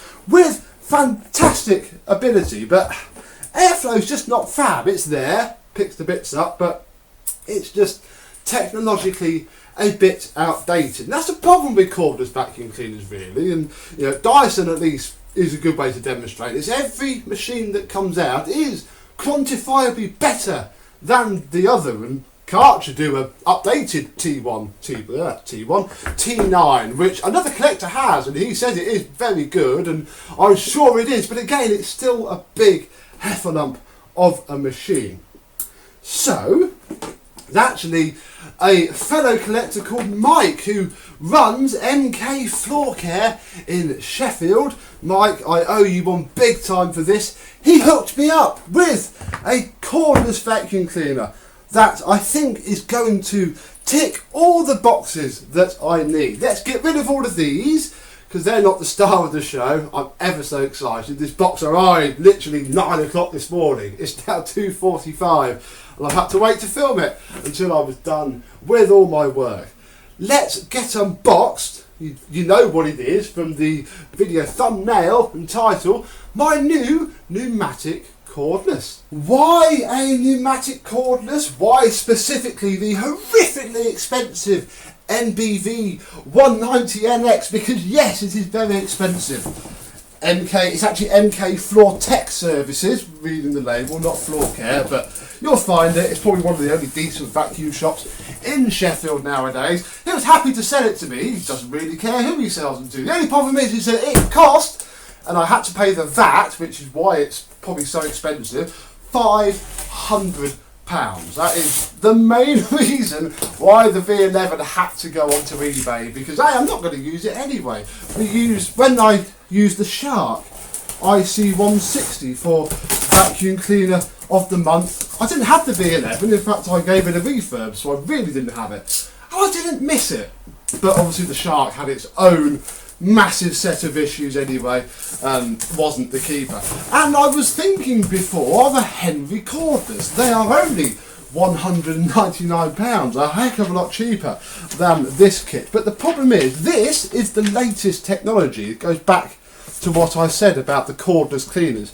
So we have a 350 watt digital motor rather than the brushed one in the Henry cordless, and the new and improved 36 volt battery tech, which is the NX300. So I thought, if I'm going to buy something that I'm going to want to keep for a few years, may as well do it properly and splash out on this. It turns out I've actually managed to pay for it before the V11 sells, just through refurbishing Dysons and selling some other stuff on eBay. She's actually all paid for, so whatever the V11 goes for is mine.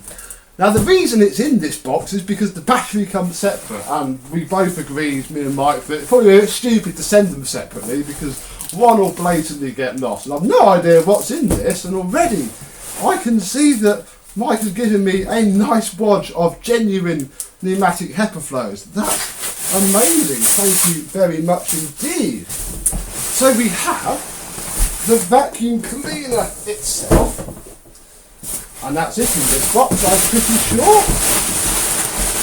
Yep, that's it. So we can put that to one side. Yeah, this has been opened because obviously he tried to stuff the battery into the box, so it all came together, which is, go away, fairly reasonable. So, the NBV 190 from 2021, week 27, so it's really, really new. And yeah, notice it said less battery. One of the reasons this costs so much flipping money is the battery on its own is knocking on for £300.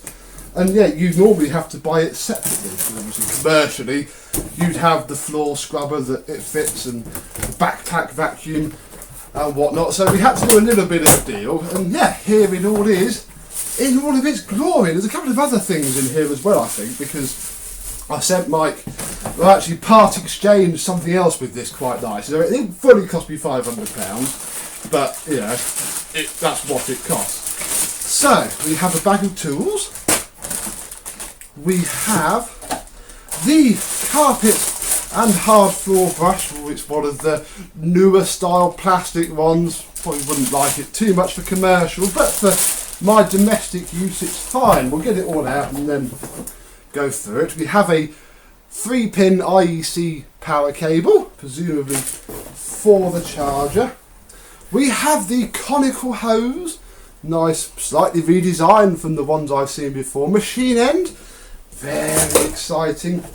Because it's the commercial model, we have ourselves the very light grey aluminium ones. Oh, this is so exciting. Now I think we're actually getting, because I've got to take it out in the order that he put it in. So this is, it's ever so light because of the battery. The machine itself. Then another layer, we have the instruction manual. We have the battery, which is completely separate. You have to be sure when you buy this to get that as well. And the charger with it. So, here it is. To bring you down a bit and we'll get... I can't call it Henry Cordless, so I've got to be careful to not mention Henry Cordless because he's not. He's completely and utterly different. Henry Cordless is very different to this. Let's unbox you. And yeah, we'll get it put together and see how it works. Fantastic. Put all that to one side. Well, I'll still put that to one side for a minute. We best open up the tool because we're going to need them fairly soon. We'll slip the packet.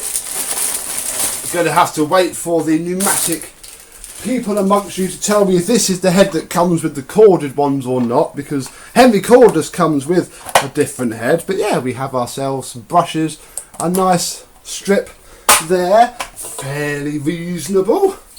That can go there. I'm imagining that the small tools are exactly the same as they always have been. Can't imagine they would do anything special for this, and they'd probably roll these out of the production line in their thousands. So yeah, crevice tool, nice dusting brush, but that's a lot thinner than the older models. They used to be quite bushy, but then again they also used to suck their brushes in with the airflow, so who knows, it may not have enough airflow to do that. And then the standard upholstery tool with the brushes and the double taper. I have to say, this one isn't my favourite tool at all. These are okay, so we may end up using something else, I don't know. And yes, this is the Numatic himself, and yet it's actually serial number 56 as well. Wow, the 56th one off of the production line. Let's take the top off, and yeah, we have a very different base because obviously he has a completely different motor. That doesn't come off, that is fixed in place, so we won't go ripping that to bits. Then we have, been ages, years, decades since I've had a brand new Numatic. I had a Henry Hound once when they were £130 on eBay, and we George when that was 160. God, things used to be so cheap. Yeah, I think this is a fairly standard bottom, as in I don't think this is too bespoke to these. So that and the filter is the same. If I can get that back on. But yeah, this is the completely different bit. He's got a big hole in the back of his head, bless him, which is where the battery goes. So we'll pop that there. Let's open up the charger because we may well need that. Oh, get it out of the box. And yeah, the new NX300 line. So this only fits this and the other range of NX machines. Are you going to tell me what the other machines are? Nope. Don't need to worry about that. Crikey, that is quite large. Even got a fan at the back of it. Oh dear. And yeah, obviously plugs into there, charges up the battery. Very groovy indeed. We'll pop those back in there. And then we have the very expensive, I think this cost more than this. I think I've seen the bare units of these with the tools but without the battery for about 200 and something pounds. there is. It's why. But then again, we all spent £600 on Dyson V11s a couple of years ago and sold them. People are spending the same again on the V15. So I guess it's not terribly far from the truth. And yeah, 36 volts, 8,400 milliamp hours, 300 kilowatt hours. I don't really pretend to know much about battery technology, other than newer is better when it comes to them. Crikey. There is the charger. The battery. It's made in China, so they obviously import these in, just with the Numatic label on it from Somerset, but I think the only time this saw Somerset is when this box came in on the pallet and then came out to me here. I'm assuming it's also got some charge in it. There's not actually a charging thing because it's in the machine to tell me so. Slide this in to Henry Numatic. Oh, that's cool. Look, push the button and it comes in. He now weighs a bit more and he's actually quite backwards heavy. But has he actually got any charge in him? 1 bar. Okay. No, 2 bars. That's not bad for his T-speed.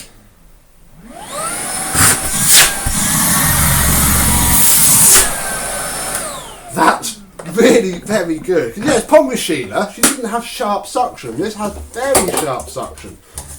One of the reasons I sort of wanted to go for it over anything else. And the problem is, this is about the only form factor of a cordless machine. Ooh, will you go on? Find the thread. This is the only real form factor cordless that is, just like putting a normal Henry round rather than stick vac or the shark type or anything else. God, the quality though. Look, that's the mould line on the cuff. I mean, I've obviously mentioned before, pneumatic quality isn't quite what it used to be, and yeah, this is certainly showing that. That is ever so powerful. Quite quiet as well. You can even hear the airflow. And if we put the head on, this is where the EU style head is going to really help, because it will clamp itself down. The quick pickups, Oh, it gets the dirt off of the limes and the carpet. But we can put him in high. That's not too bad at all. That is very, very nice to use. I mean, he's not going to be a deep cleaner, and I'll be honest, I sort of realised over the years that if I want to give this rug the smashing of its life, I go and get a Hoover Senior down from the loft and do it. What I really want is to be able to put the double taper hose on, put the dusting brush on, and just run it around and clean. I can clean my chair. Oh, get you out the way. I can get all the bird seed off of the gaps without any fuss or bother. We can, it's just grab and go, really.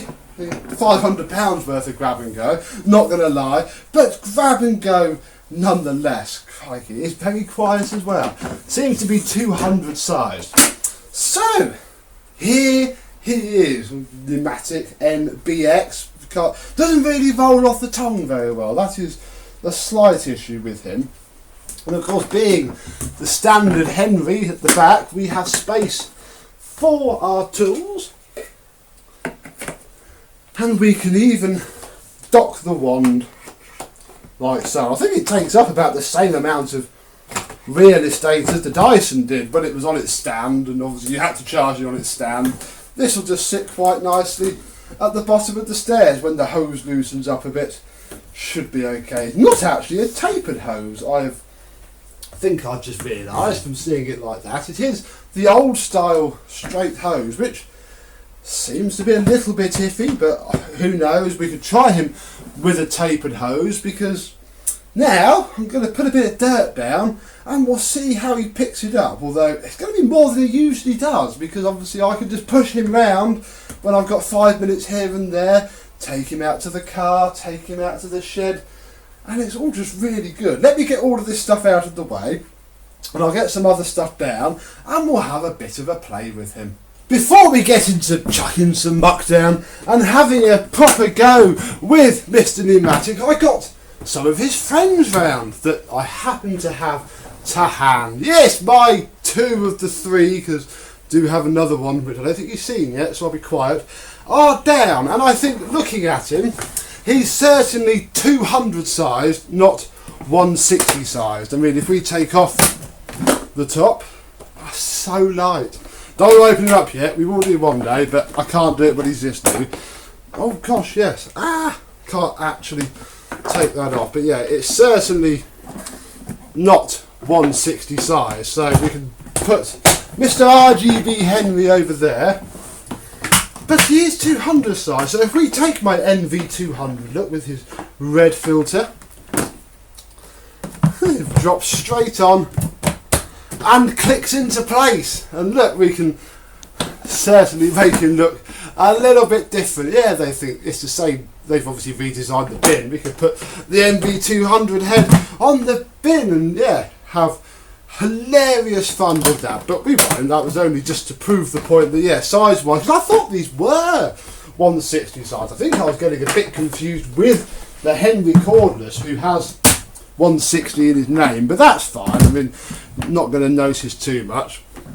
You also can't put him on any other way because he's got the notch there. I'm charging the battery at the minute whilst I get set up. That's why he has no battery in him. But yeah, certainly 1980s to literally a couple of weeks ago, 2021, the family resemblance is still there. We can even take the 3D face off. Wrong one. We can even take the 3D face off, but I don't know, I think I'll leave it on there. Look, make him truly commercial. But where's the fun in that? Let's put this back on. Because he's going to have a smiley face, hasn't he?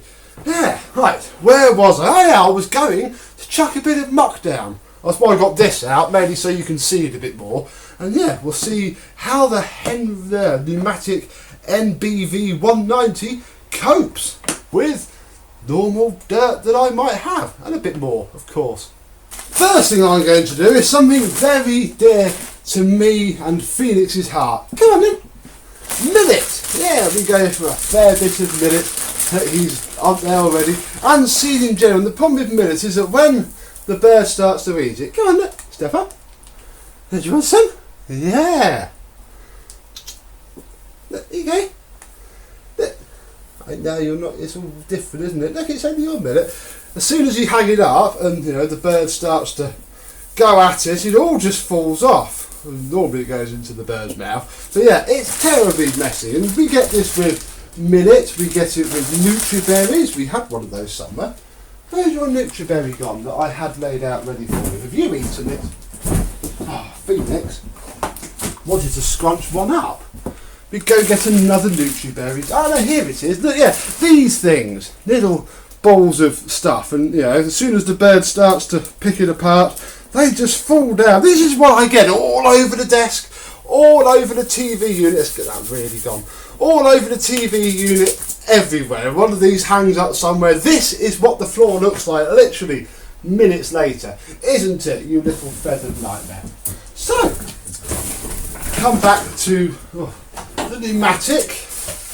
Now there's where it smashed load of stuff. Now one thing I noticed when I was taking the battery out is that if you have the tools on the back, no, let's not start doing that. You can't actually fit the battery in. It doesn't fit. You have to then take the tools off to fit it. So there is one thing. This charges to 80% in an hour, so that should hopefully be not too bad. And yeah, it lasts for 80 minutes in low power, 60 minutes in high, and that's going to be plenty. I'd charge my V11 up maybe once a month, because obviously when you're only using it for a few minutes at a time, suddenly they last forever. So we're going to put this on to normal speed. I'm going to try and do all of this in normal speed, and we'll see how it copes.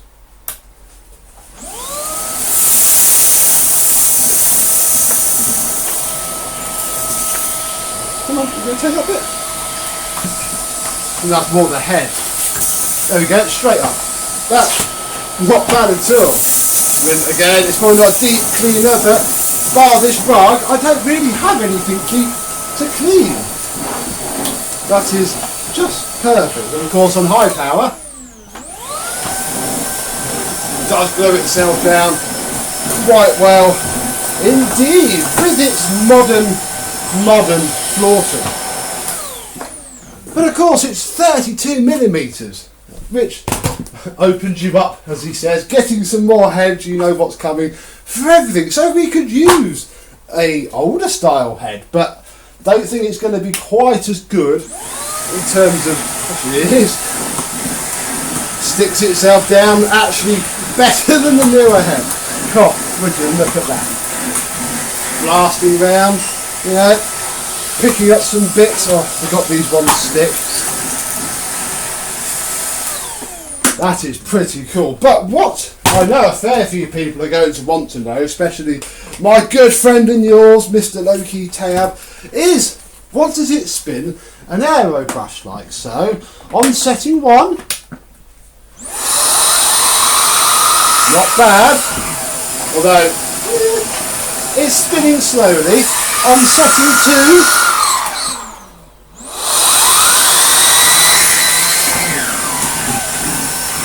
it's spinning. I don't know, I don't think it's going to really do much for pets and whatnot. It is spinning, but not a lot. You know, you get the lint up, but apparently even the actual Henry cordless doesn't spin a turbo head that well. So I'm going to assume that isn't bad. This is ever so long with this on it, I must say. So yeah, that is pretty cool. And again, with the tools as they are, I can do things like, you know, take my computer keyboard, turn it off so I don't spend a load of rubbish on my computer. And yeah, I have to do this 2 or 3 times a day sometimes. And we can take this up to the desk and to plug it in and just get things cleaned. It's what I'm looking forward to. Again, Sheila was really, really good at it. But she's just massive. She's just huge. So I'm going to go spread down my normal amount of sawdust, really, because that's all I have. I don't collect dirt because I don't do this very often. There's no point. And we'll see how well it cleans that up. I don't know why I'm holding this. I can park it there. Modern technology. Isn't it wonderful? And a nice amount of sawdust on the floor, far more than I'd ever see in day-to-day use. And yeah, let's put it, I'm going to keep it on low, turn it on.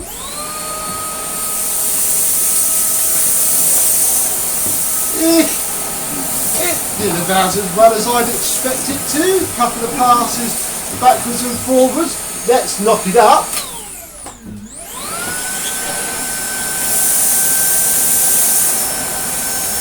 Yeah, decent. But of course, after my earlier ramblings about the turbo head, that'd be worse as soon as the sawdust goes up. Yeah. I wouldn't use it with a turbo brush, if I'm honest. I'll just stick to this.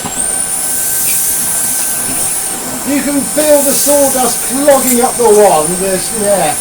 Certainly lacks the oomph of the corded ones to pull the dirt up and through. Does the job. I wouldn't have this much of a mess normally. If I did, I would have the Victor V9 out because we'd have been stripping something down that would have, turn that down. That would have exploded everywhere. I don't want to use. Nice to see the new floor tool still do that. I don't want to use this for dirty stuff if I can help it. I want to keep it domestic and nice. So the Victor V9 will still take the brunt of the dirt. But then saying that, it is just an standard pneumatic toolkit. So if I do happen to break this or, the hose gets dirty, we can chuck it in the washing machine and not have to worry. I'm not used to the handle staying up. That's very new and stiff. Oh, you're dirty. I don't want a dusting brush you though, because we will scratch the top. Oh, it's very nice. I did notice some dirt up on a shelf. I think we should celebrate by cleaning that up.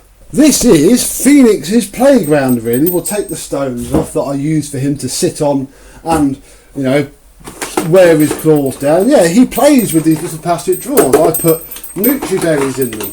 And, yeah, they do get quite filthy. So I think it is time to give it a clean. We'll take those away. He knows how to open them and everything. He's ever so clever.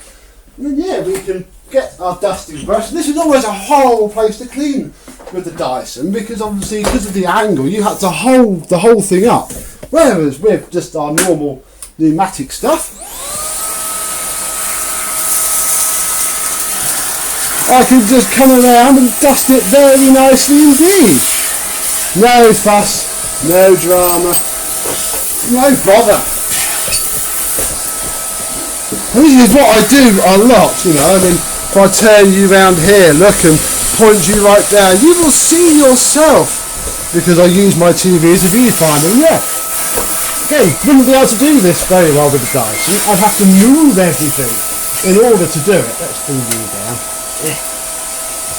This is just like using a corded cleaner. It's very good indeed. Another place that I clean very regularly, this might not be camera, no, it's my desk. And obviously I sit at it for 8 hours a day at the minute with our current working from home stuff, and I can just pull the pneumatic out and actually clean it. The Dyson never got under here, the green oak struggles, but this I can just flop around, you know, move everything. And there's more than enough power to do that, more than enough. I mean, it holds its hose up just on low. Very good indeed. Another place that Phoenix seems to have discovered is my pinboard, which sits on this wall. Above this mess, this is all the cork look that he's ripped off. And yeah, with the Dyson, I'd have to have the gates wide open and sort of hope that they all went up the holes.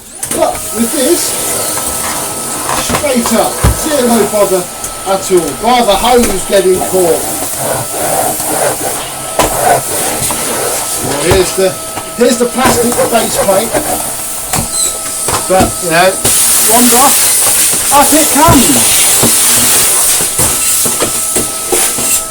And then for the rest of the sort of cleaning that I do, it's literally, you know, feathers floating around the hard floor. So again, grab out Mr. Numatic, and up they go. Gets right under here. About the same as the Dyson did, to be completely honest with you, but it's just nicer to use, obviously, because of these grey wands. That we can move this Hoover Constellation. Cool. Lots of rubbish under there because I've got my lights out for this filming that we are doing. Yeah, everywhere you go, it just picks up the bits. I like it already, I really do. Oh, there we go, really. The unboxing and first look, certainly, although a little bit of a demonstration at the commercial Numatic NBX 160. Bless it. No, 190. NBV 190. I must learn my stuff.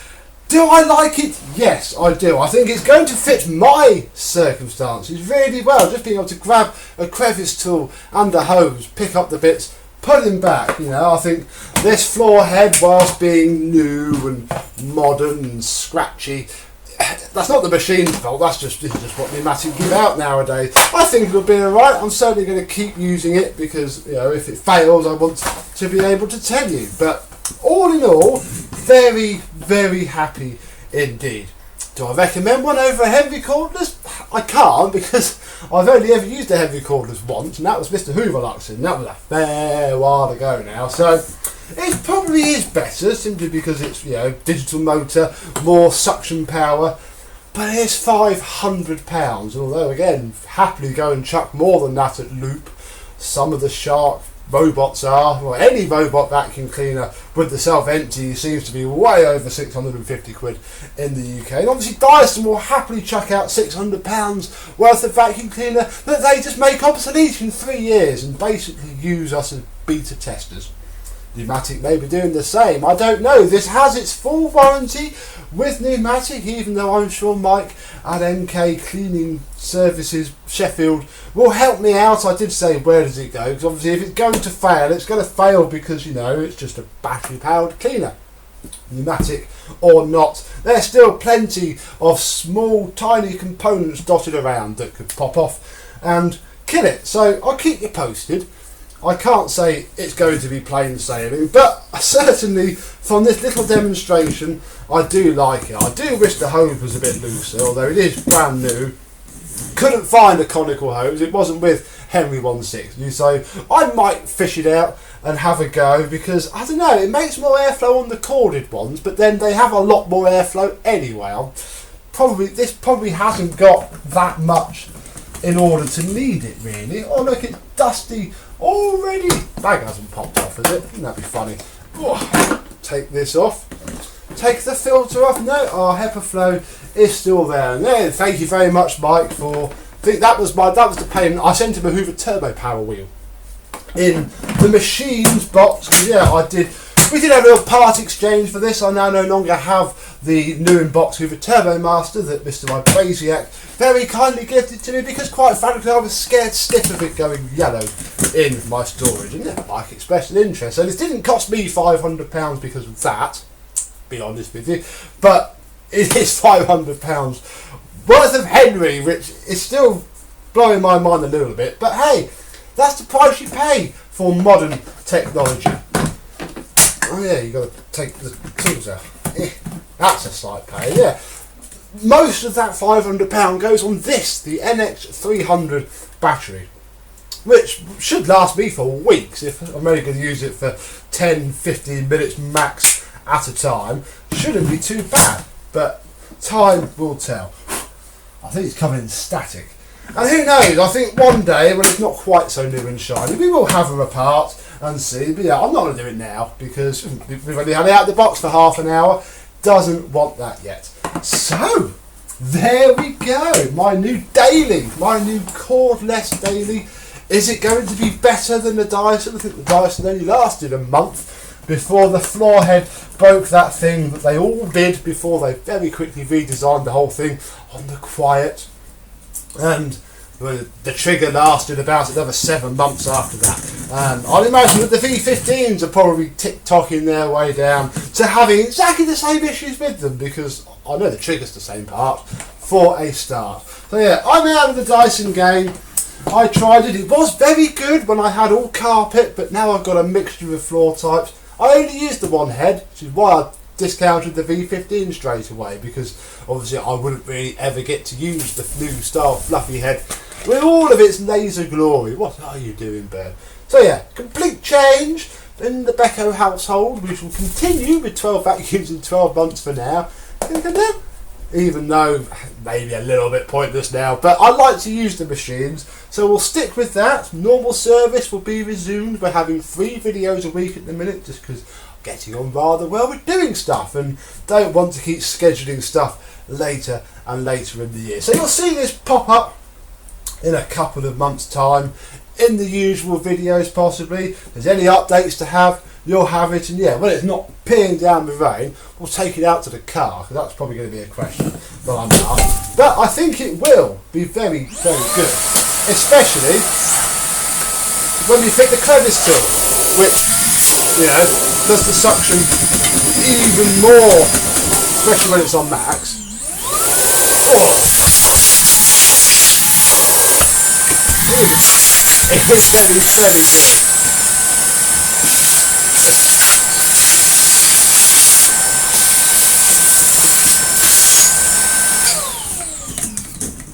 So for me and the MBV 190, doesn't it just roll off the tongue badly? It's a commercial machine. I can't say anything more than that. We will see you soon. Bye bye.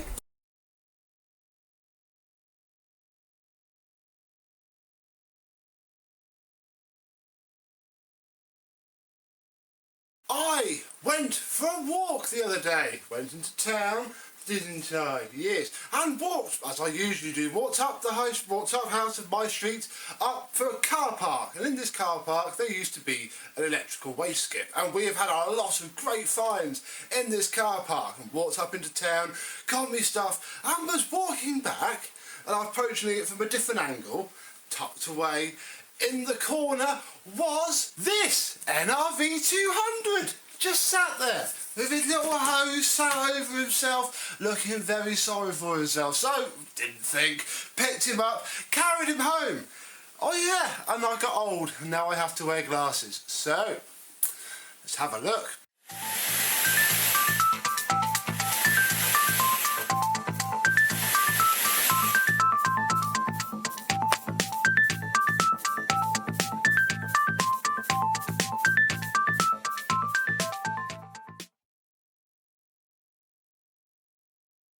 Yes, hello my vacuum cleaner chums, how are you today? Yes, found a Numatic just sat there. It was probably there before, but because it was in the corner around from where I was walking, I just didn't pay attention. Or it got dumped in about the 9 minutes it took me to wander up to Sainsbury's and wander back down to the same point. So, this is an NRV 200 from 2005, a push button, low price. Oh, that doesn't work. That works now. That is a clue. That is crikey, book trousers. Yeah, a high-low 2005 model, and yeah, he's pretty flipping heavy. And actually, I've got Phoenix out of the room because I'm going to need to open the back door in a minute. Very, very heavy, and I thought, crikey, right. And I did take a peek, especially after the toxic Henry 160, after I got him home, of course. I still got him, and wasn't actually full of dirt. Well, it is. What it is actually full of is a little clue. Look, in the filter, it's full of bloody water.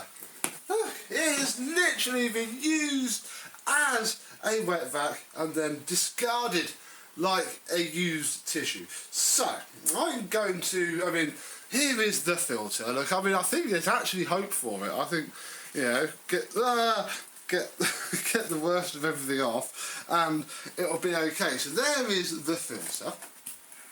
And props to the filter seal, I was having to swap me flipping arm every 5 seconds because it weighs an absolute ton and nothing dripped out at all. We also have ourselves a hose. Now this hose is broken under there. I'm not touching that to show you because it is pretty disgusting. This end of the hose, there's a couple of minutes of life left in it. He's not fully worn through that bit yet. Look at that. Look, you'll hunt down nice short cuffed hoses for the early 90s machines. Why don't you can make one yourself? So yeah, gonna need some bits and bobs for that. So what I'm gonna do then, I'm gonna get rid of this bit.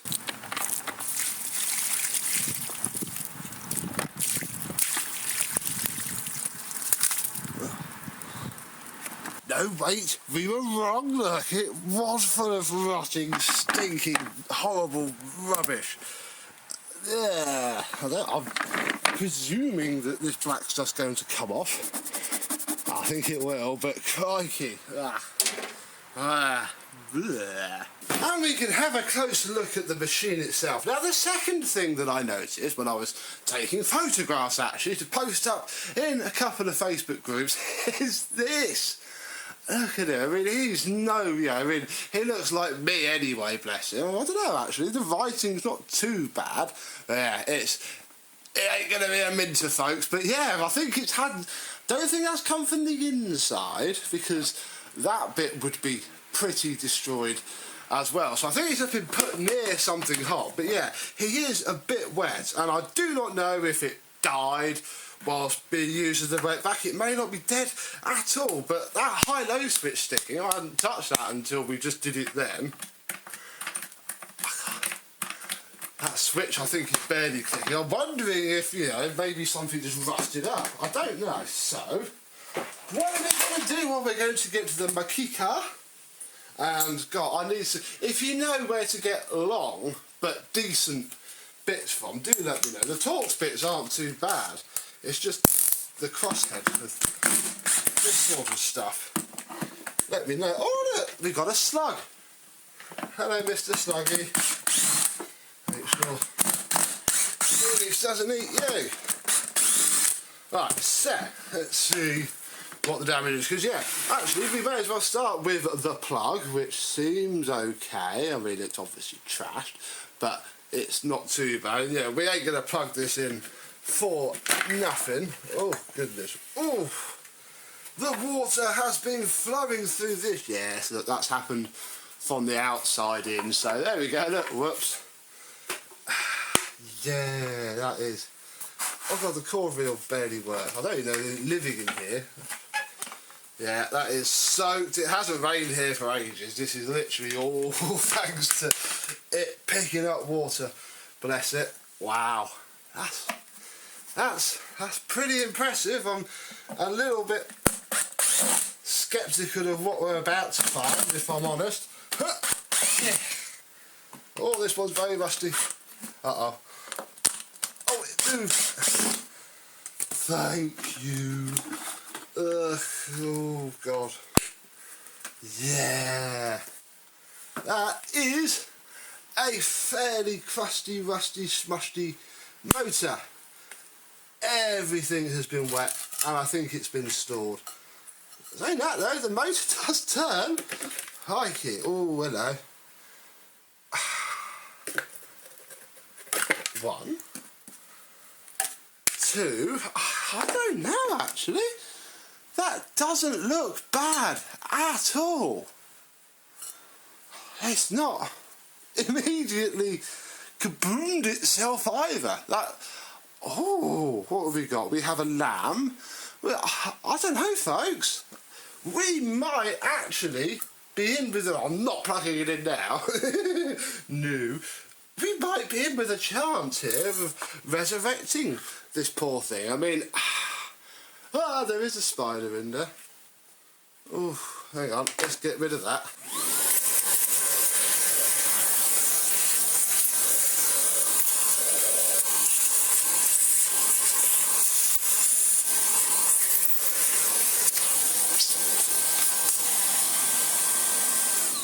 There we go, thanks to his battery-powered,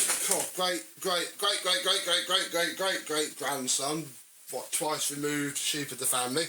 Hopefully nothing will crawl out at us now. And yeah, I mean, switches are probably no good at all. Ah, wow. Hang on. Come on, out you come. You may as well. Oh, excuse my arm. Off. Oh, no, don't break, because I don't actually I've got the spares with you. Although, you can fit, I think, just a 2-pole switch and then just, you know, have the neutral joined together. I think that's the acceptable bodge, is it? Comment down below. But, come on. Out you come, just get off. There we go. Off. Yeah, the spring is a little bit rusted on. Oh no, but off it comes. Yeah, that's no good. And I mean, you can take them apart, but it's probably not worth it. I might give it a go, but I think that switch has probably had its last. Bless its little heart. In fact, all of this can come out now. Yeah, that started to work, and now seems to. So I see no reason why we can't just reuse that. Look at the PCB. Ah, wow. It doesn't look blown. There's nothing missing from the board. Man, I'm fairly confident. I mean, the motor spins freely. That comm looks perfectly fine. This is the top bit. That just looks like surface rust. That's where the damage is. Well, again, it's not really damage, is it? All that's just filth. I reckon our little pneumatic I told you about the ratings plate. I didn't show you it. From week 37, 2005, may actually be I'm probably just going to wash it, clean the motor, I'll refurbish it a little bit. I'll try and have it apart and wash it, all the plaster dust off. But crikey, I reckon in the next video, he may actually run. It may actually work. Yeah, look, both prongs are under all that somewhere. I presume the cable's okay. Bless him. Hey, someone tried to set you on fire, but you will live again. I don't know if we'll be able to pop that out. I don't even know if I want to yet. It tells your story. So, there we go. My free Numatic. It's probably not even going to need a motor. Let's find out in the after video where we shall see what happens. So, thank you very much for watching. I hope you've enjoyed. Comment down below if you've had anything fun by the bins recently. Let me know. Let us all know in the comment section. So, until next time, I and this will see you soon. Bye bye. The bin found Numatic NRV 200 is done despite its appearances. Bless it, it's like me, it's never going to be a beautiful thing. But it does now work, at least it is cleaner. We'll have a look, and we need to give it some tools. So, let's get on with the video and I'll show you how much my free Numatic has cost me, and we can decide if it was even worth it in the first place. Possibly not, but equally there's no point me showing you a dead machine with no tools as an after video, is there? No, that would be silly. More silly than probably picking it up in the first place, bless him. Let's have a look.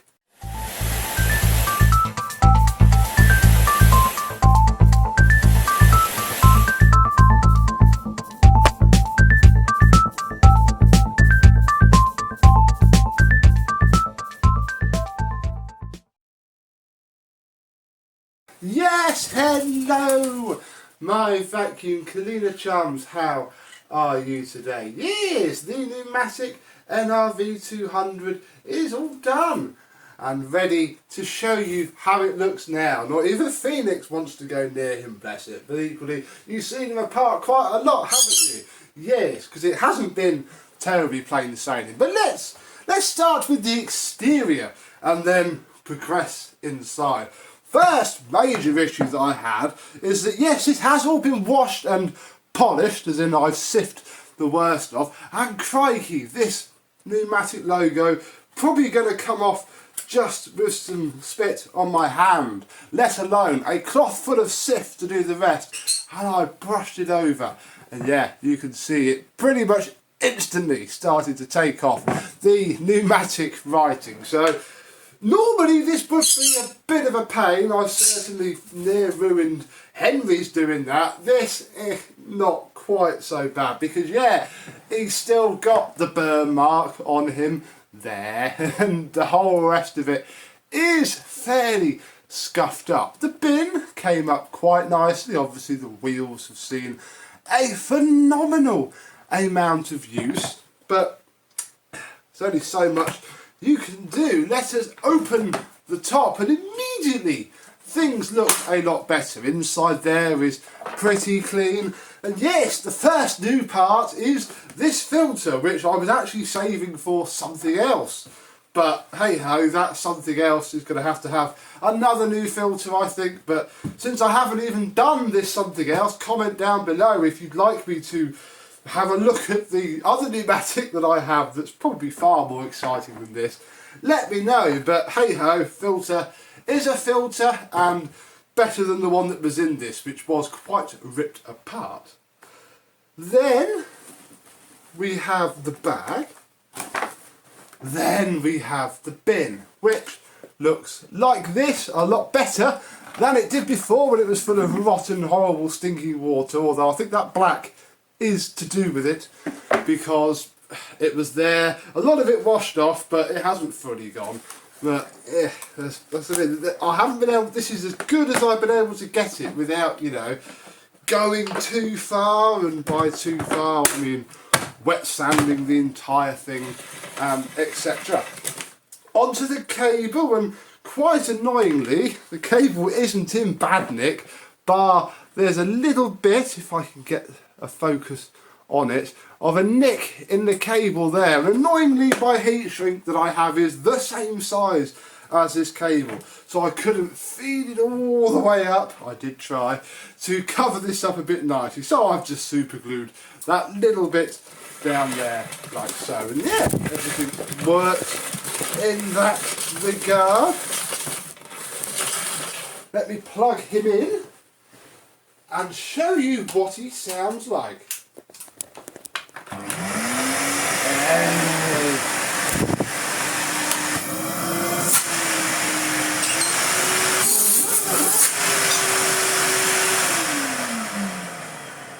God, doesn't he run well? I mean, considering we found him by some bins full of water, he runs remarkably well, don't you think? And because he had to have a new motor, I did get the old motor running, wasn't filming annoyingly, I was just testing, and it did run. It sounded bloody awful though, and was bubbling and popping, and the bearing sounded shot as well. So already I have invested £26 in a 1400 watt replacement motor, which is why he sounds quite good indeed. And the high-low works.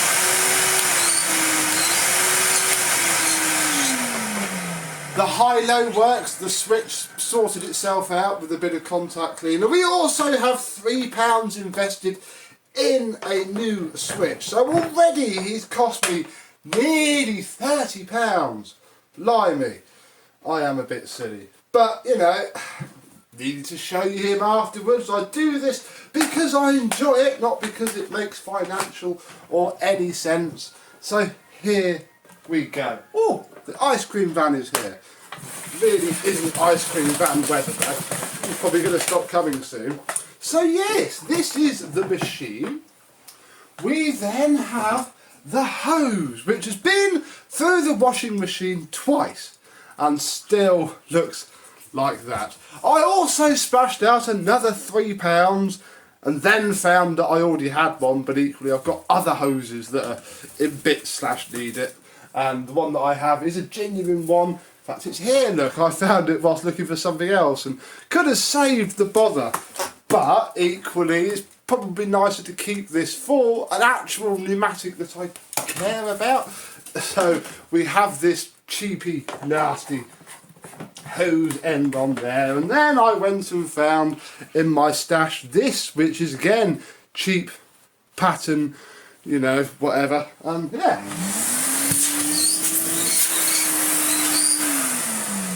We now have him pretty much with a fixed either end as we found him. But that's obviously how we found him. I have gone a little bit better than that. And we have a box.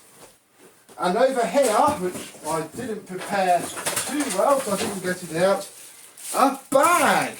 Yes, I went shopping on eBay, and in fact I've just realised I didn't fully need to use this. There's one in here, but equally I have a spare now. It's always good to have spares. But yeah, I thought, can't really sell him, and yeah, I'm going to sell him. I'm not going to make any profit at all. Crikey, I'll make more profit from the ad revenue on this video, so please watch the adverts kindly, because it pays for rubbish like this. But yeah, can't not sell him without any tools. So let me get some cutting implements and we'll see what rubbish I bought. And rubbish it probably is. We'll start with this, and you can probably guess by, you know, the shape of the thing that yes, this is a wand and floor tool set that I found on eBay. I think it was a tenner. I think that included the postage. It certainly wasn't an awful lot. The cheapest that there was on the day that I looked, for sure. And already the end of the wand is at a jaunty angle. That's always good. Oh. This is how it came as well. It was posted like this. We have ourselves a bent end, which is okay. So yes, we needed a bent end. So there we go. That looks better already. I think it is all genuine pneumatic. The people in the comments will know. Then if I can get this out of the packet. They're seized. As soon as this arrived like that, I was just a little bit worried that this would be the case, although I haven't tried too hard. Yeah, that is jammed on. Oh, and actually this isn't the same floor tool that was in the picture. I bought this mainly because pictured in the listing was a nice single pedal floor tool. What we have here is actually the style that goes with this, and ironically I went and got this out of my stash because I was going to keep the single pedal floor tool, you see. I was going to do a little bit of switchies, but they must have just had a load, and yes, this is the style that it comes with. And actually looking at that, I'm still going to give this one away with it because it's got like faded, worn out litter pickers. This one that we just got in is actually quite nice, and may as well save it for a more deserving pneumatic. So I'm still 1-1 on the floor tools, and there we go, that's just clicked. Well, that's gone well. Are you actually going to go on? Oh, what's going on? Right, you do fit. Why are you not fitting with this? Let me have a look. Oh, well, I can't separate the wands, and yeah, the plastic trim on this bit keeps coming off. What a pain in the bum. I may have to scout around for another set and keep these, but for now he's certainly able to do some vacuuming now.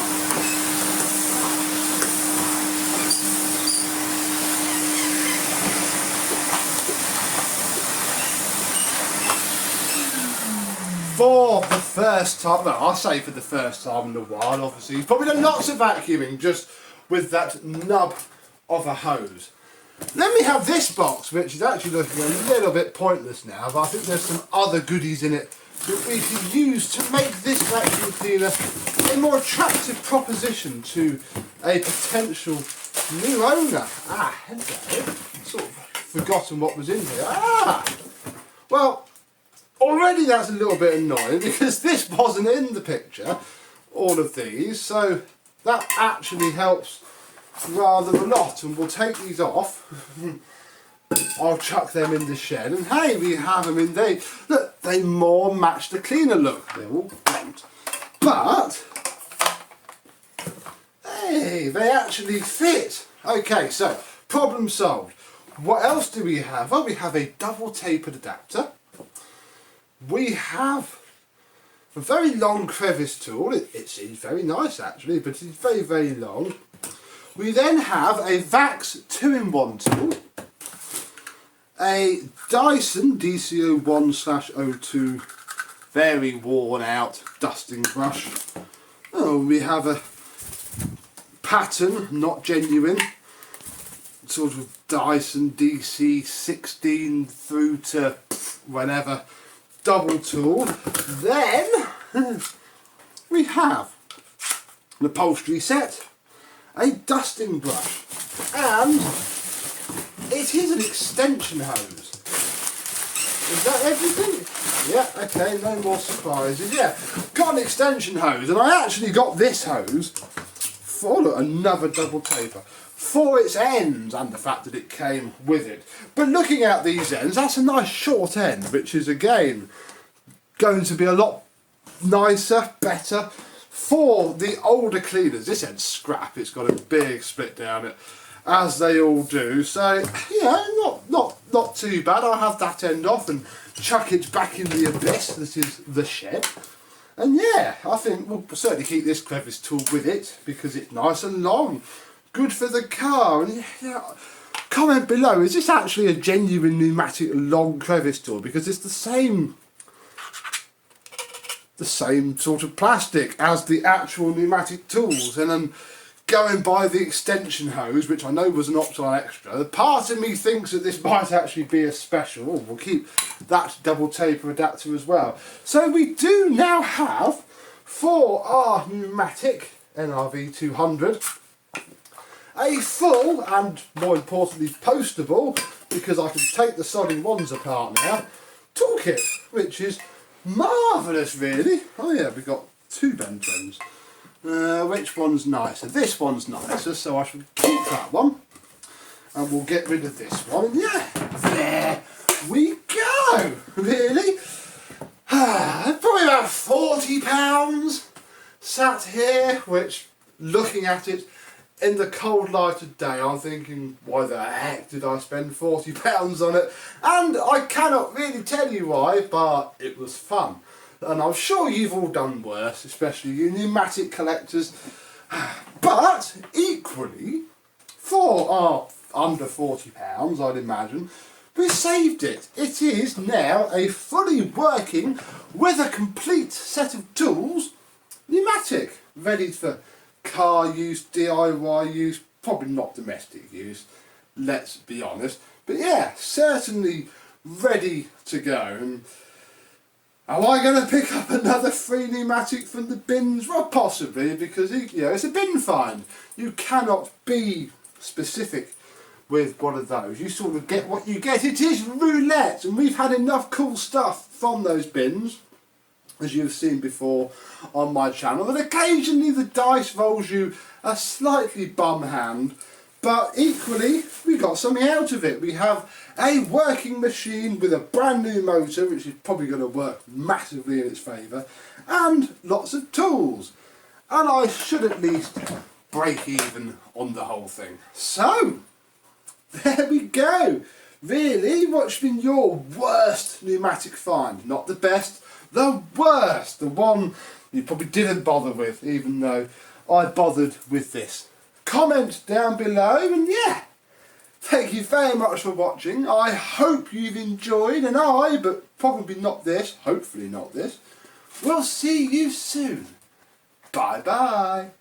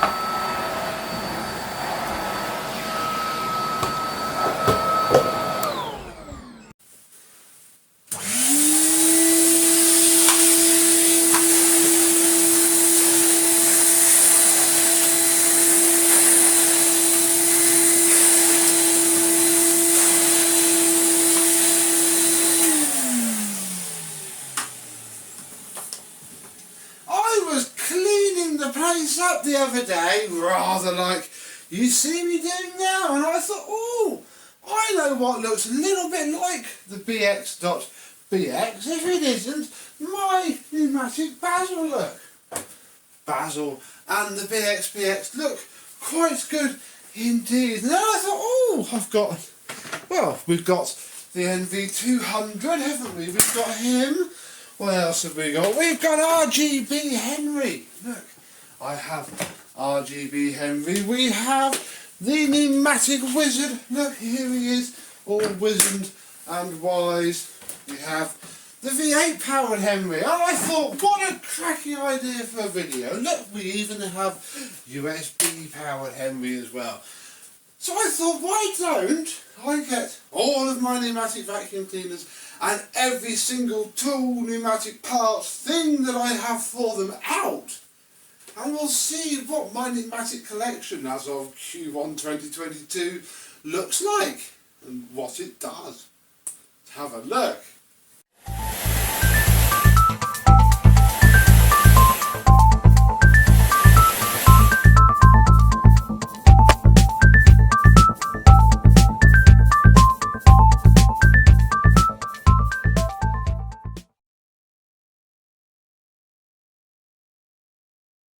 Yes, hello, my vacuum cleaner chums. How are you today? Yes, 3 years separate the BX190 from the Numatic Basil NB200, is it?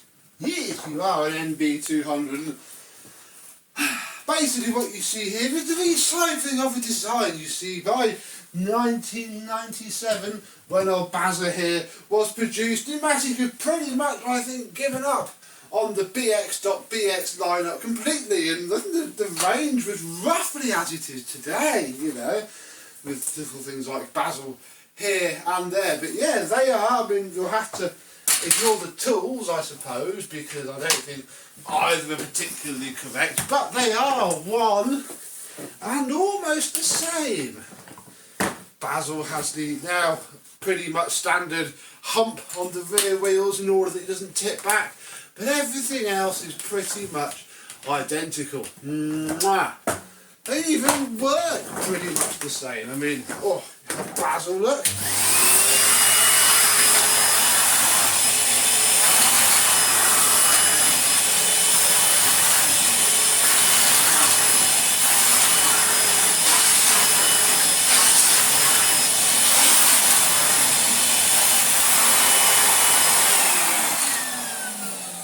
With his probably not genuine but still very nice indeed floor head, which is going to rotate on me and not allow me to show you underneath. And yeah, despite them having basically the same motors in them, they're both 800 watts, I think.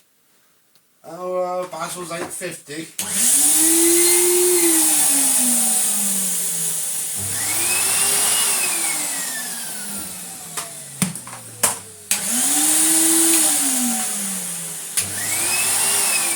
Basil is certainly higher pitched indeed than the NB200. But yeah, we have two of a kind, one of a pair, two pretty much identical machines, bar what's written there and what's stuck at the back and the bottom bit indeed. But obviously, what about the other Numatics? Because these are about as stock as you could get. They start to get a little bit weirder. This is my NV200, the Beko 1987 logo fading quite significantly there. Probably need to replace that or remove it. There is no Numatic logo underneath, it was all peeling off, so I removed it. Yes, he is actually the same age as me from 1987, and again the family resemblance between, you know, the Basil and the BX is pretty much there to see. The only difference, of course, is we have a top handle now rather than a square one, although I will actually say that the mouldings are there for both. You could probably swap these two round, bless them, but yeah, bar that, pretty much exactly the same. Pop you back over here. Inside of my NV200, he's pretty standard really. He's got a crack in the hood, which I've glued up and seems okay. We have ourselves, also checking we have a bag, yes. We have our nice red filter and a pretty much brand new head flow. Yes, look at his original eyes, because he has a brand new face kit on. If you remember from the after video, yeah, he's pretty much standard.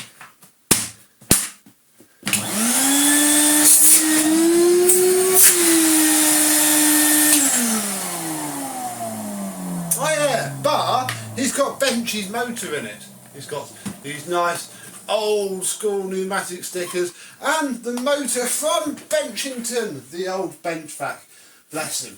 Now this is how I got my NV200. He didn't really have any tools, so I have him a toolkit here of his own. I've just got dust all over him. So yeah, we have ourselves a hose and some wands, but the question now, of course, is what do we clean the floor with?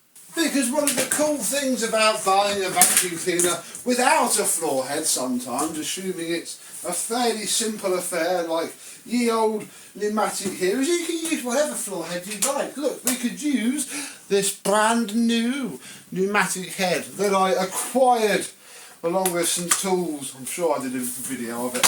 And yeah, it makes him pretty normal to use.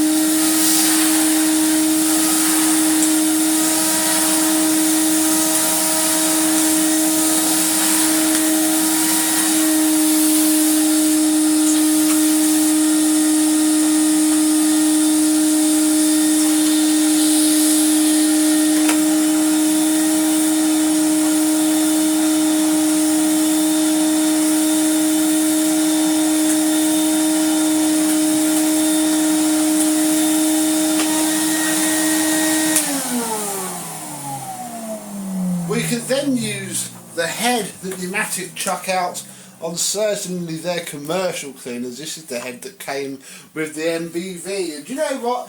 With corded behind it, this is not too bad. It does stick itself down and stay there, but as I shall demonstrate shortly, pretty terrible on the actual cleaner of the solder. We then have my hooky knockoff free flow head.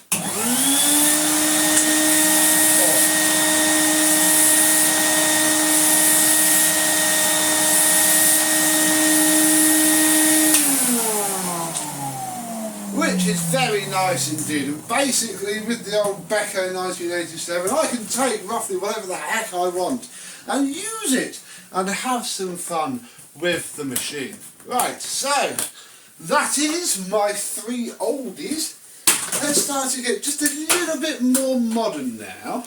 The fourth corded or full-sized Numatic is of course my 160 from 2017, the one with RGB lighting, top and bottom, and of course the Miele motor hatch with speed control.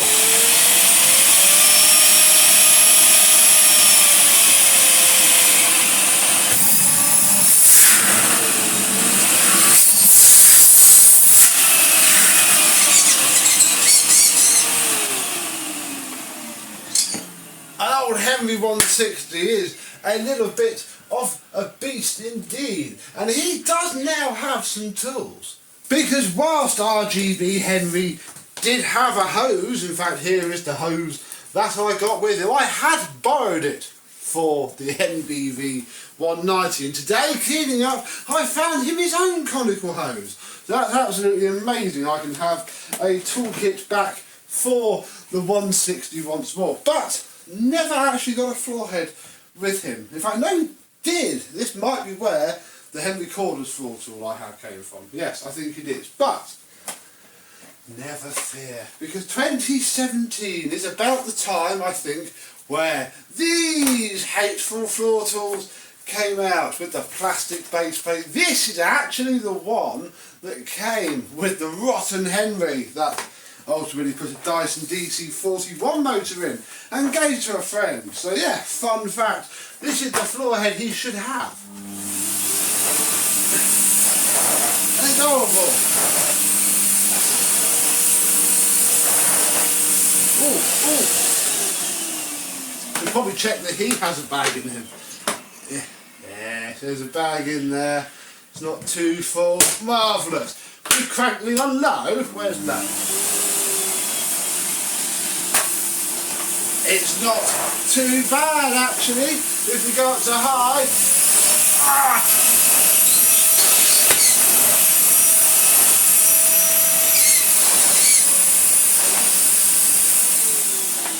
It's actually not too bad on this rug, bless it. Plus it's incredibly worn as well, so it's, you know, it's sliding nicely, but hey, it works. It's the best one of these heads I have, and from what I've seen and heard about them, it don't take them long to become like that anyway. Of course, I think a few years before that we would have this style of head, which is probably going to be quite good. Oh yeah, it likes a lot of airflow, this head.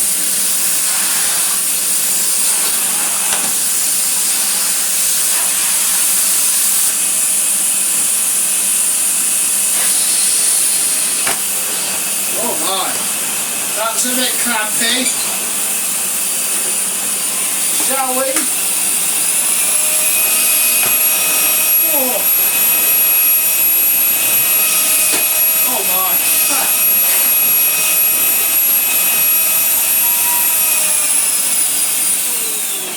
Whew. You know what, you give enough suction to any floor head and crikey, will it just stick to the floor and be quite hard to drag around. And of course, if you remember from a video prior, we know how well it does an aero brush.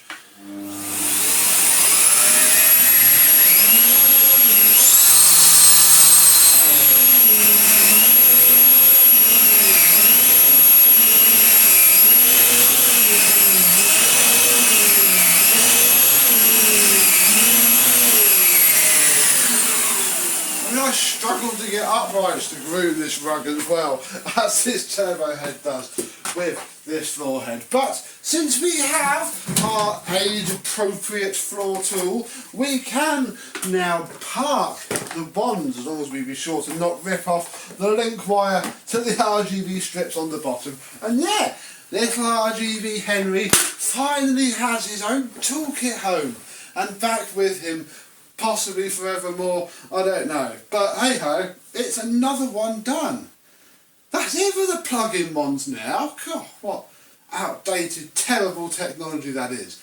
Let's get on to the cordless machines. First up for the cordless pneumatics is my Henry desk vac, which, as you remember, we converted to run on USB power for an April Fool videos, and run it does.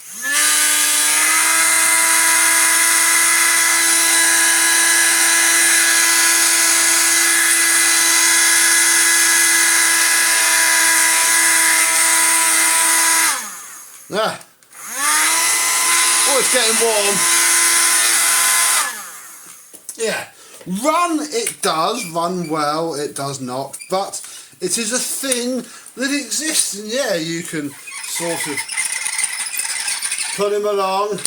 Oh, doesn't reverse very well. God, it's like reversing a trailer, isn't it? Oh, left hand down to go right and spear into the hedge. Yeah, oh, it's actually made by Paladone, look, he's one of the Paladone ones. Aha! There we go. Probably worth an absolute fortune nowadays, and I've obviously ruined him by ripping out his originality and shoving a cable down outside of him.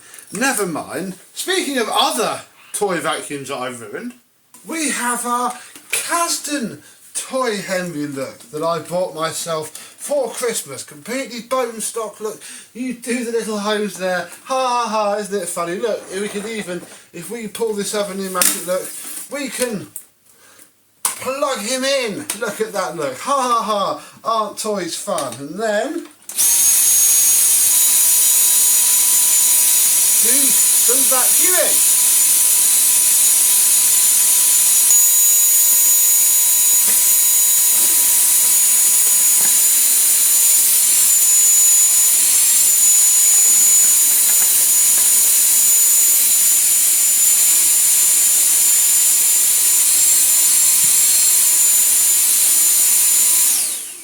And look, just like the real thing, you can empty it. Look, it's a little bit full. Look.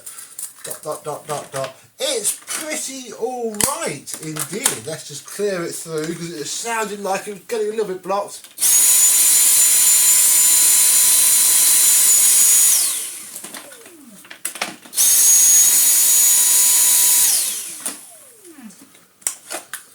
Ah yes, look at that. There was some more debris. Yes, this is, of course... Oh, best unplug it, hadn't we? Let's wind the cable up.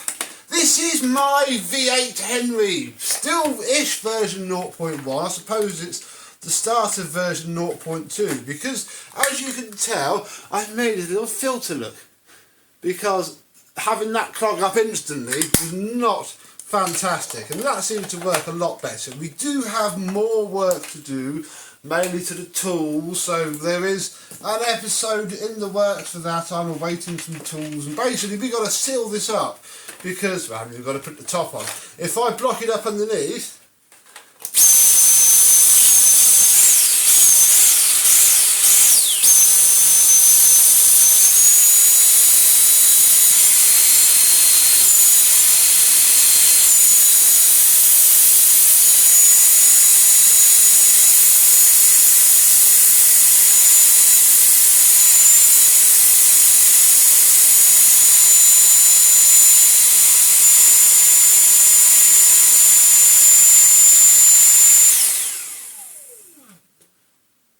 it's losing a heck of a lot of sealed suction from somewhere. If I take all of this off and then turn the motor on, you'll see it blowing stuff out.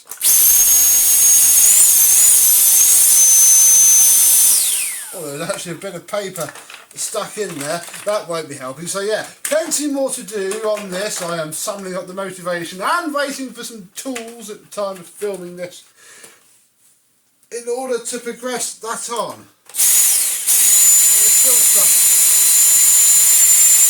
in there. It is a good idea. Look, there's that terrible floor head again. Look, where are we? Not you. Too many floor heads around. Here. Look. That is what they copied, folks. That is the floor head of choice, and you know what, the cordless one probably works a little bit better than the corded. So yes, you will see V8 Henry once more and again, and you know, we should improve him. He also has a new switch to fit, which is imperative because the switch that's in there is absolutely terrible. You can also just about fit all the stuff back in as well and get the lid on. And the newest in terms of manufacturing date, not in terms of having acquired it, because I got the BX and the Casden Henry after him, is the Numatic Wizard WIZ01, and here he is in his out-of-the-box guise with his non-conical hose, his grey wands and his terrible 2021 floor head. I mean, if you spent £500 as I did on this, and used it like that, you would be quite disappointed, as I was, even on Max. Oh. There's just not the airflow there, bless him. The old Wizard does some puff, but I mean, you know, it's enough to pull the machine along, just. I think his bag's quite full as well. Yes, no, this is my NBV 190 with the stupid face kit on, and yeah, one quite quarter full bag. He's absolutely brilliant, folks, even with the humongous price tag, but equally it's still only 3/4, perhaps a bit more, of a Dyson V15. If you do not like a stick vac, you would have spent a horrific amount of money on more stupid things, especially if you take these tools and yeet them straight into the nearest bin and first off, find a nice conical hose. I had been borrowing Henry 160s, but now he has one of his own because I found, whilst tidying up, a conical hose that just needed an end. So I found an end. This is the beautiful thing about pneumatics. You can cobble together tools from as little cost as you wish. I then went and put the worst, scrappiest ones that I had lying around together. Look, they're all battered and chunked and pretty smashed up. And that is good because this is my daily. And as much as I'll be careful of the machine itself, the tools, I'm not quite so fussed. It's quite nice having pre-damaged tools. Then we have the Henry cordless floor head, which I have been using exclusively. And you know what? On setting one, absolutely transforms it. It sticks to the carpet, it picks everything up in one pass.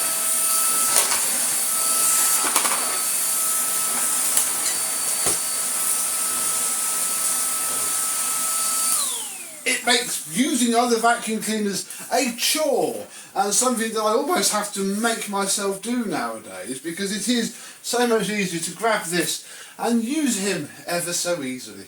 It's just a lot of stuff to store, and I'm somebody with only 5 full-size machines and 2 little toys. I know people with hundreds of pneumatics, although they probably don't have a toolkit for every single one. Yes, it's quite a nice little collection when I stop and look at it. And to be fair, bar the NBV 190, which I went out and bought wantingly, everything else pretty much was given to me, or I bought it incredibly cheap, or, well, that was cheap I suppose, or for a project, certainly.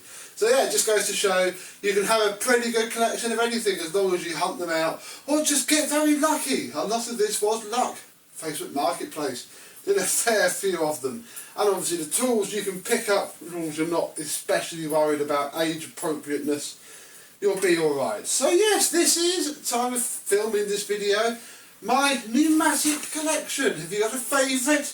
Are there any that you have done? Have you put RGB lights on a Henry or a V8 motor into a toy since my videos? Who knows? Let me know in the comments below. And I know I'll pack some of this away a bit more long term, because doesn't all need to be out. Like I say, I only really use the Wizard out of all of these in my house every day, and will continue to do so for a while yet. But hey, it's nice to have some pneumatics. Oh, he's falling, look. You're going to roll over or just stay there? Who knows? But I and all these pneumatics, thank you very much for watching, and we will see you soon. Bye bye. This is a Henry Turbo from 2007, and I'll say right now, do not get excited about the very special 24 volt 25 watt power socket on his head, because we don't have any of the tools. It is not one of those videos, sadly. I doubt his tools even exist, because this came from a cleaning lady contact of mine. We've seen some of her Miele's, and this apparently has a very simple little problem with it, so I thought we would do a simple little video to try and get it fixed up and working well once more. And I can already feel it in my hands, so yeah, it's one of these. Let's have a look.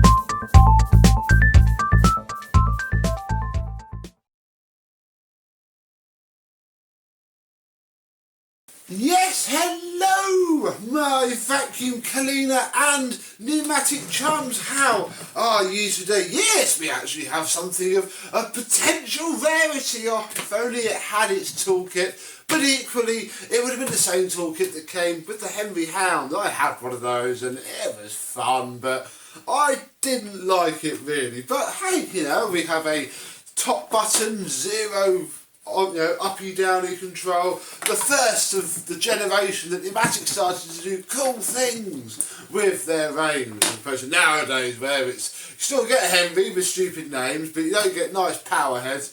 Tutty, tutty, tutty. And yeah, this one's main problem really is, where was it there? There is a hole in the flex, and that hole is where all the magic smoke has escaped from the wiring. So we're going to, now you feel it, it's really floppy there, and I always think that that bit's been smashed about as well. So we're going to chop it down there. I always chop it down a fair little bit just to give it a fighting chance. Then I went and found semi-appropriate plug. It was clean, it was alright. It won't really fit anything else that we could put it on, so we can lose it on here. Oh, get my snippety snips and gently, there we go, do the flex. Then we can take our inner cores and strip those back just nicely enough to go into the new terminals, like so, little half twist there, and then get them put back into their rightful places in the world, like so. Very nice indeed. And then we can put the top back on the plug. I don't know where this plug came from. It probably, if it featured in a video, someone will know. Comment down below. I think it did though. I think it's just been knocking around for a fair old while. And in theory, check the rest of the cable.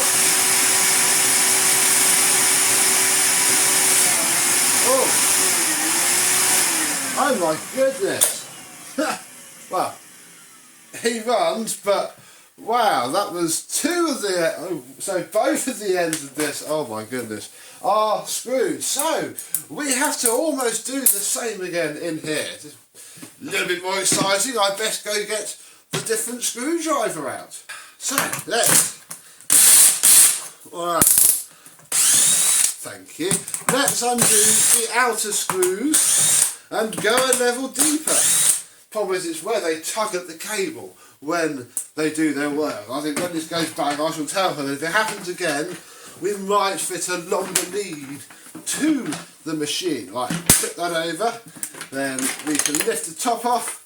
This comes with it, and all we really need is this. The fingers under the cord reel are good, so it's not that, it is another cable break somewhere. We'll have to see if we can spot it in a second. Yeah, everything else seems really, really good indeed, although I know that a couple of you are probably going to want to see what the motor is in this 2007 I agree, it does sound incredibly good, doesn't it?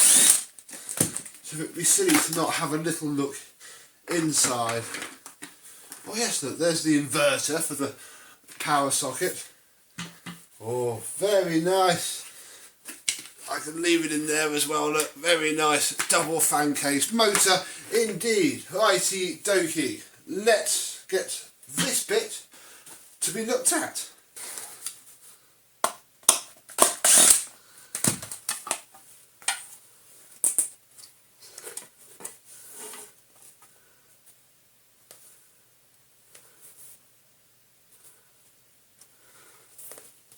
It's there, you can tell from the bumpy bit.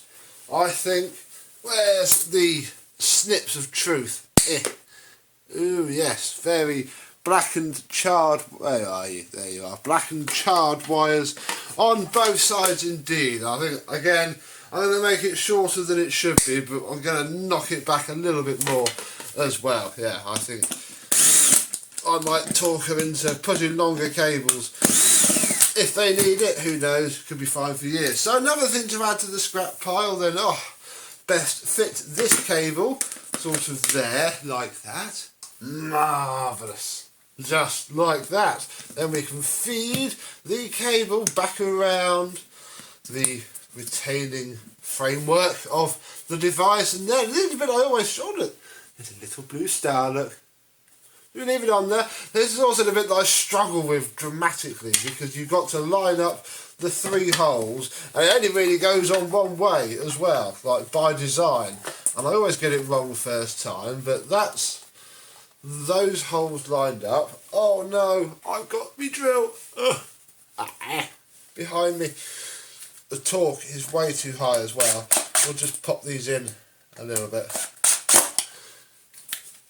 and turn that down. Oh, there's the missing screw. Yeah, this is a bit of a struggle with. Comment below, what's your trick for getting the cord rewinds back together first try? And, I'll do it in the second or the third shot. Who knows, this might be good now. We'll find out in a couple of seconds. It all seems level, but you'll soon realise when you fit it into the machine, like so. We'll chase this back here as well. Then we shall fit the red switch to the top housing and then hold it from behind here, and then sort of manhandle it back together in just the way that Numatic should, and sit it down like so. Turn it over and pop all the screws back into place. And with the tools packed away, we can pop the head back onto the body, and yes, the cord wheel does spin, like so. If it binds up, then you know it's wrong, but we'll leave the cable out so that we can give it a final finangle.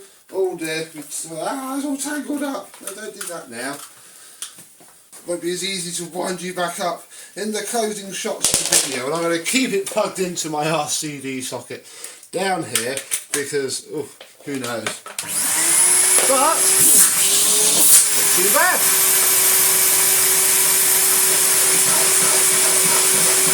I think that's fine.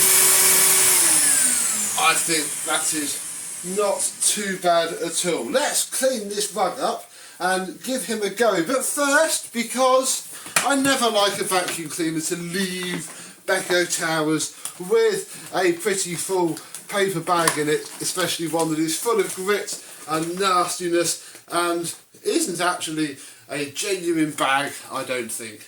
Numbag 1000 smacks to me like it isn't.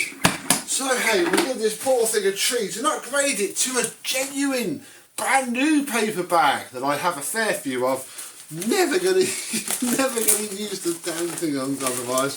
So we'll fit one to here. I've not fitted a paper Numatic bag to something for years. That filter's not too bad. We won't bother with that, but at least we can say we tried. Why won't you go back on? Come on. Yeah, sit in there. There we go. At the lip of the bag. Hepaphlows don't bother with that. They want to squash themselves. Instantly sounds much better. Now, in order to give our Henry Turbo some use, we need to borrow a set of tools, and I have a set of tools on hand near permanently with my Numatic wizard. Look wizard, this is one of those older ones that's powered by electricity rather than a battery. Yes, it is, and you need to lend it your tools because I can't be bothered to get anything else out. Look, they are identical because they are both the 200 size. I do wish my top handle flopped down. This does spend a lot of time with its handle up like a wally because it's a proper click to get down. It's also lower because obviously they've sunken everything into the wheels. Right, thank you very much. You can go over there next to the sneak peek of something else that you've seen. You may have already seen it. I just don't know. Put the hose on. Who knows what ghastly, horrible pattern hose you have fitted on you normally. And... oh yeah.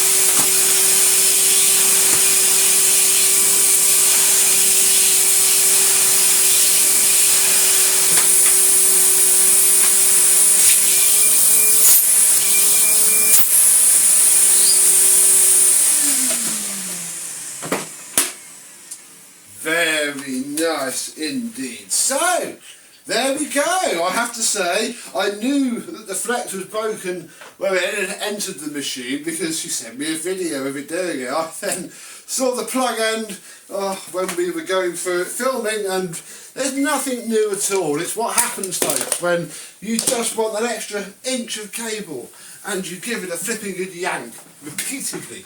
This makes sense because this would be used in one place.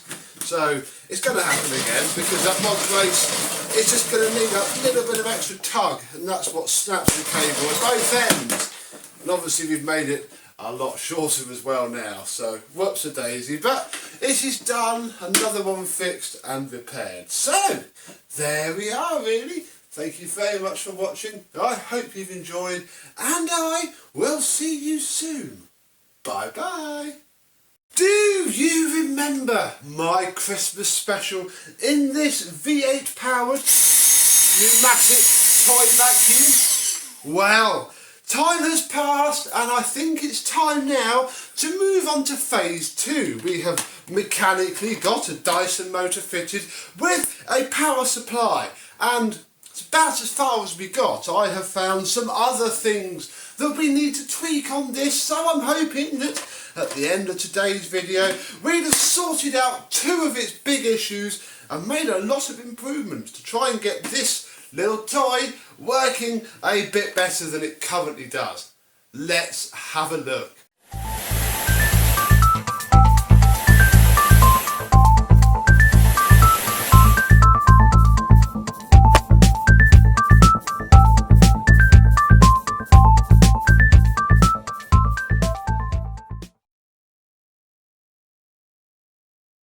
Yes, hello, my vacuum cleaner chums. How are you today? Yes, little V8 Henry, bless him. We don't even need this on, but we'll keep it on so he looks the part. Oh, it's a right fiddle to get on there.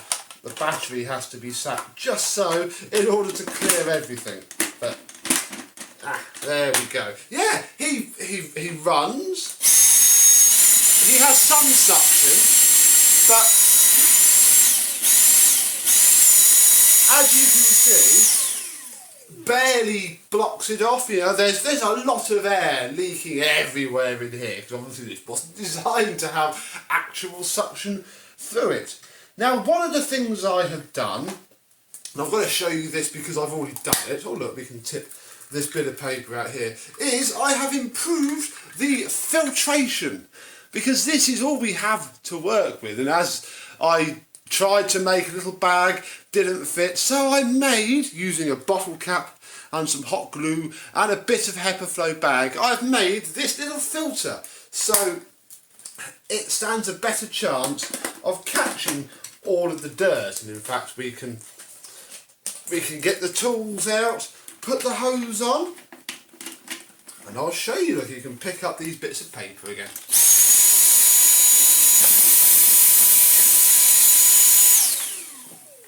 And in here they go. It's all very jolly. So this is possibly the first mod that I've already done, so you've got to sort of see it in retrospect. We have a little bag in here, but doesn't really help with the suction loss. If we turn this on,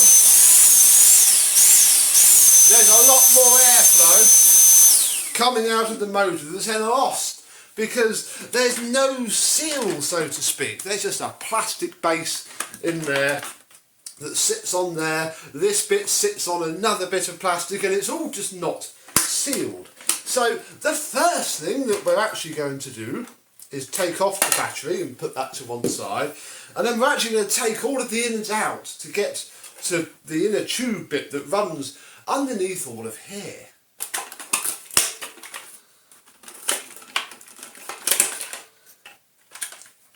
There we go, look, we have, this is the switch, and we actually have plans for that in a bit, but oh wow, okay, this highlights everything, because it went through a stage before I made the bag of everything sort of going past everything else, and yeah, that's because we'll take the motor housing cradle out as well, because this is literally just sat here, sits on there like so with zero seal whatsoever, and then yeah, this is the part that connects with this, and it just pushes onto it, and this is, I think, most of our issues to start with. We need to find a way. I mean, we can't do anything there, and there is actually a green rubber gasket in there, you won't see it, but that's what sucks onto this.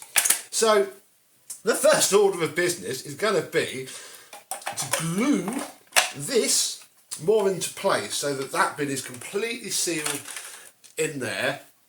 And then we're actually going to put a bead of silicone, ever such a small one, or maybe even cut some foam in order for this, when it slots in there like that, to make an actual seal against there. So let's do that now. I have here a little sheet of adhesive foam, and I'm hoping that which actually no, we want this end, but equally we need to make the cut first. I'm going to glue the other end on, but this end I want to try. I mean, if I just push that in there, we have ourselves a circle, and then in theory, with a little bit of cutting out, we have ourselves again Mark 1, but equally, if it works, gasket on the back of our bin. I have also, off shot so it can start to dry, put some Q-bond around this join on the inside, this join on the inside of there, and I've just dotted a few bits on this bit so it is now part of the machine, and hopefully now this part here shoves right up against there, nice and tight.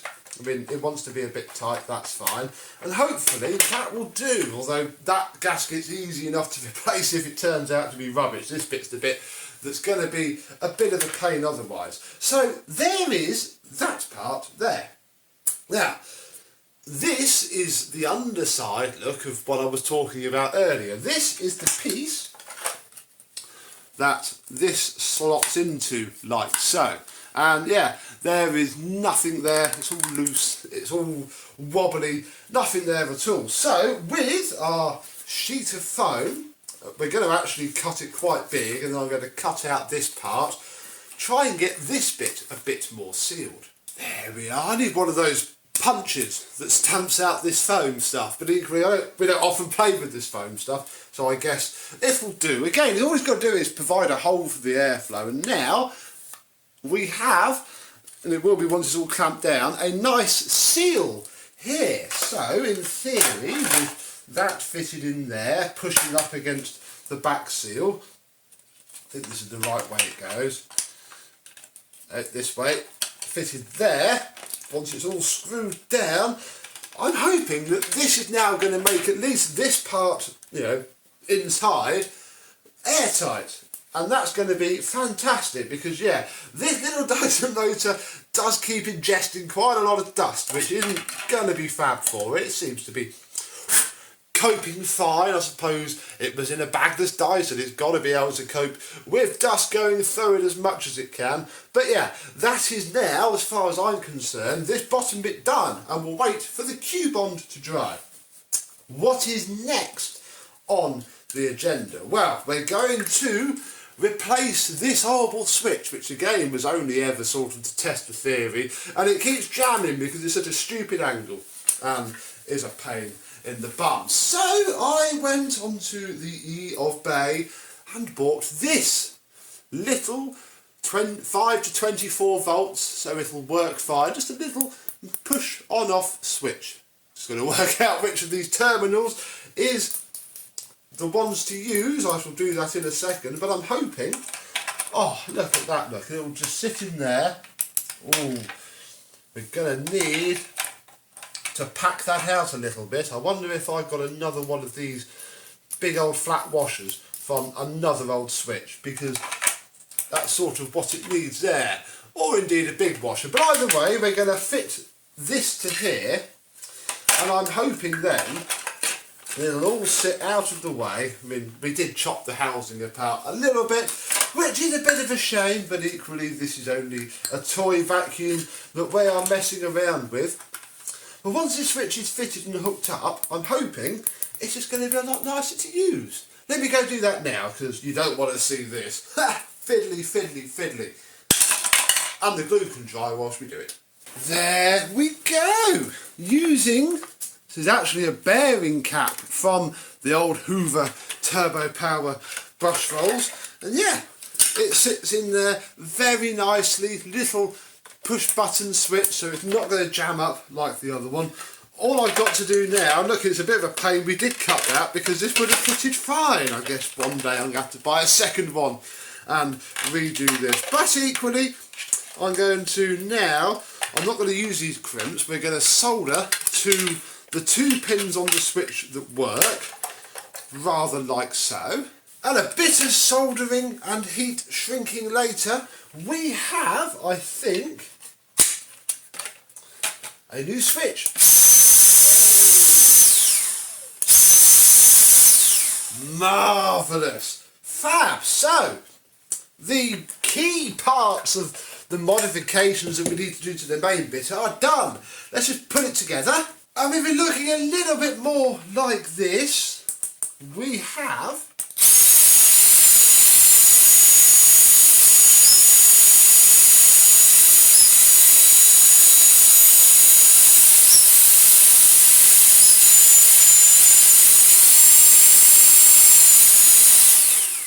much better suction, a much nicer switch. So it lit up on the eBay advert, but I'd imagine I need to put another terminal onto somewhere. Can't be bothered with that. It's fine, just on and off. I had to rip out all of the foam that we put underneath the motor, because it turns out that just blocked off the suction too much. Needs perhaps a little bit. So we have our gasket here. We are sealed up until there at least. And now,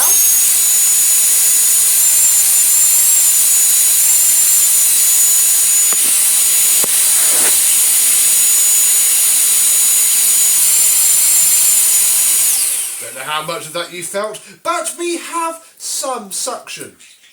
Fantastic. Now, there is one more thing that I want to do to this, just to make it work better than it does now. That actually involves me turning the light on my camera so that you can see into here. Now, do you see these little strengthening pins, so to speak? They're on all of the tools. They're on that end there, and they're in the bent end here and here. And they are quite annoying, because the reason it clogs up so much, bar the suction issues, is that all the dirt hits there and then stops.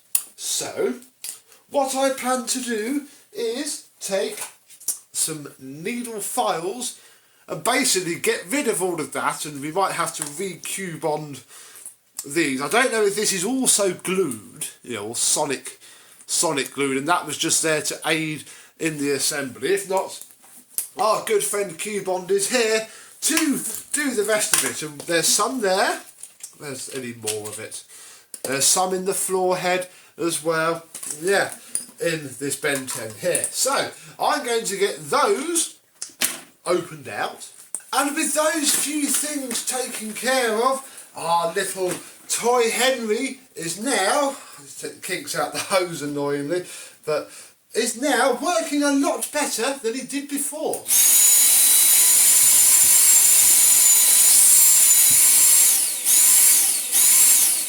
Still clogs up, still makes the V8 motor pulse, just the suction isn't brilliant. So I think part of the reason for that, oh look, let's put the small tools on. Part of the reason for that is there's nowhere for the airflow suction, however, to build up. Comes straight out of the motor, straight through. I think obviously in every other vacuum cleaner there's a bit more for it to build up. But nevertheless, hey Felix, what do you think? You like it? Can I get to my race? Oh, good boy. Yeah, what have we been doing all day, eh? However, if we put down, we'll put down a significant amount, we'll give it a good old test. What do you reckon, Felix? Is it going to do it? Let's have a look.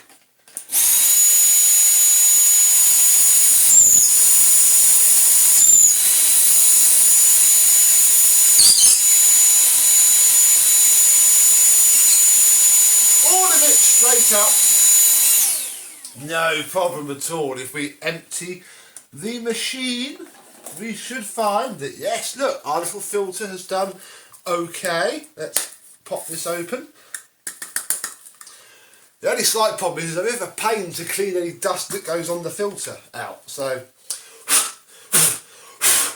there's still a little bit of work to do. The papery bits still seem to be missing the whole thing. But hey, it's a toy vacuum cleaner. I guess we need to stop trying to compare it to the real thing, even though it looks very much like it. Shall we see if the floor tool, which should do something, because there is a suction hole, can get any of it up?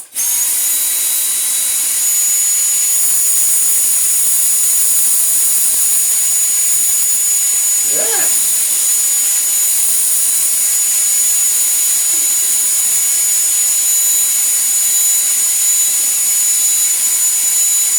You have to put the centre of the floor tool right over it to do anything. Yeah.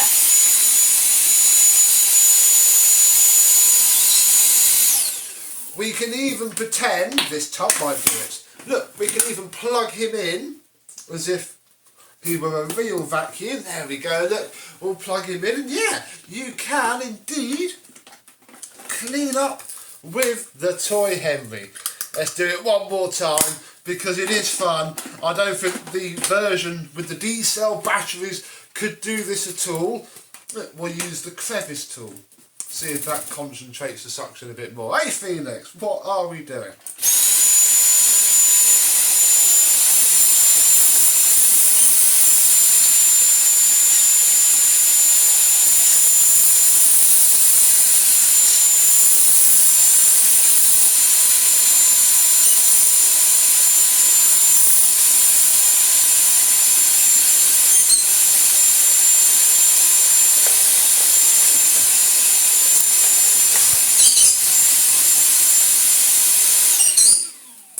There we go, folks. I think with all of that done, we'll wind the cable up.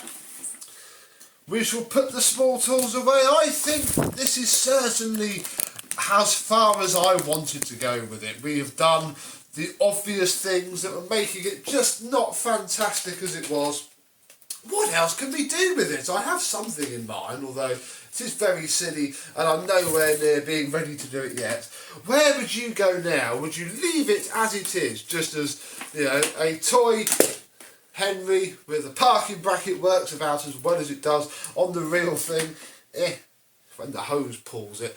There we go. Would you leave it like this, or would you go further? I think there is more that we can do, although we will now be entering the realms of a little bit silly. We certainly made this work as well as it can do.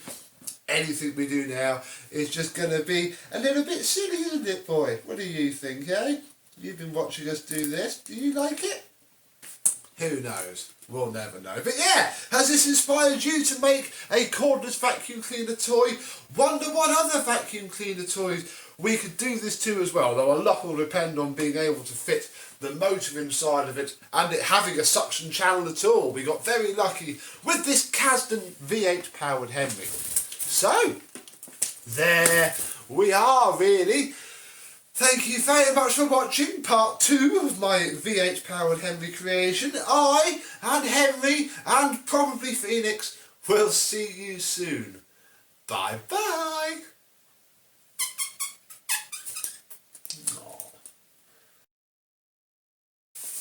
This is a Numatic NRV 222, bless him, a machine that we have seen a couple of on my channel, and heck, we're seeing one more today, because this actually belongs to a cleaning lady, customer, actually a contact of mine, found it being thrown out by some offices that she cleans by. Could I have a look and see if it's, worth doing anything with? Does it run? Does it need anything? Who knows? We are going to find out. So let's have a look. We'll play spot the bits that are missing and see if the old boy is going to fire up or explode. Let's have a look.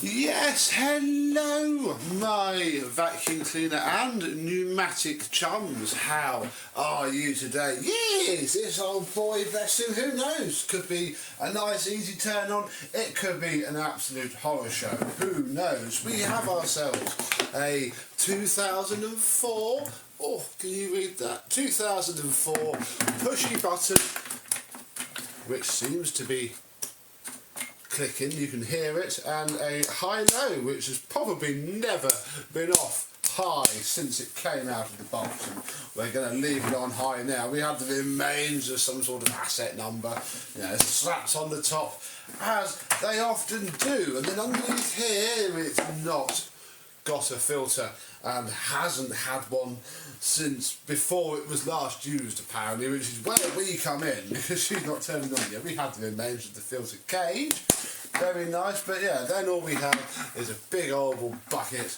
which, doesn't really matter if it works or not. Oh, this is from also 2004. There's a date wheel on the bottom of the bin. Yeah, nice front casters, black back ones, obviously early rubberised grip, and yeah, completely missing the hose inlet / bag holder. Did ask her to check the hose to see if it had it on it, but equally if it does, that means that it's broken anyway, so we should tell her to purchase one of those should it be worth it. Let's pull the cable out. Yeah, that's fine. Nothing seemingly wrong with that yet. We shall find out in a second. Let me go and put some power to him via my RCD plug. Don't know if it's on or off, so we shall find out in a second. Oh, nothing yet. Okay, but that doesn't mean anything yet. Let's try again.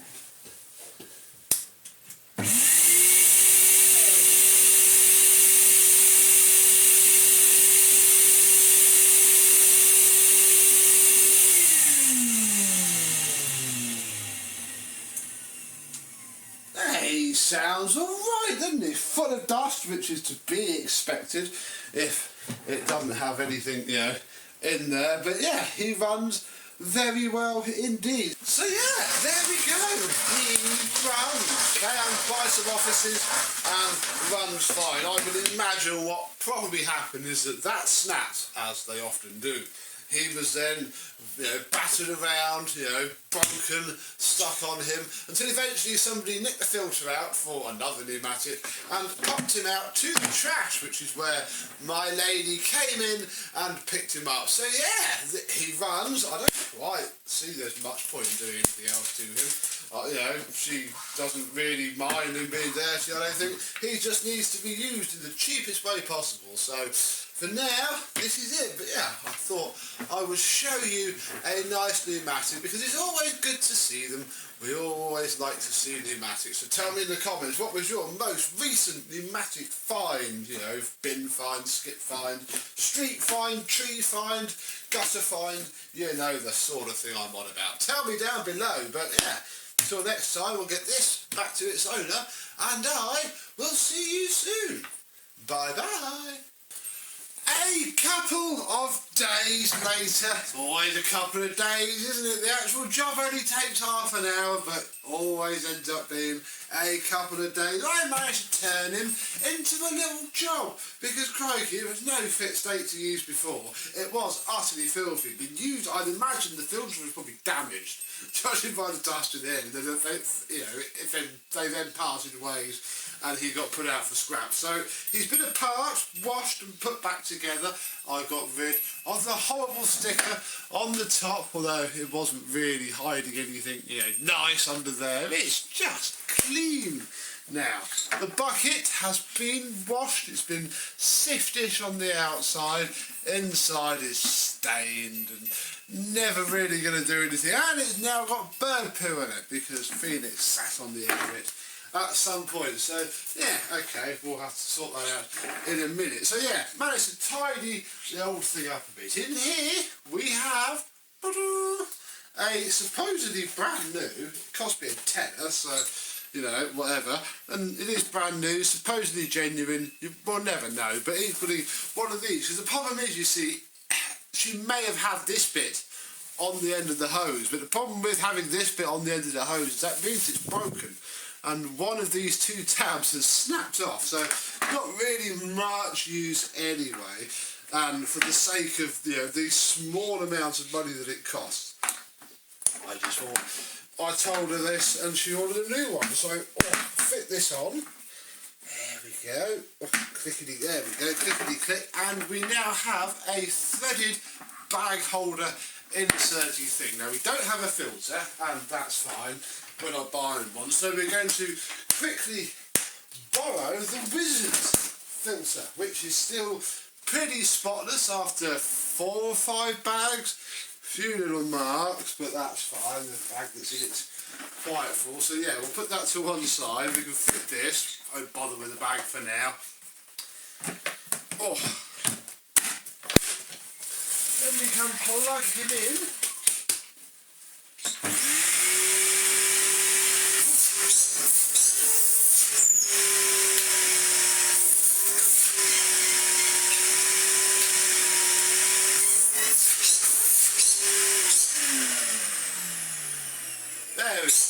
Little difference. Shut up, Phoenix.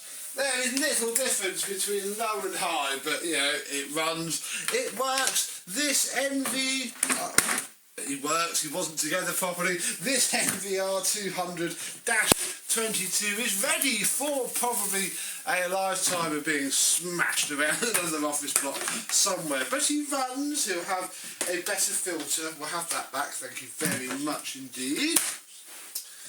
We may as well bring the Wizard across, because technically underneath his Wizarding branding, which I'm not going to remove right now, he is a pneumatic as well. They still sell this exact form factor. You can get battery versions of this now, the MBV 200 or 240 or whatever it is, in this size.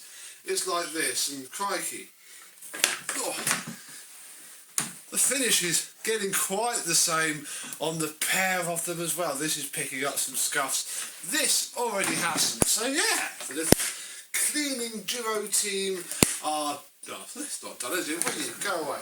The pneumatic that a person I know found by some bins, and I charged her some money to give them a bit of a wash and a brush up, is done. We have a new threaded hose fitted, and it's just another easy bin find, really. It's not been found by me, but it's been found by somebody else, and we have saved him again. We're an eco-friendly channel here, aren't we? So yeah, there we go. What was the last bin find vacuum that you have? Comment down below, and I and some other down on its luck, possibly incomplete vacuum cleaner will see you soon. Bye bye. This is a Numatic George GVE 370 from 2000, literally March 2000. Come on, there we go. Little George here in very good, very clean condition, but he's not pumping water. The owner, who has owned him since new and adorned him with little stickers such as this all over the thing, wants him fixed. So we're gonna take this apart. It's already been had a go at before, so this is one of those videos where we're gonna go straight in, have a look and see what's happened before, work out the state of this lovely pneumatic vacuum cleaner. Let's have a look.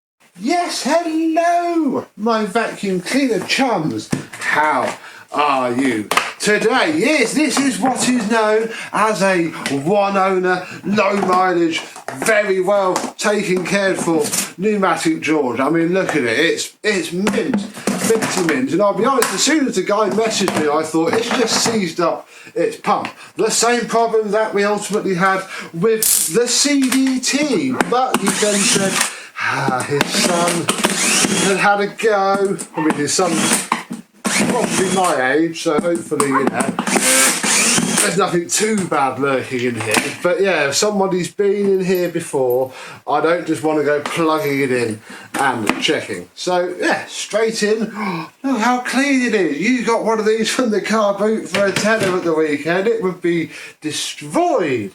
Bless its little heart. So there is our pump, very nice indeed, and it all looks like it's been put back. Look at it, it's mint. It all looks like it's been put back together fine. I just can't quite get over that. Astonishingly clean. I mean, that is, I don't think I've seen one this clean. And yeah, it all looks fine. All these. Ooh. That line's a little bit loose, and they haven't got it into the little thing. So fair enough. I think I do now feel comfortable enough that we're going to pop this back together quickly. So I just didn't want him to have unplugged the wires from that end, say, and we go and cause a massive fire. So yeah, we'll go and pop this back together, see if it runs and see if it makes pumpy noises. Pumpy! Okie dokie, we're back together, plugged in.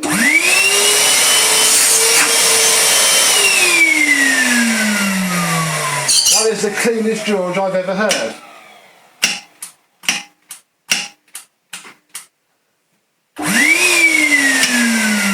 Yeah, something's not terribly happy with the pump. That was making a sort of clicking sound, as if it was trying to move but wasn't, which is a little bit of a shame. Yeah, something is not happy. So the next thing I'm going to do is we'll take the pump out and take it apart, because you can, and we'll see what the state of it is. With our little pump out, I can feel the innards vibrating, so it's probably not quite as jammed up as I think it might be, but if you take the end off, this spring comes out from that end, and then we do the same with this end. This side comes out with that part and that part. Then you pop out this little plastic cap, and in theory, oh look, it's there anyway. Our piston comes out, so yeah, that's not seized up at all. That's a little bit worrying, I suppose. That's all loose though, but that should be fine. I wonder why that's not firing then. That's a little bit strange. Yeah, nothing else it could be, unless Something else in here is burnt, but doesn't look like it. But, you know, there is a little bit of crusty, dirty stuff on there. So I think we'll give it a clean up, put it back together and try again. Well, it's back together, but I'm not confident per se. Yeah, see, it tries to fire, but then can't. And I don't think it's mechanical. I think, if anything, I don't think the pump's shot.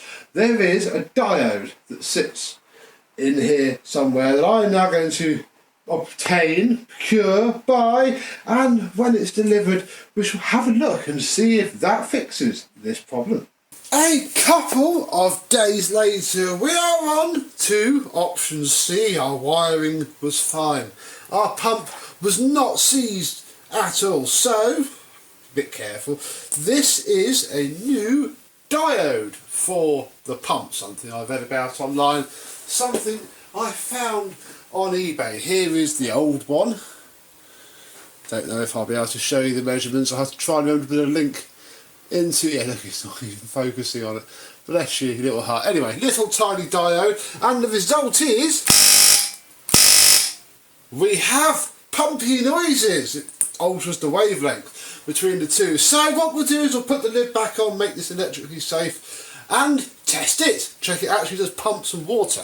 There we go then. We can bring in the recovery tank with water bucket, which has just some water in it. Very nice indeed. But of course, even if we were to turn this on now, it wouldn't do anything. So that's why I had to tell the guy to bring the tools, because yes, you need to plug in what you have for the one-way valves to open. So we have, look, the original hose from the year 2000, the solution pipe which is already dripping a little bit of water.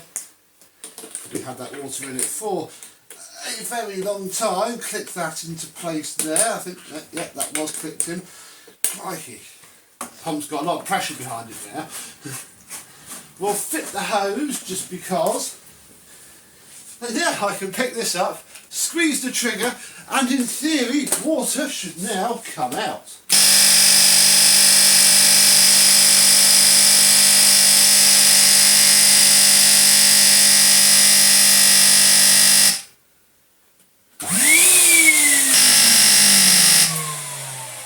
Yeah, I'm wondering if I put the pump in back to front.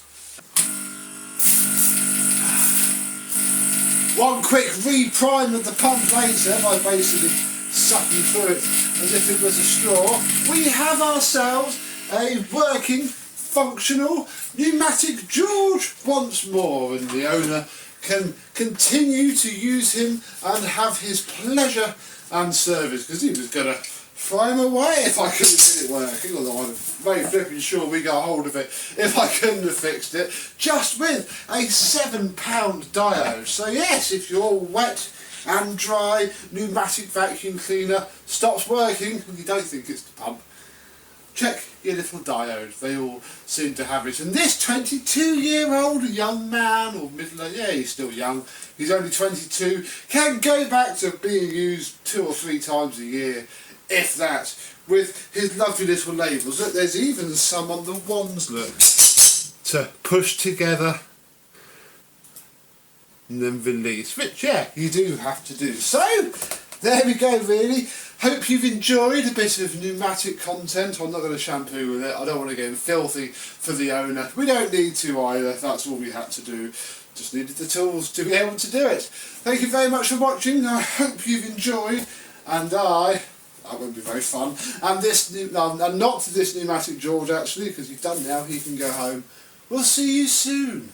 Bye bye. Oh, it's very exciting, folks. I've gone and bought a pneumatic quick, which hasn't arrived. What has arrived though are the pods for it. Apparently the machine missed the van, there was an issue, and it didn't go out for delivery today, which is a bit of a shame. So hey, we'll have a look at the pods, and then tonight, hopefully, we can have an unboxing, first look, blah blah blah, at the pneumatic quick. So, lunchtime teaser, what are the pods like?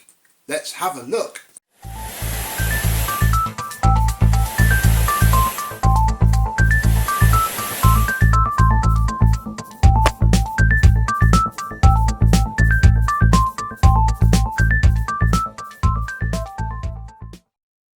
Yes, hello, my vacuum cleaner and pneumatic chums. How are you today? Now, I added these to my order before reading the order for the machine more closely. It comes with 6, so I'm going to be set for life for pods.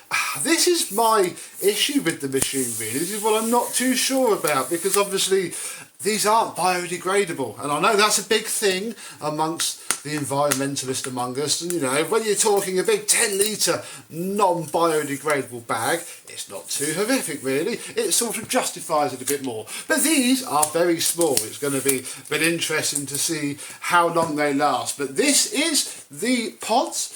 The part number 914592, and they come in a Pringles tub like this. There are 10 in here, and they just seem to be stacked up really, like so. Have a look at one of the pods. It's, yeah, plastic on the top. They're very small. I hope they pack out well, and you know, you can get them full before they start to smell. Obviously with cordlesses you are more likely to pick up grubby stuff because you tip it out relatively easy. So these click into the machine, we'll find out later once it arrives, and yeah, nice seal on the top which I presume gets pushed down and will hopefully keep it spring, and yeah, all your dirt goes in there with your little Henrys. That's quite cute, having the faces stamped on the bag. So yeah, it's probably going to be a while before we need to use any of these really, but you know, I bought them, I added them to the order, and here they are. So comment down below, what are your thoughts on the pods and you know, their world inside cordless vacuum cleaners? And I will see you later, 6 o'clock hopefully, for the unboxing when the machine itself arrives. Thank you very much for watching, and yeah, see you at tea time. This is it folks, Numatic have released a cordless bagged vacuum cleaner, the Numatic or Henry or Hetty Quick, depending on where you purchased yours from. Mine is the commercial variant from a commercial seller. So let's have a look and see what it's like.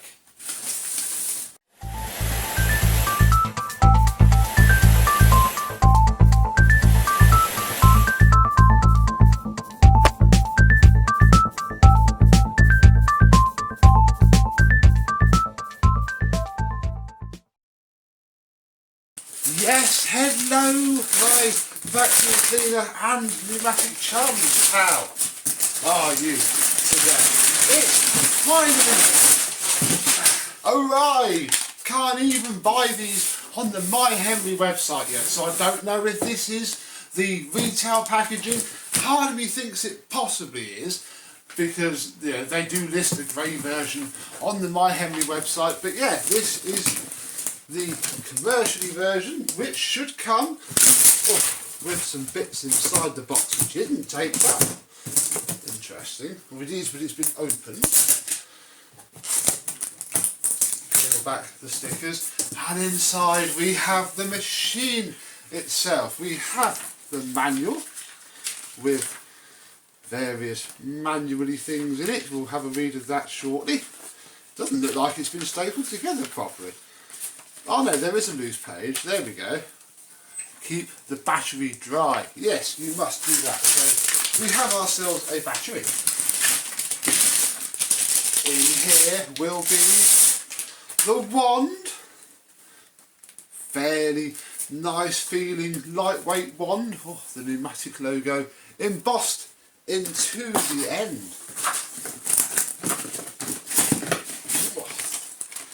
This feels like a battery.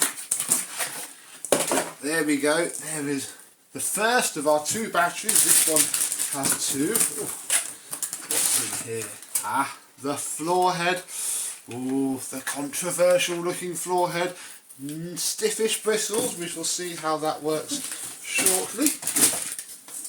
That'll be the dock to charge it, the second style handle, and in theory now, well there's one bag, there should be 6 in here. Oh, there's a lot of stuff in here. Ah, ha! Oh, hello. Right, there is our second battery right here. So I have 2 batteries in my kit, your mileage may vary, and here's the rest of our pods. Look, it comes with 6 as standard. I think 5 there, 1 in the machine. A combination style sliding, oh, hopefully that will soften up a little bit, dusting brush, oh, little lint picker on there. That's fairly nice, fairly stiff, but hey ho. Very nice looking crevice tool, nice, sensible, simple design. Good to see on a cordless vacuum, and oh, look, some wall mounting attachments and some hardware and a white nylon ring. We'll have to read the manual and work that out shortly. And I think we can now pull out the main event, the machine itself. It is a lot lighter than I thought it might be. It seems fairly nice to hold like this. Yeah, let's have a look at this. Oh, it's always exciting getting new technology, not just another cordless vacuum, although as I mentioned in the bag video, is it going to fill up enough to do the job? So yes, mine is the plain Numatic version. That opens with a very satisfying click. And then yeah, you pull the little pods out and wow, inside of there, look, it's very clean. Hopefully it will stay clean. There is our rating sticker. Oh, you can't see that. I can. 7/22, maybe, July. These have been delayed. These were leaked back in March at the vacuum cleaner convention, and they're only just coming out now. So who knows what happened. Mine seemingly was made in July. Let's take a battery, fit it,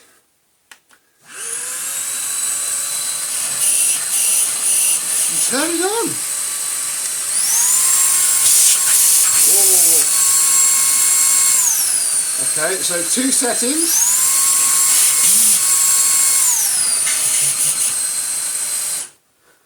Well, that's very, very quick on and off. So yeah, 2 power settings or speed settings there. Very nice indeed. Behind this rubber flap is the back of the motor. All the exhaust there comes out of there now, but obviously that blanks it off. That is what this is. This is, and I haven't seen these for sale yet. Ooh. That smells very sweet indeed. This is where the scent capsule goes. That sits on there. This then goes on top. And now it smells very slightly sweet, but of a new vacuum cleaner. Oh, we did also forget to look at the charger look, which is a very familiar shape with the Numatic logo embossed in it, and a nice simple DC jacks, but it is 30 volts at 36 watts. So although you'll be able to find another one somewhere, you'll have to, you can't just go using any old generic power supply. Let's have a look at the floor head, which has this very nice bendy neck design, and it seems okay actually. I was a little bit worried that it was going to feel quite flimsy, but that is very nice indeed. Underneath, we have the Numatic logo. Look, it's 25 volts, so we could run this off of the little battery if we wanted to. This will take out the brush roller, look, which sits, there you go, very nicely on a little carrier with your bearing inside. The brushes are quite stiff. That is very nice indeed, and that seems to go in and out very nicely like that. So I think the next thing that we're going to do is we're going to, might as well plug it in down here, see what the head sounds like. Ooh.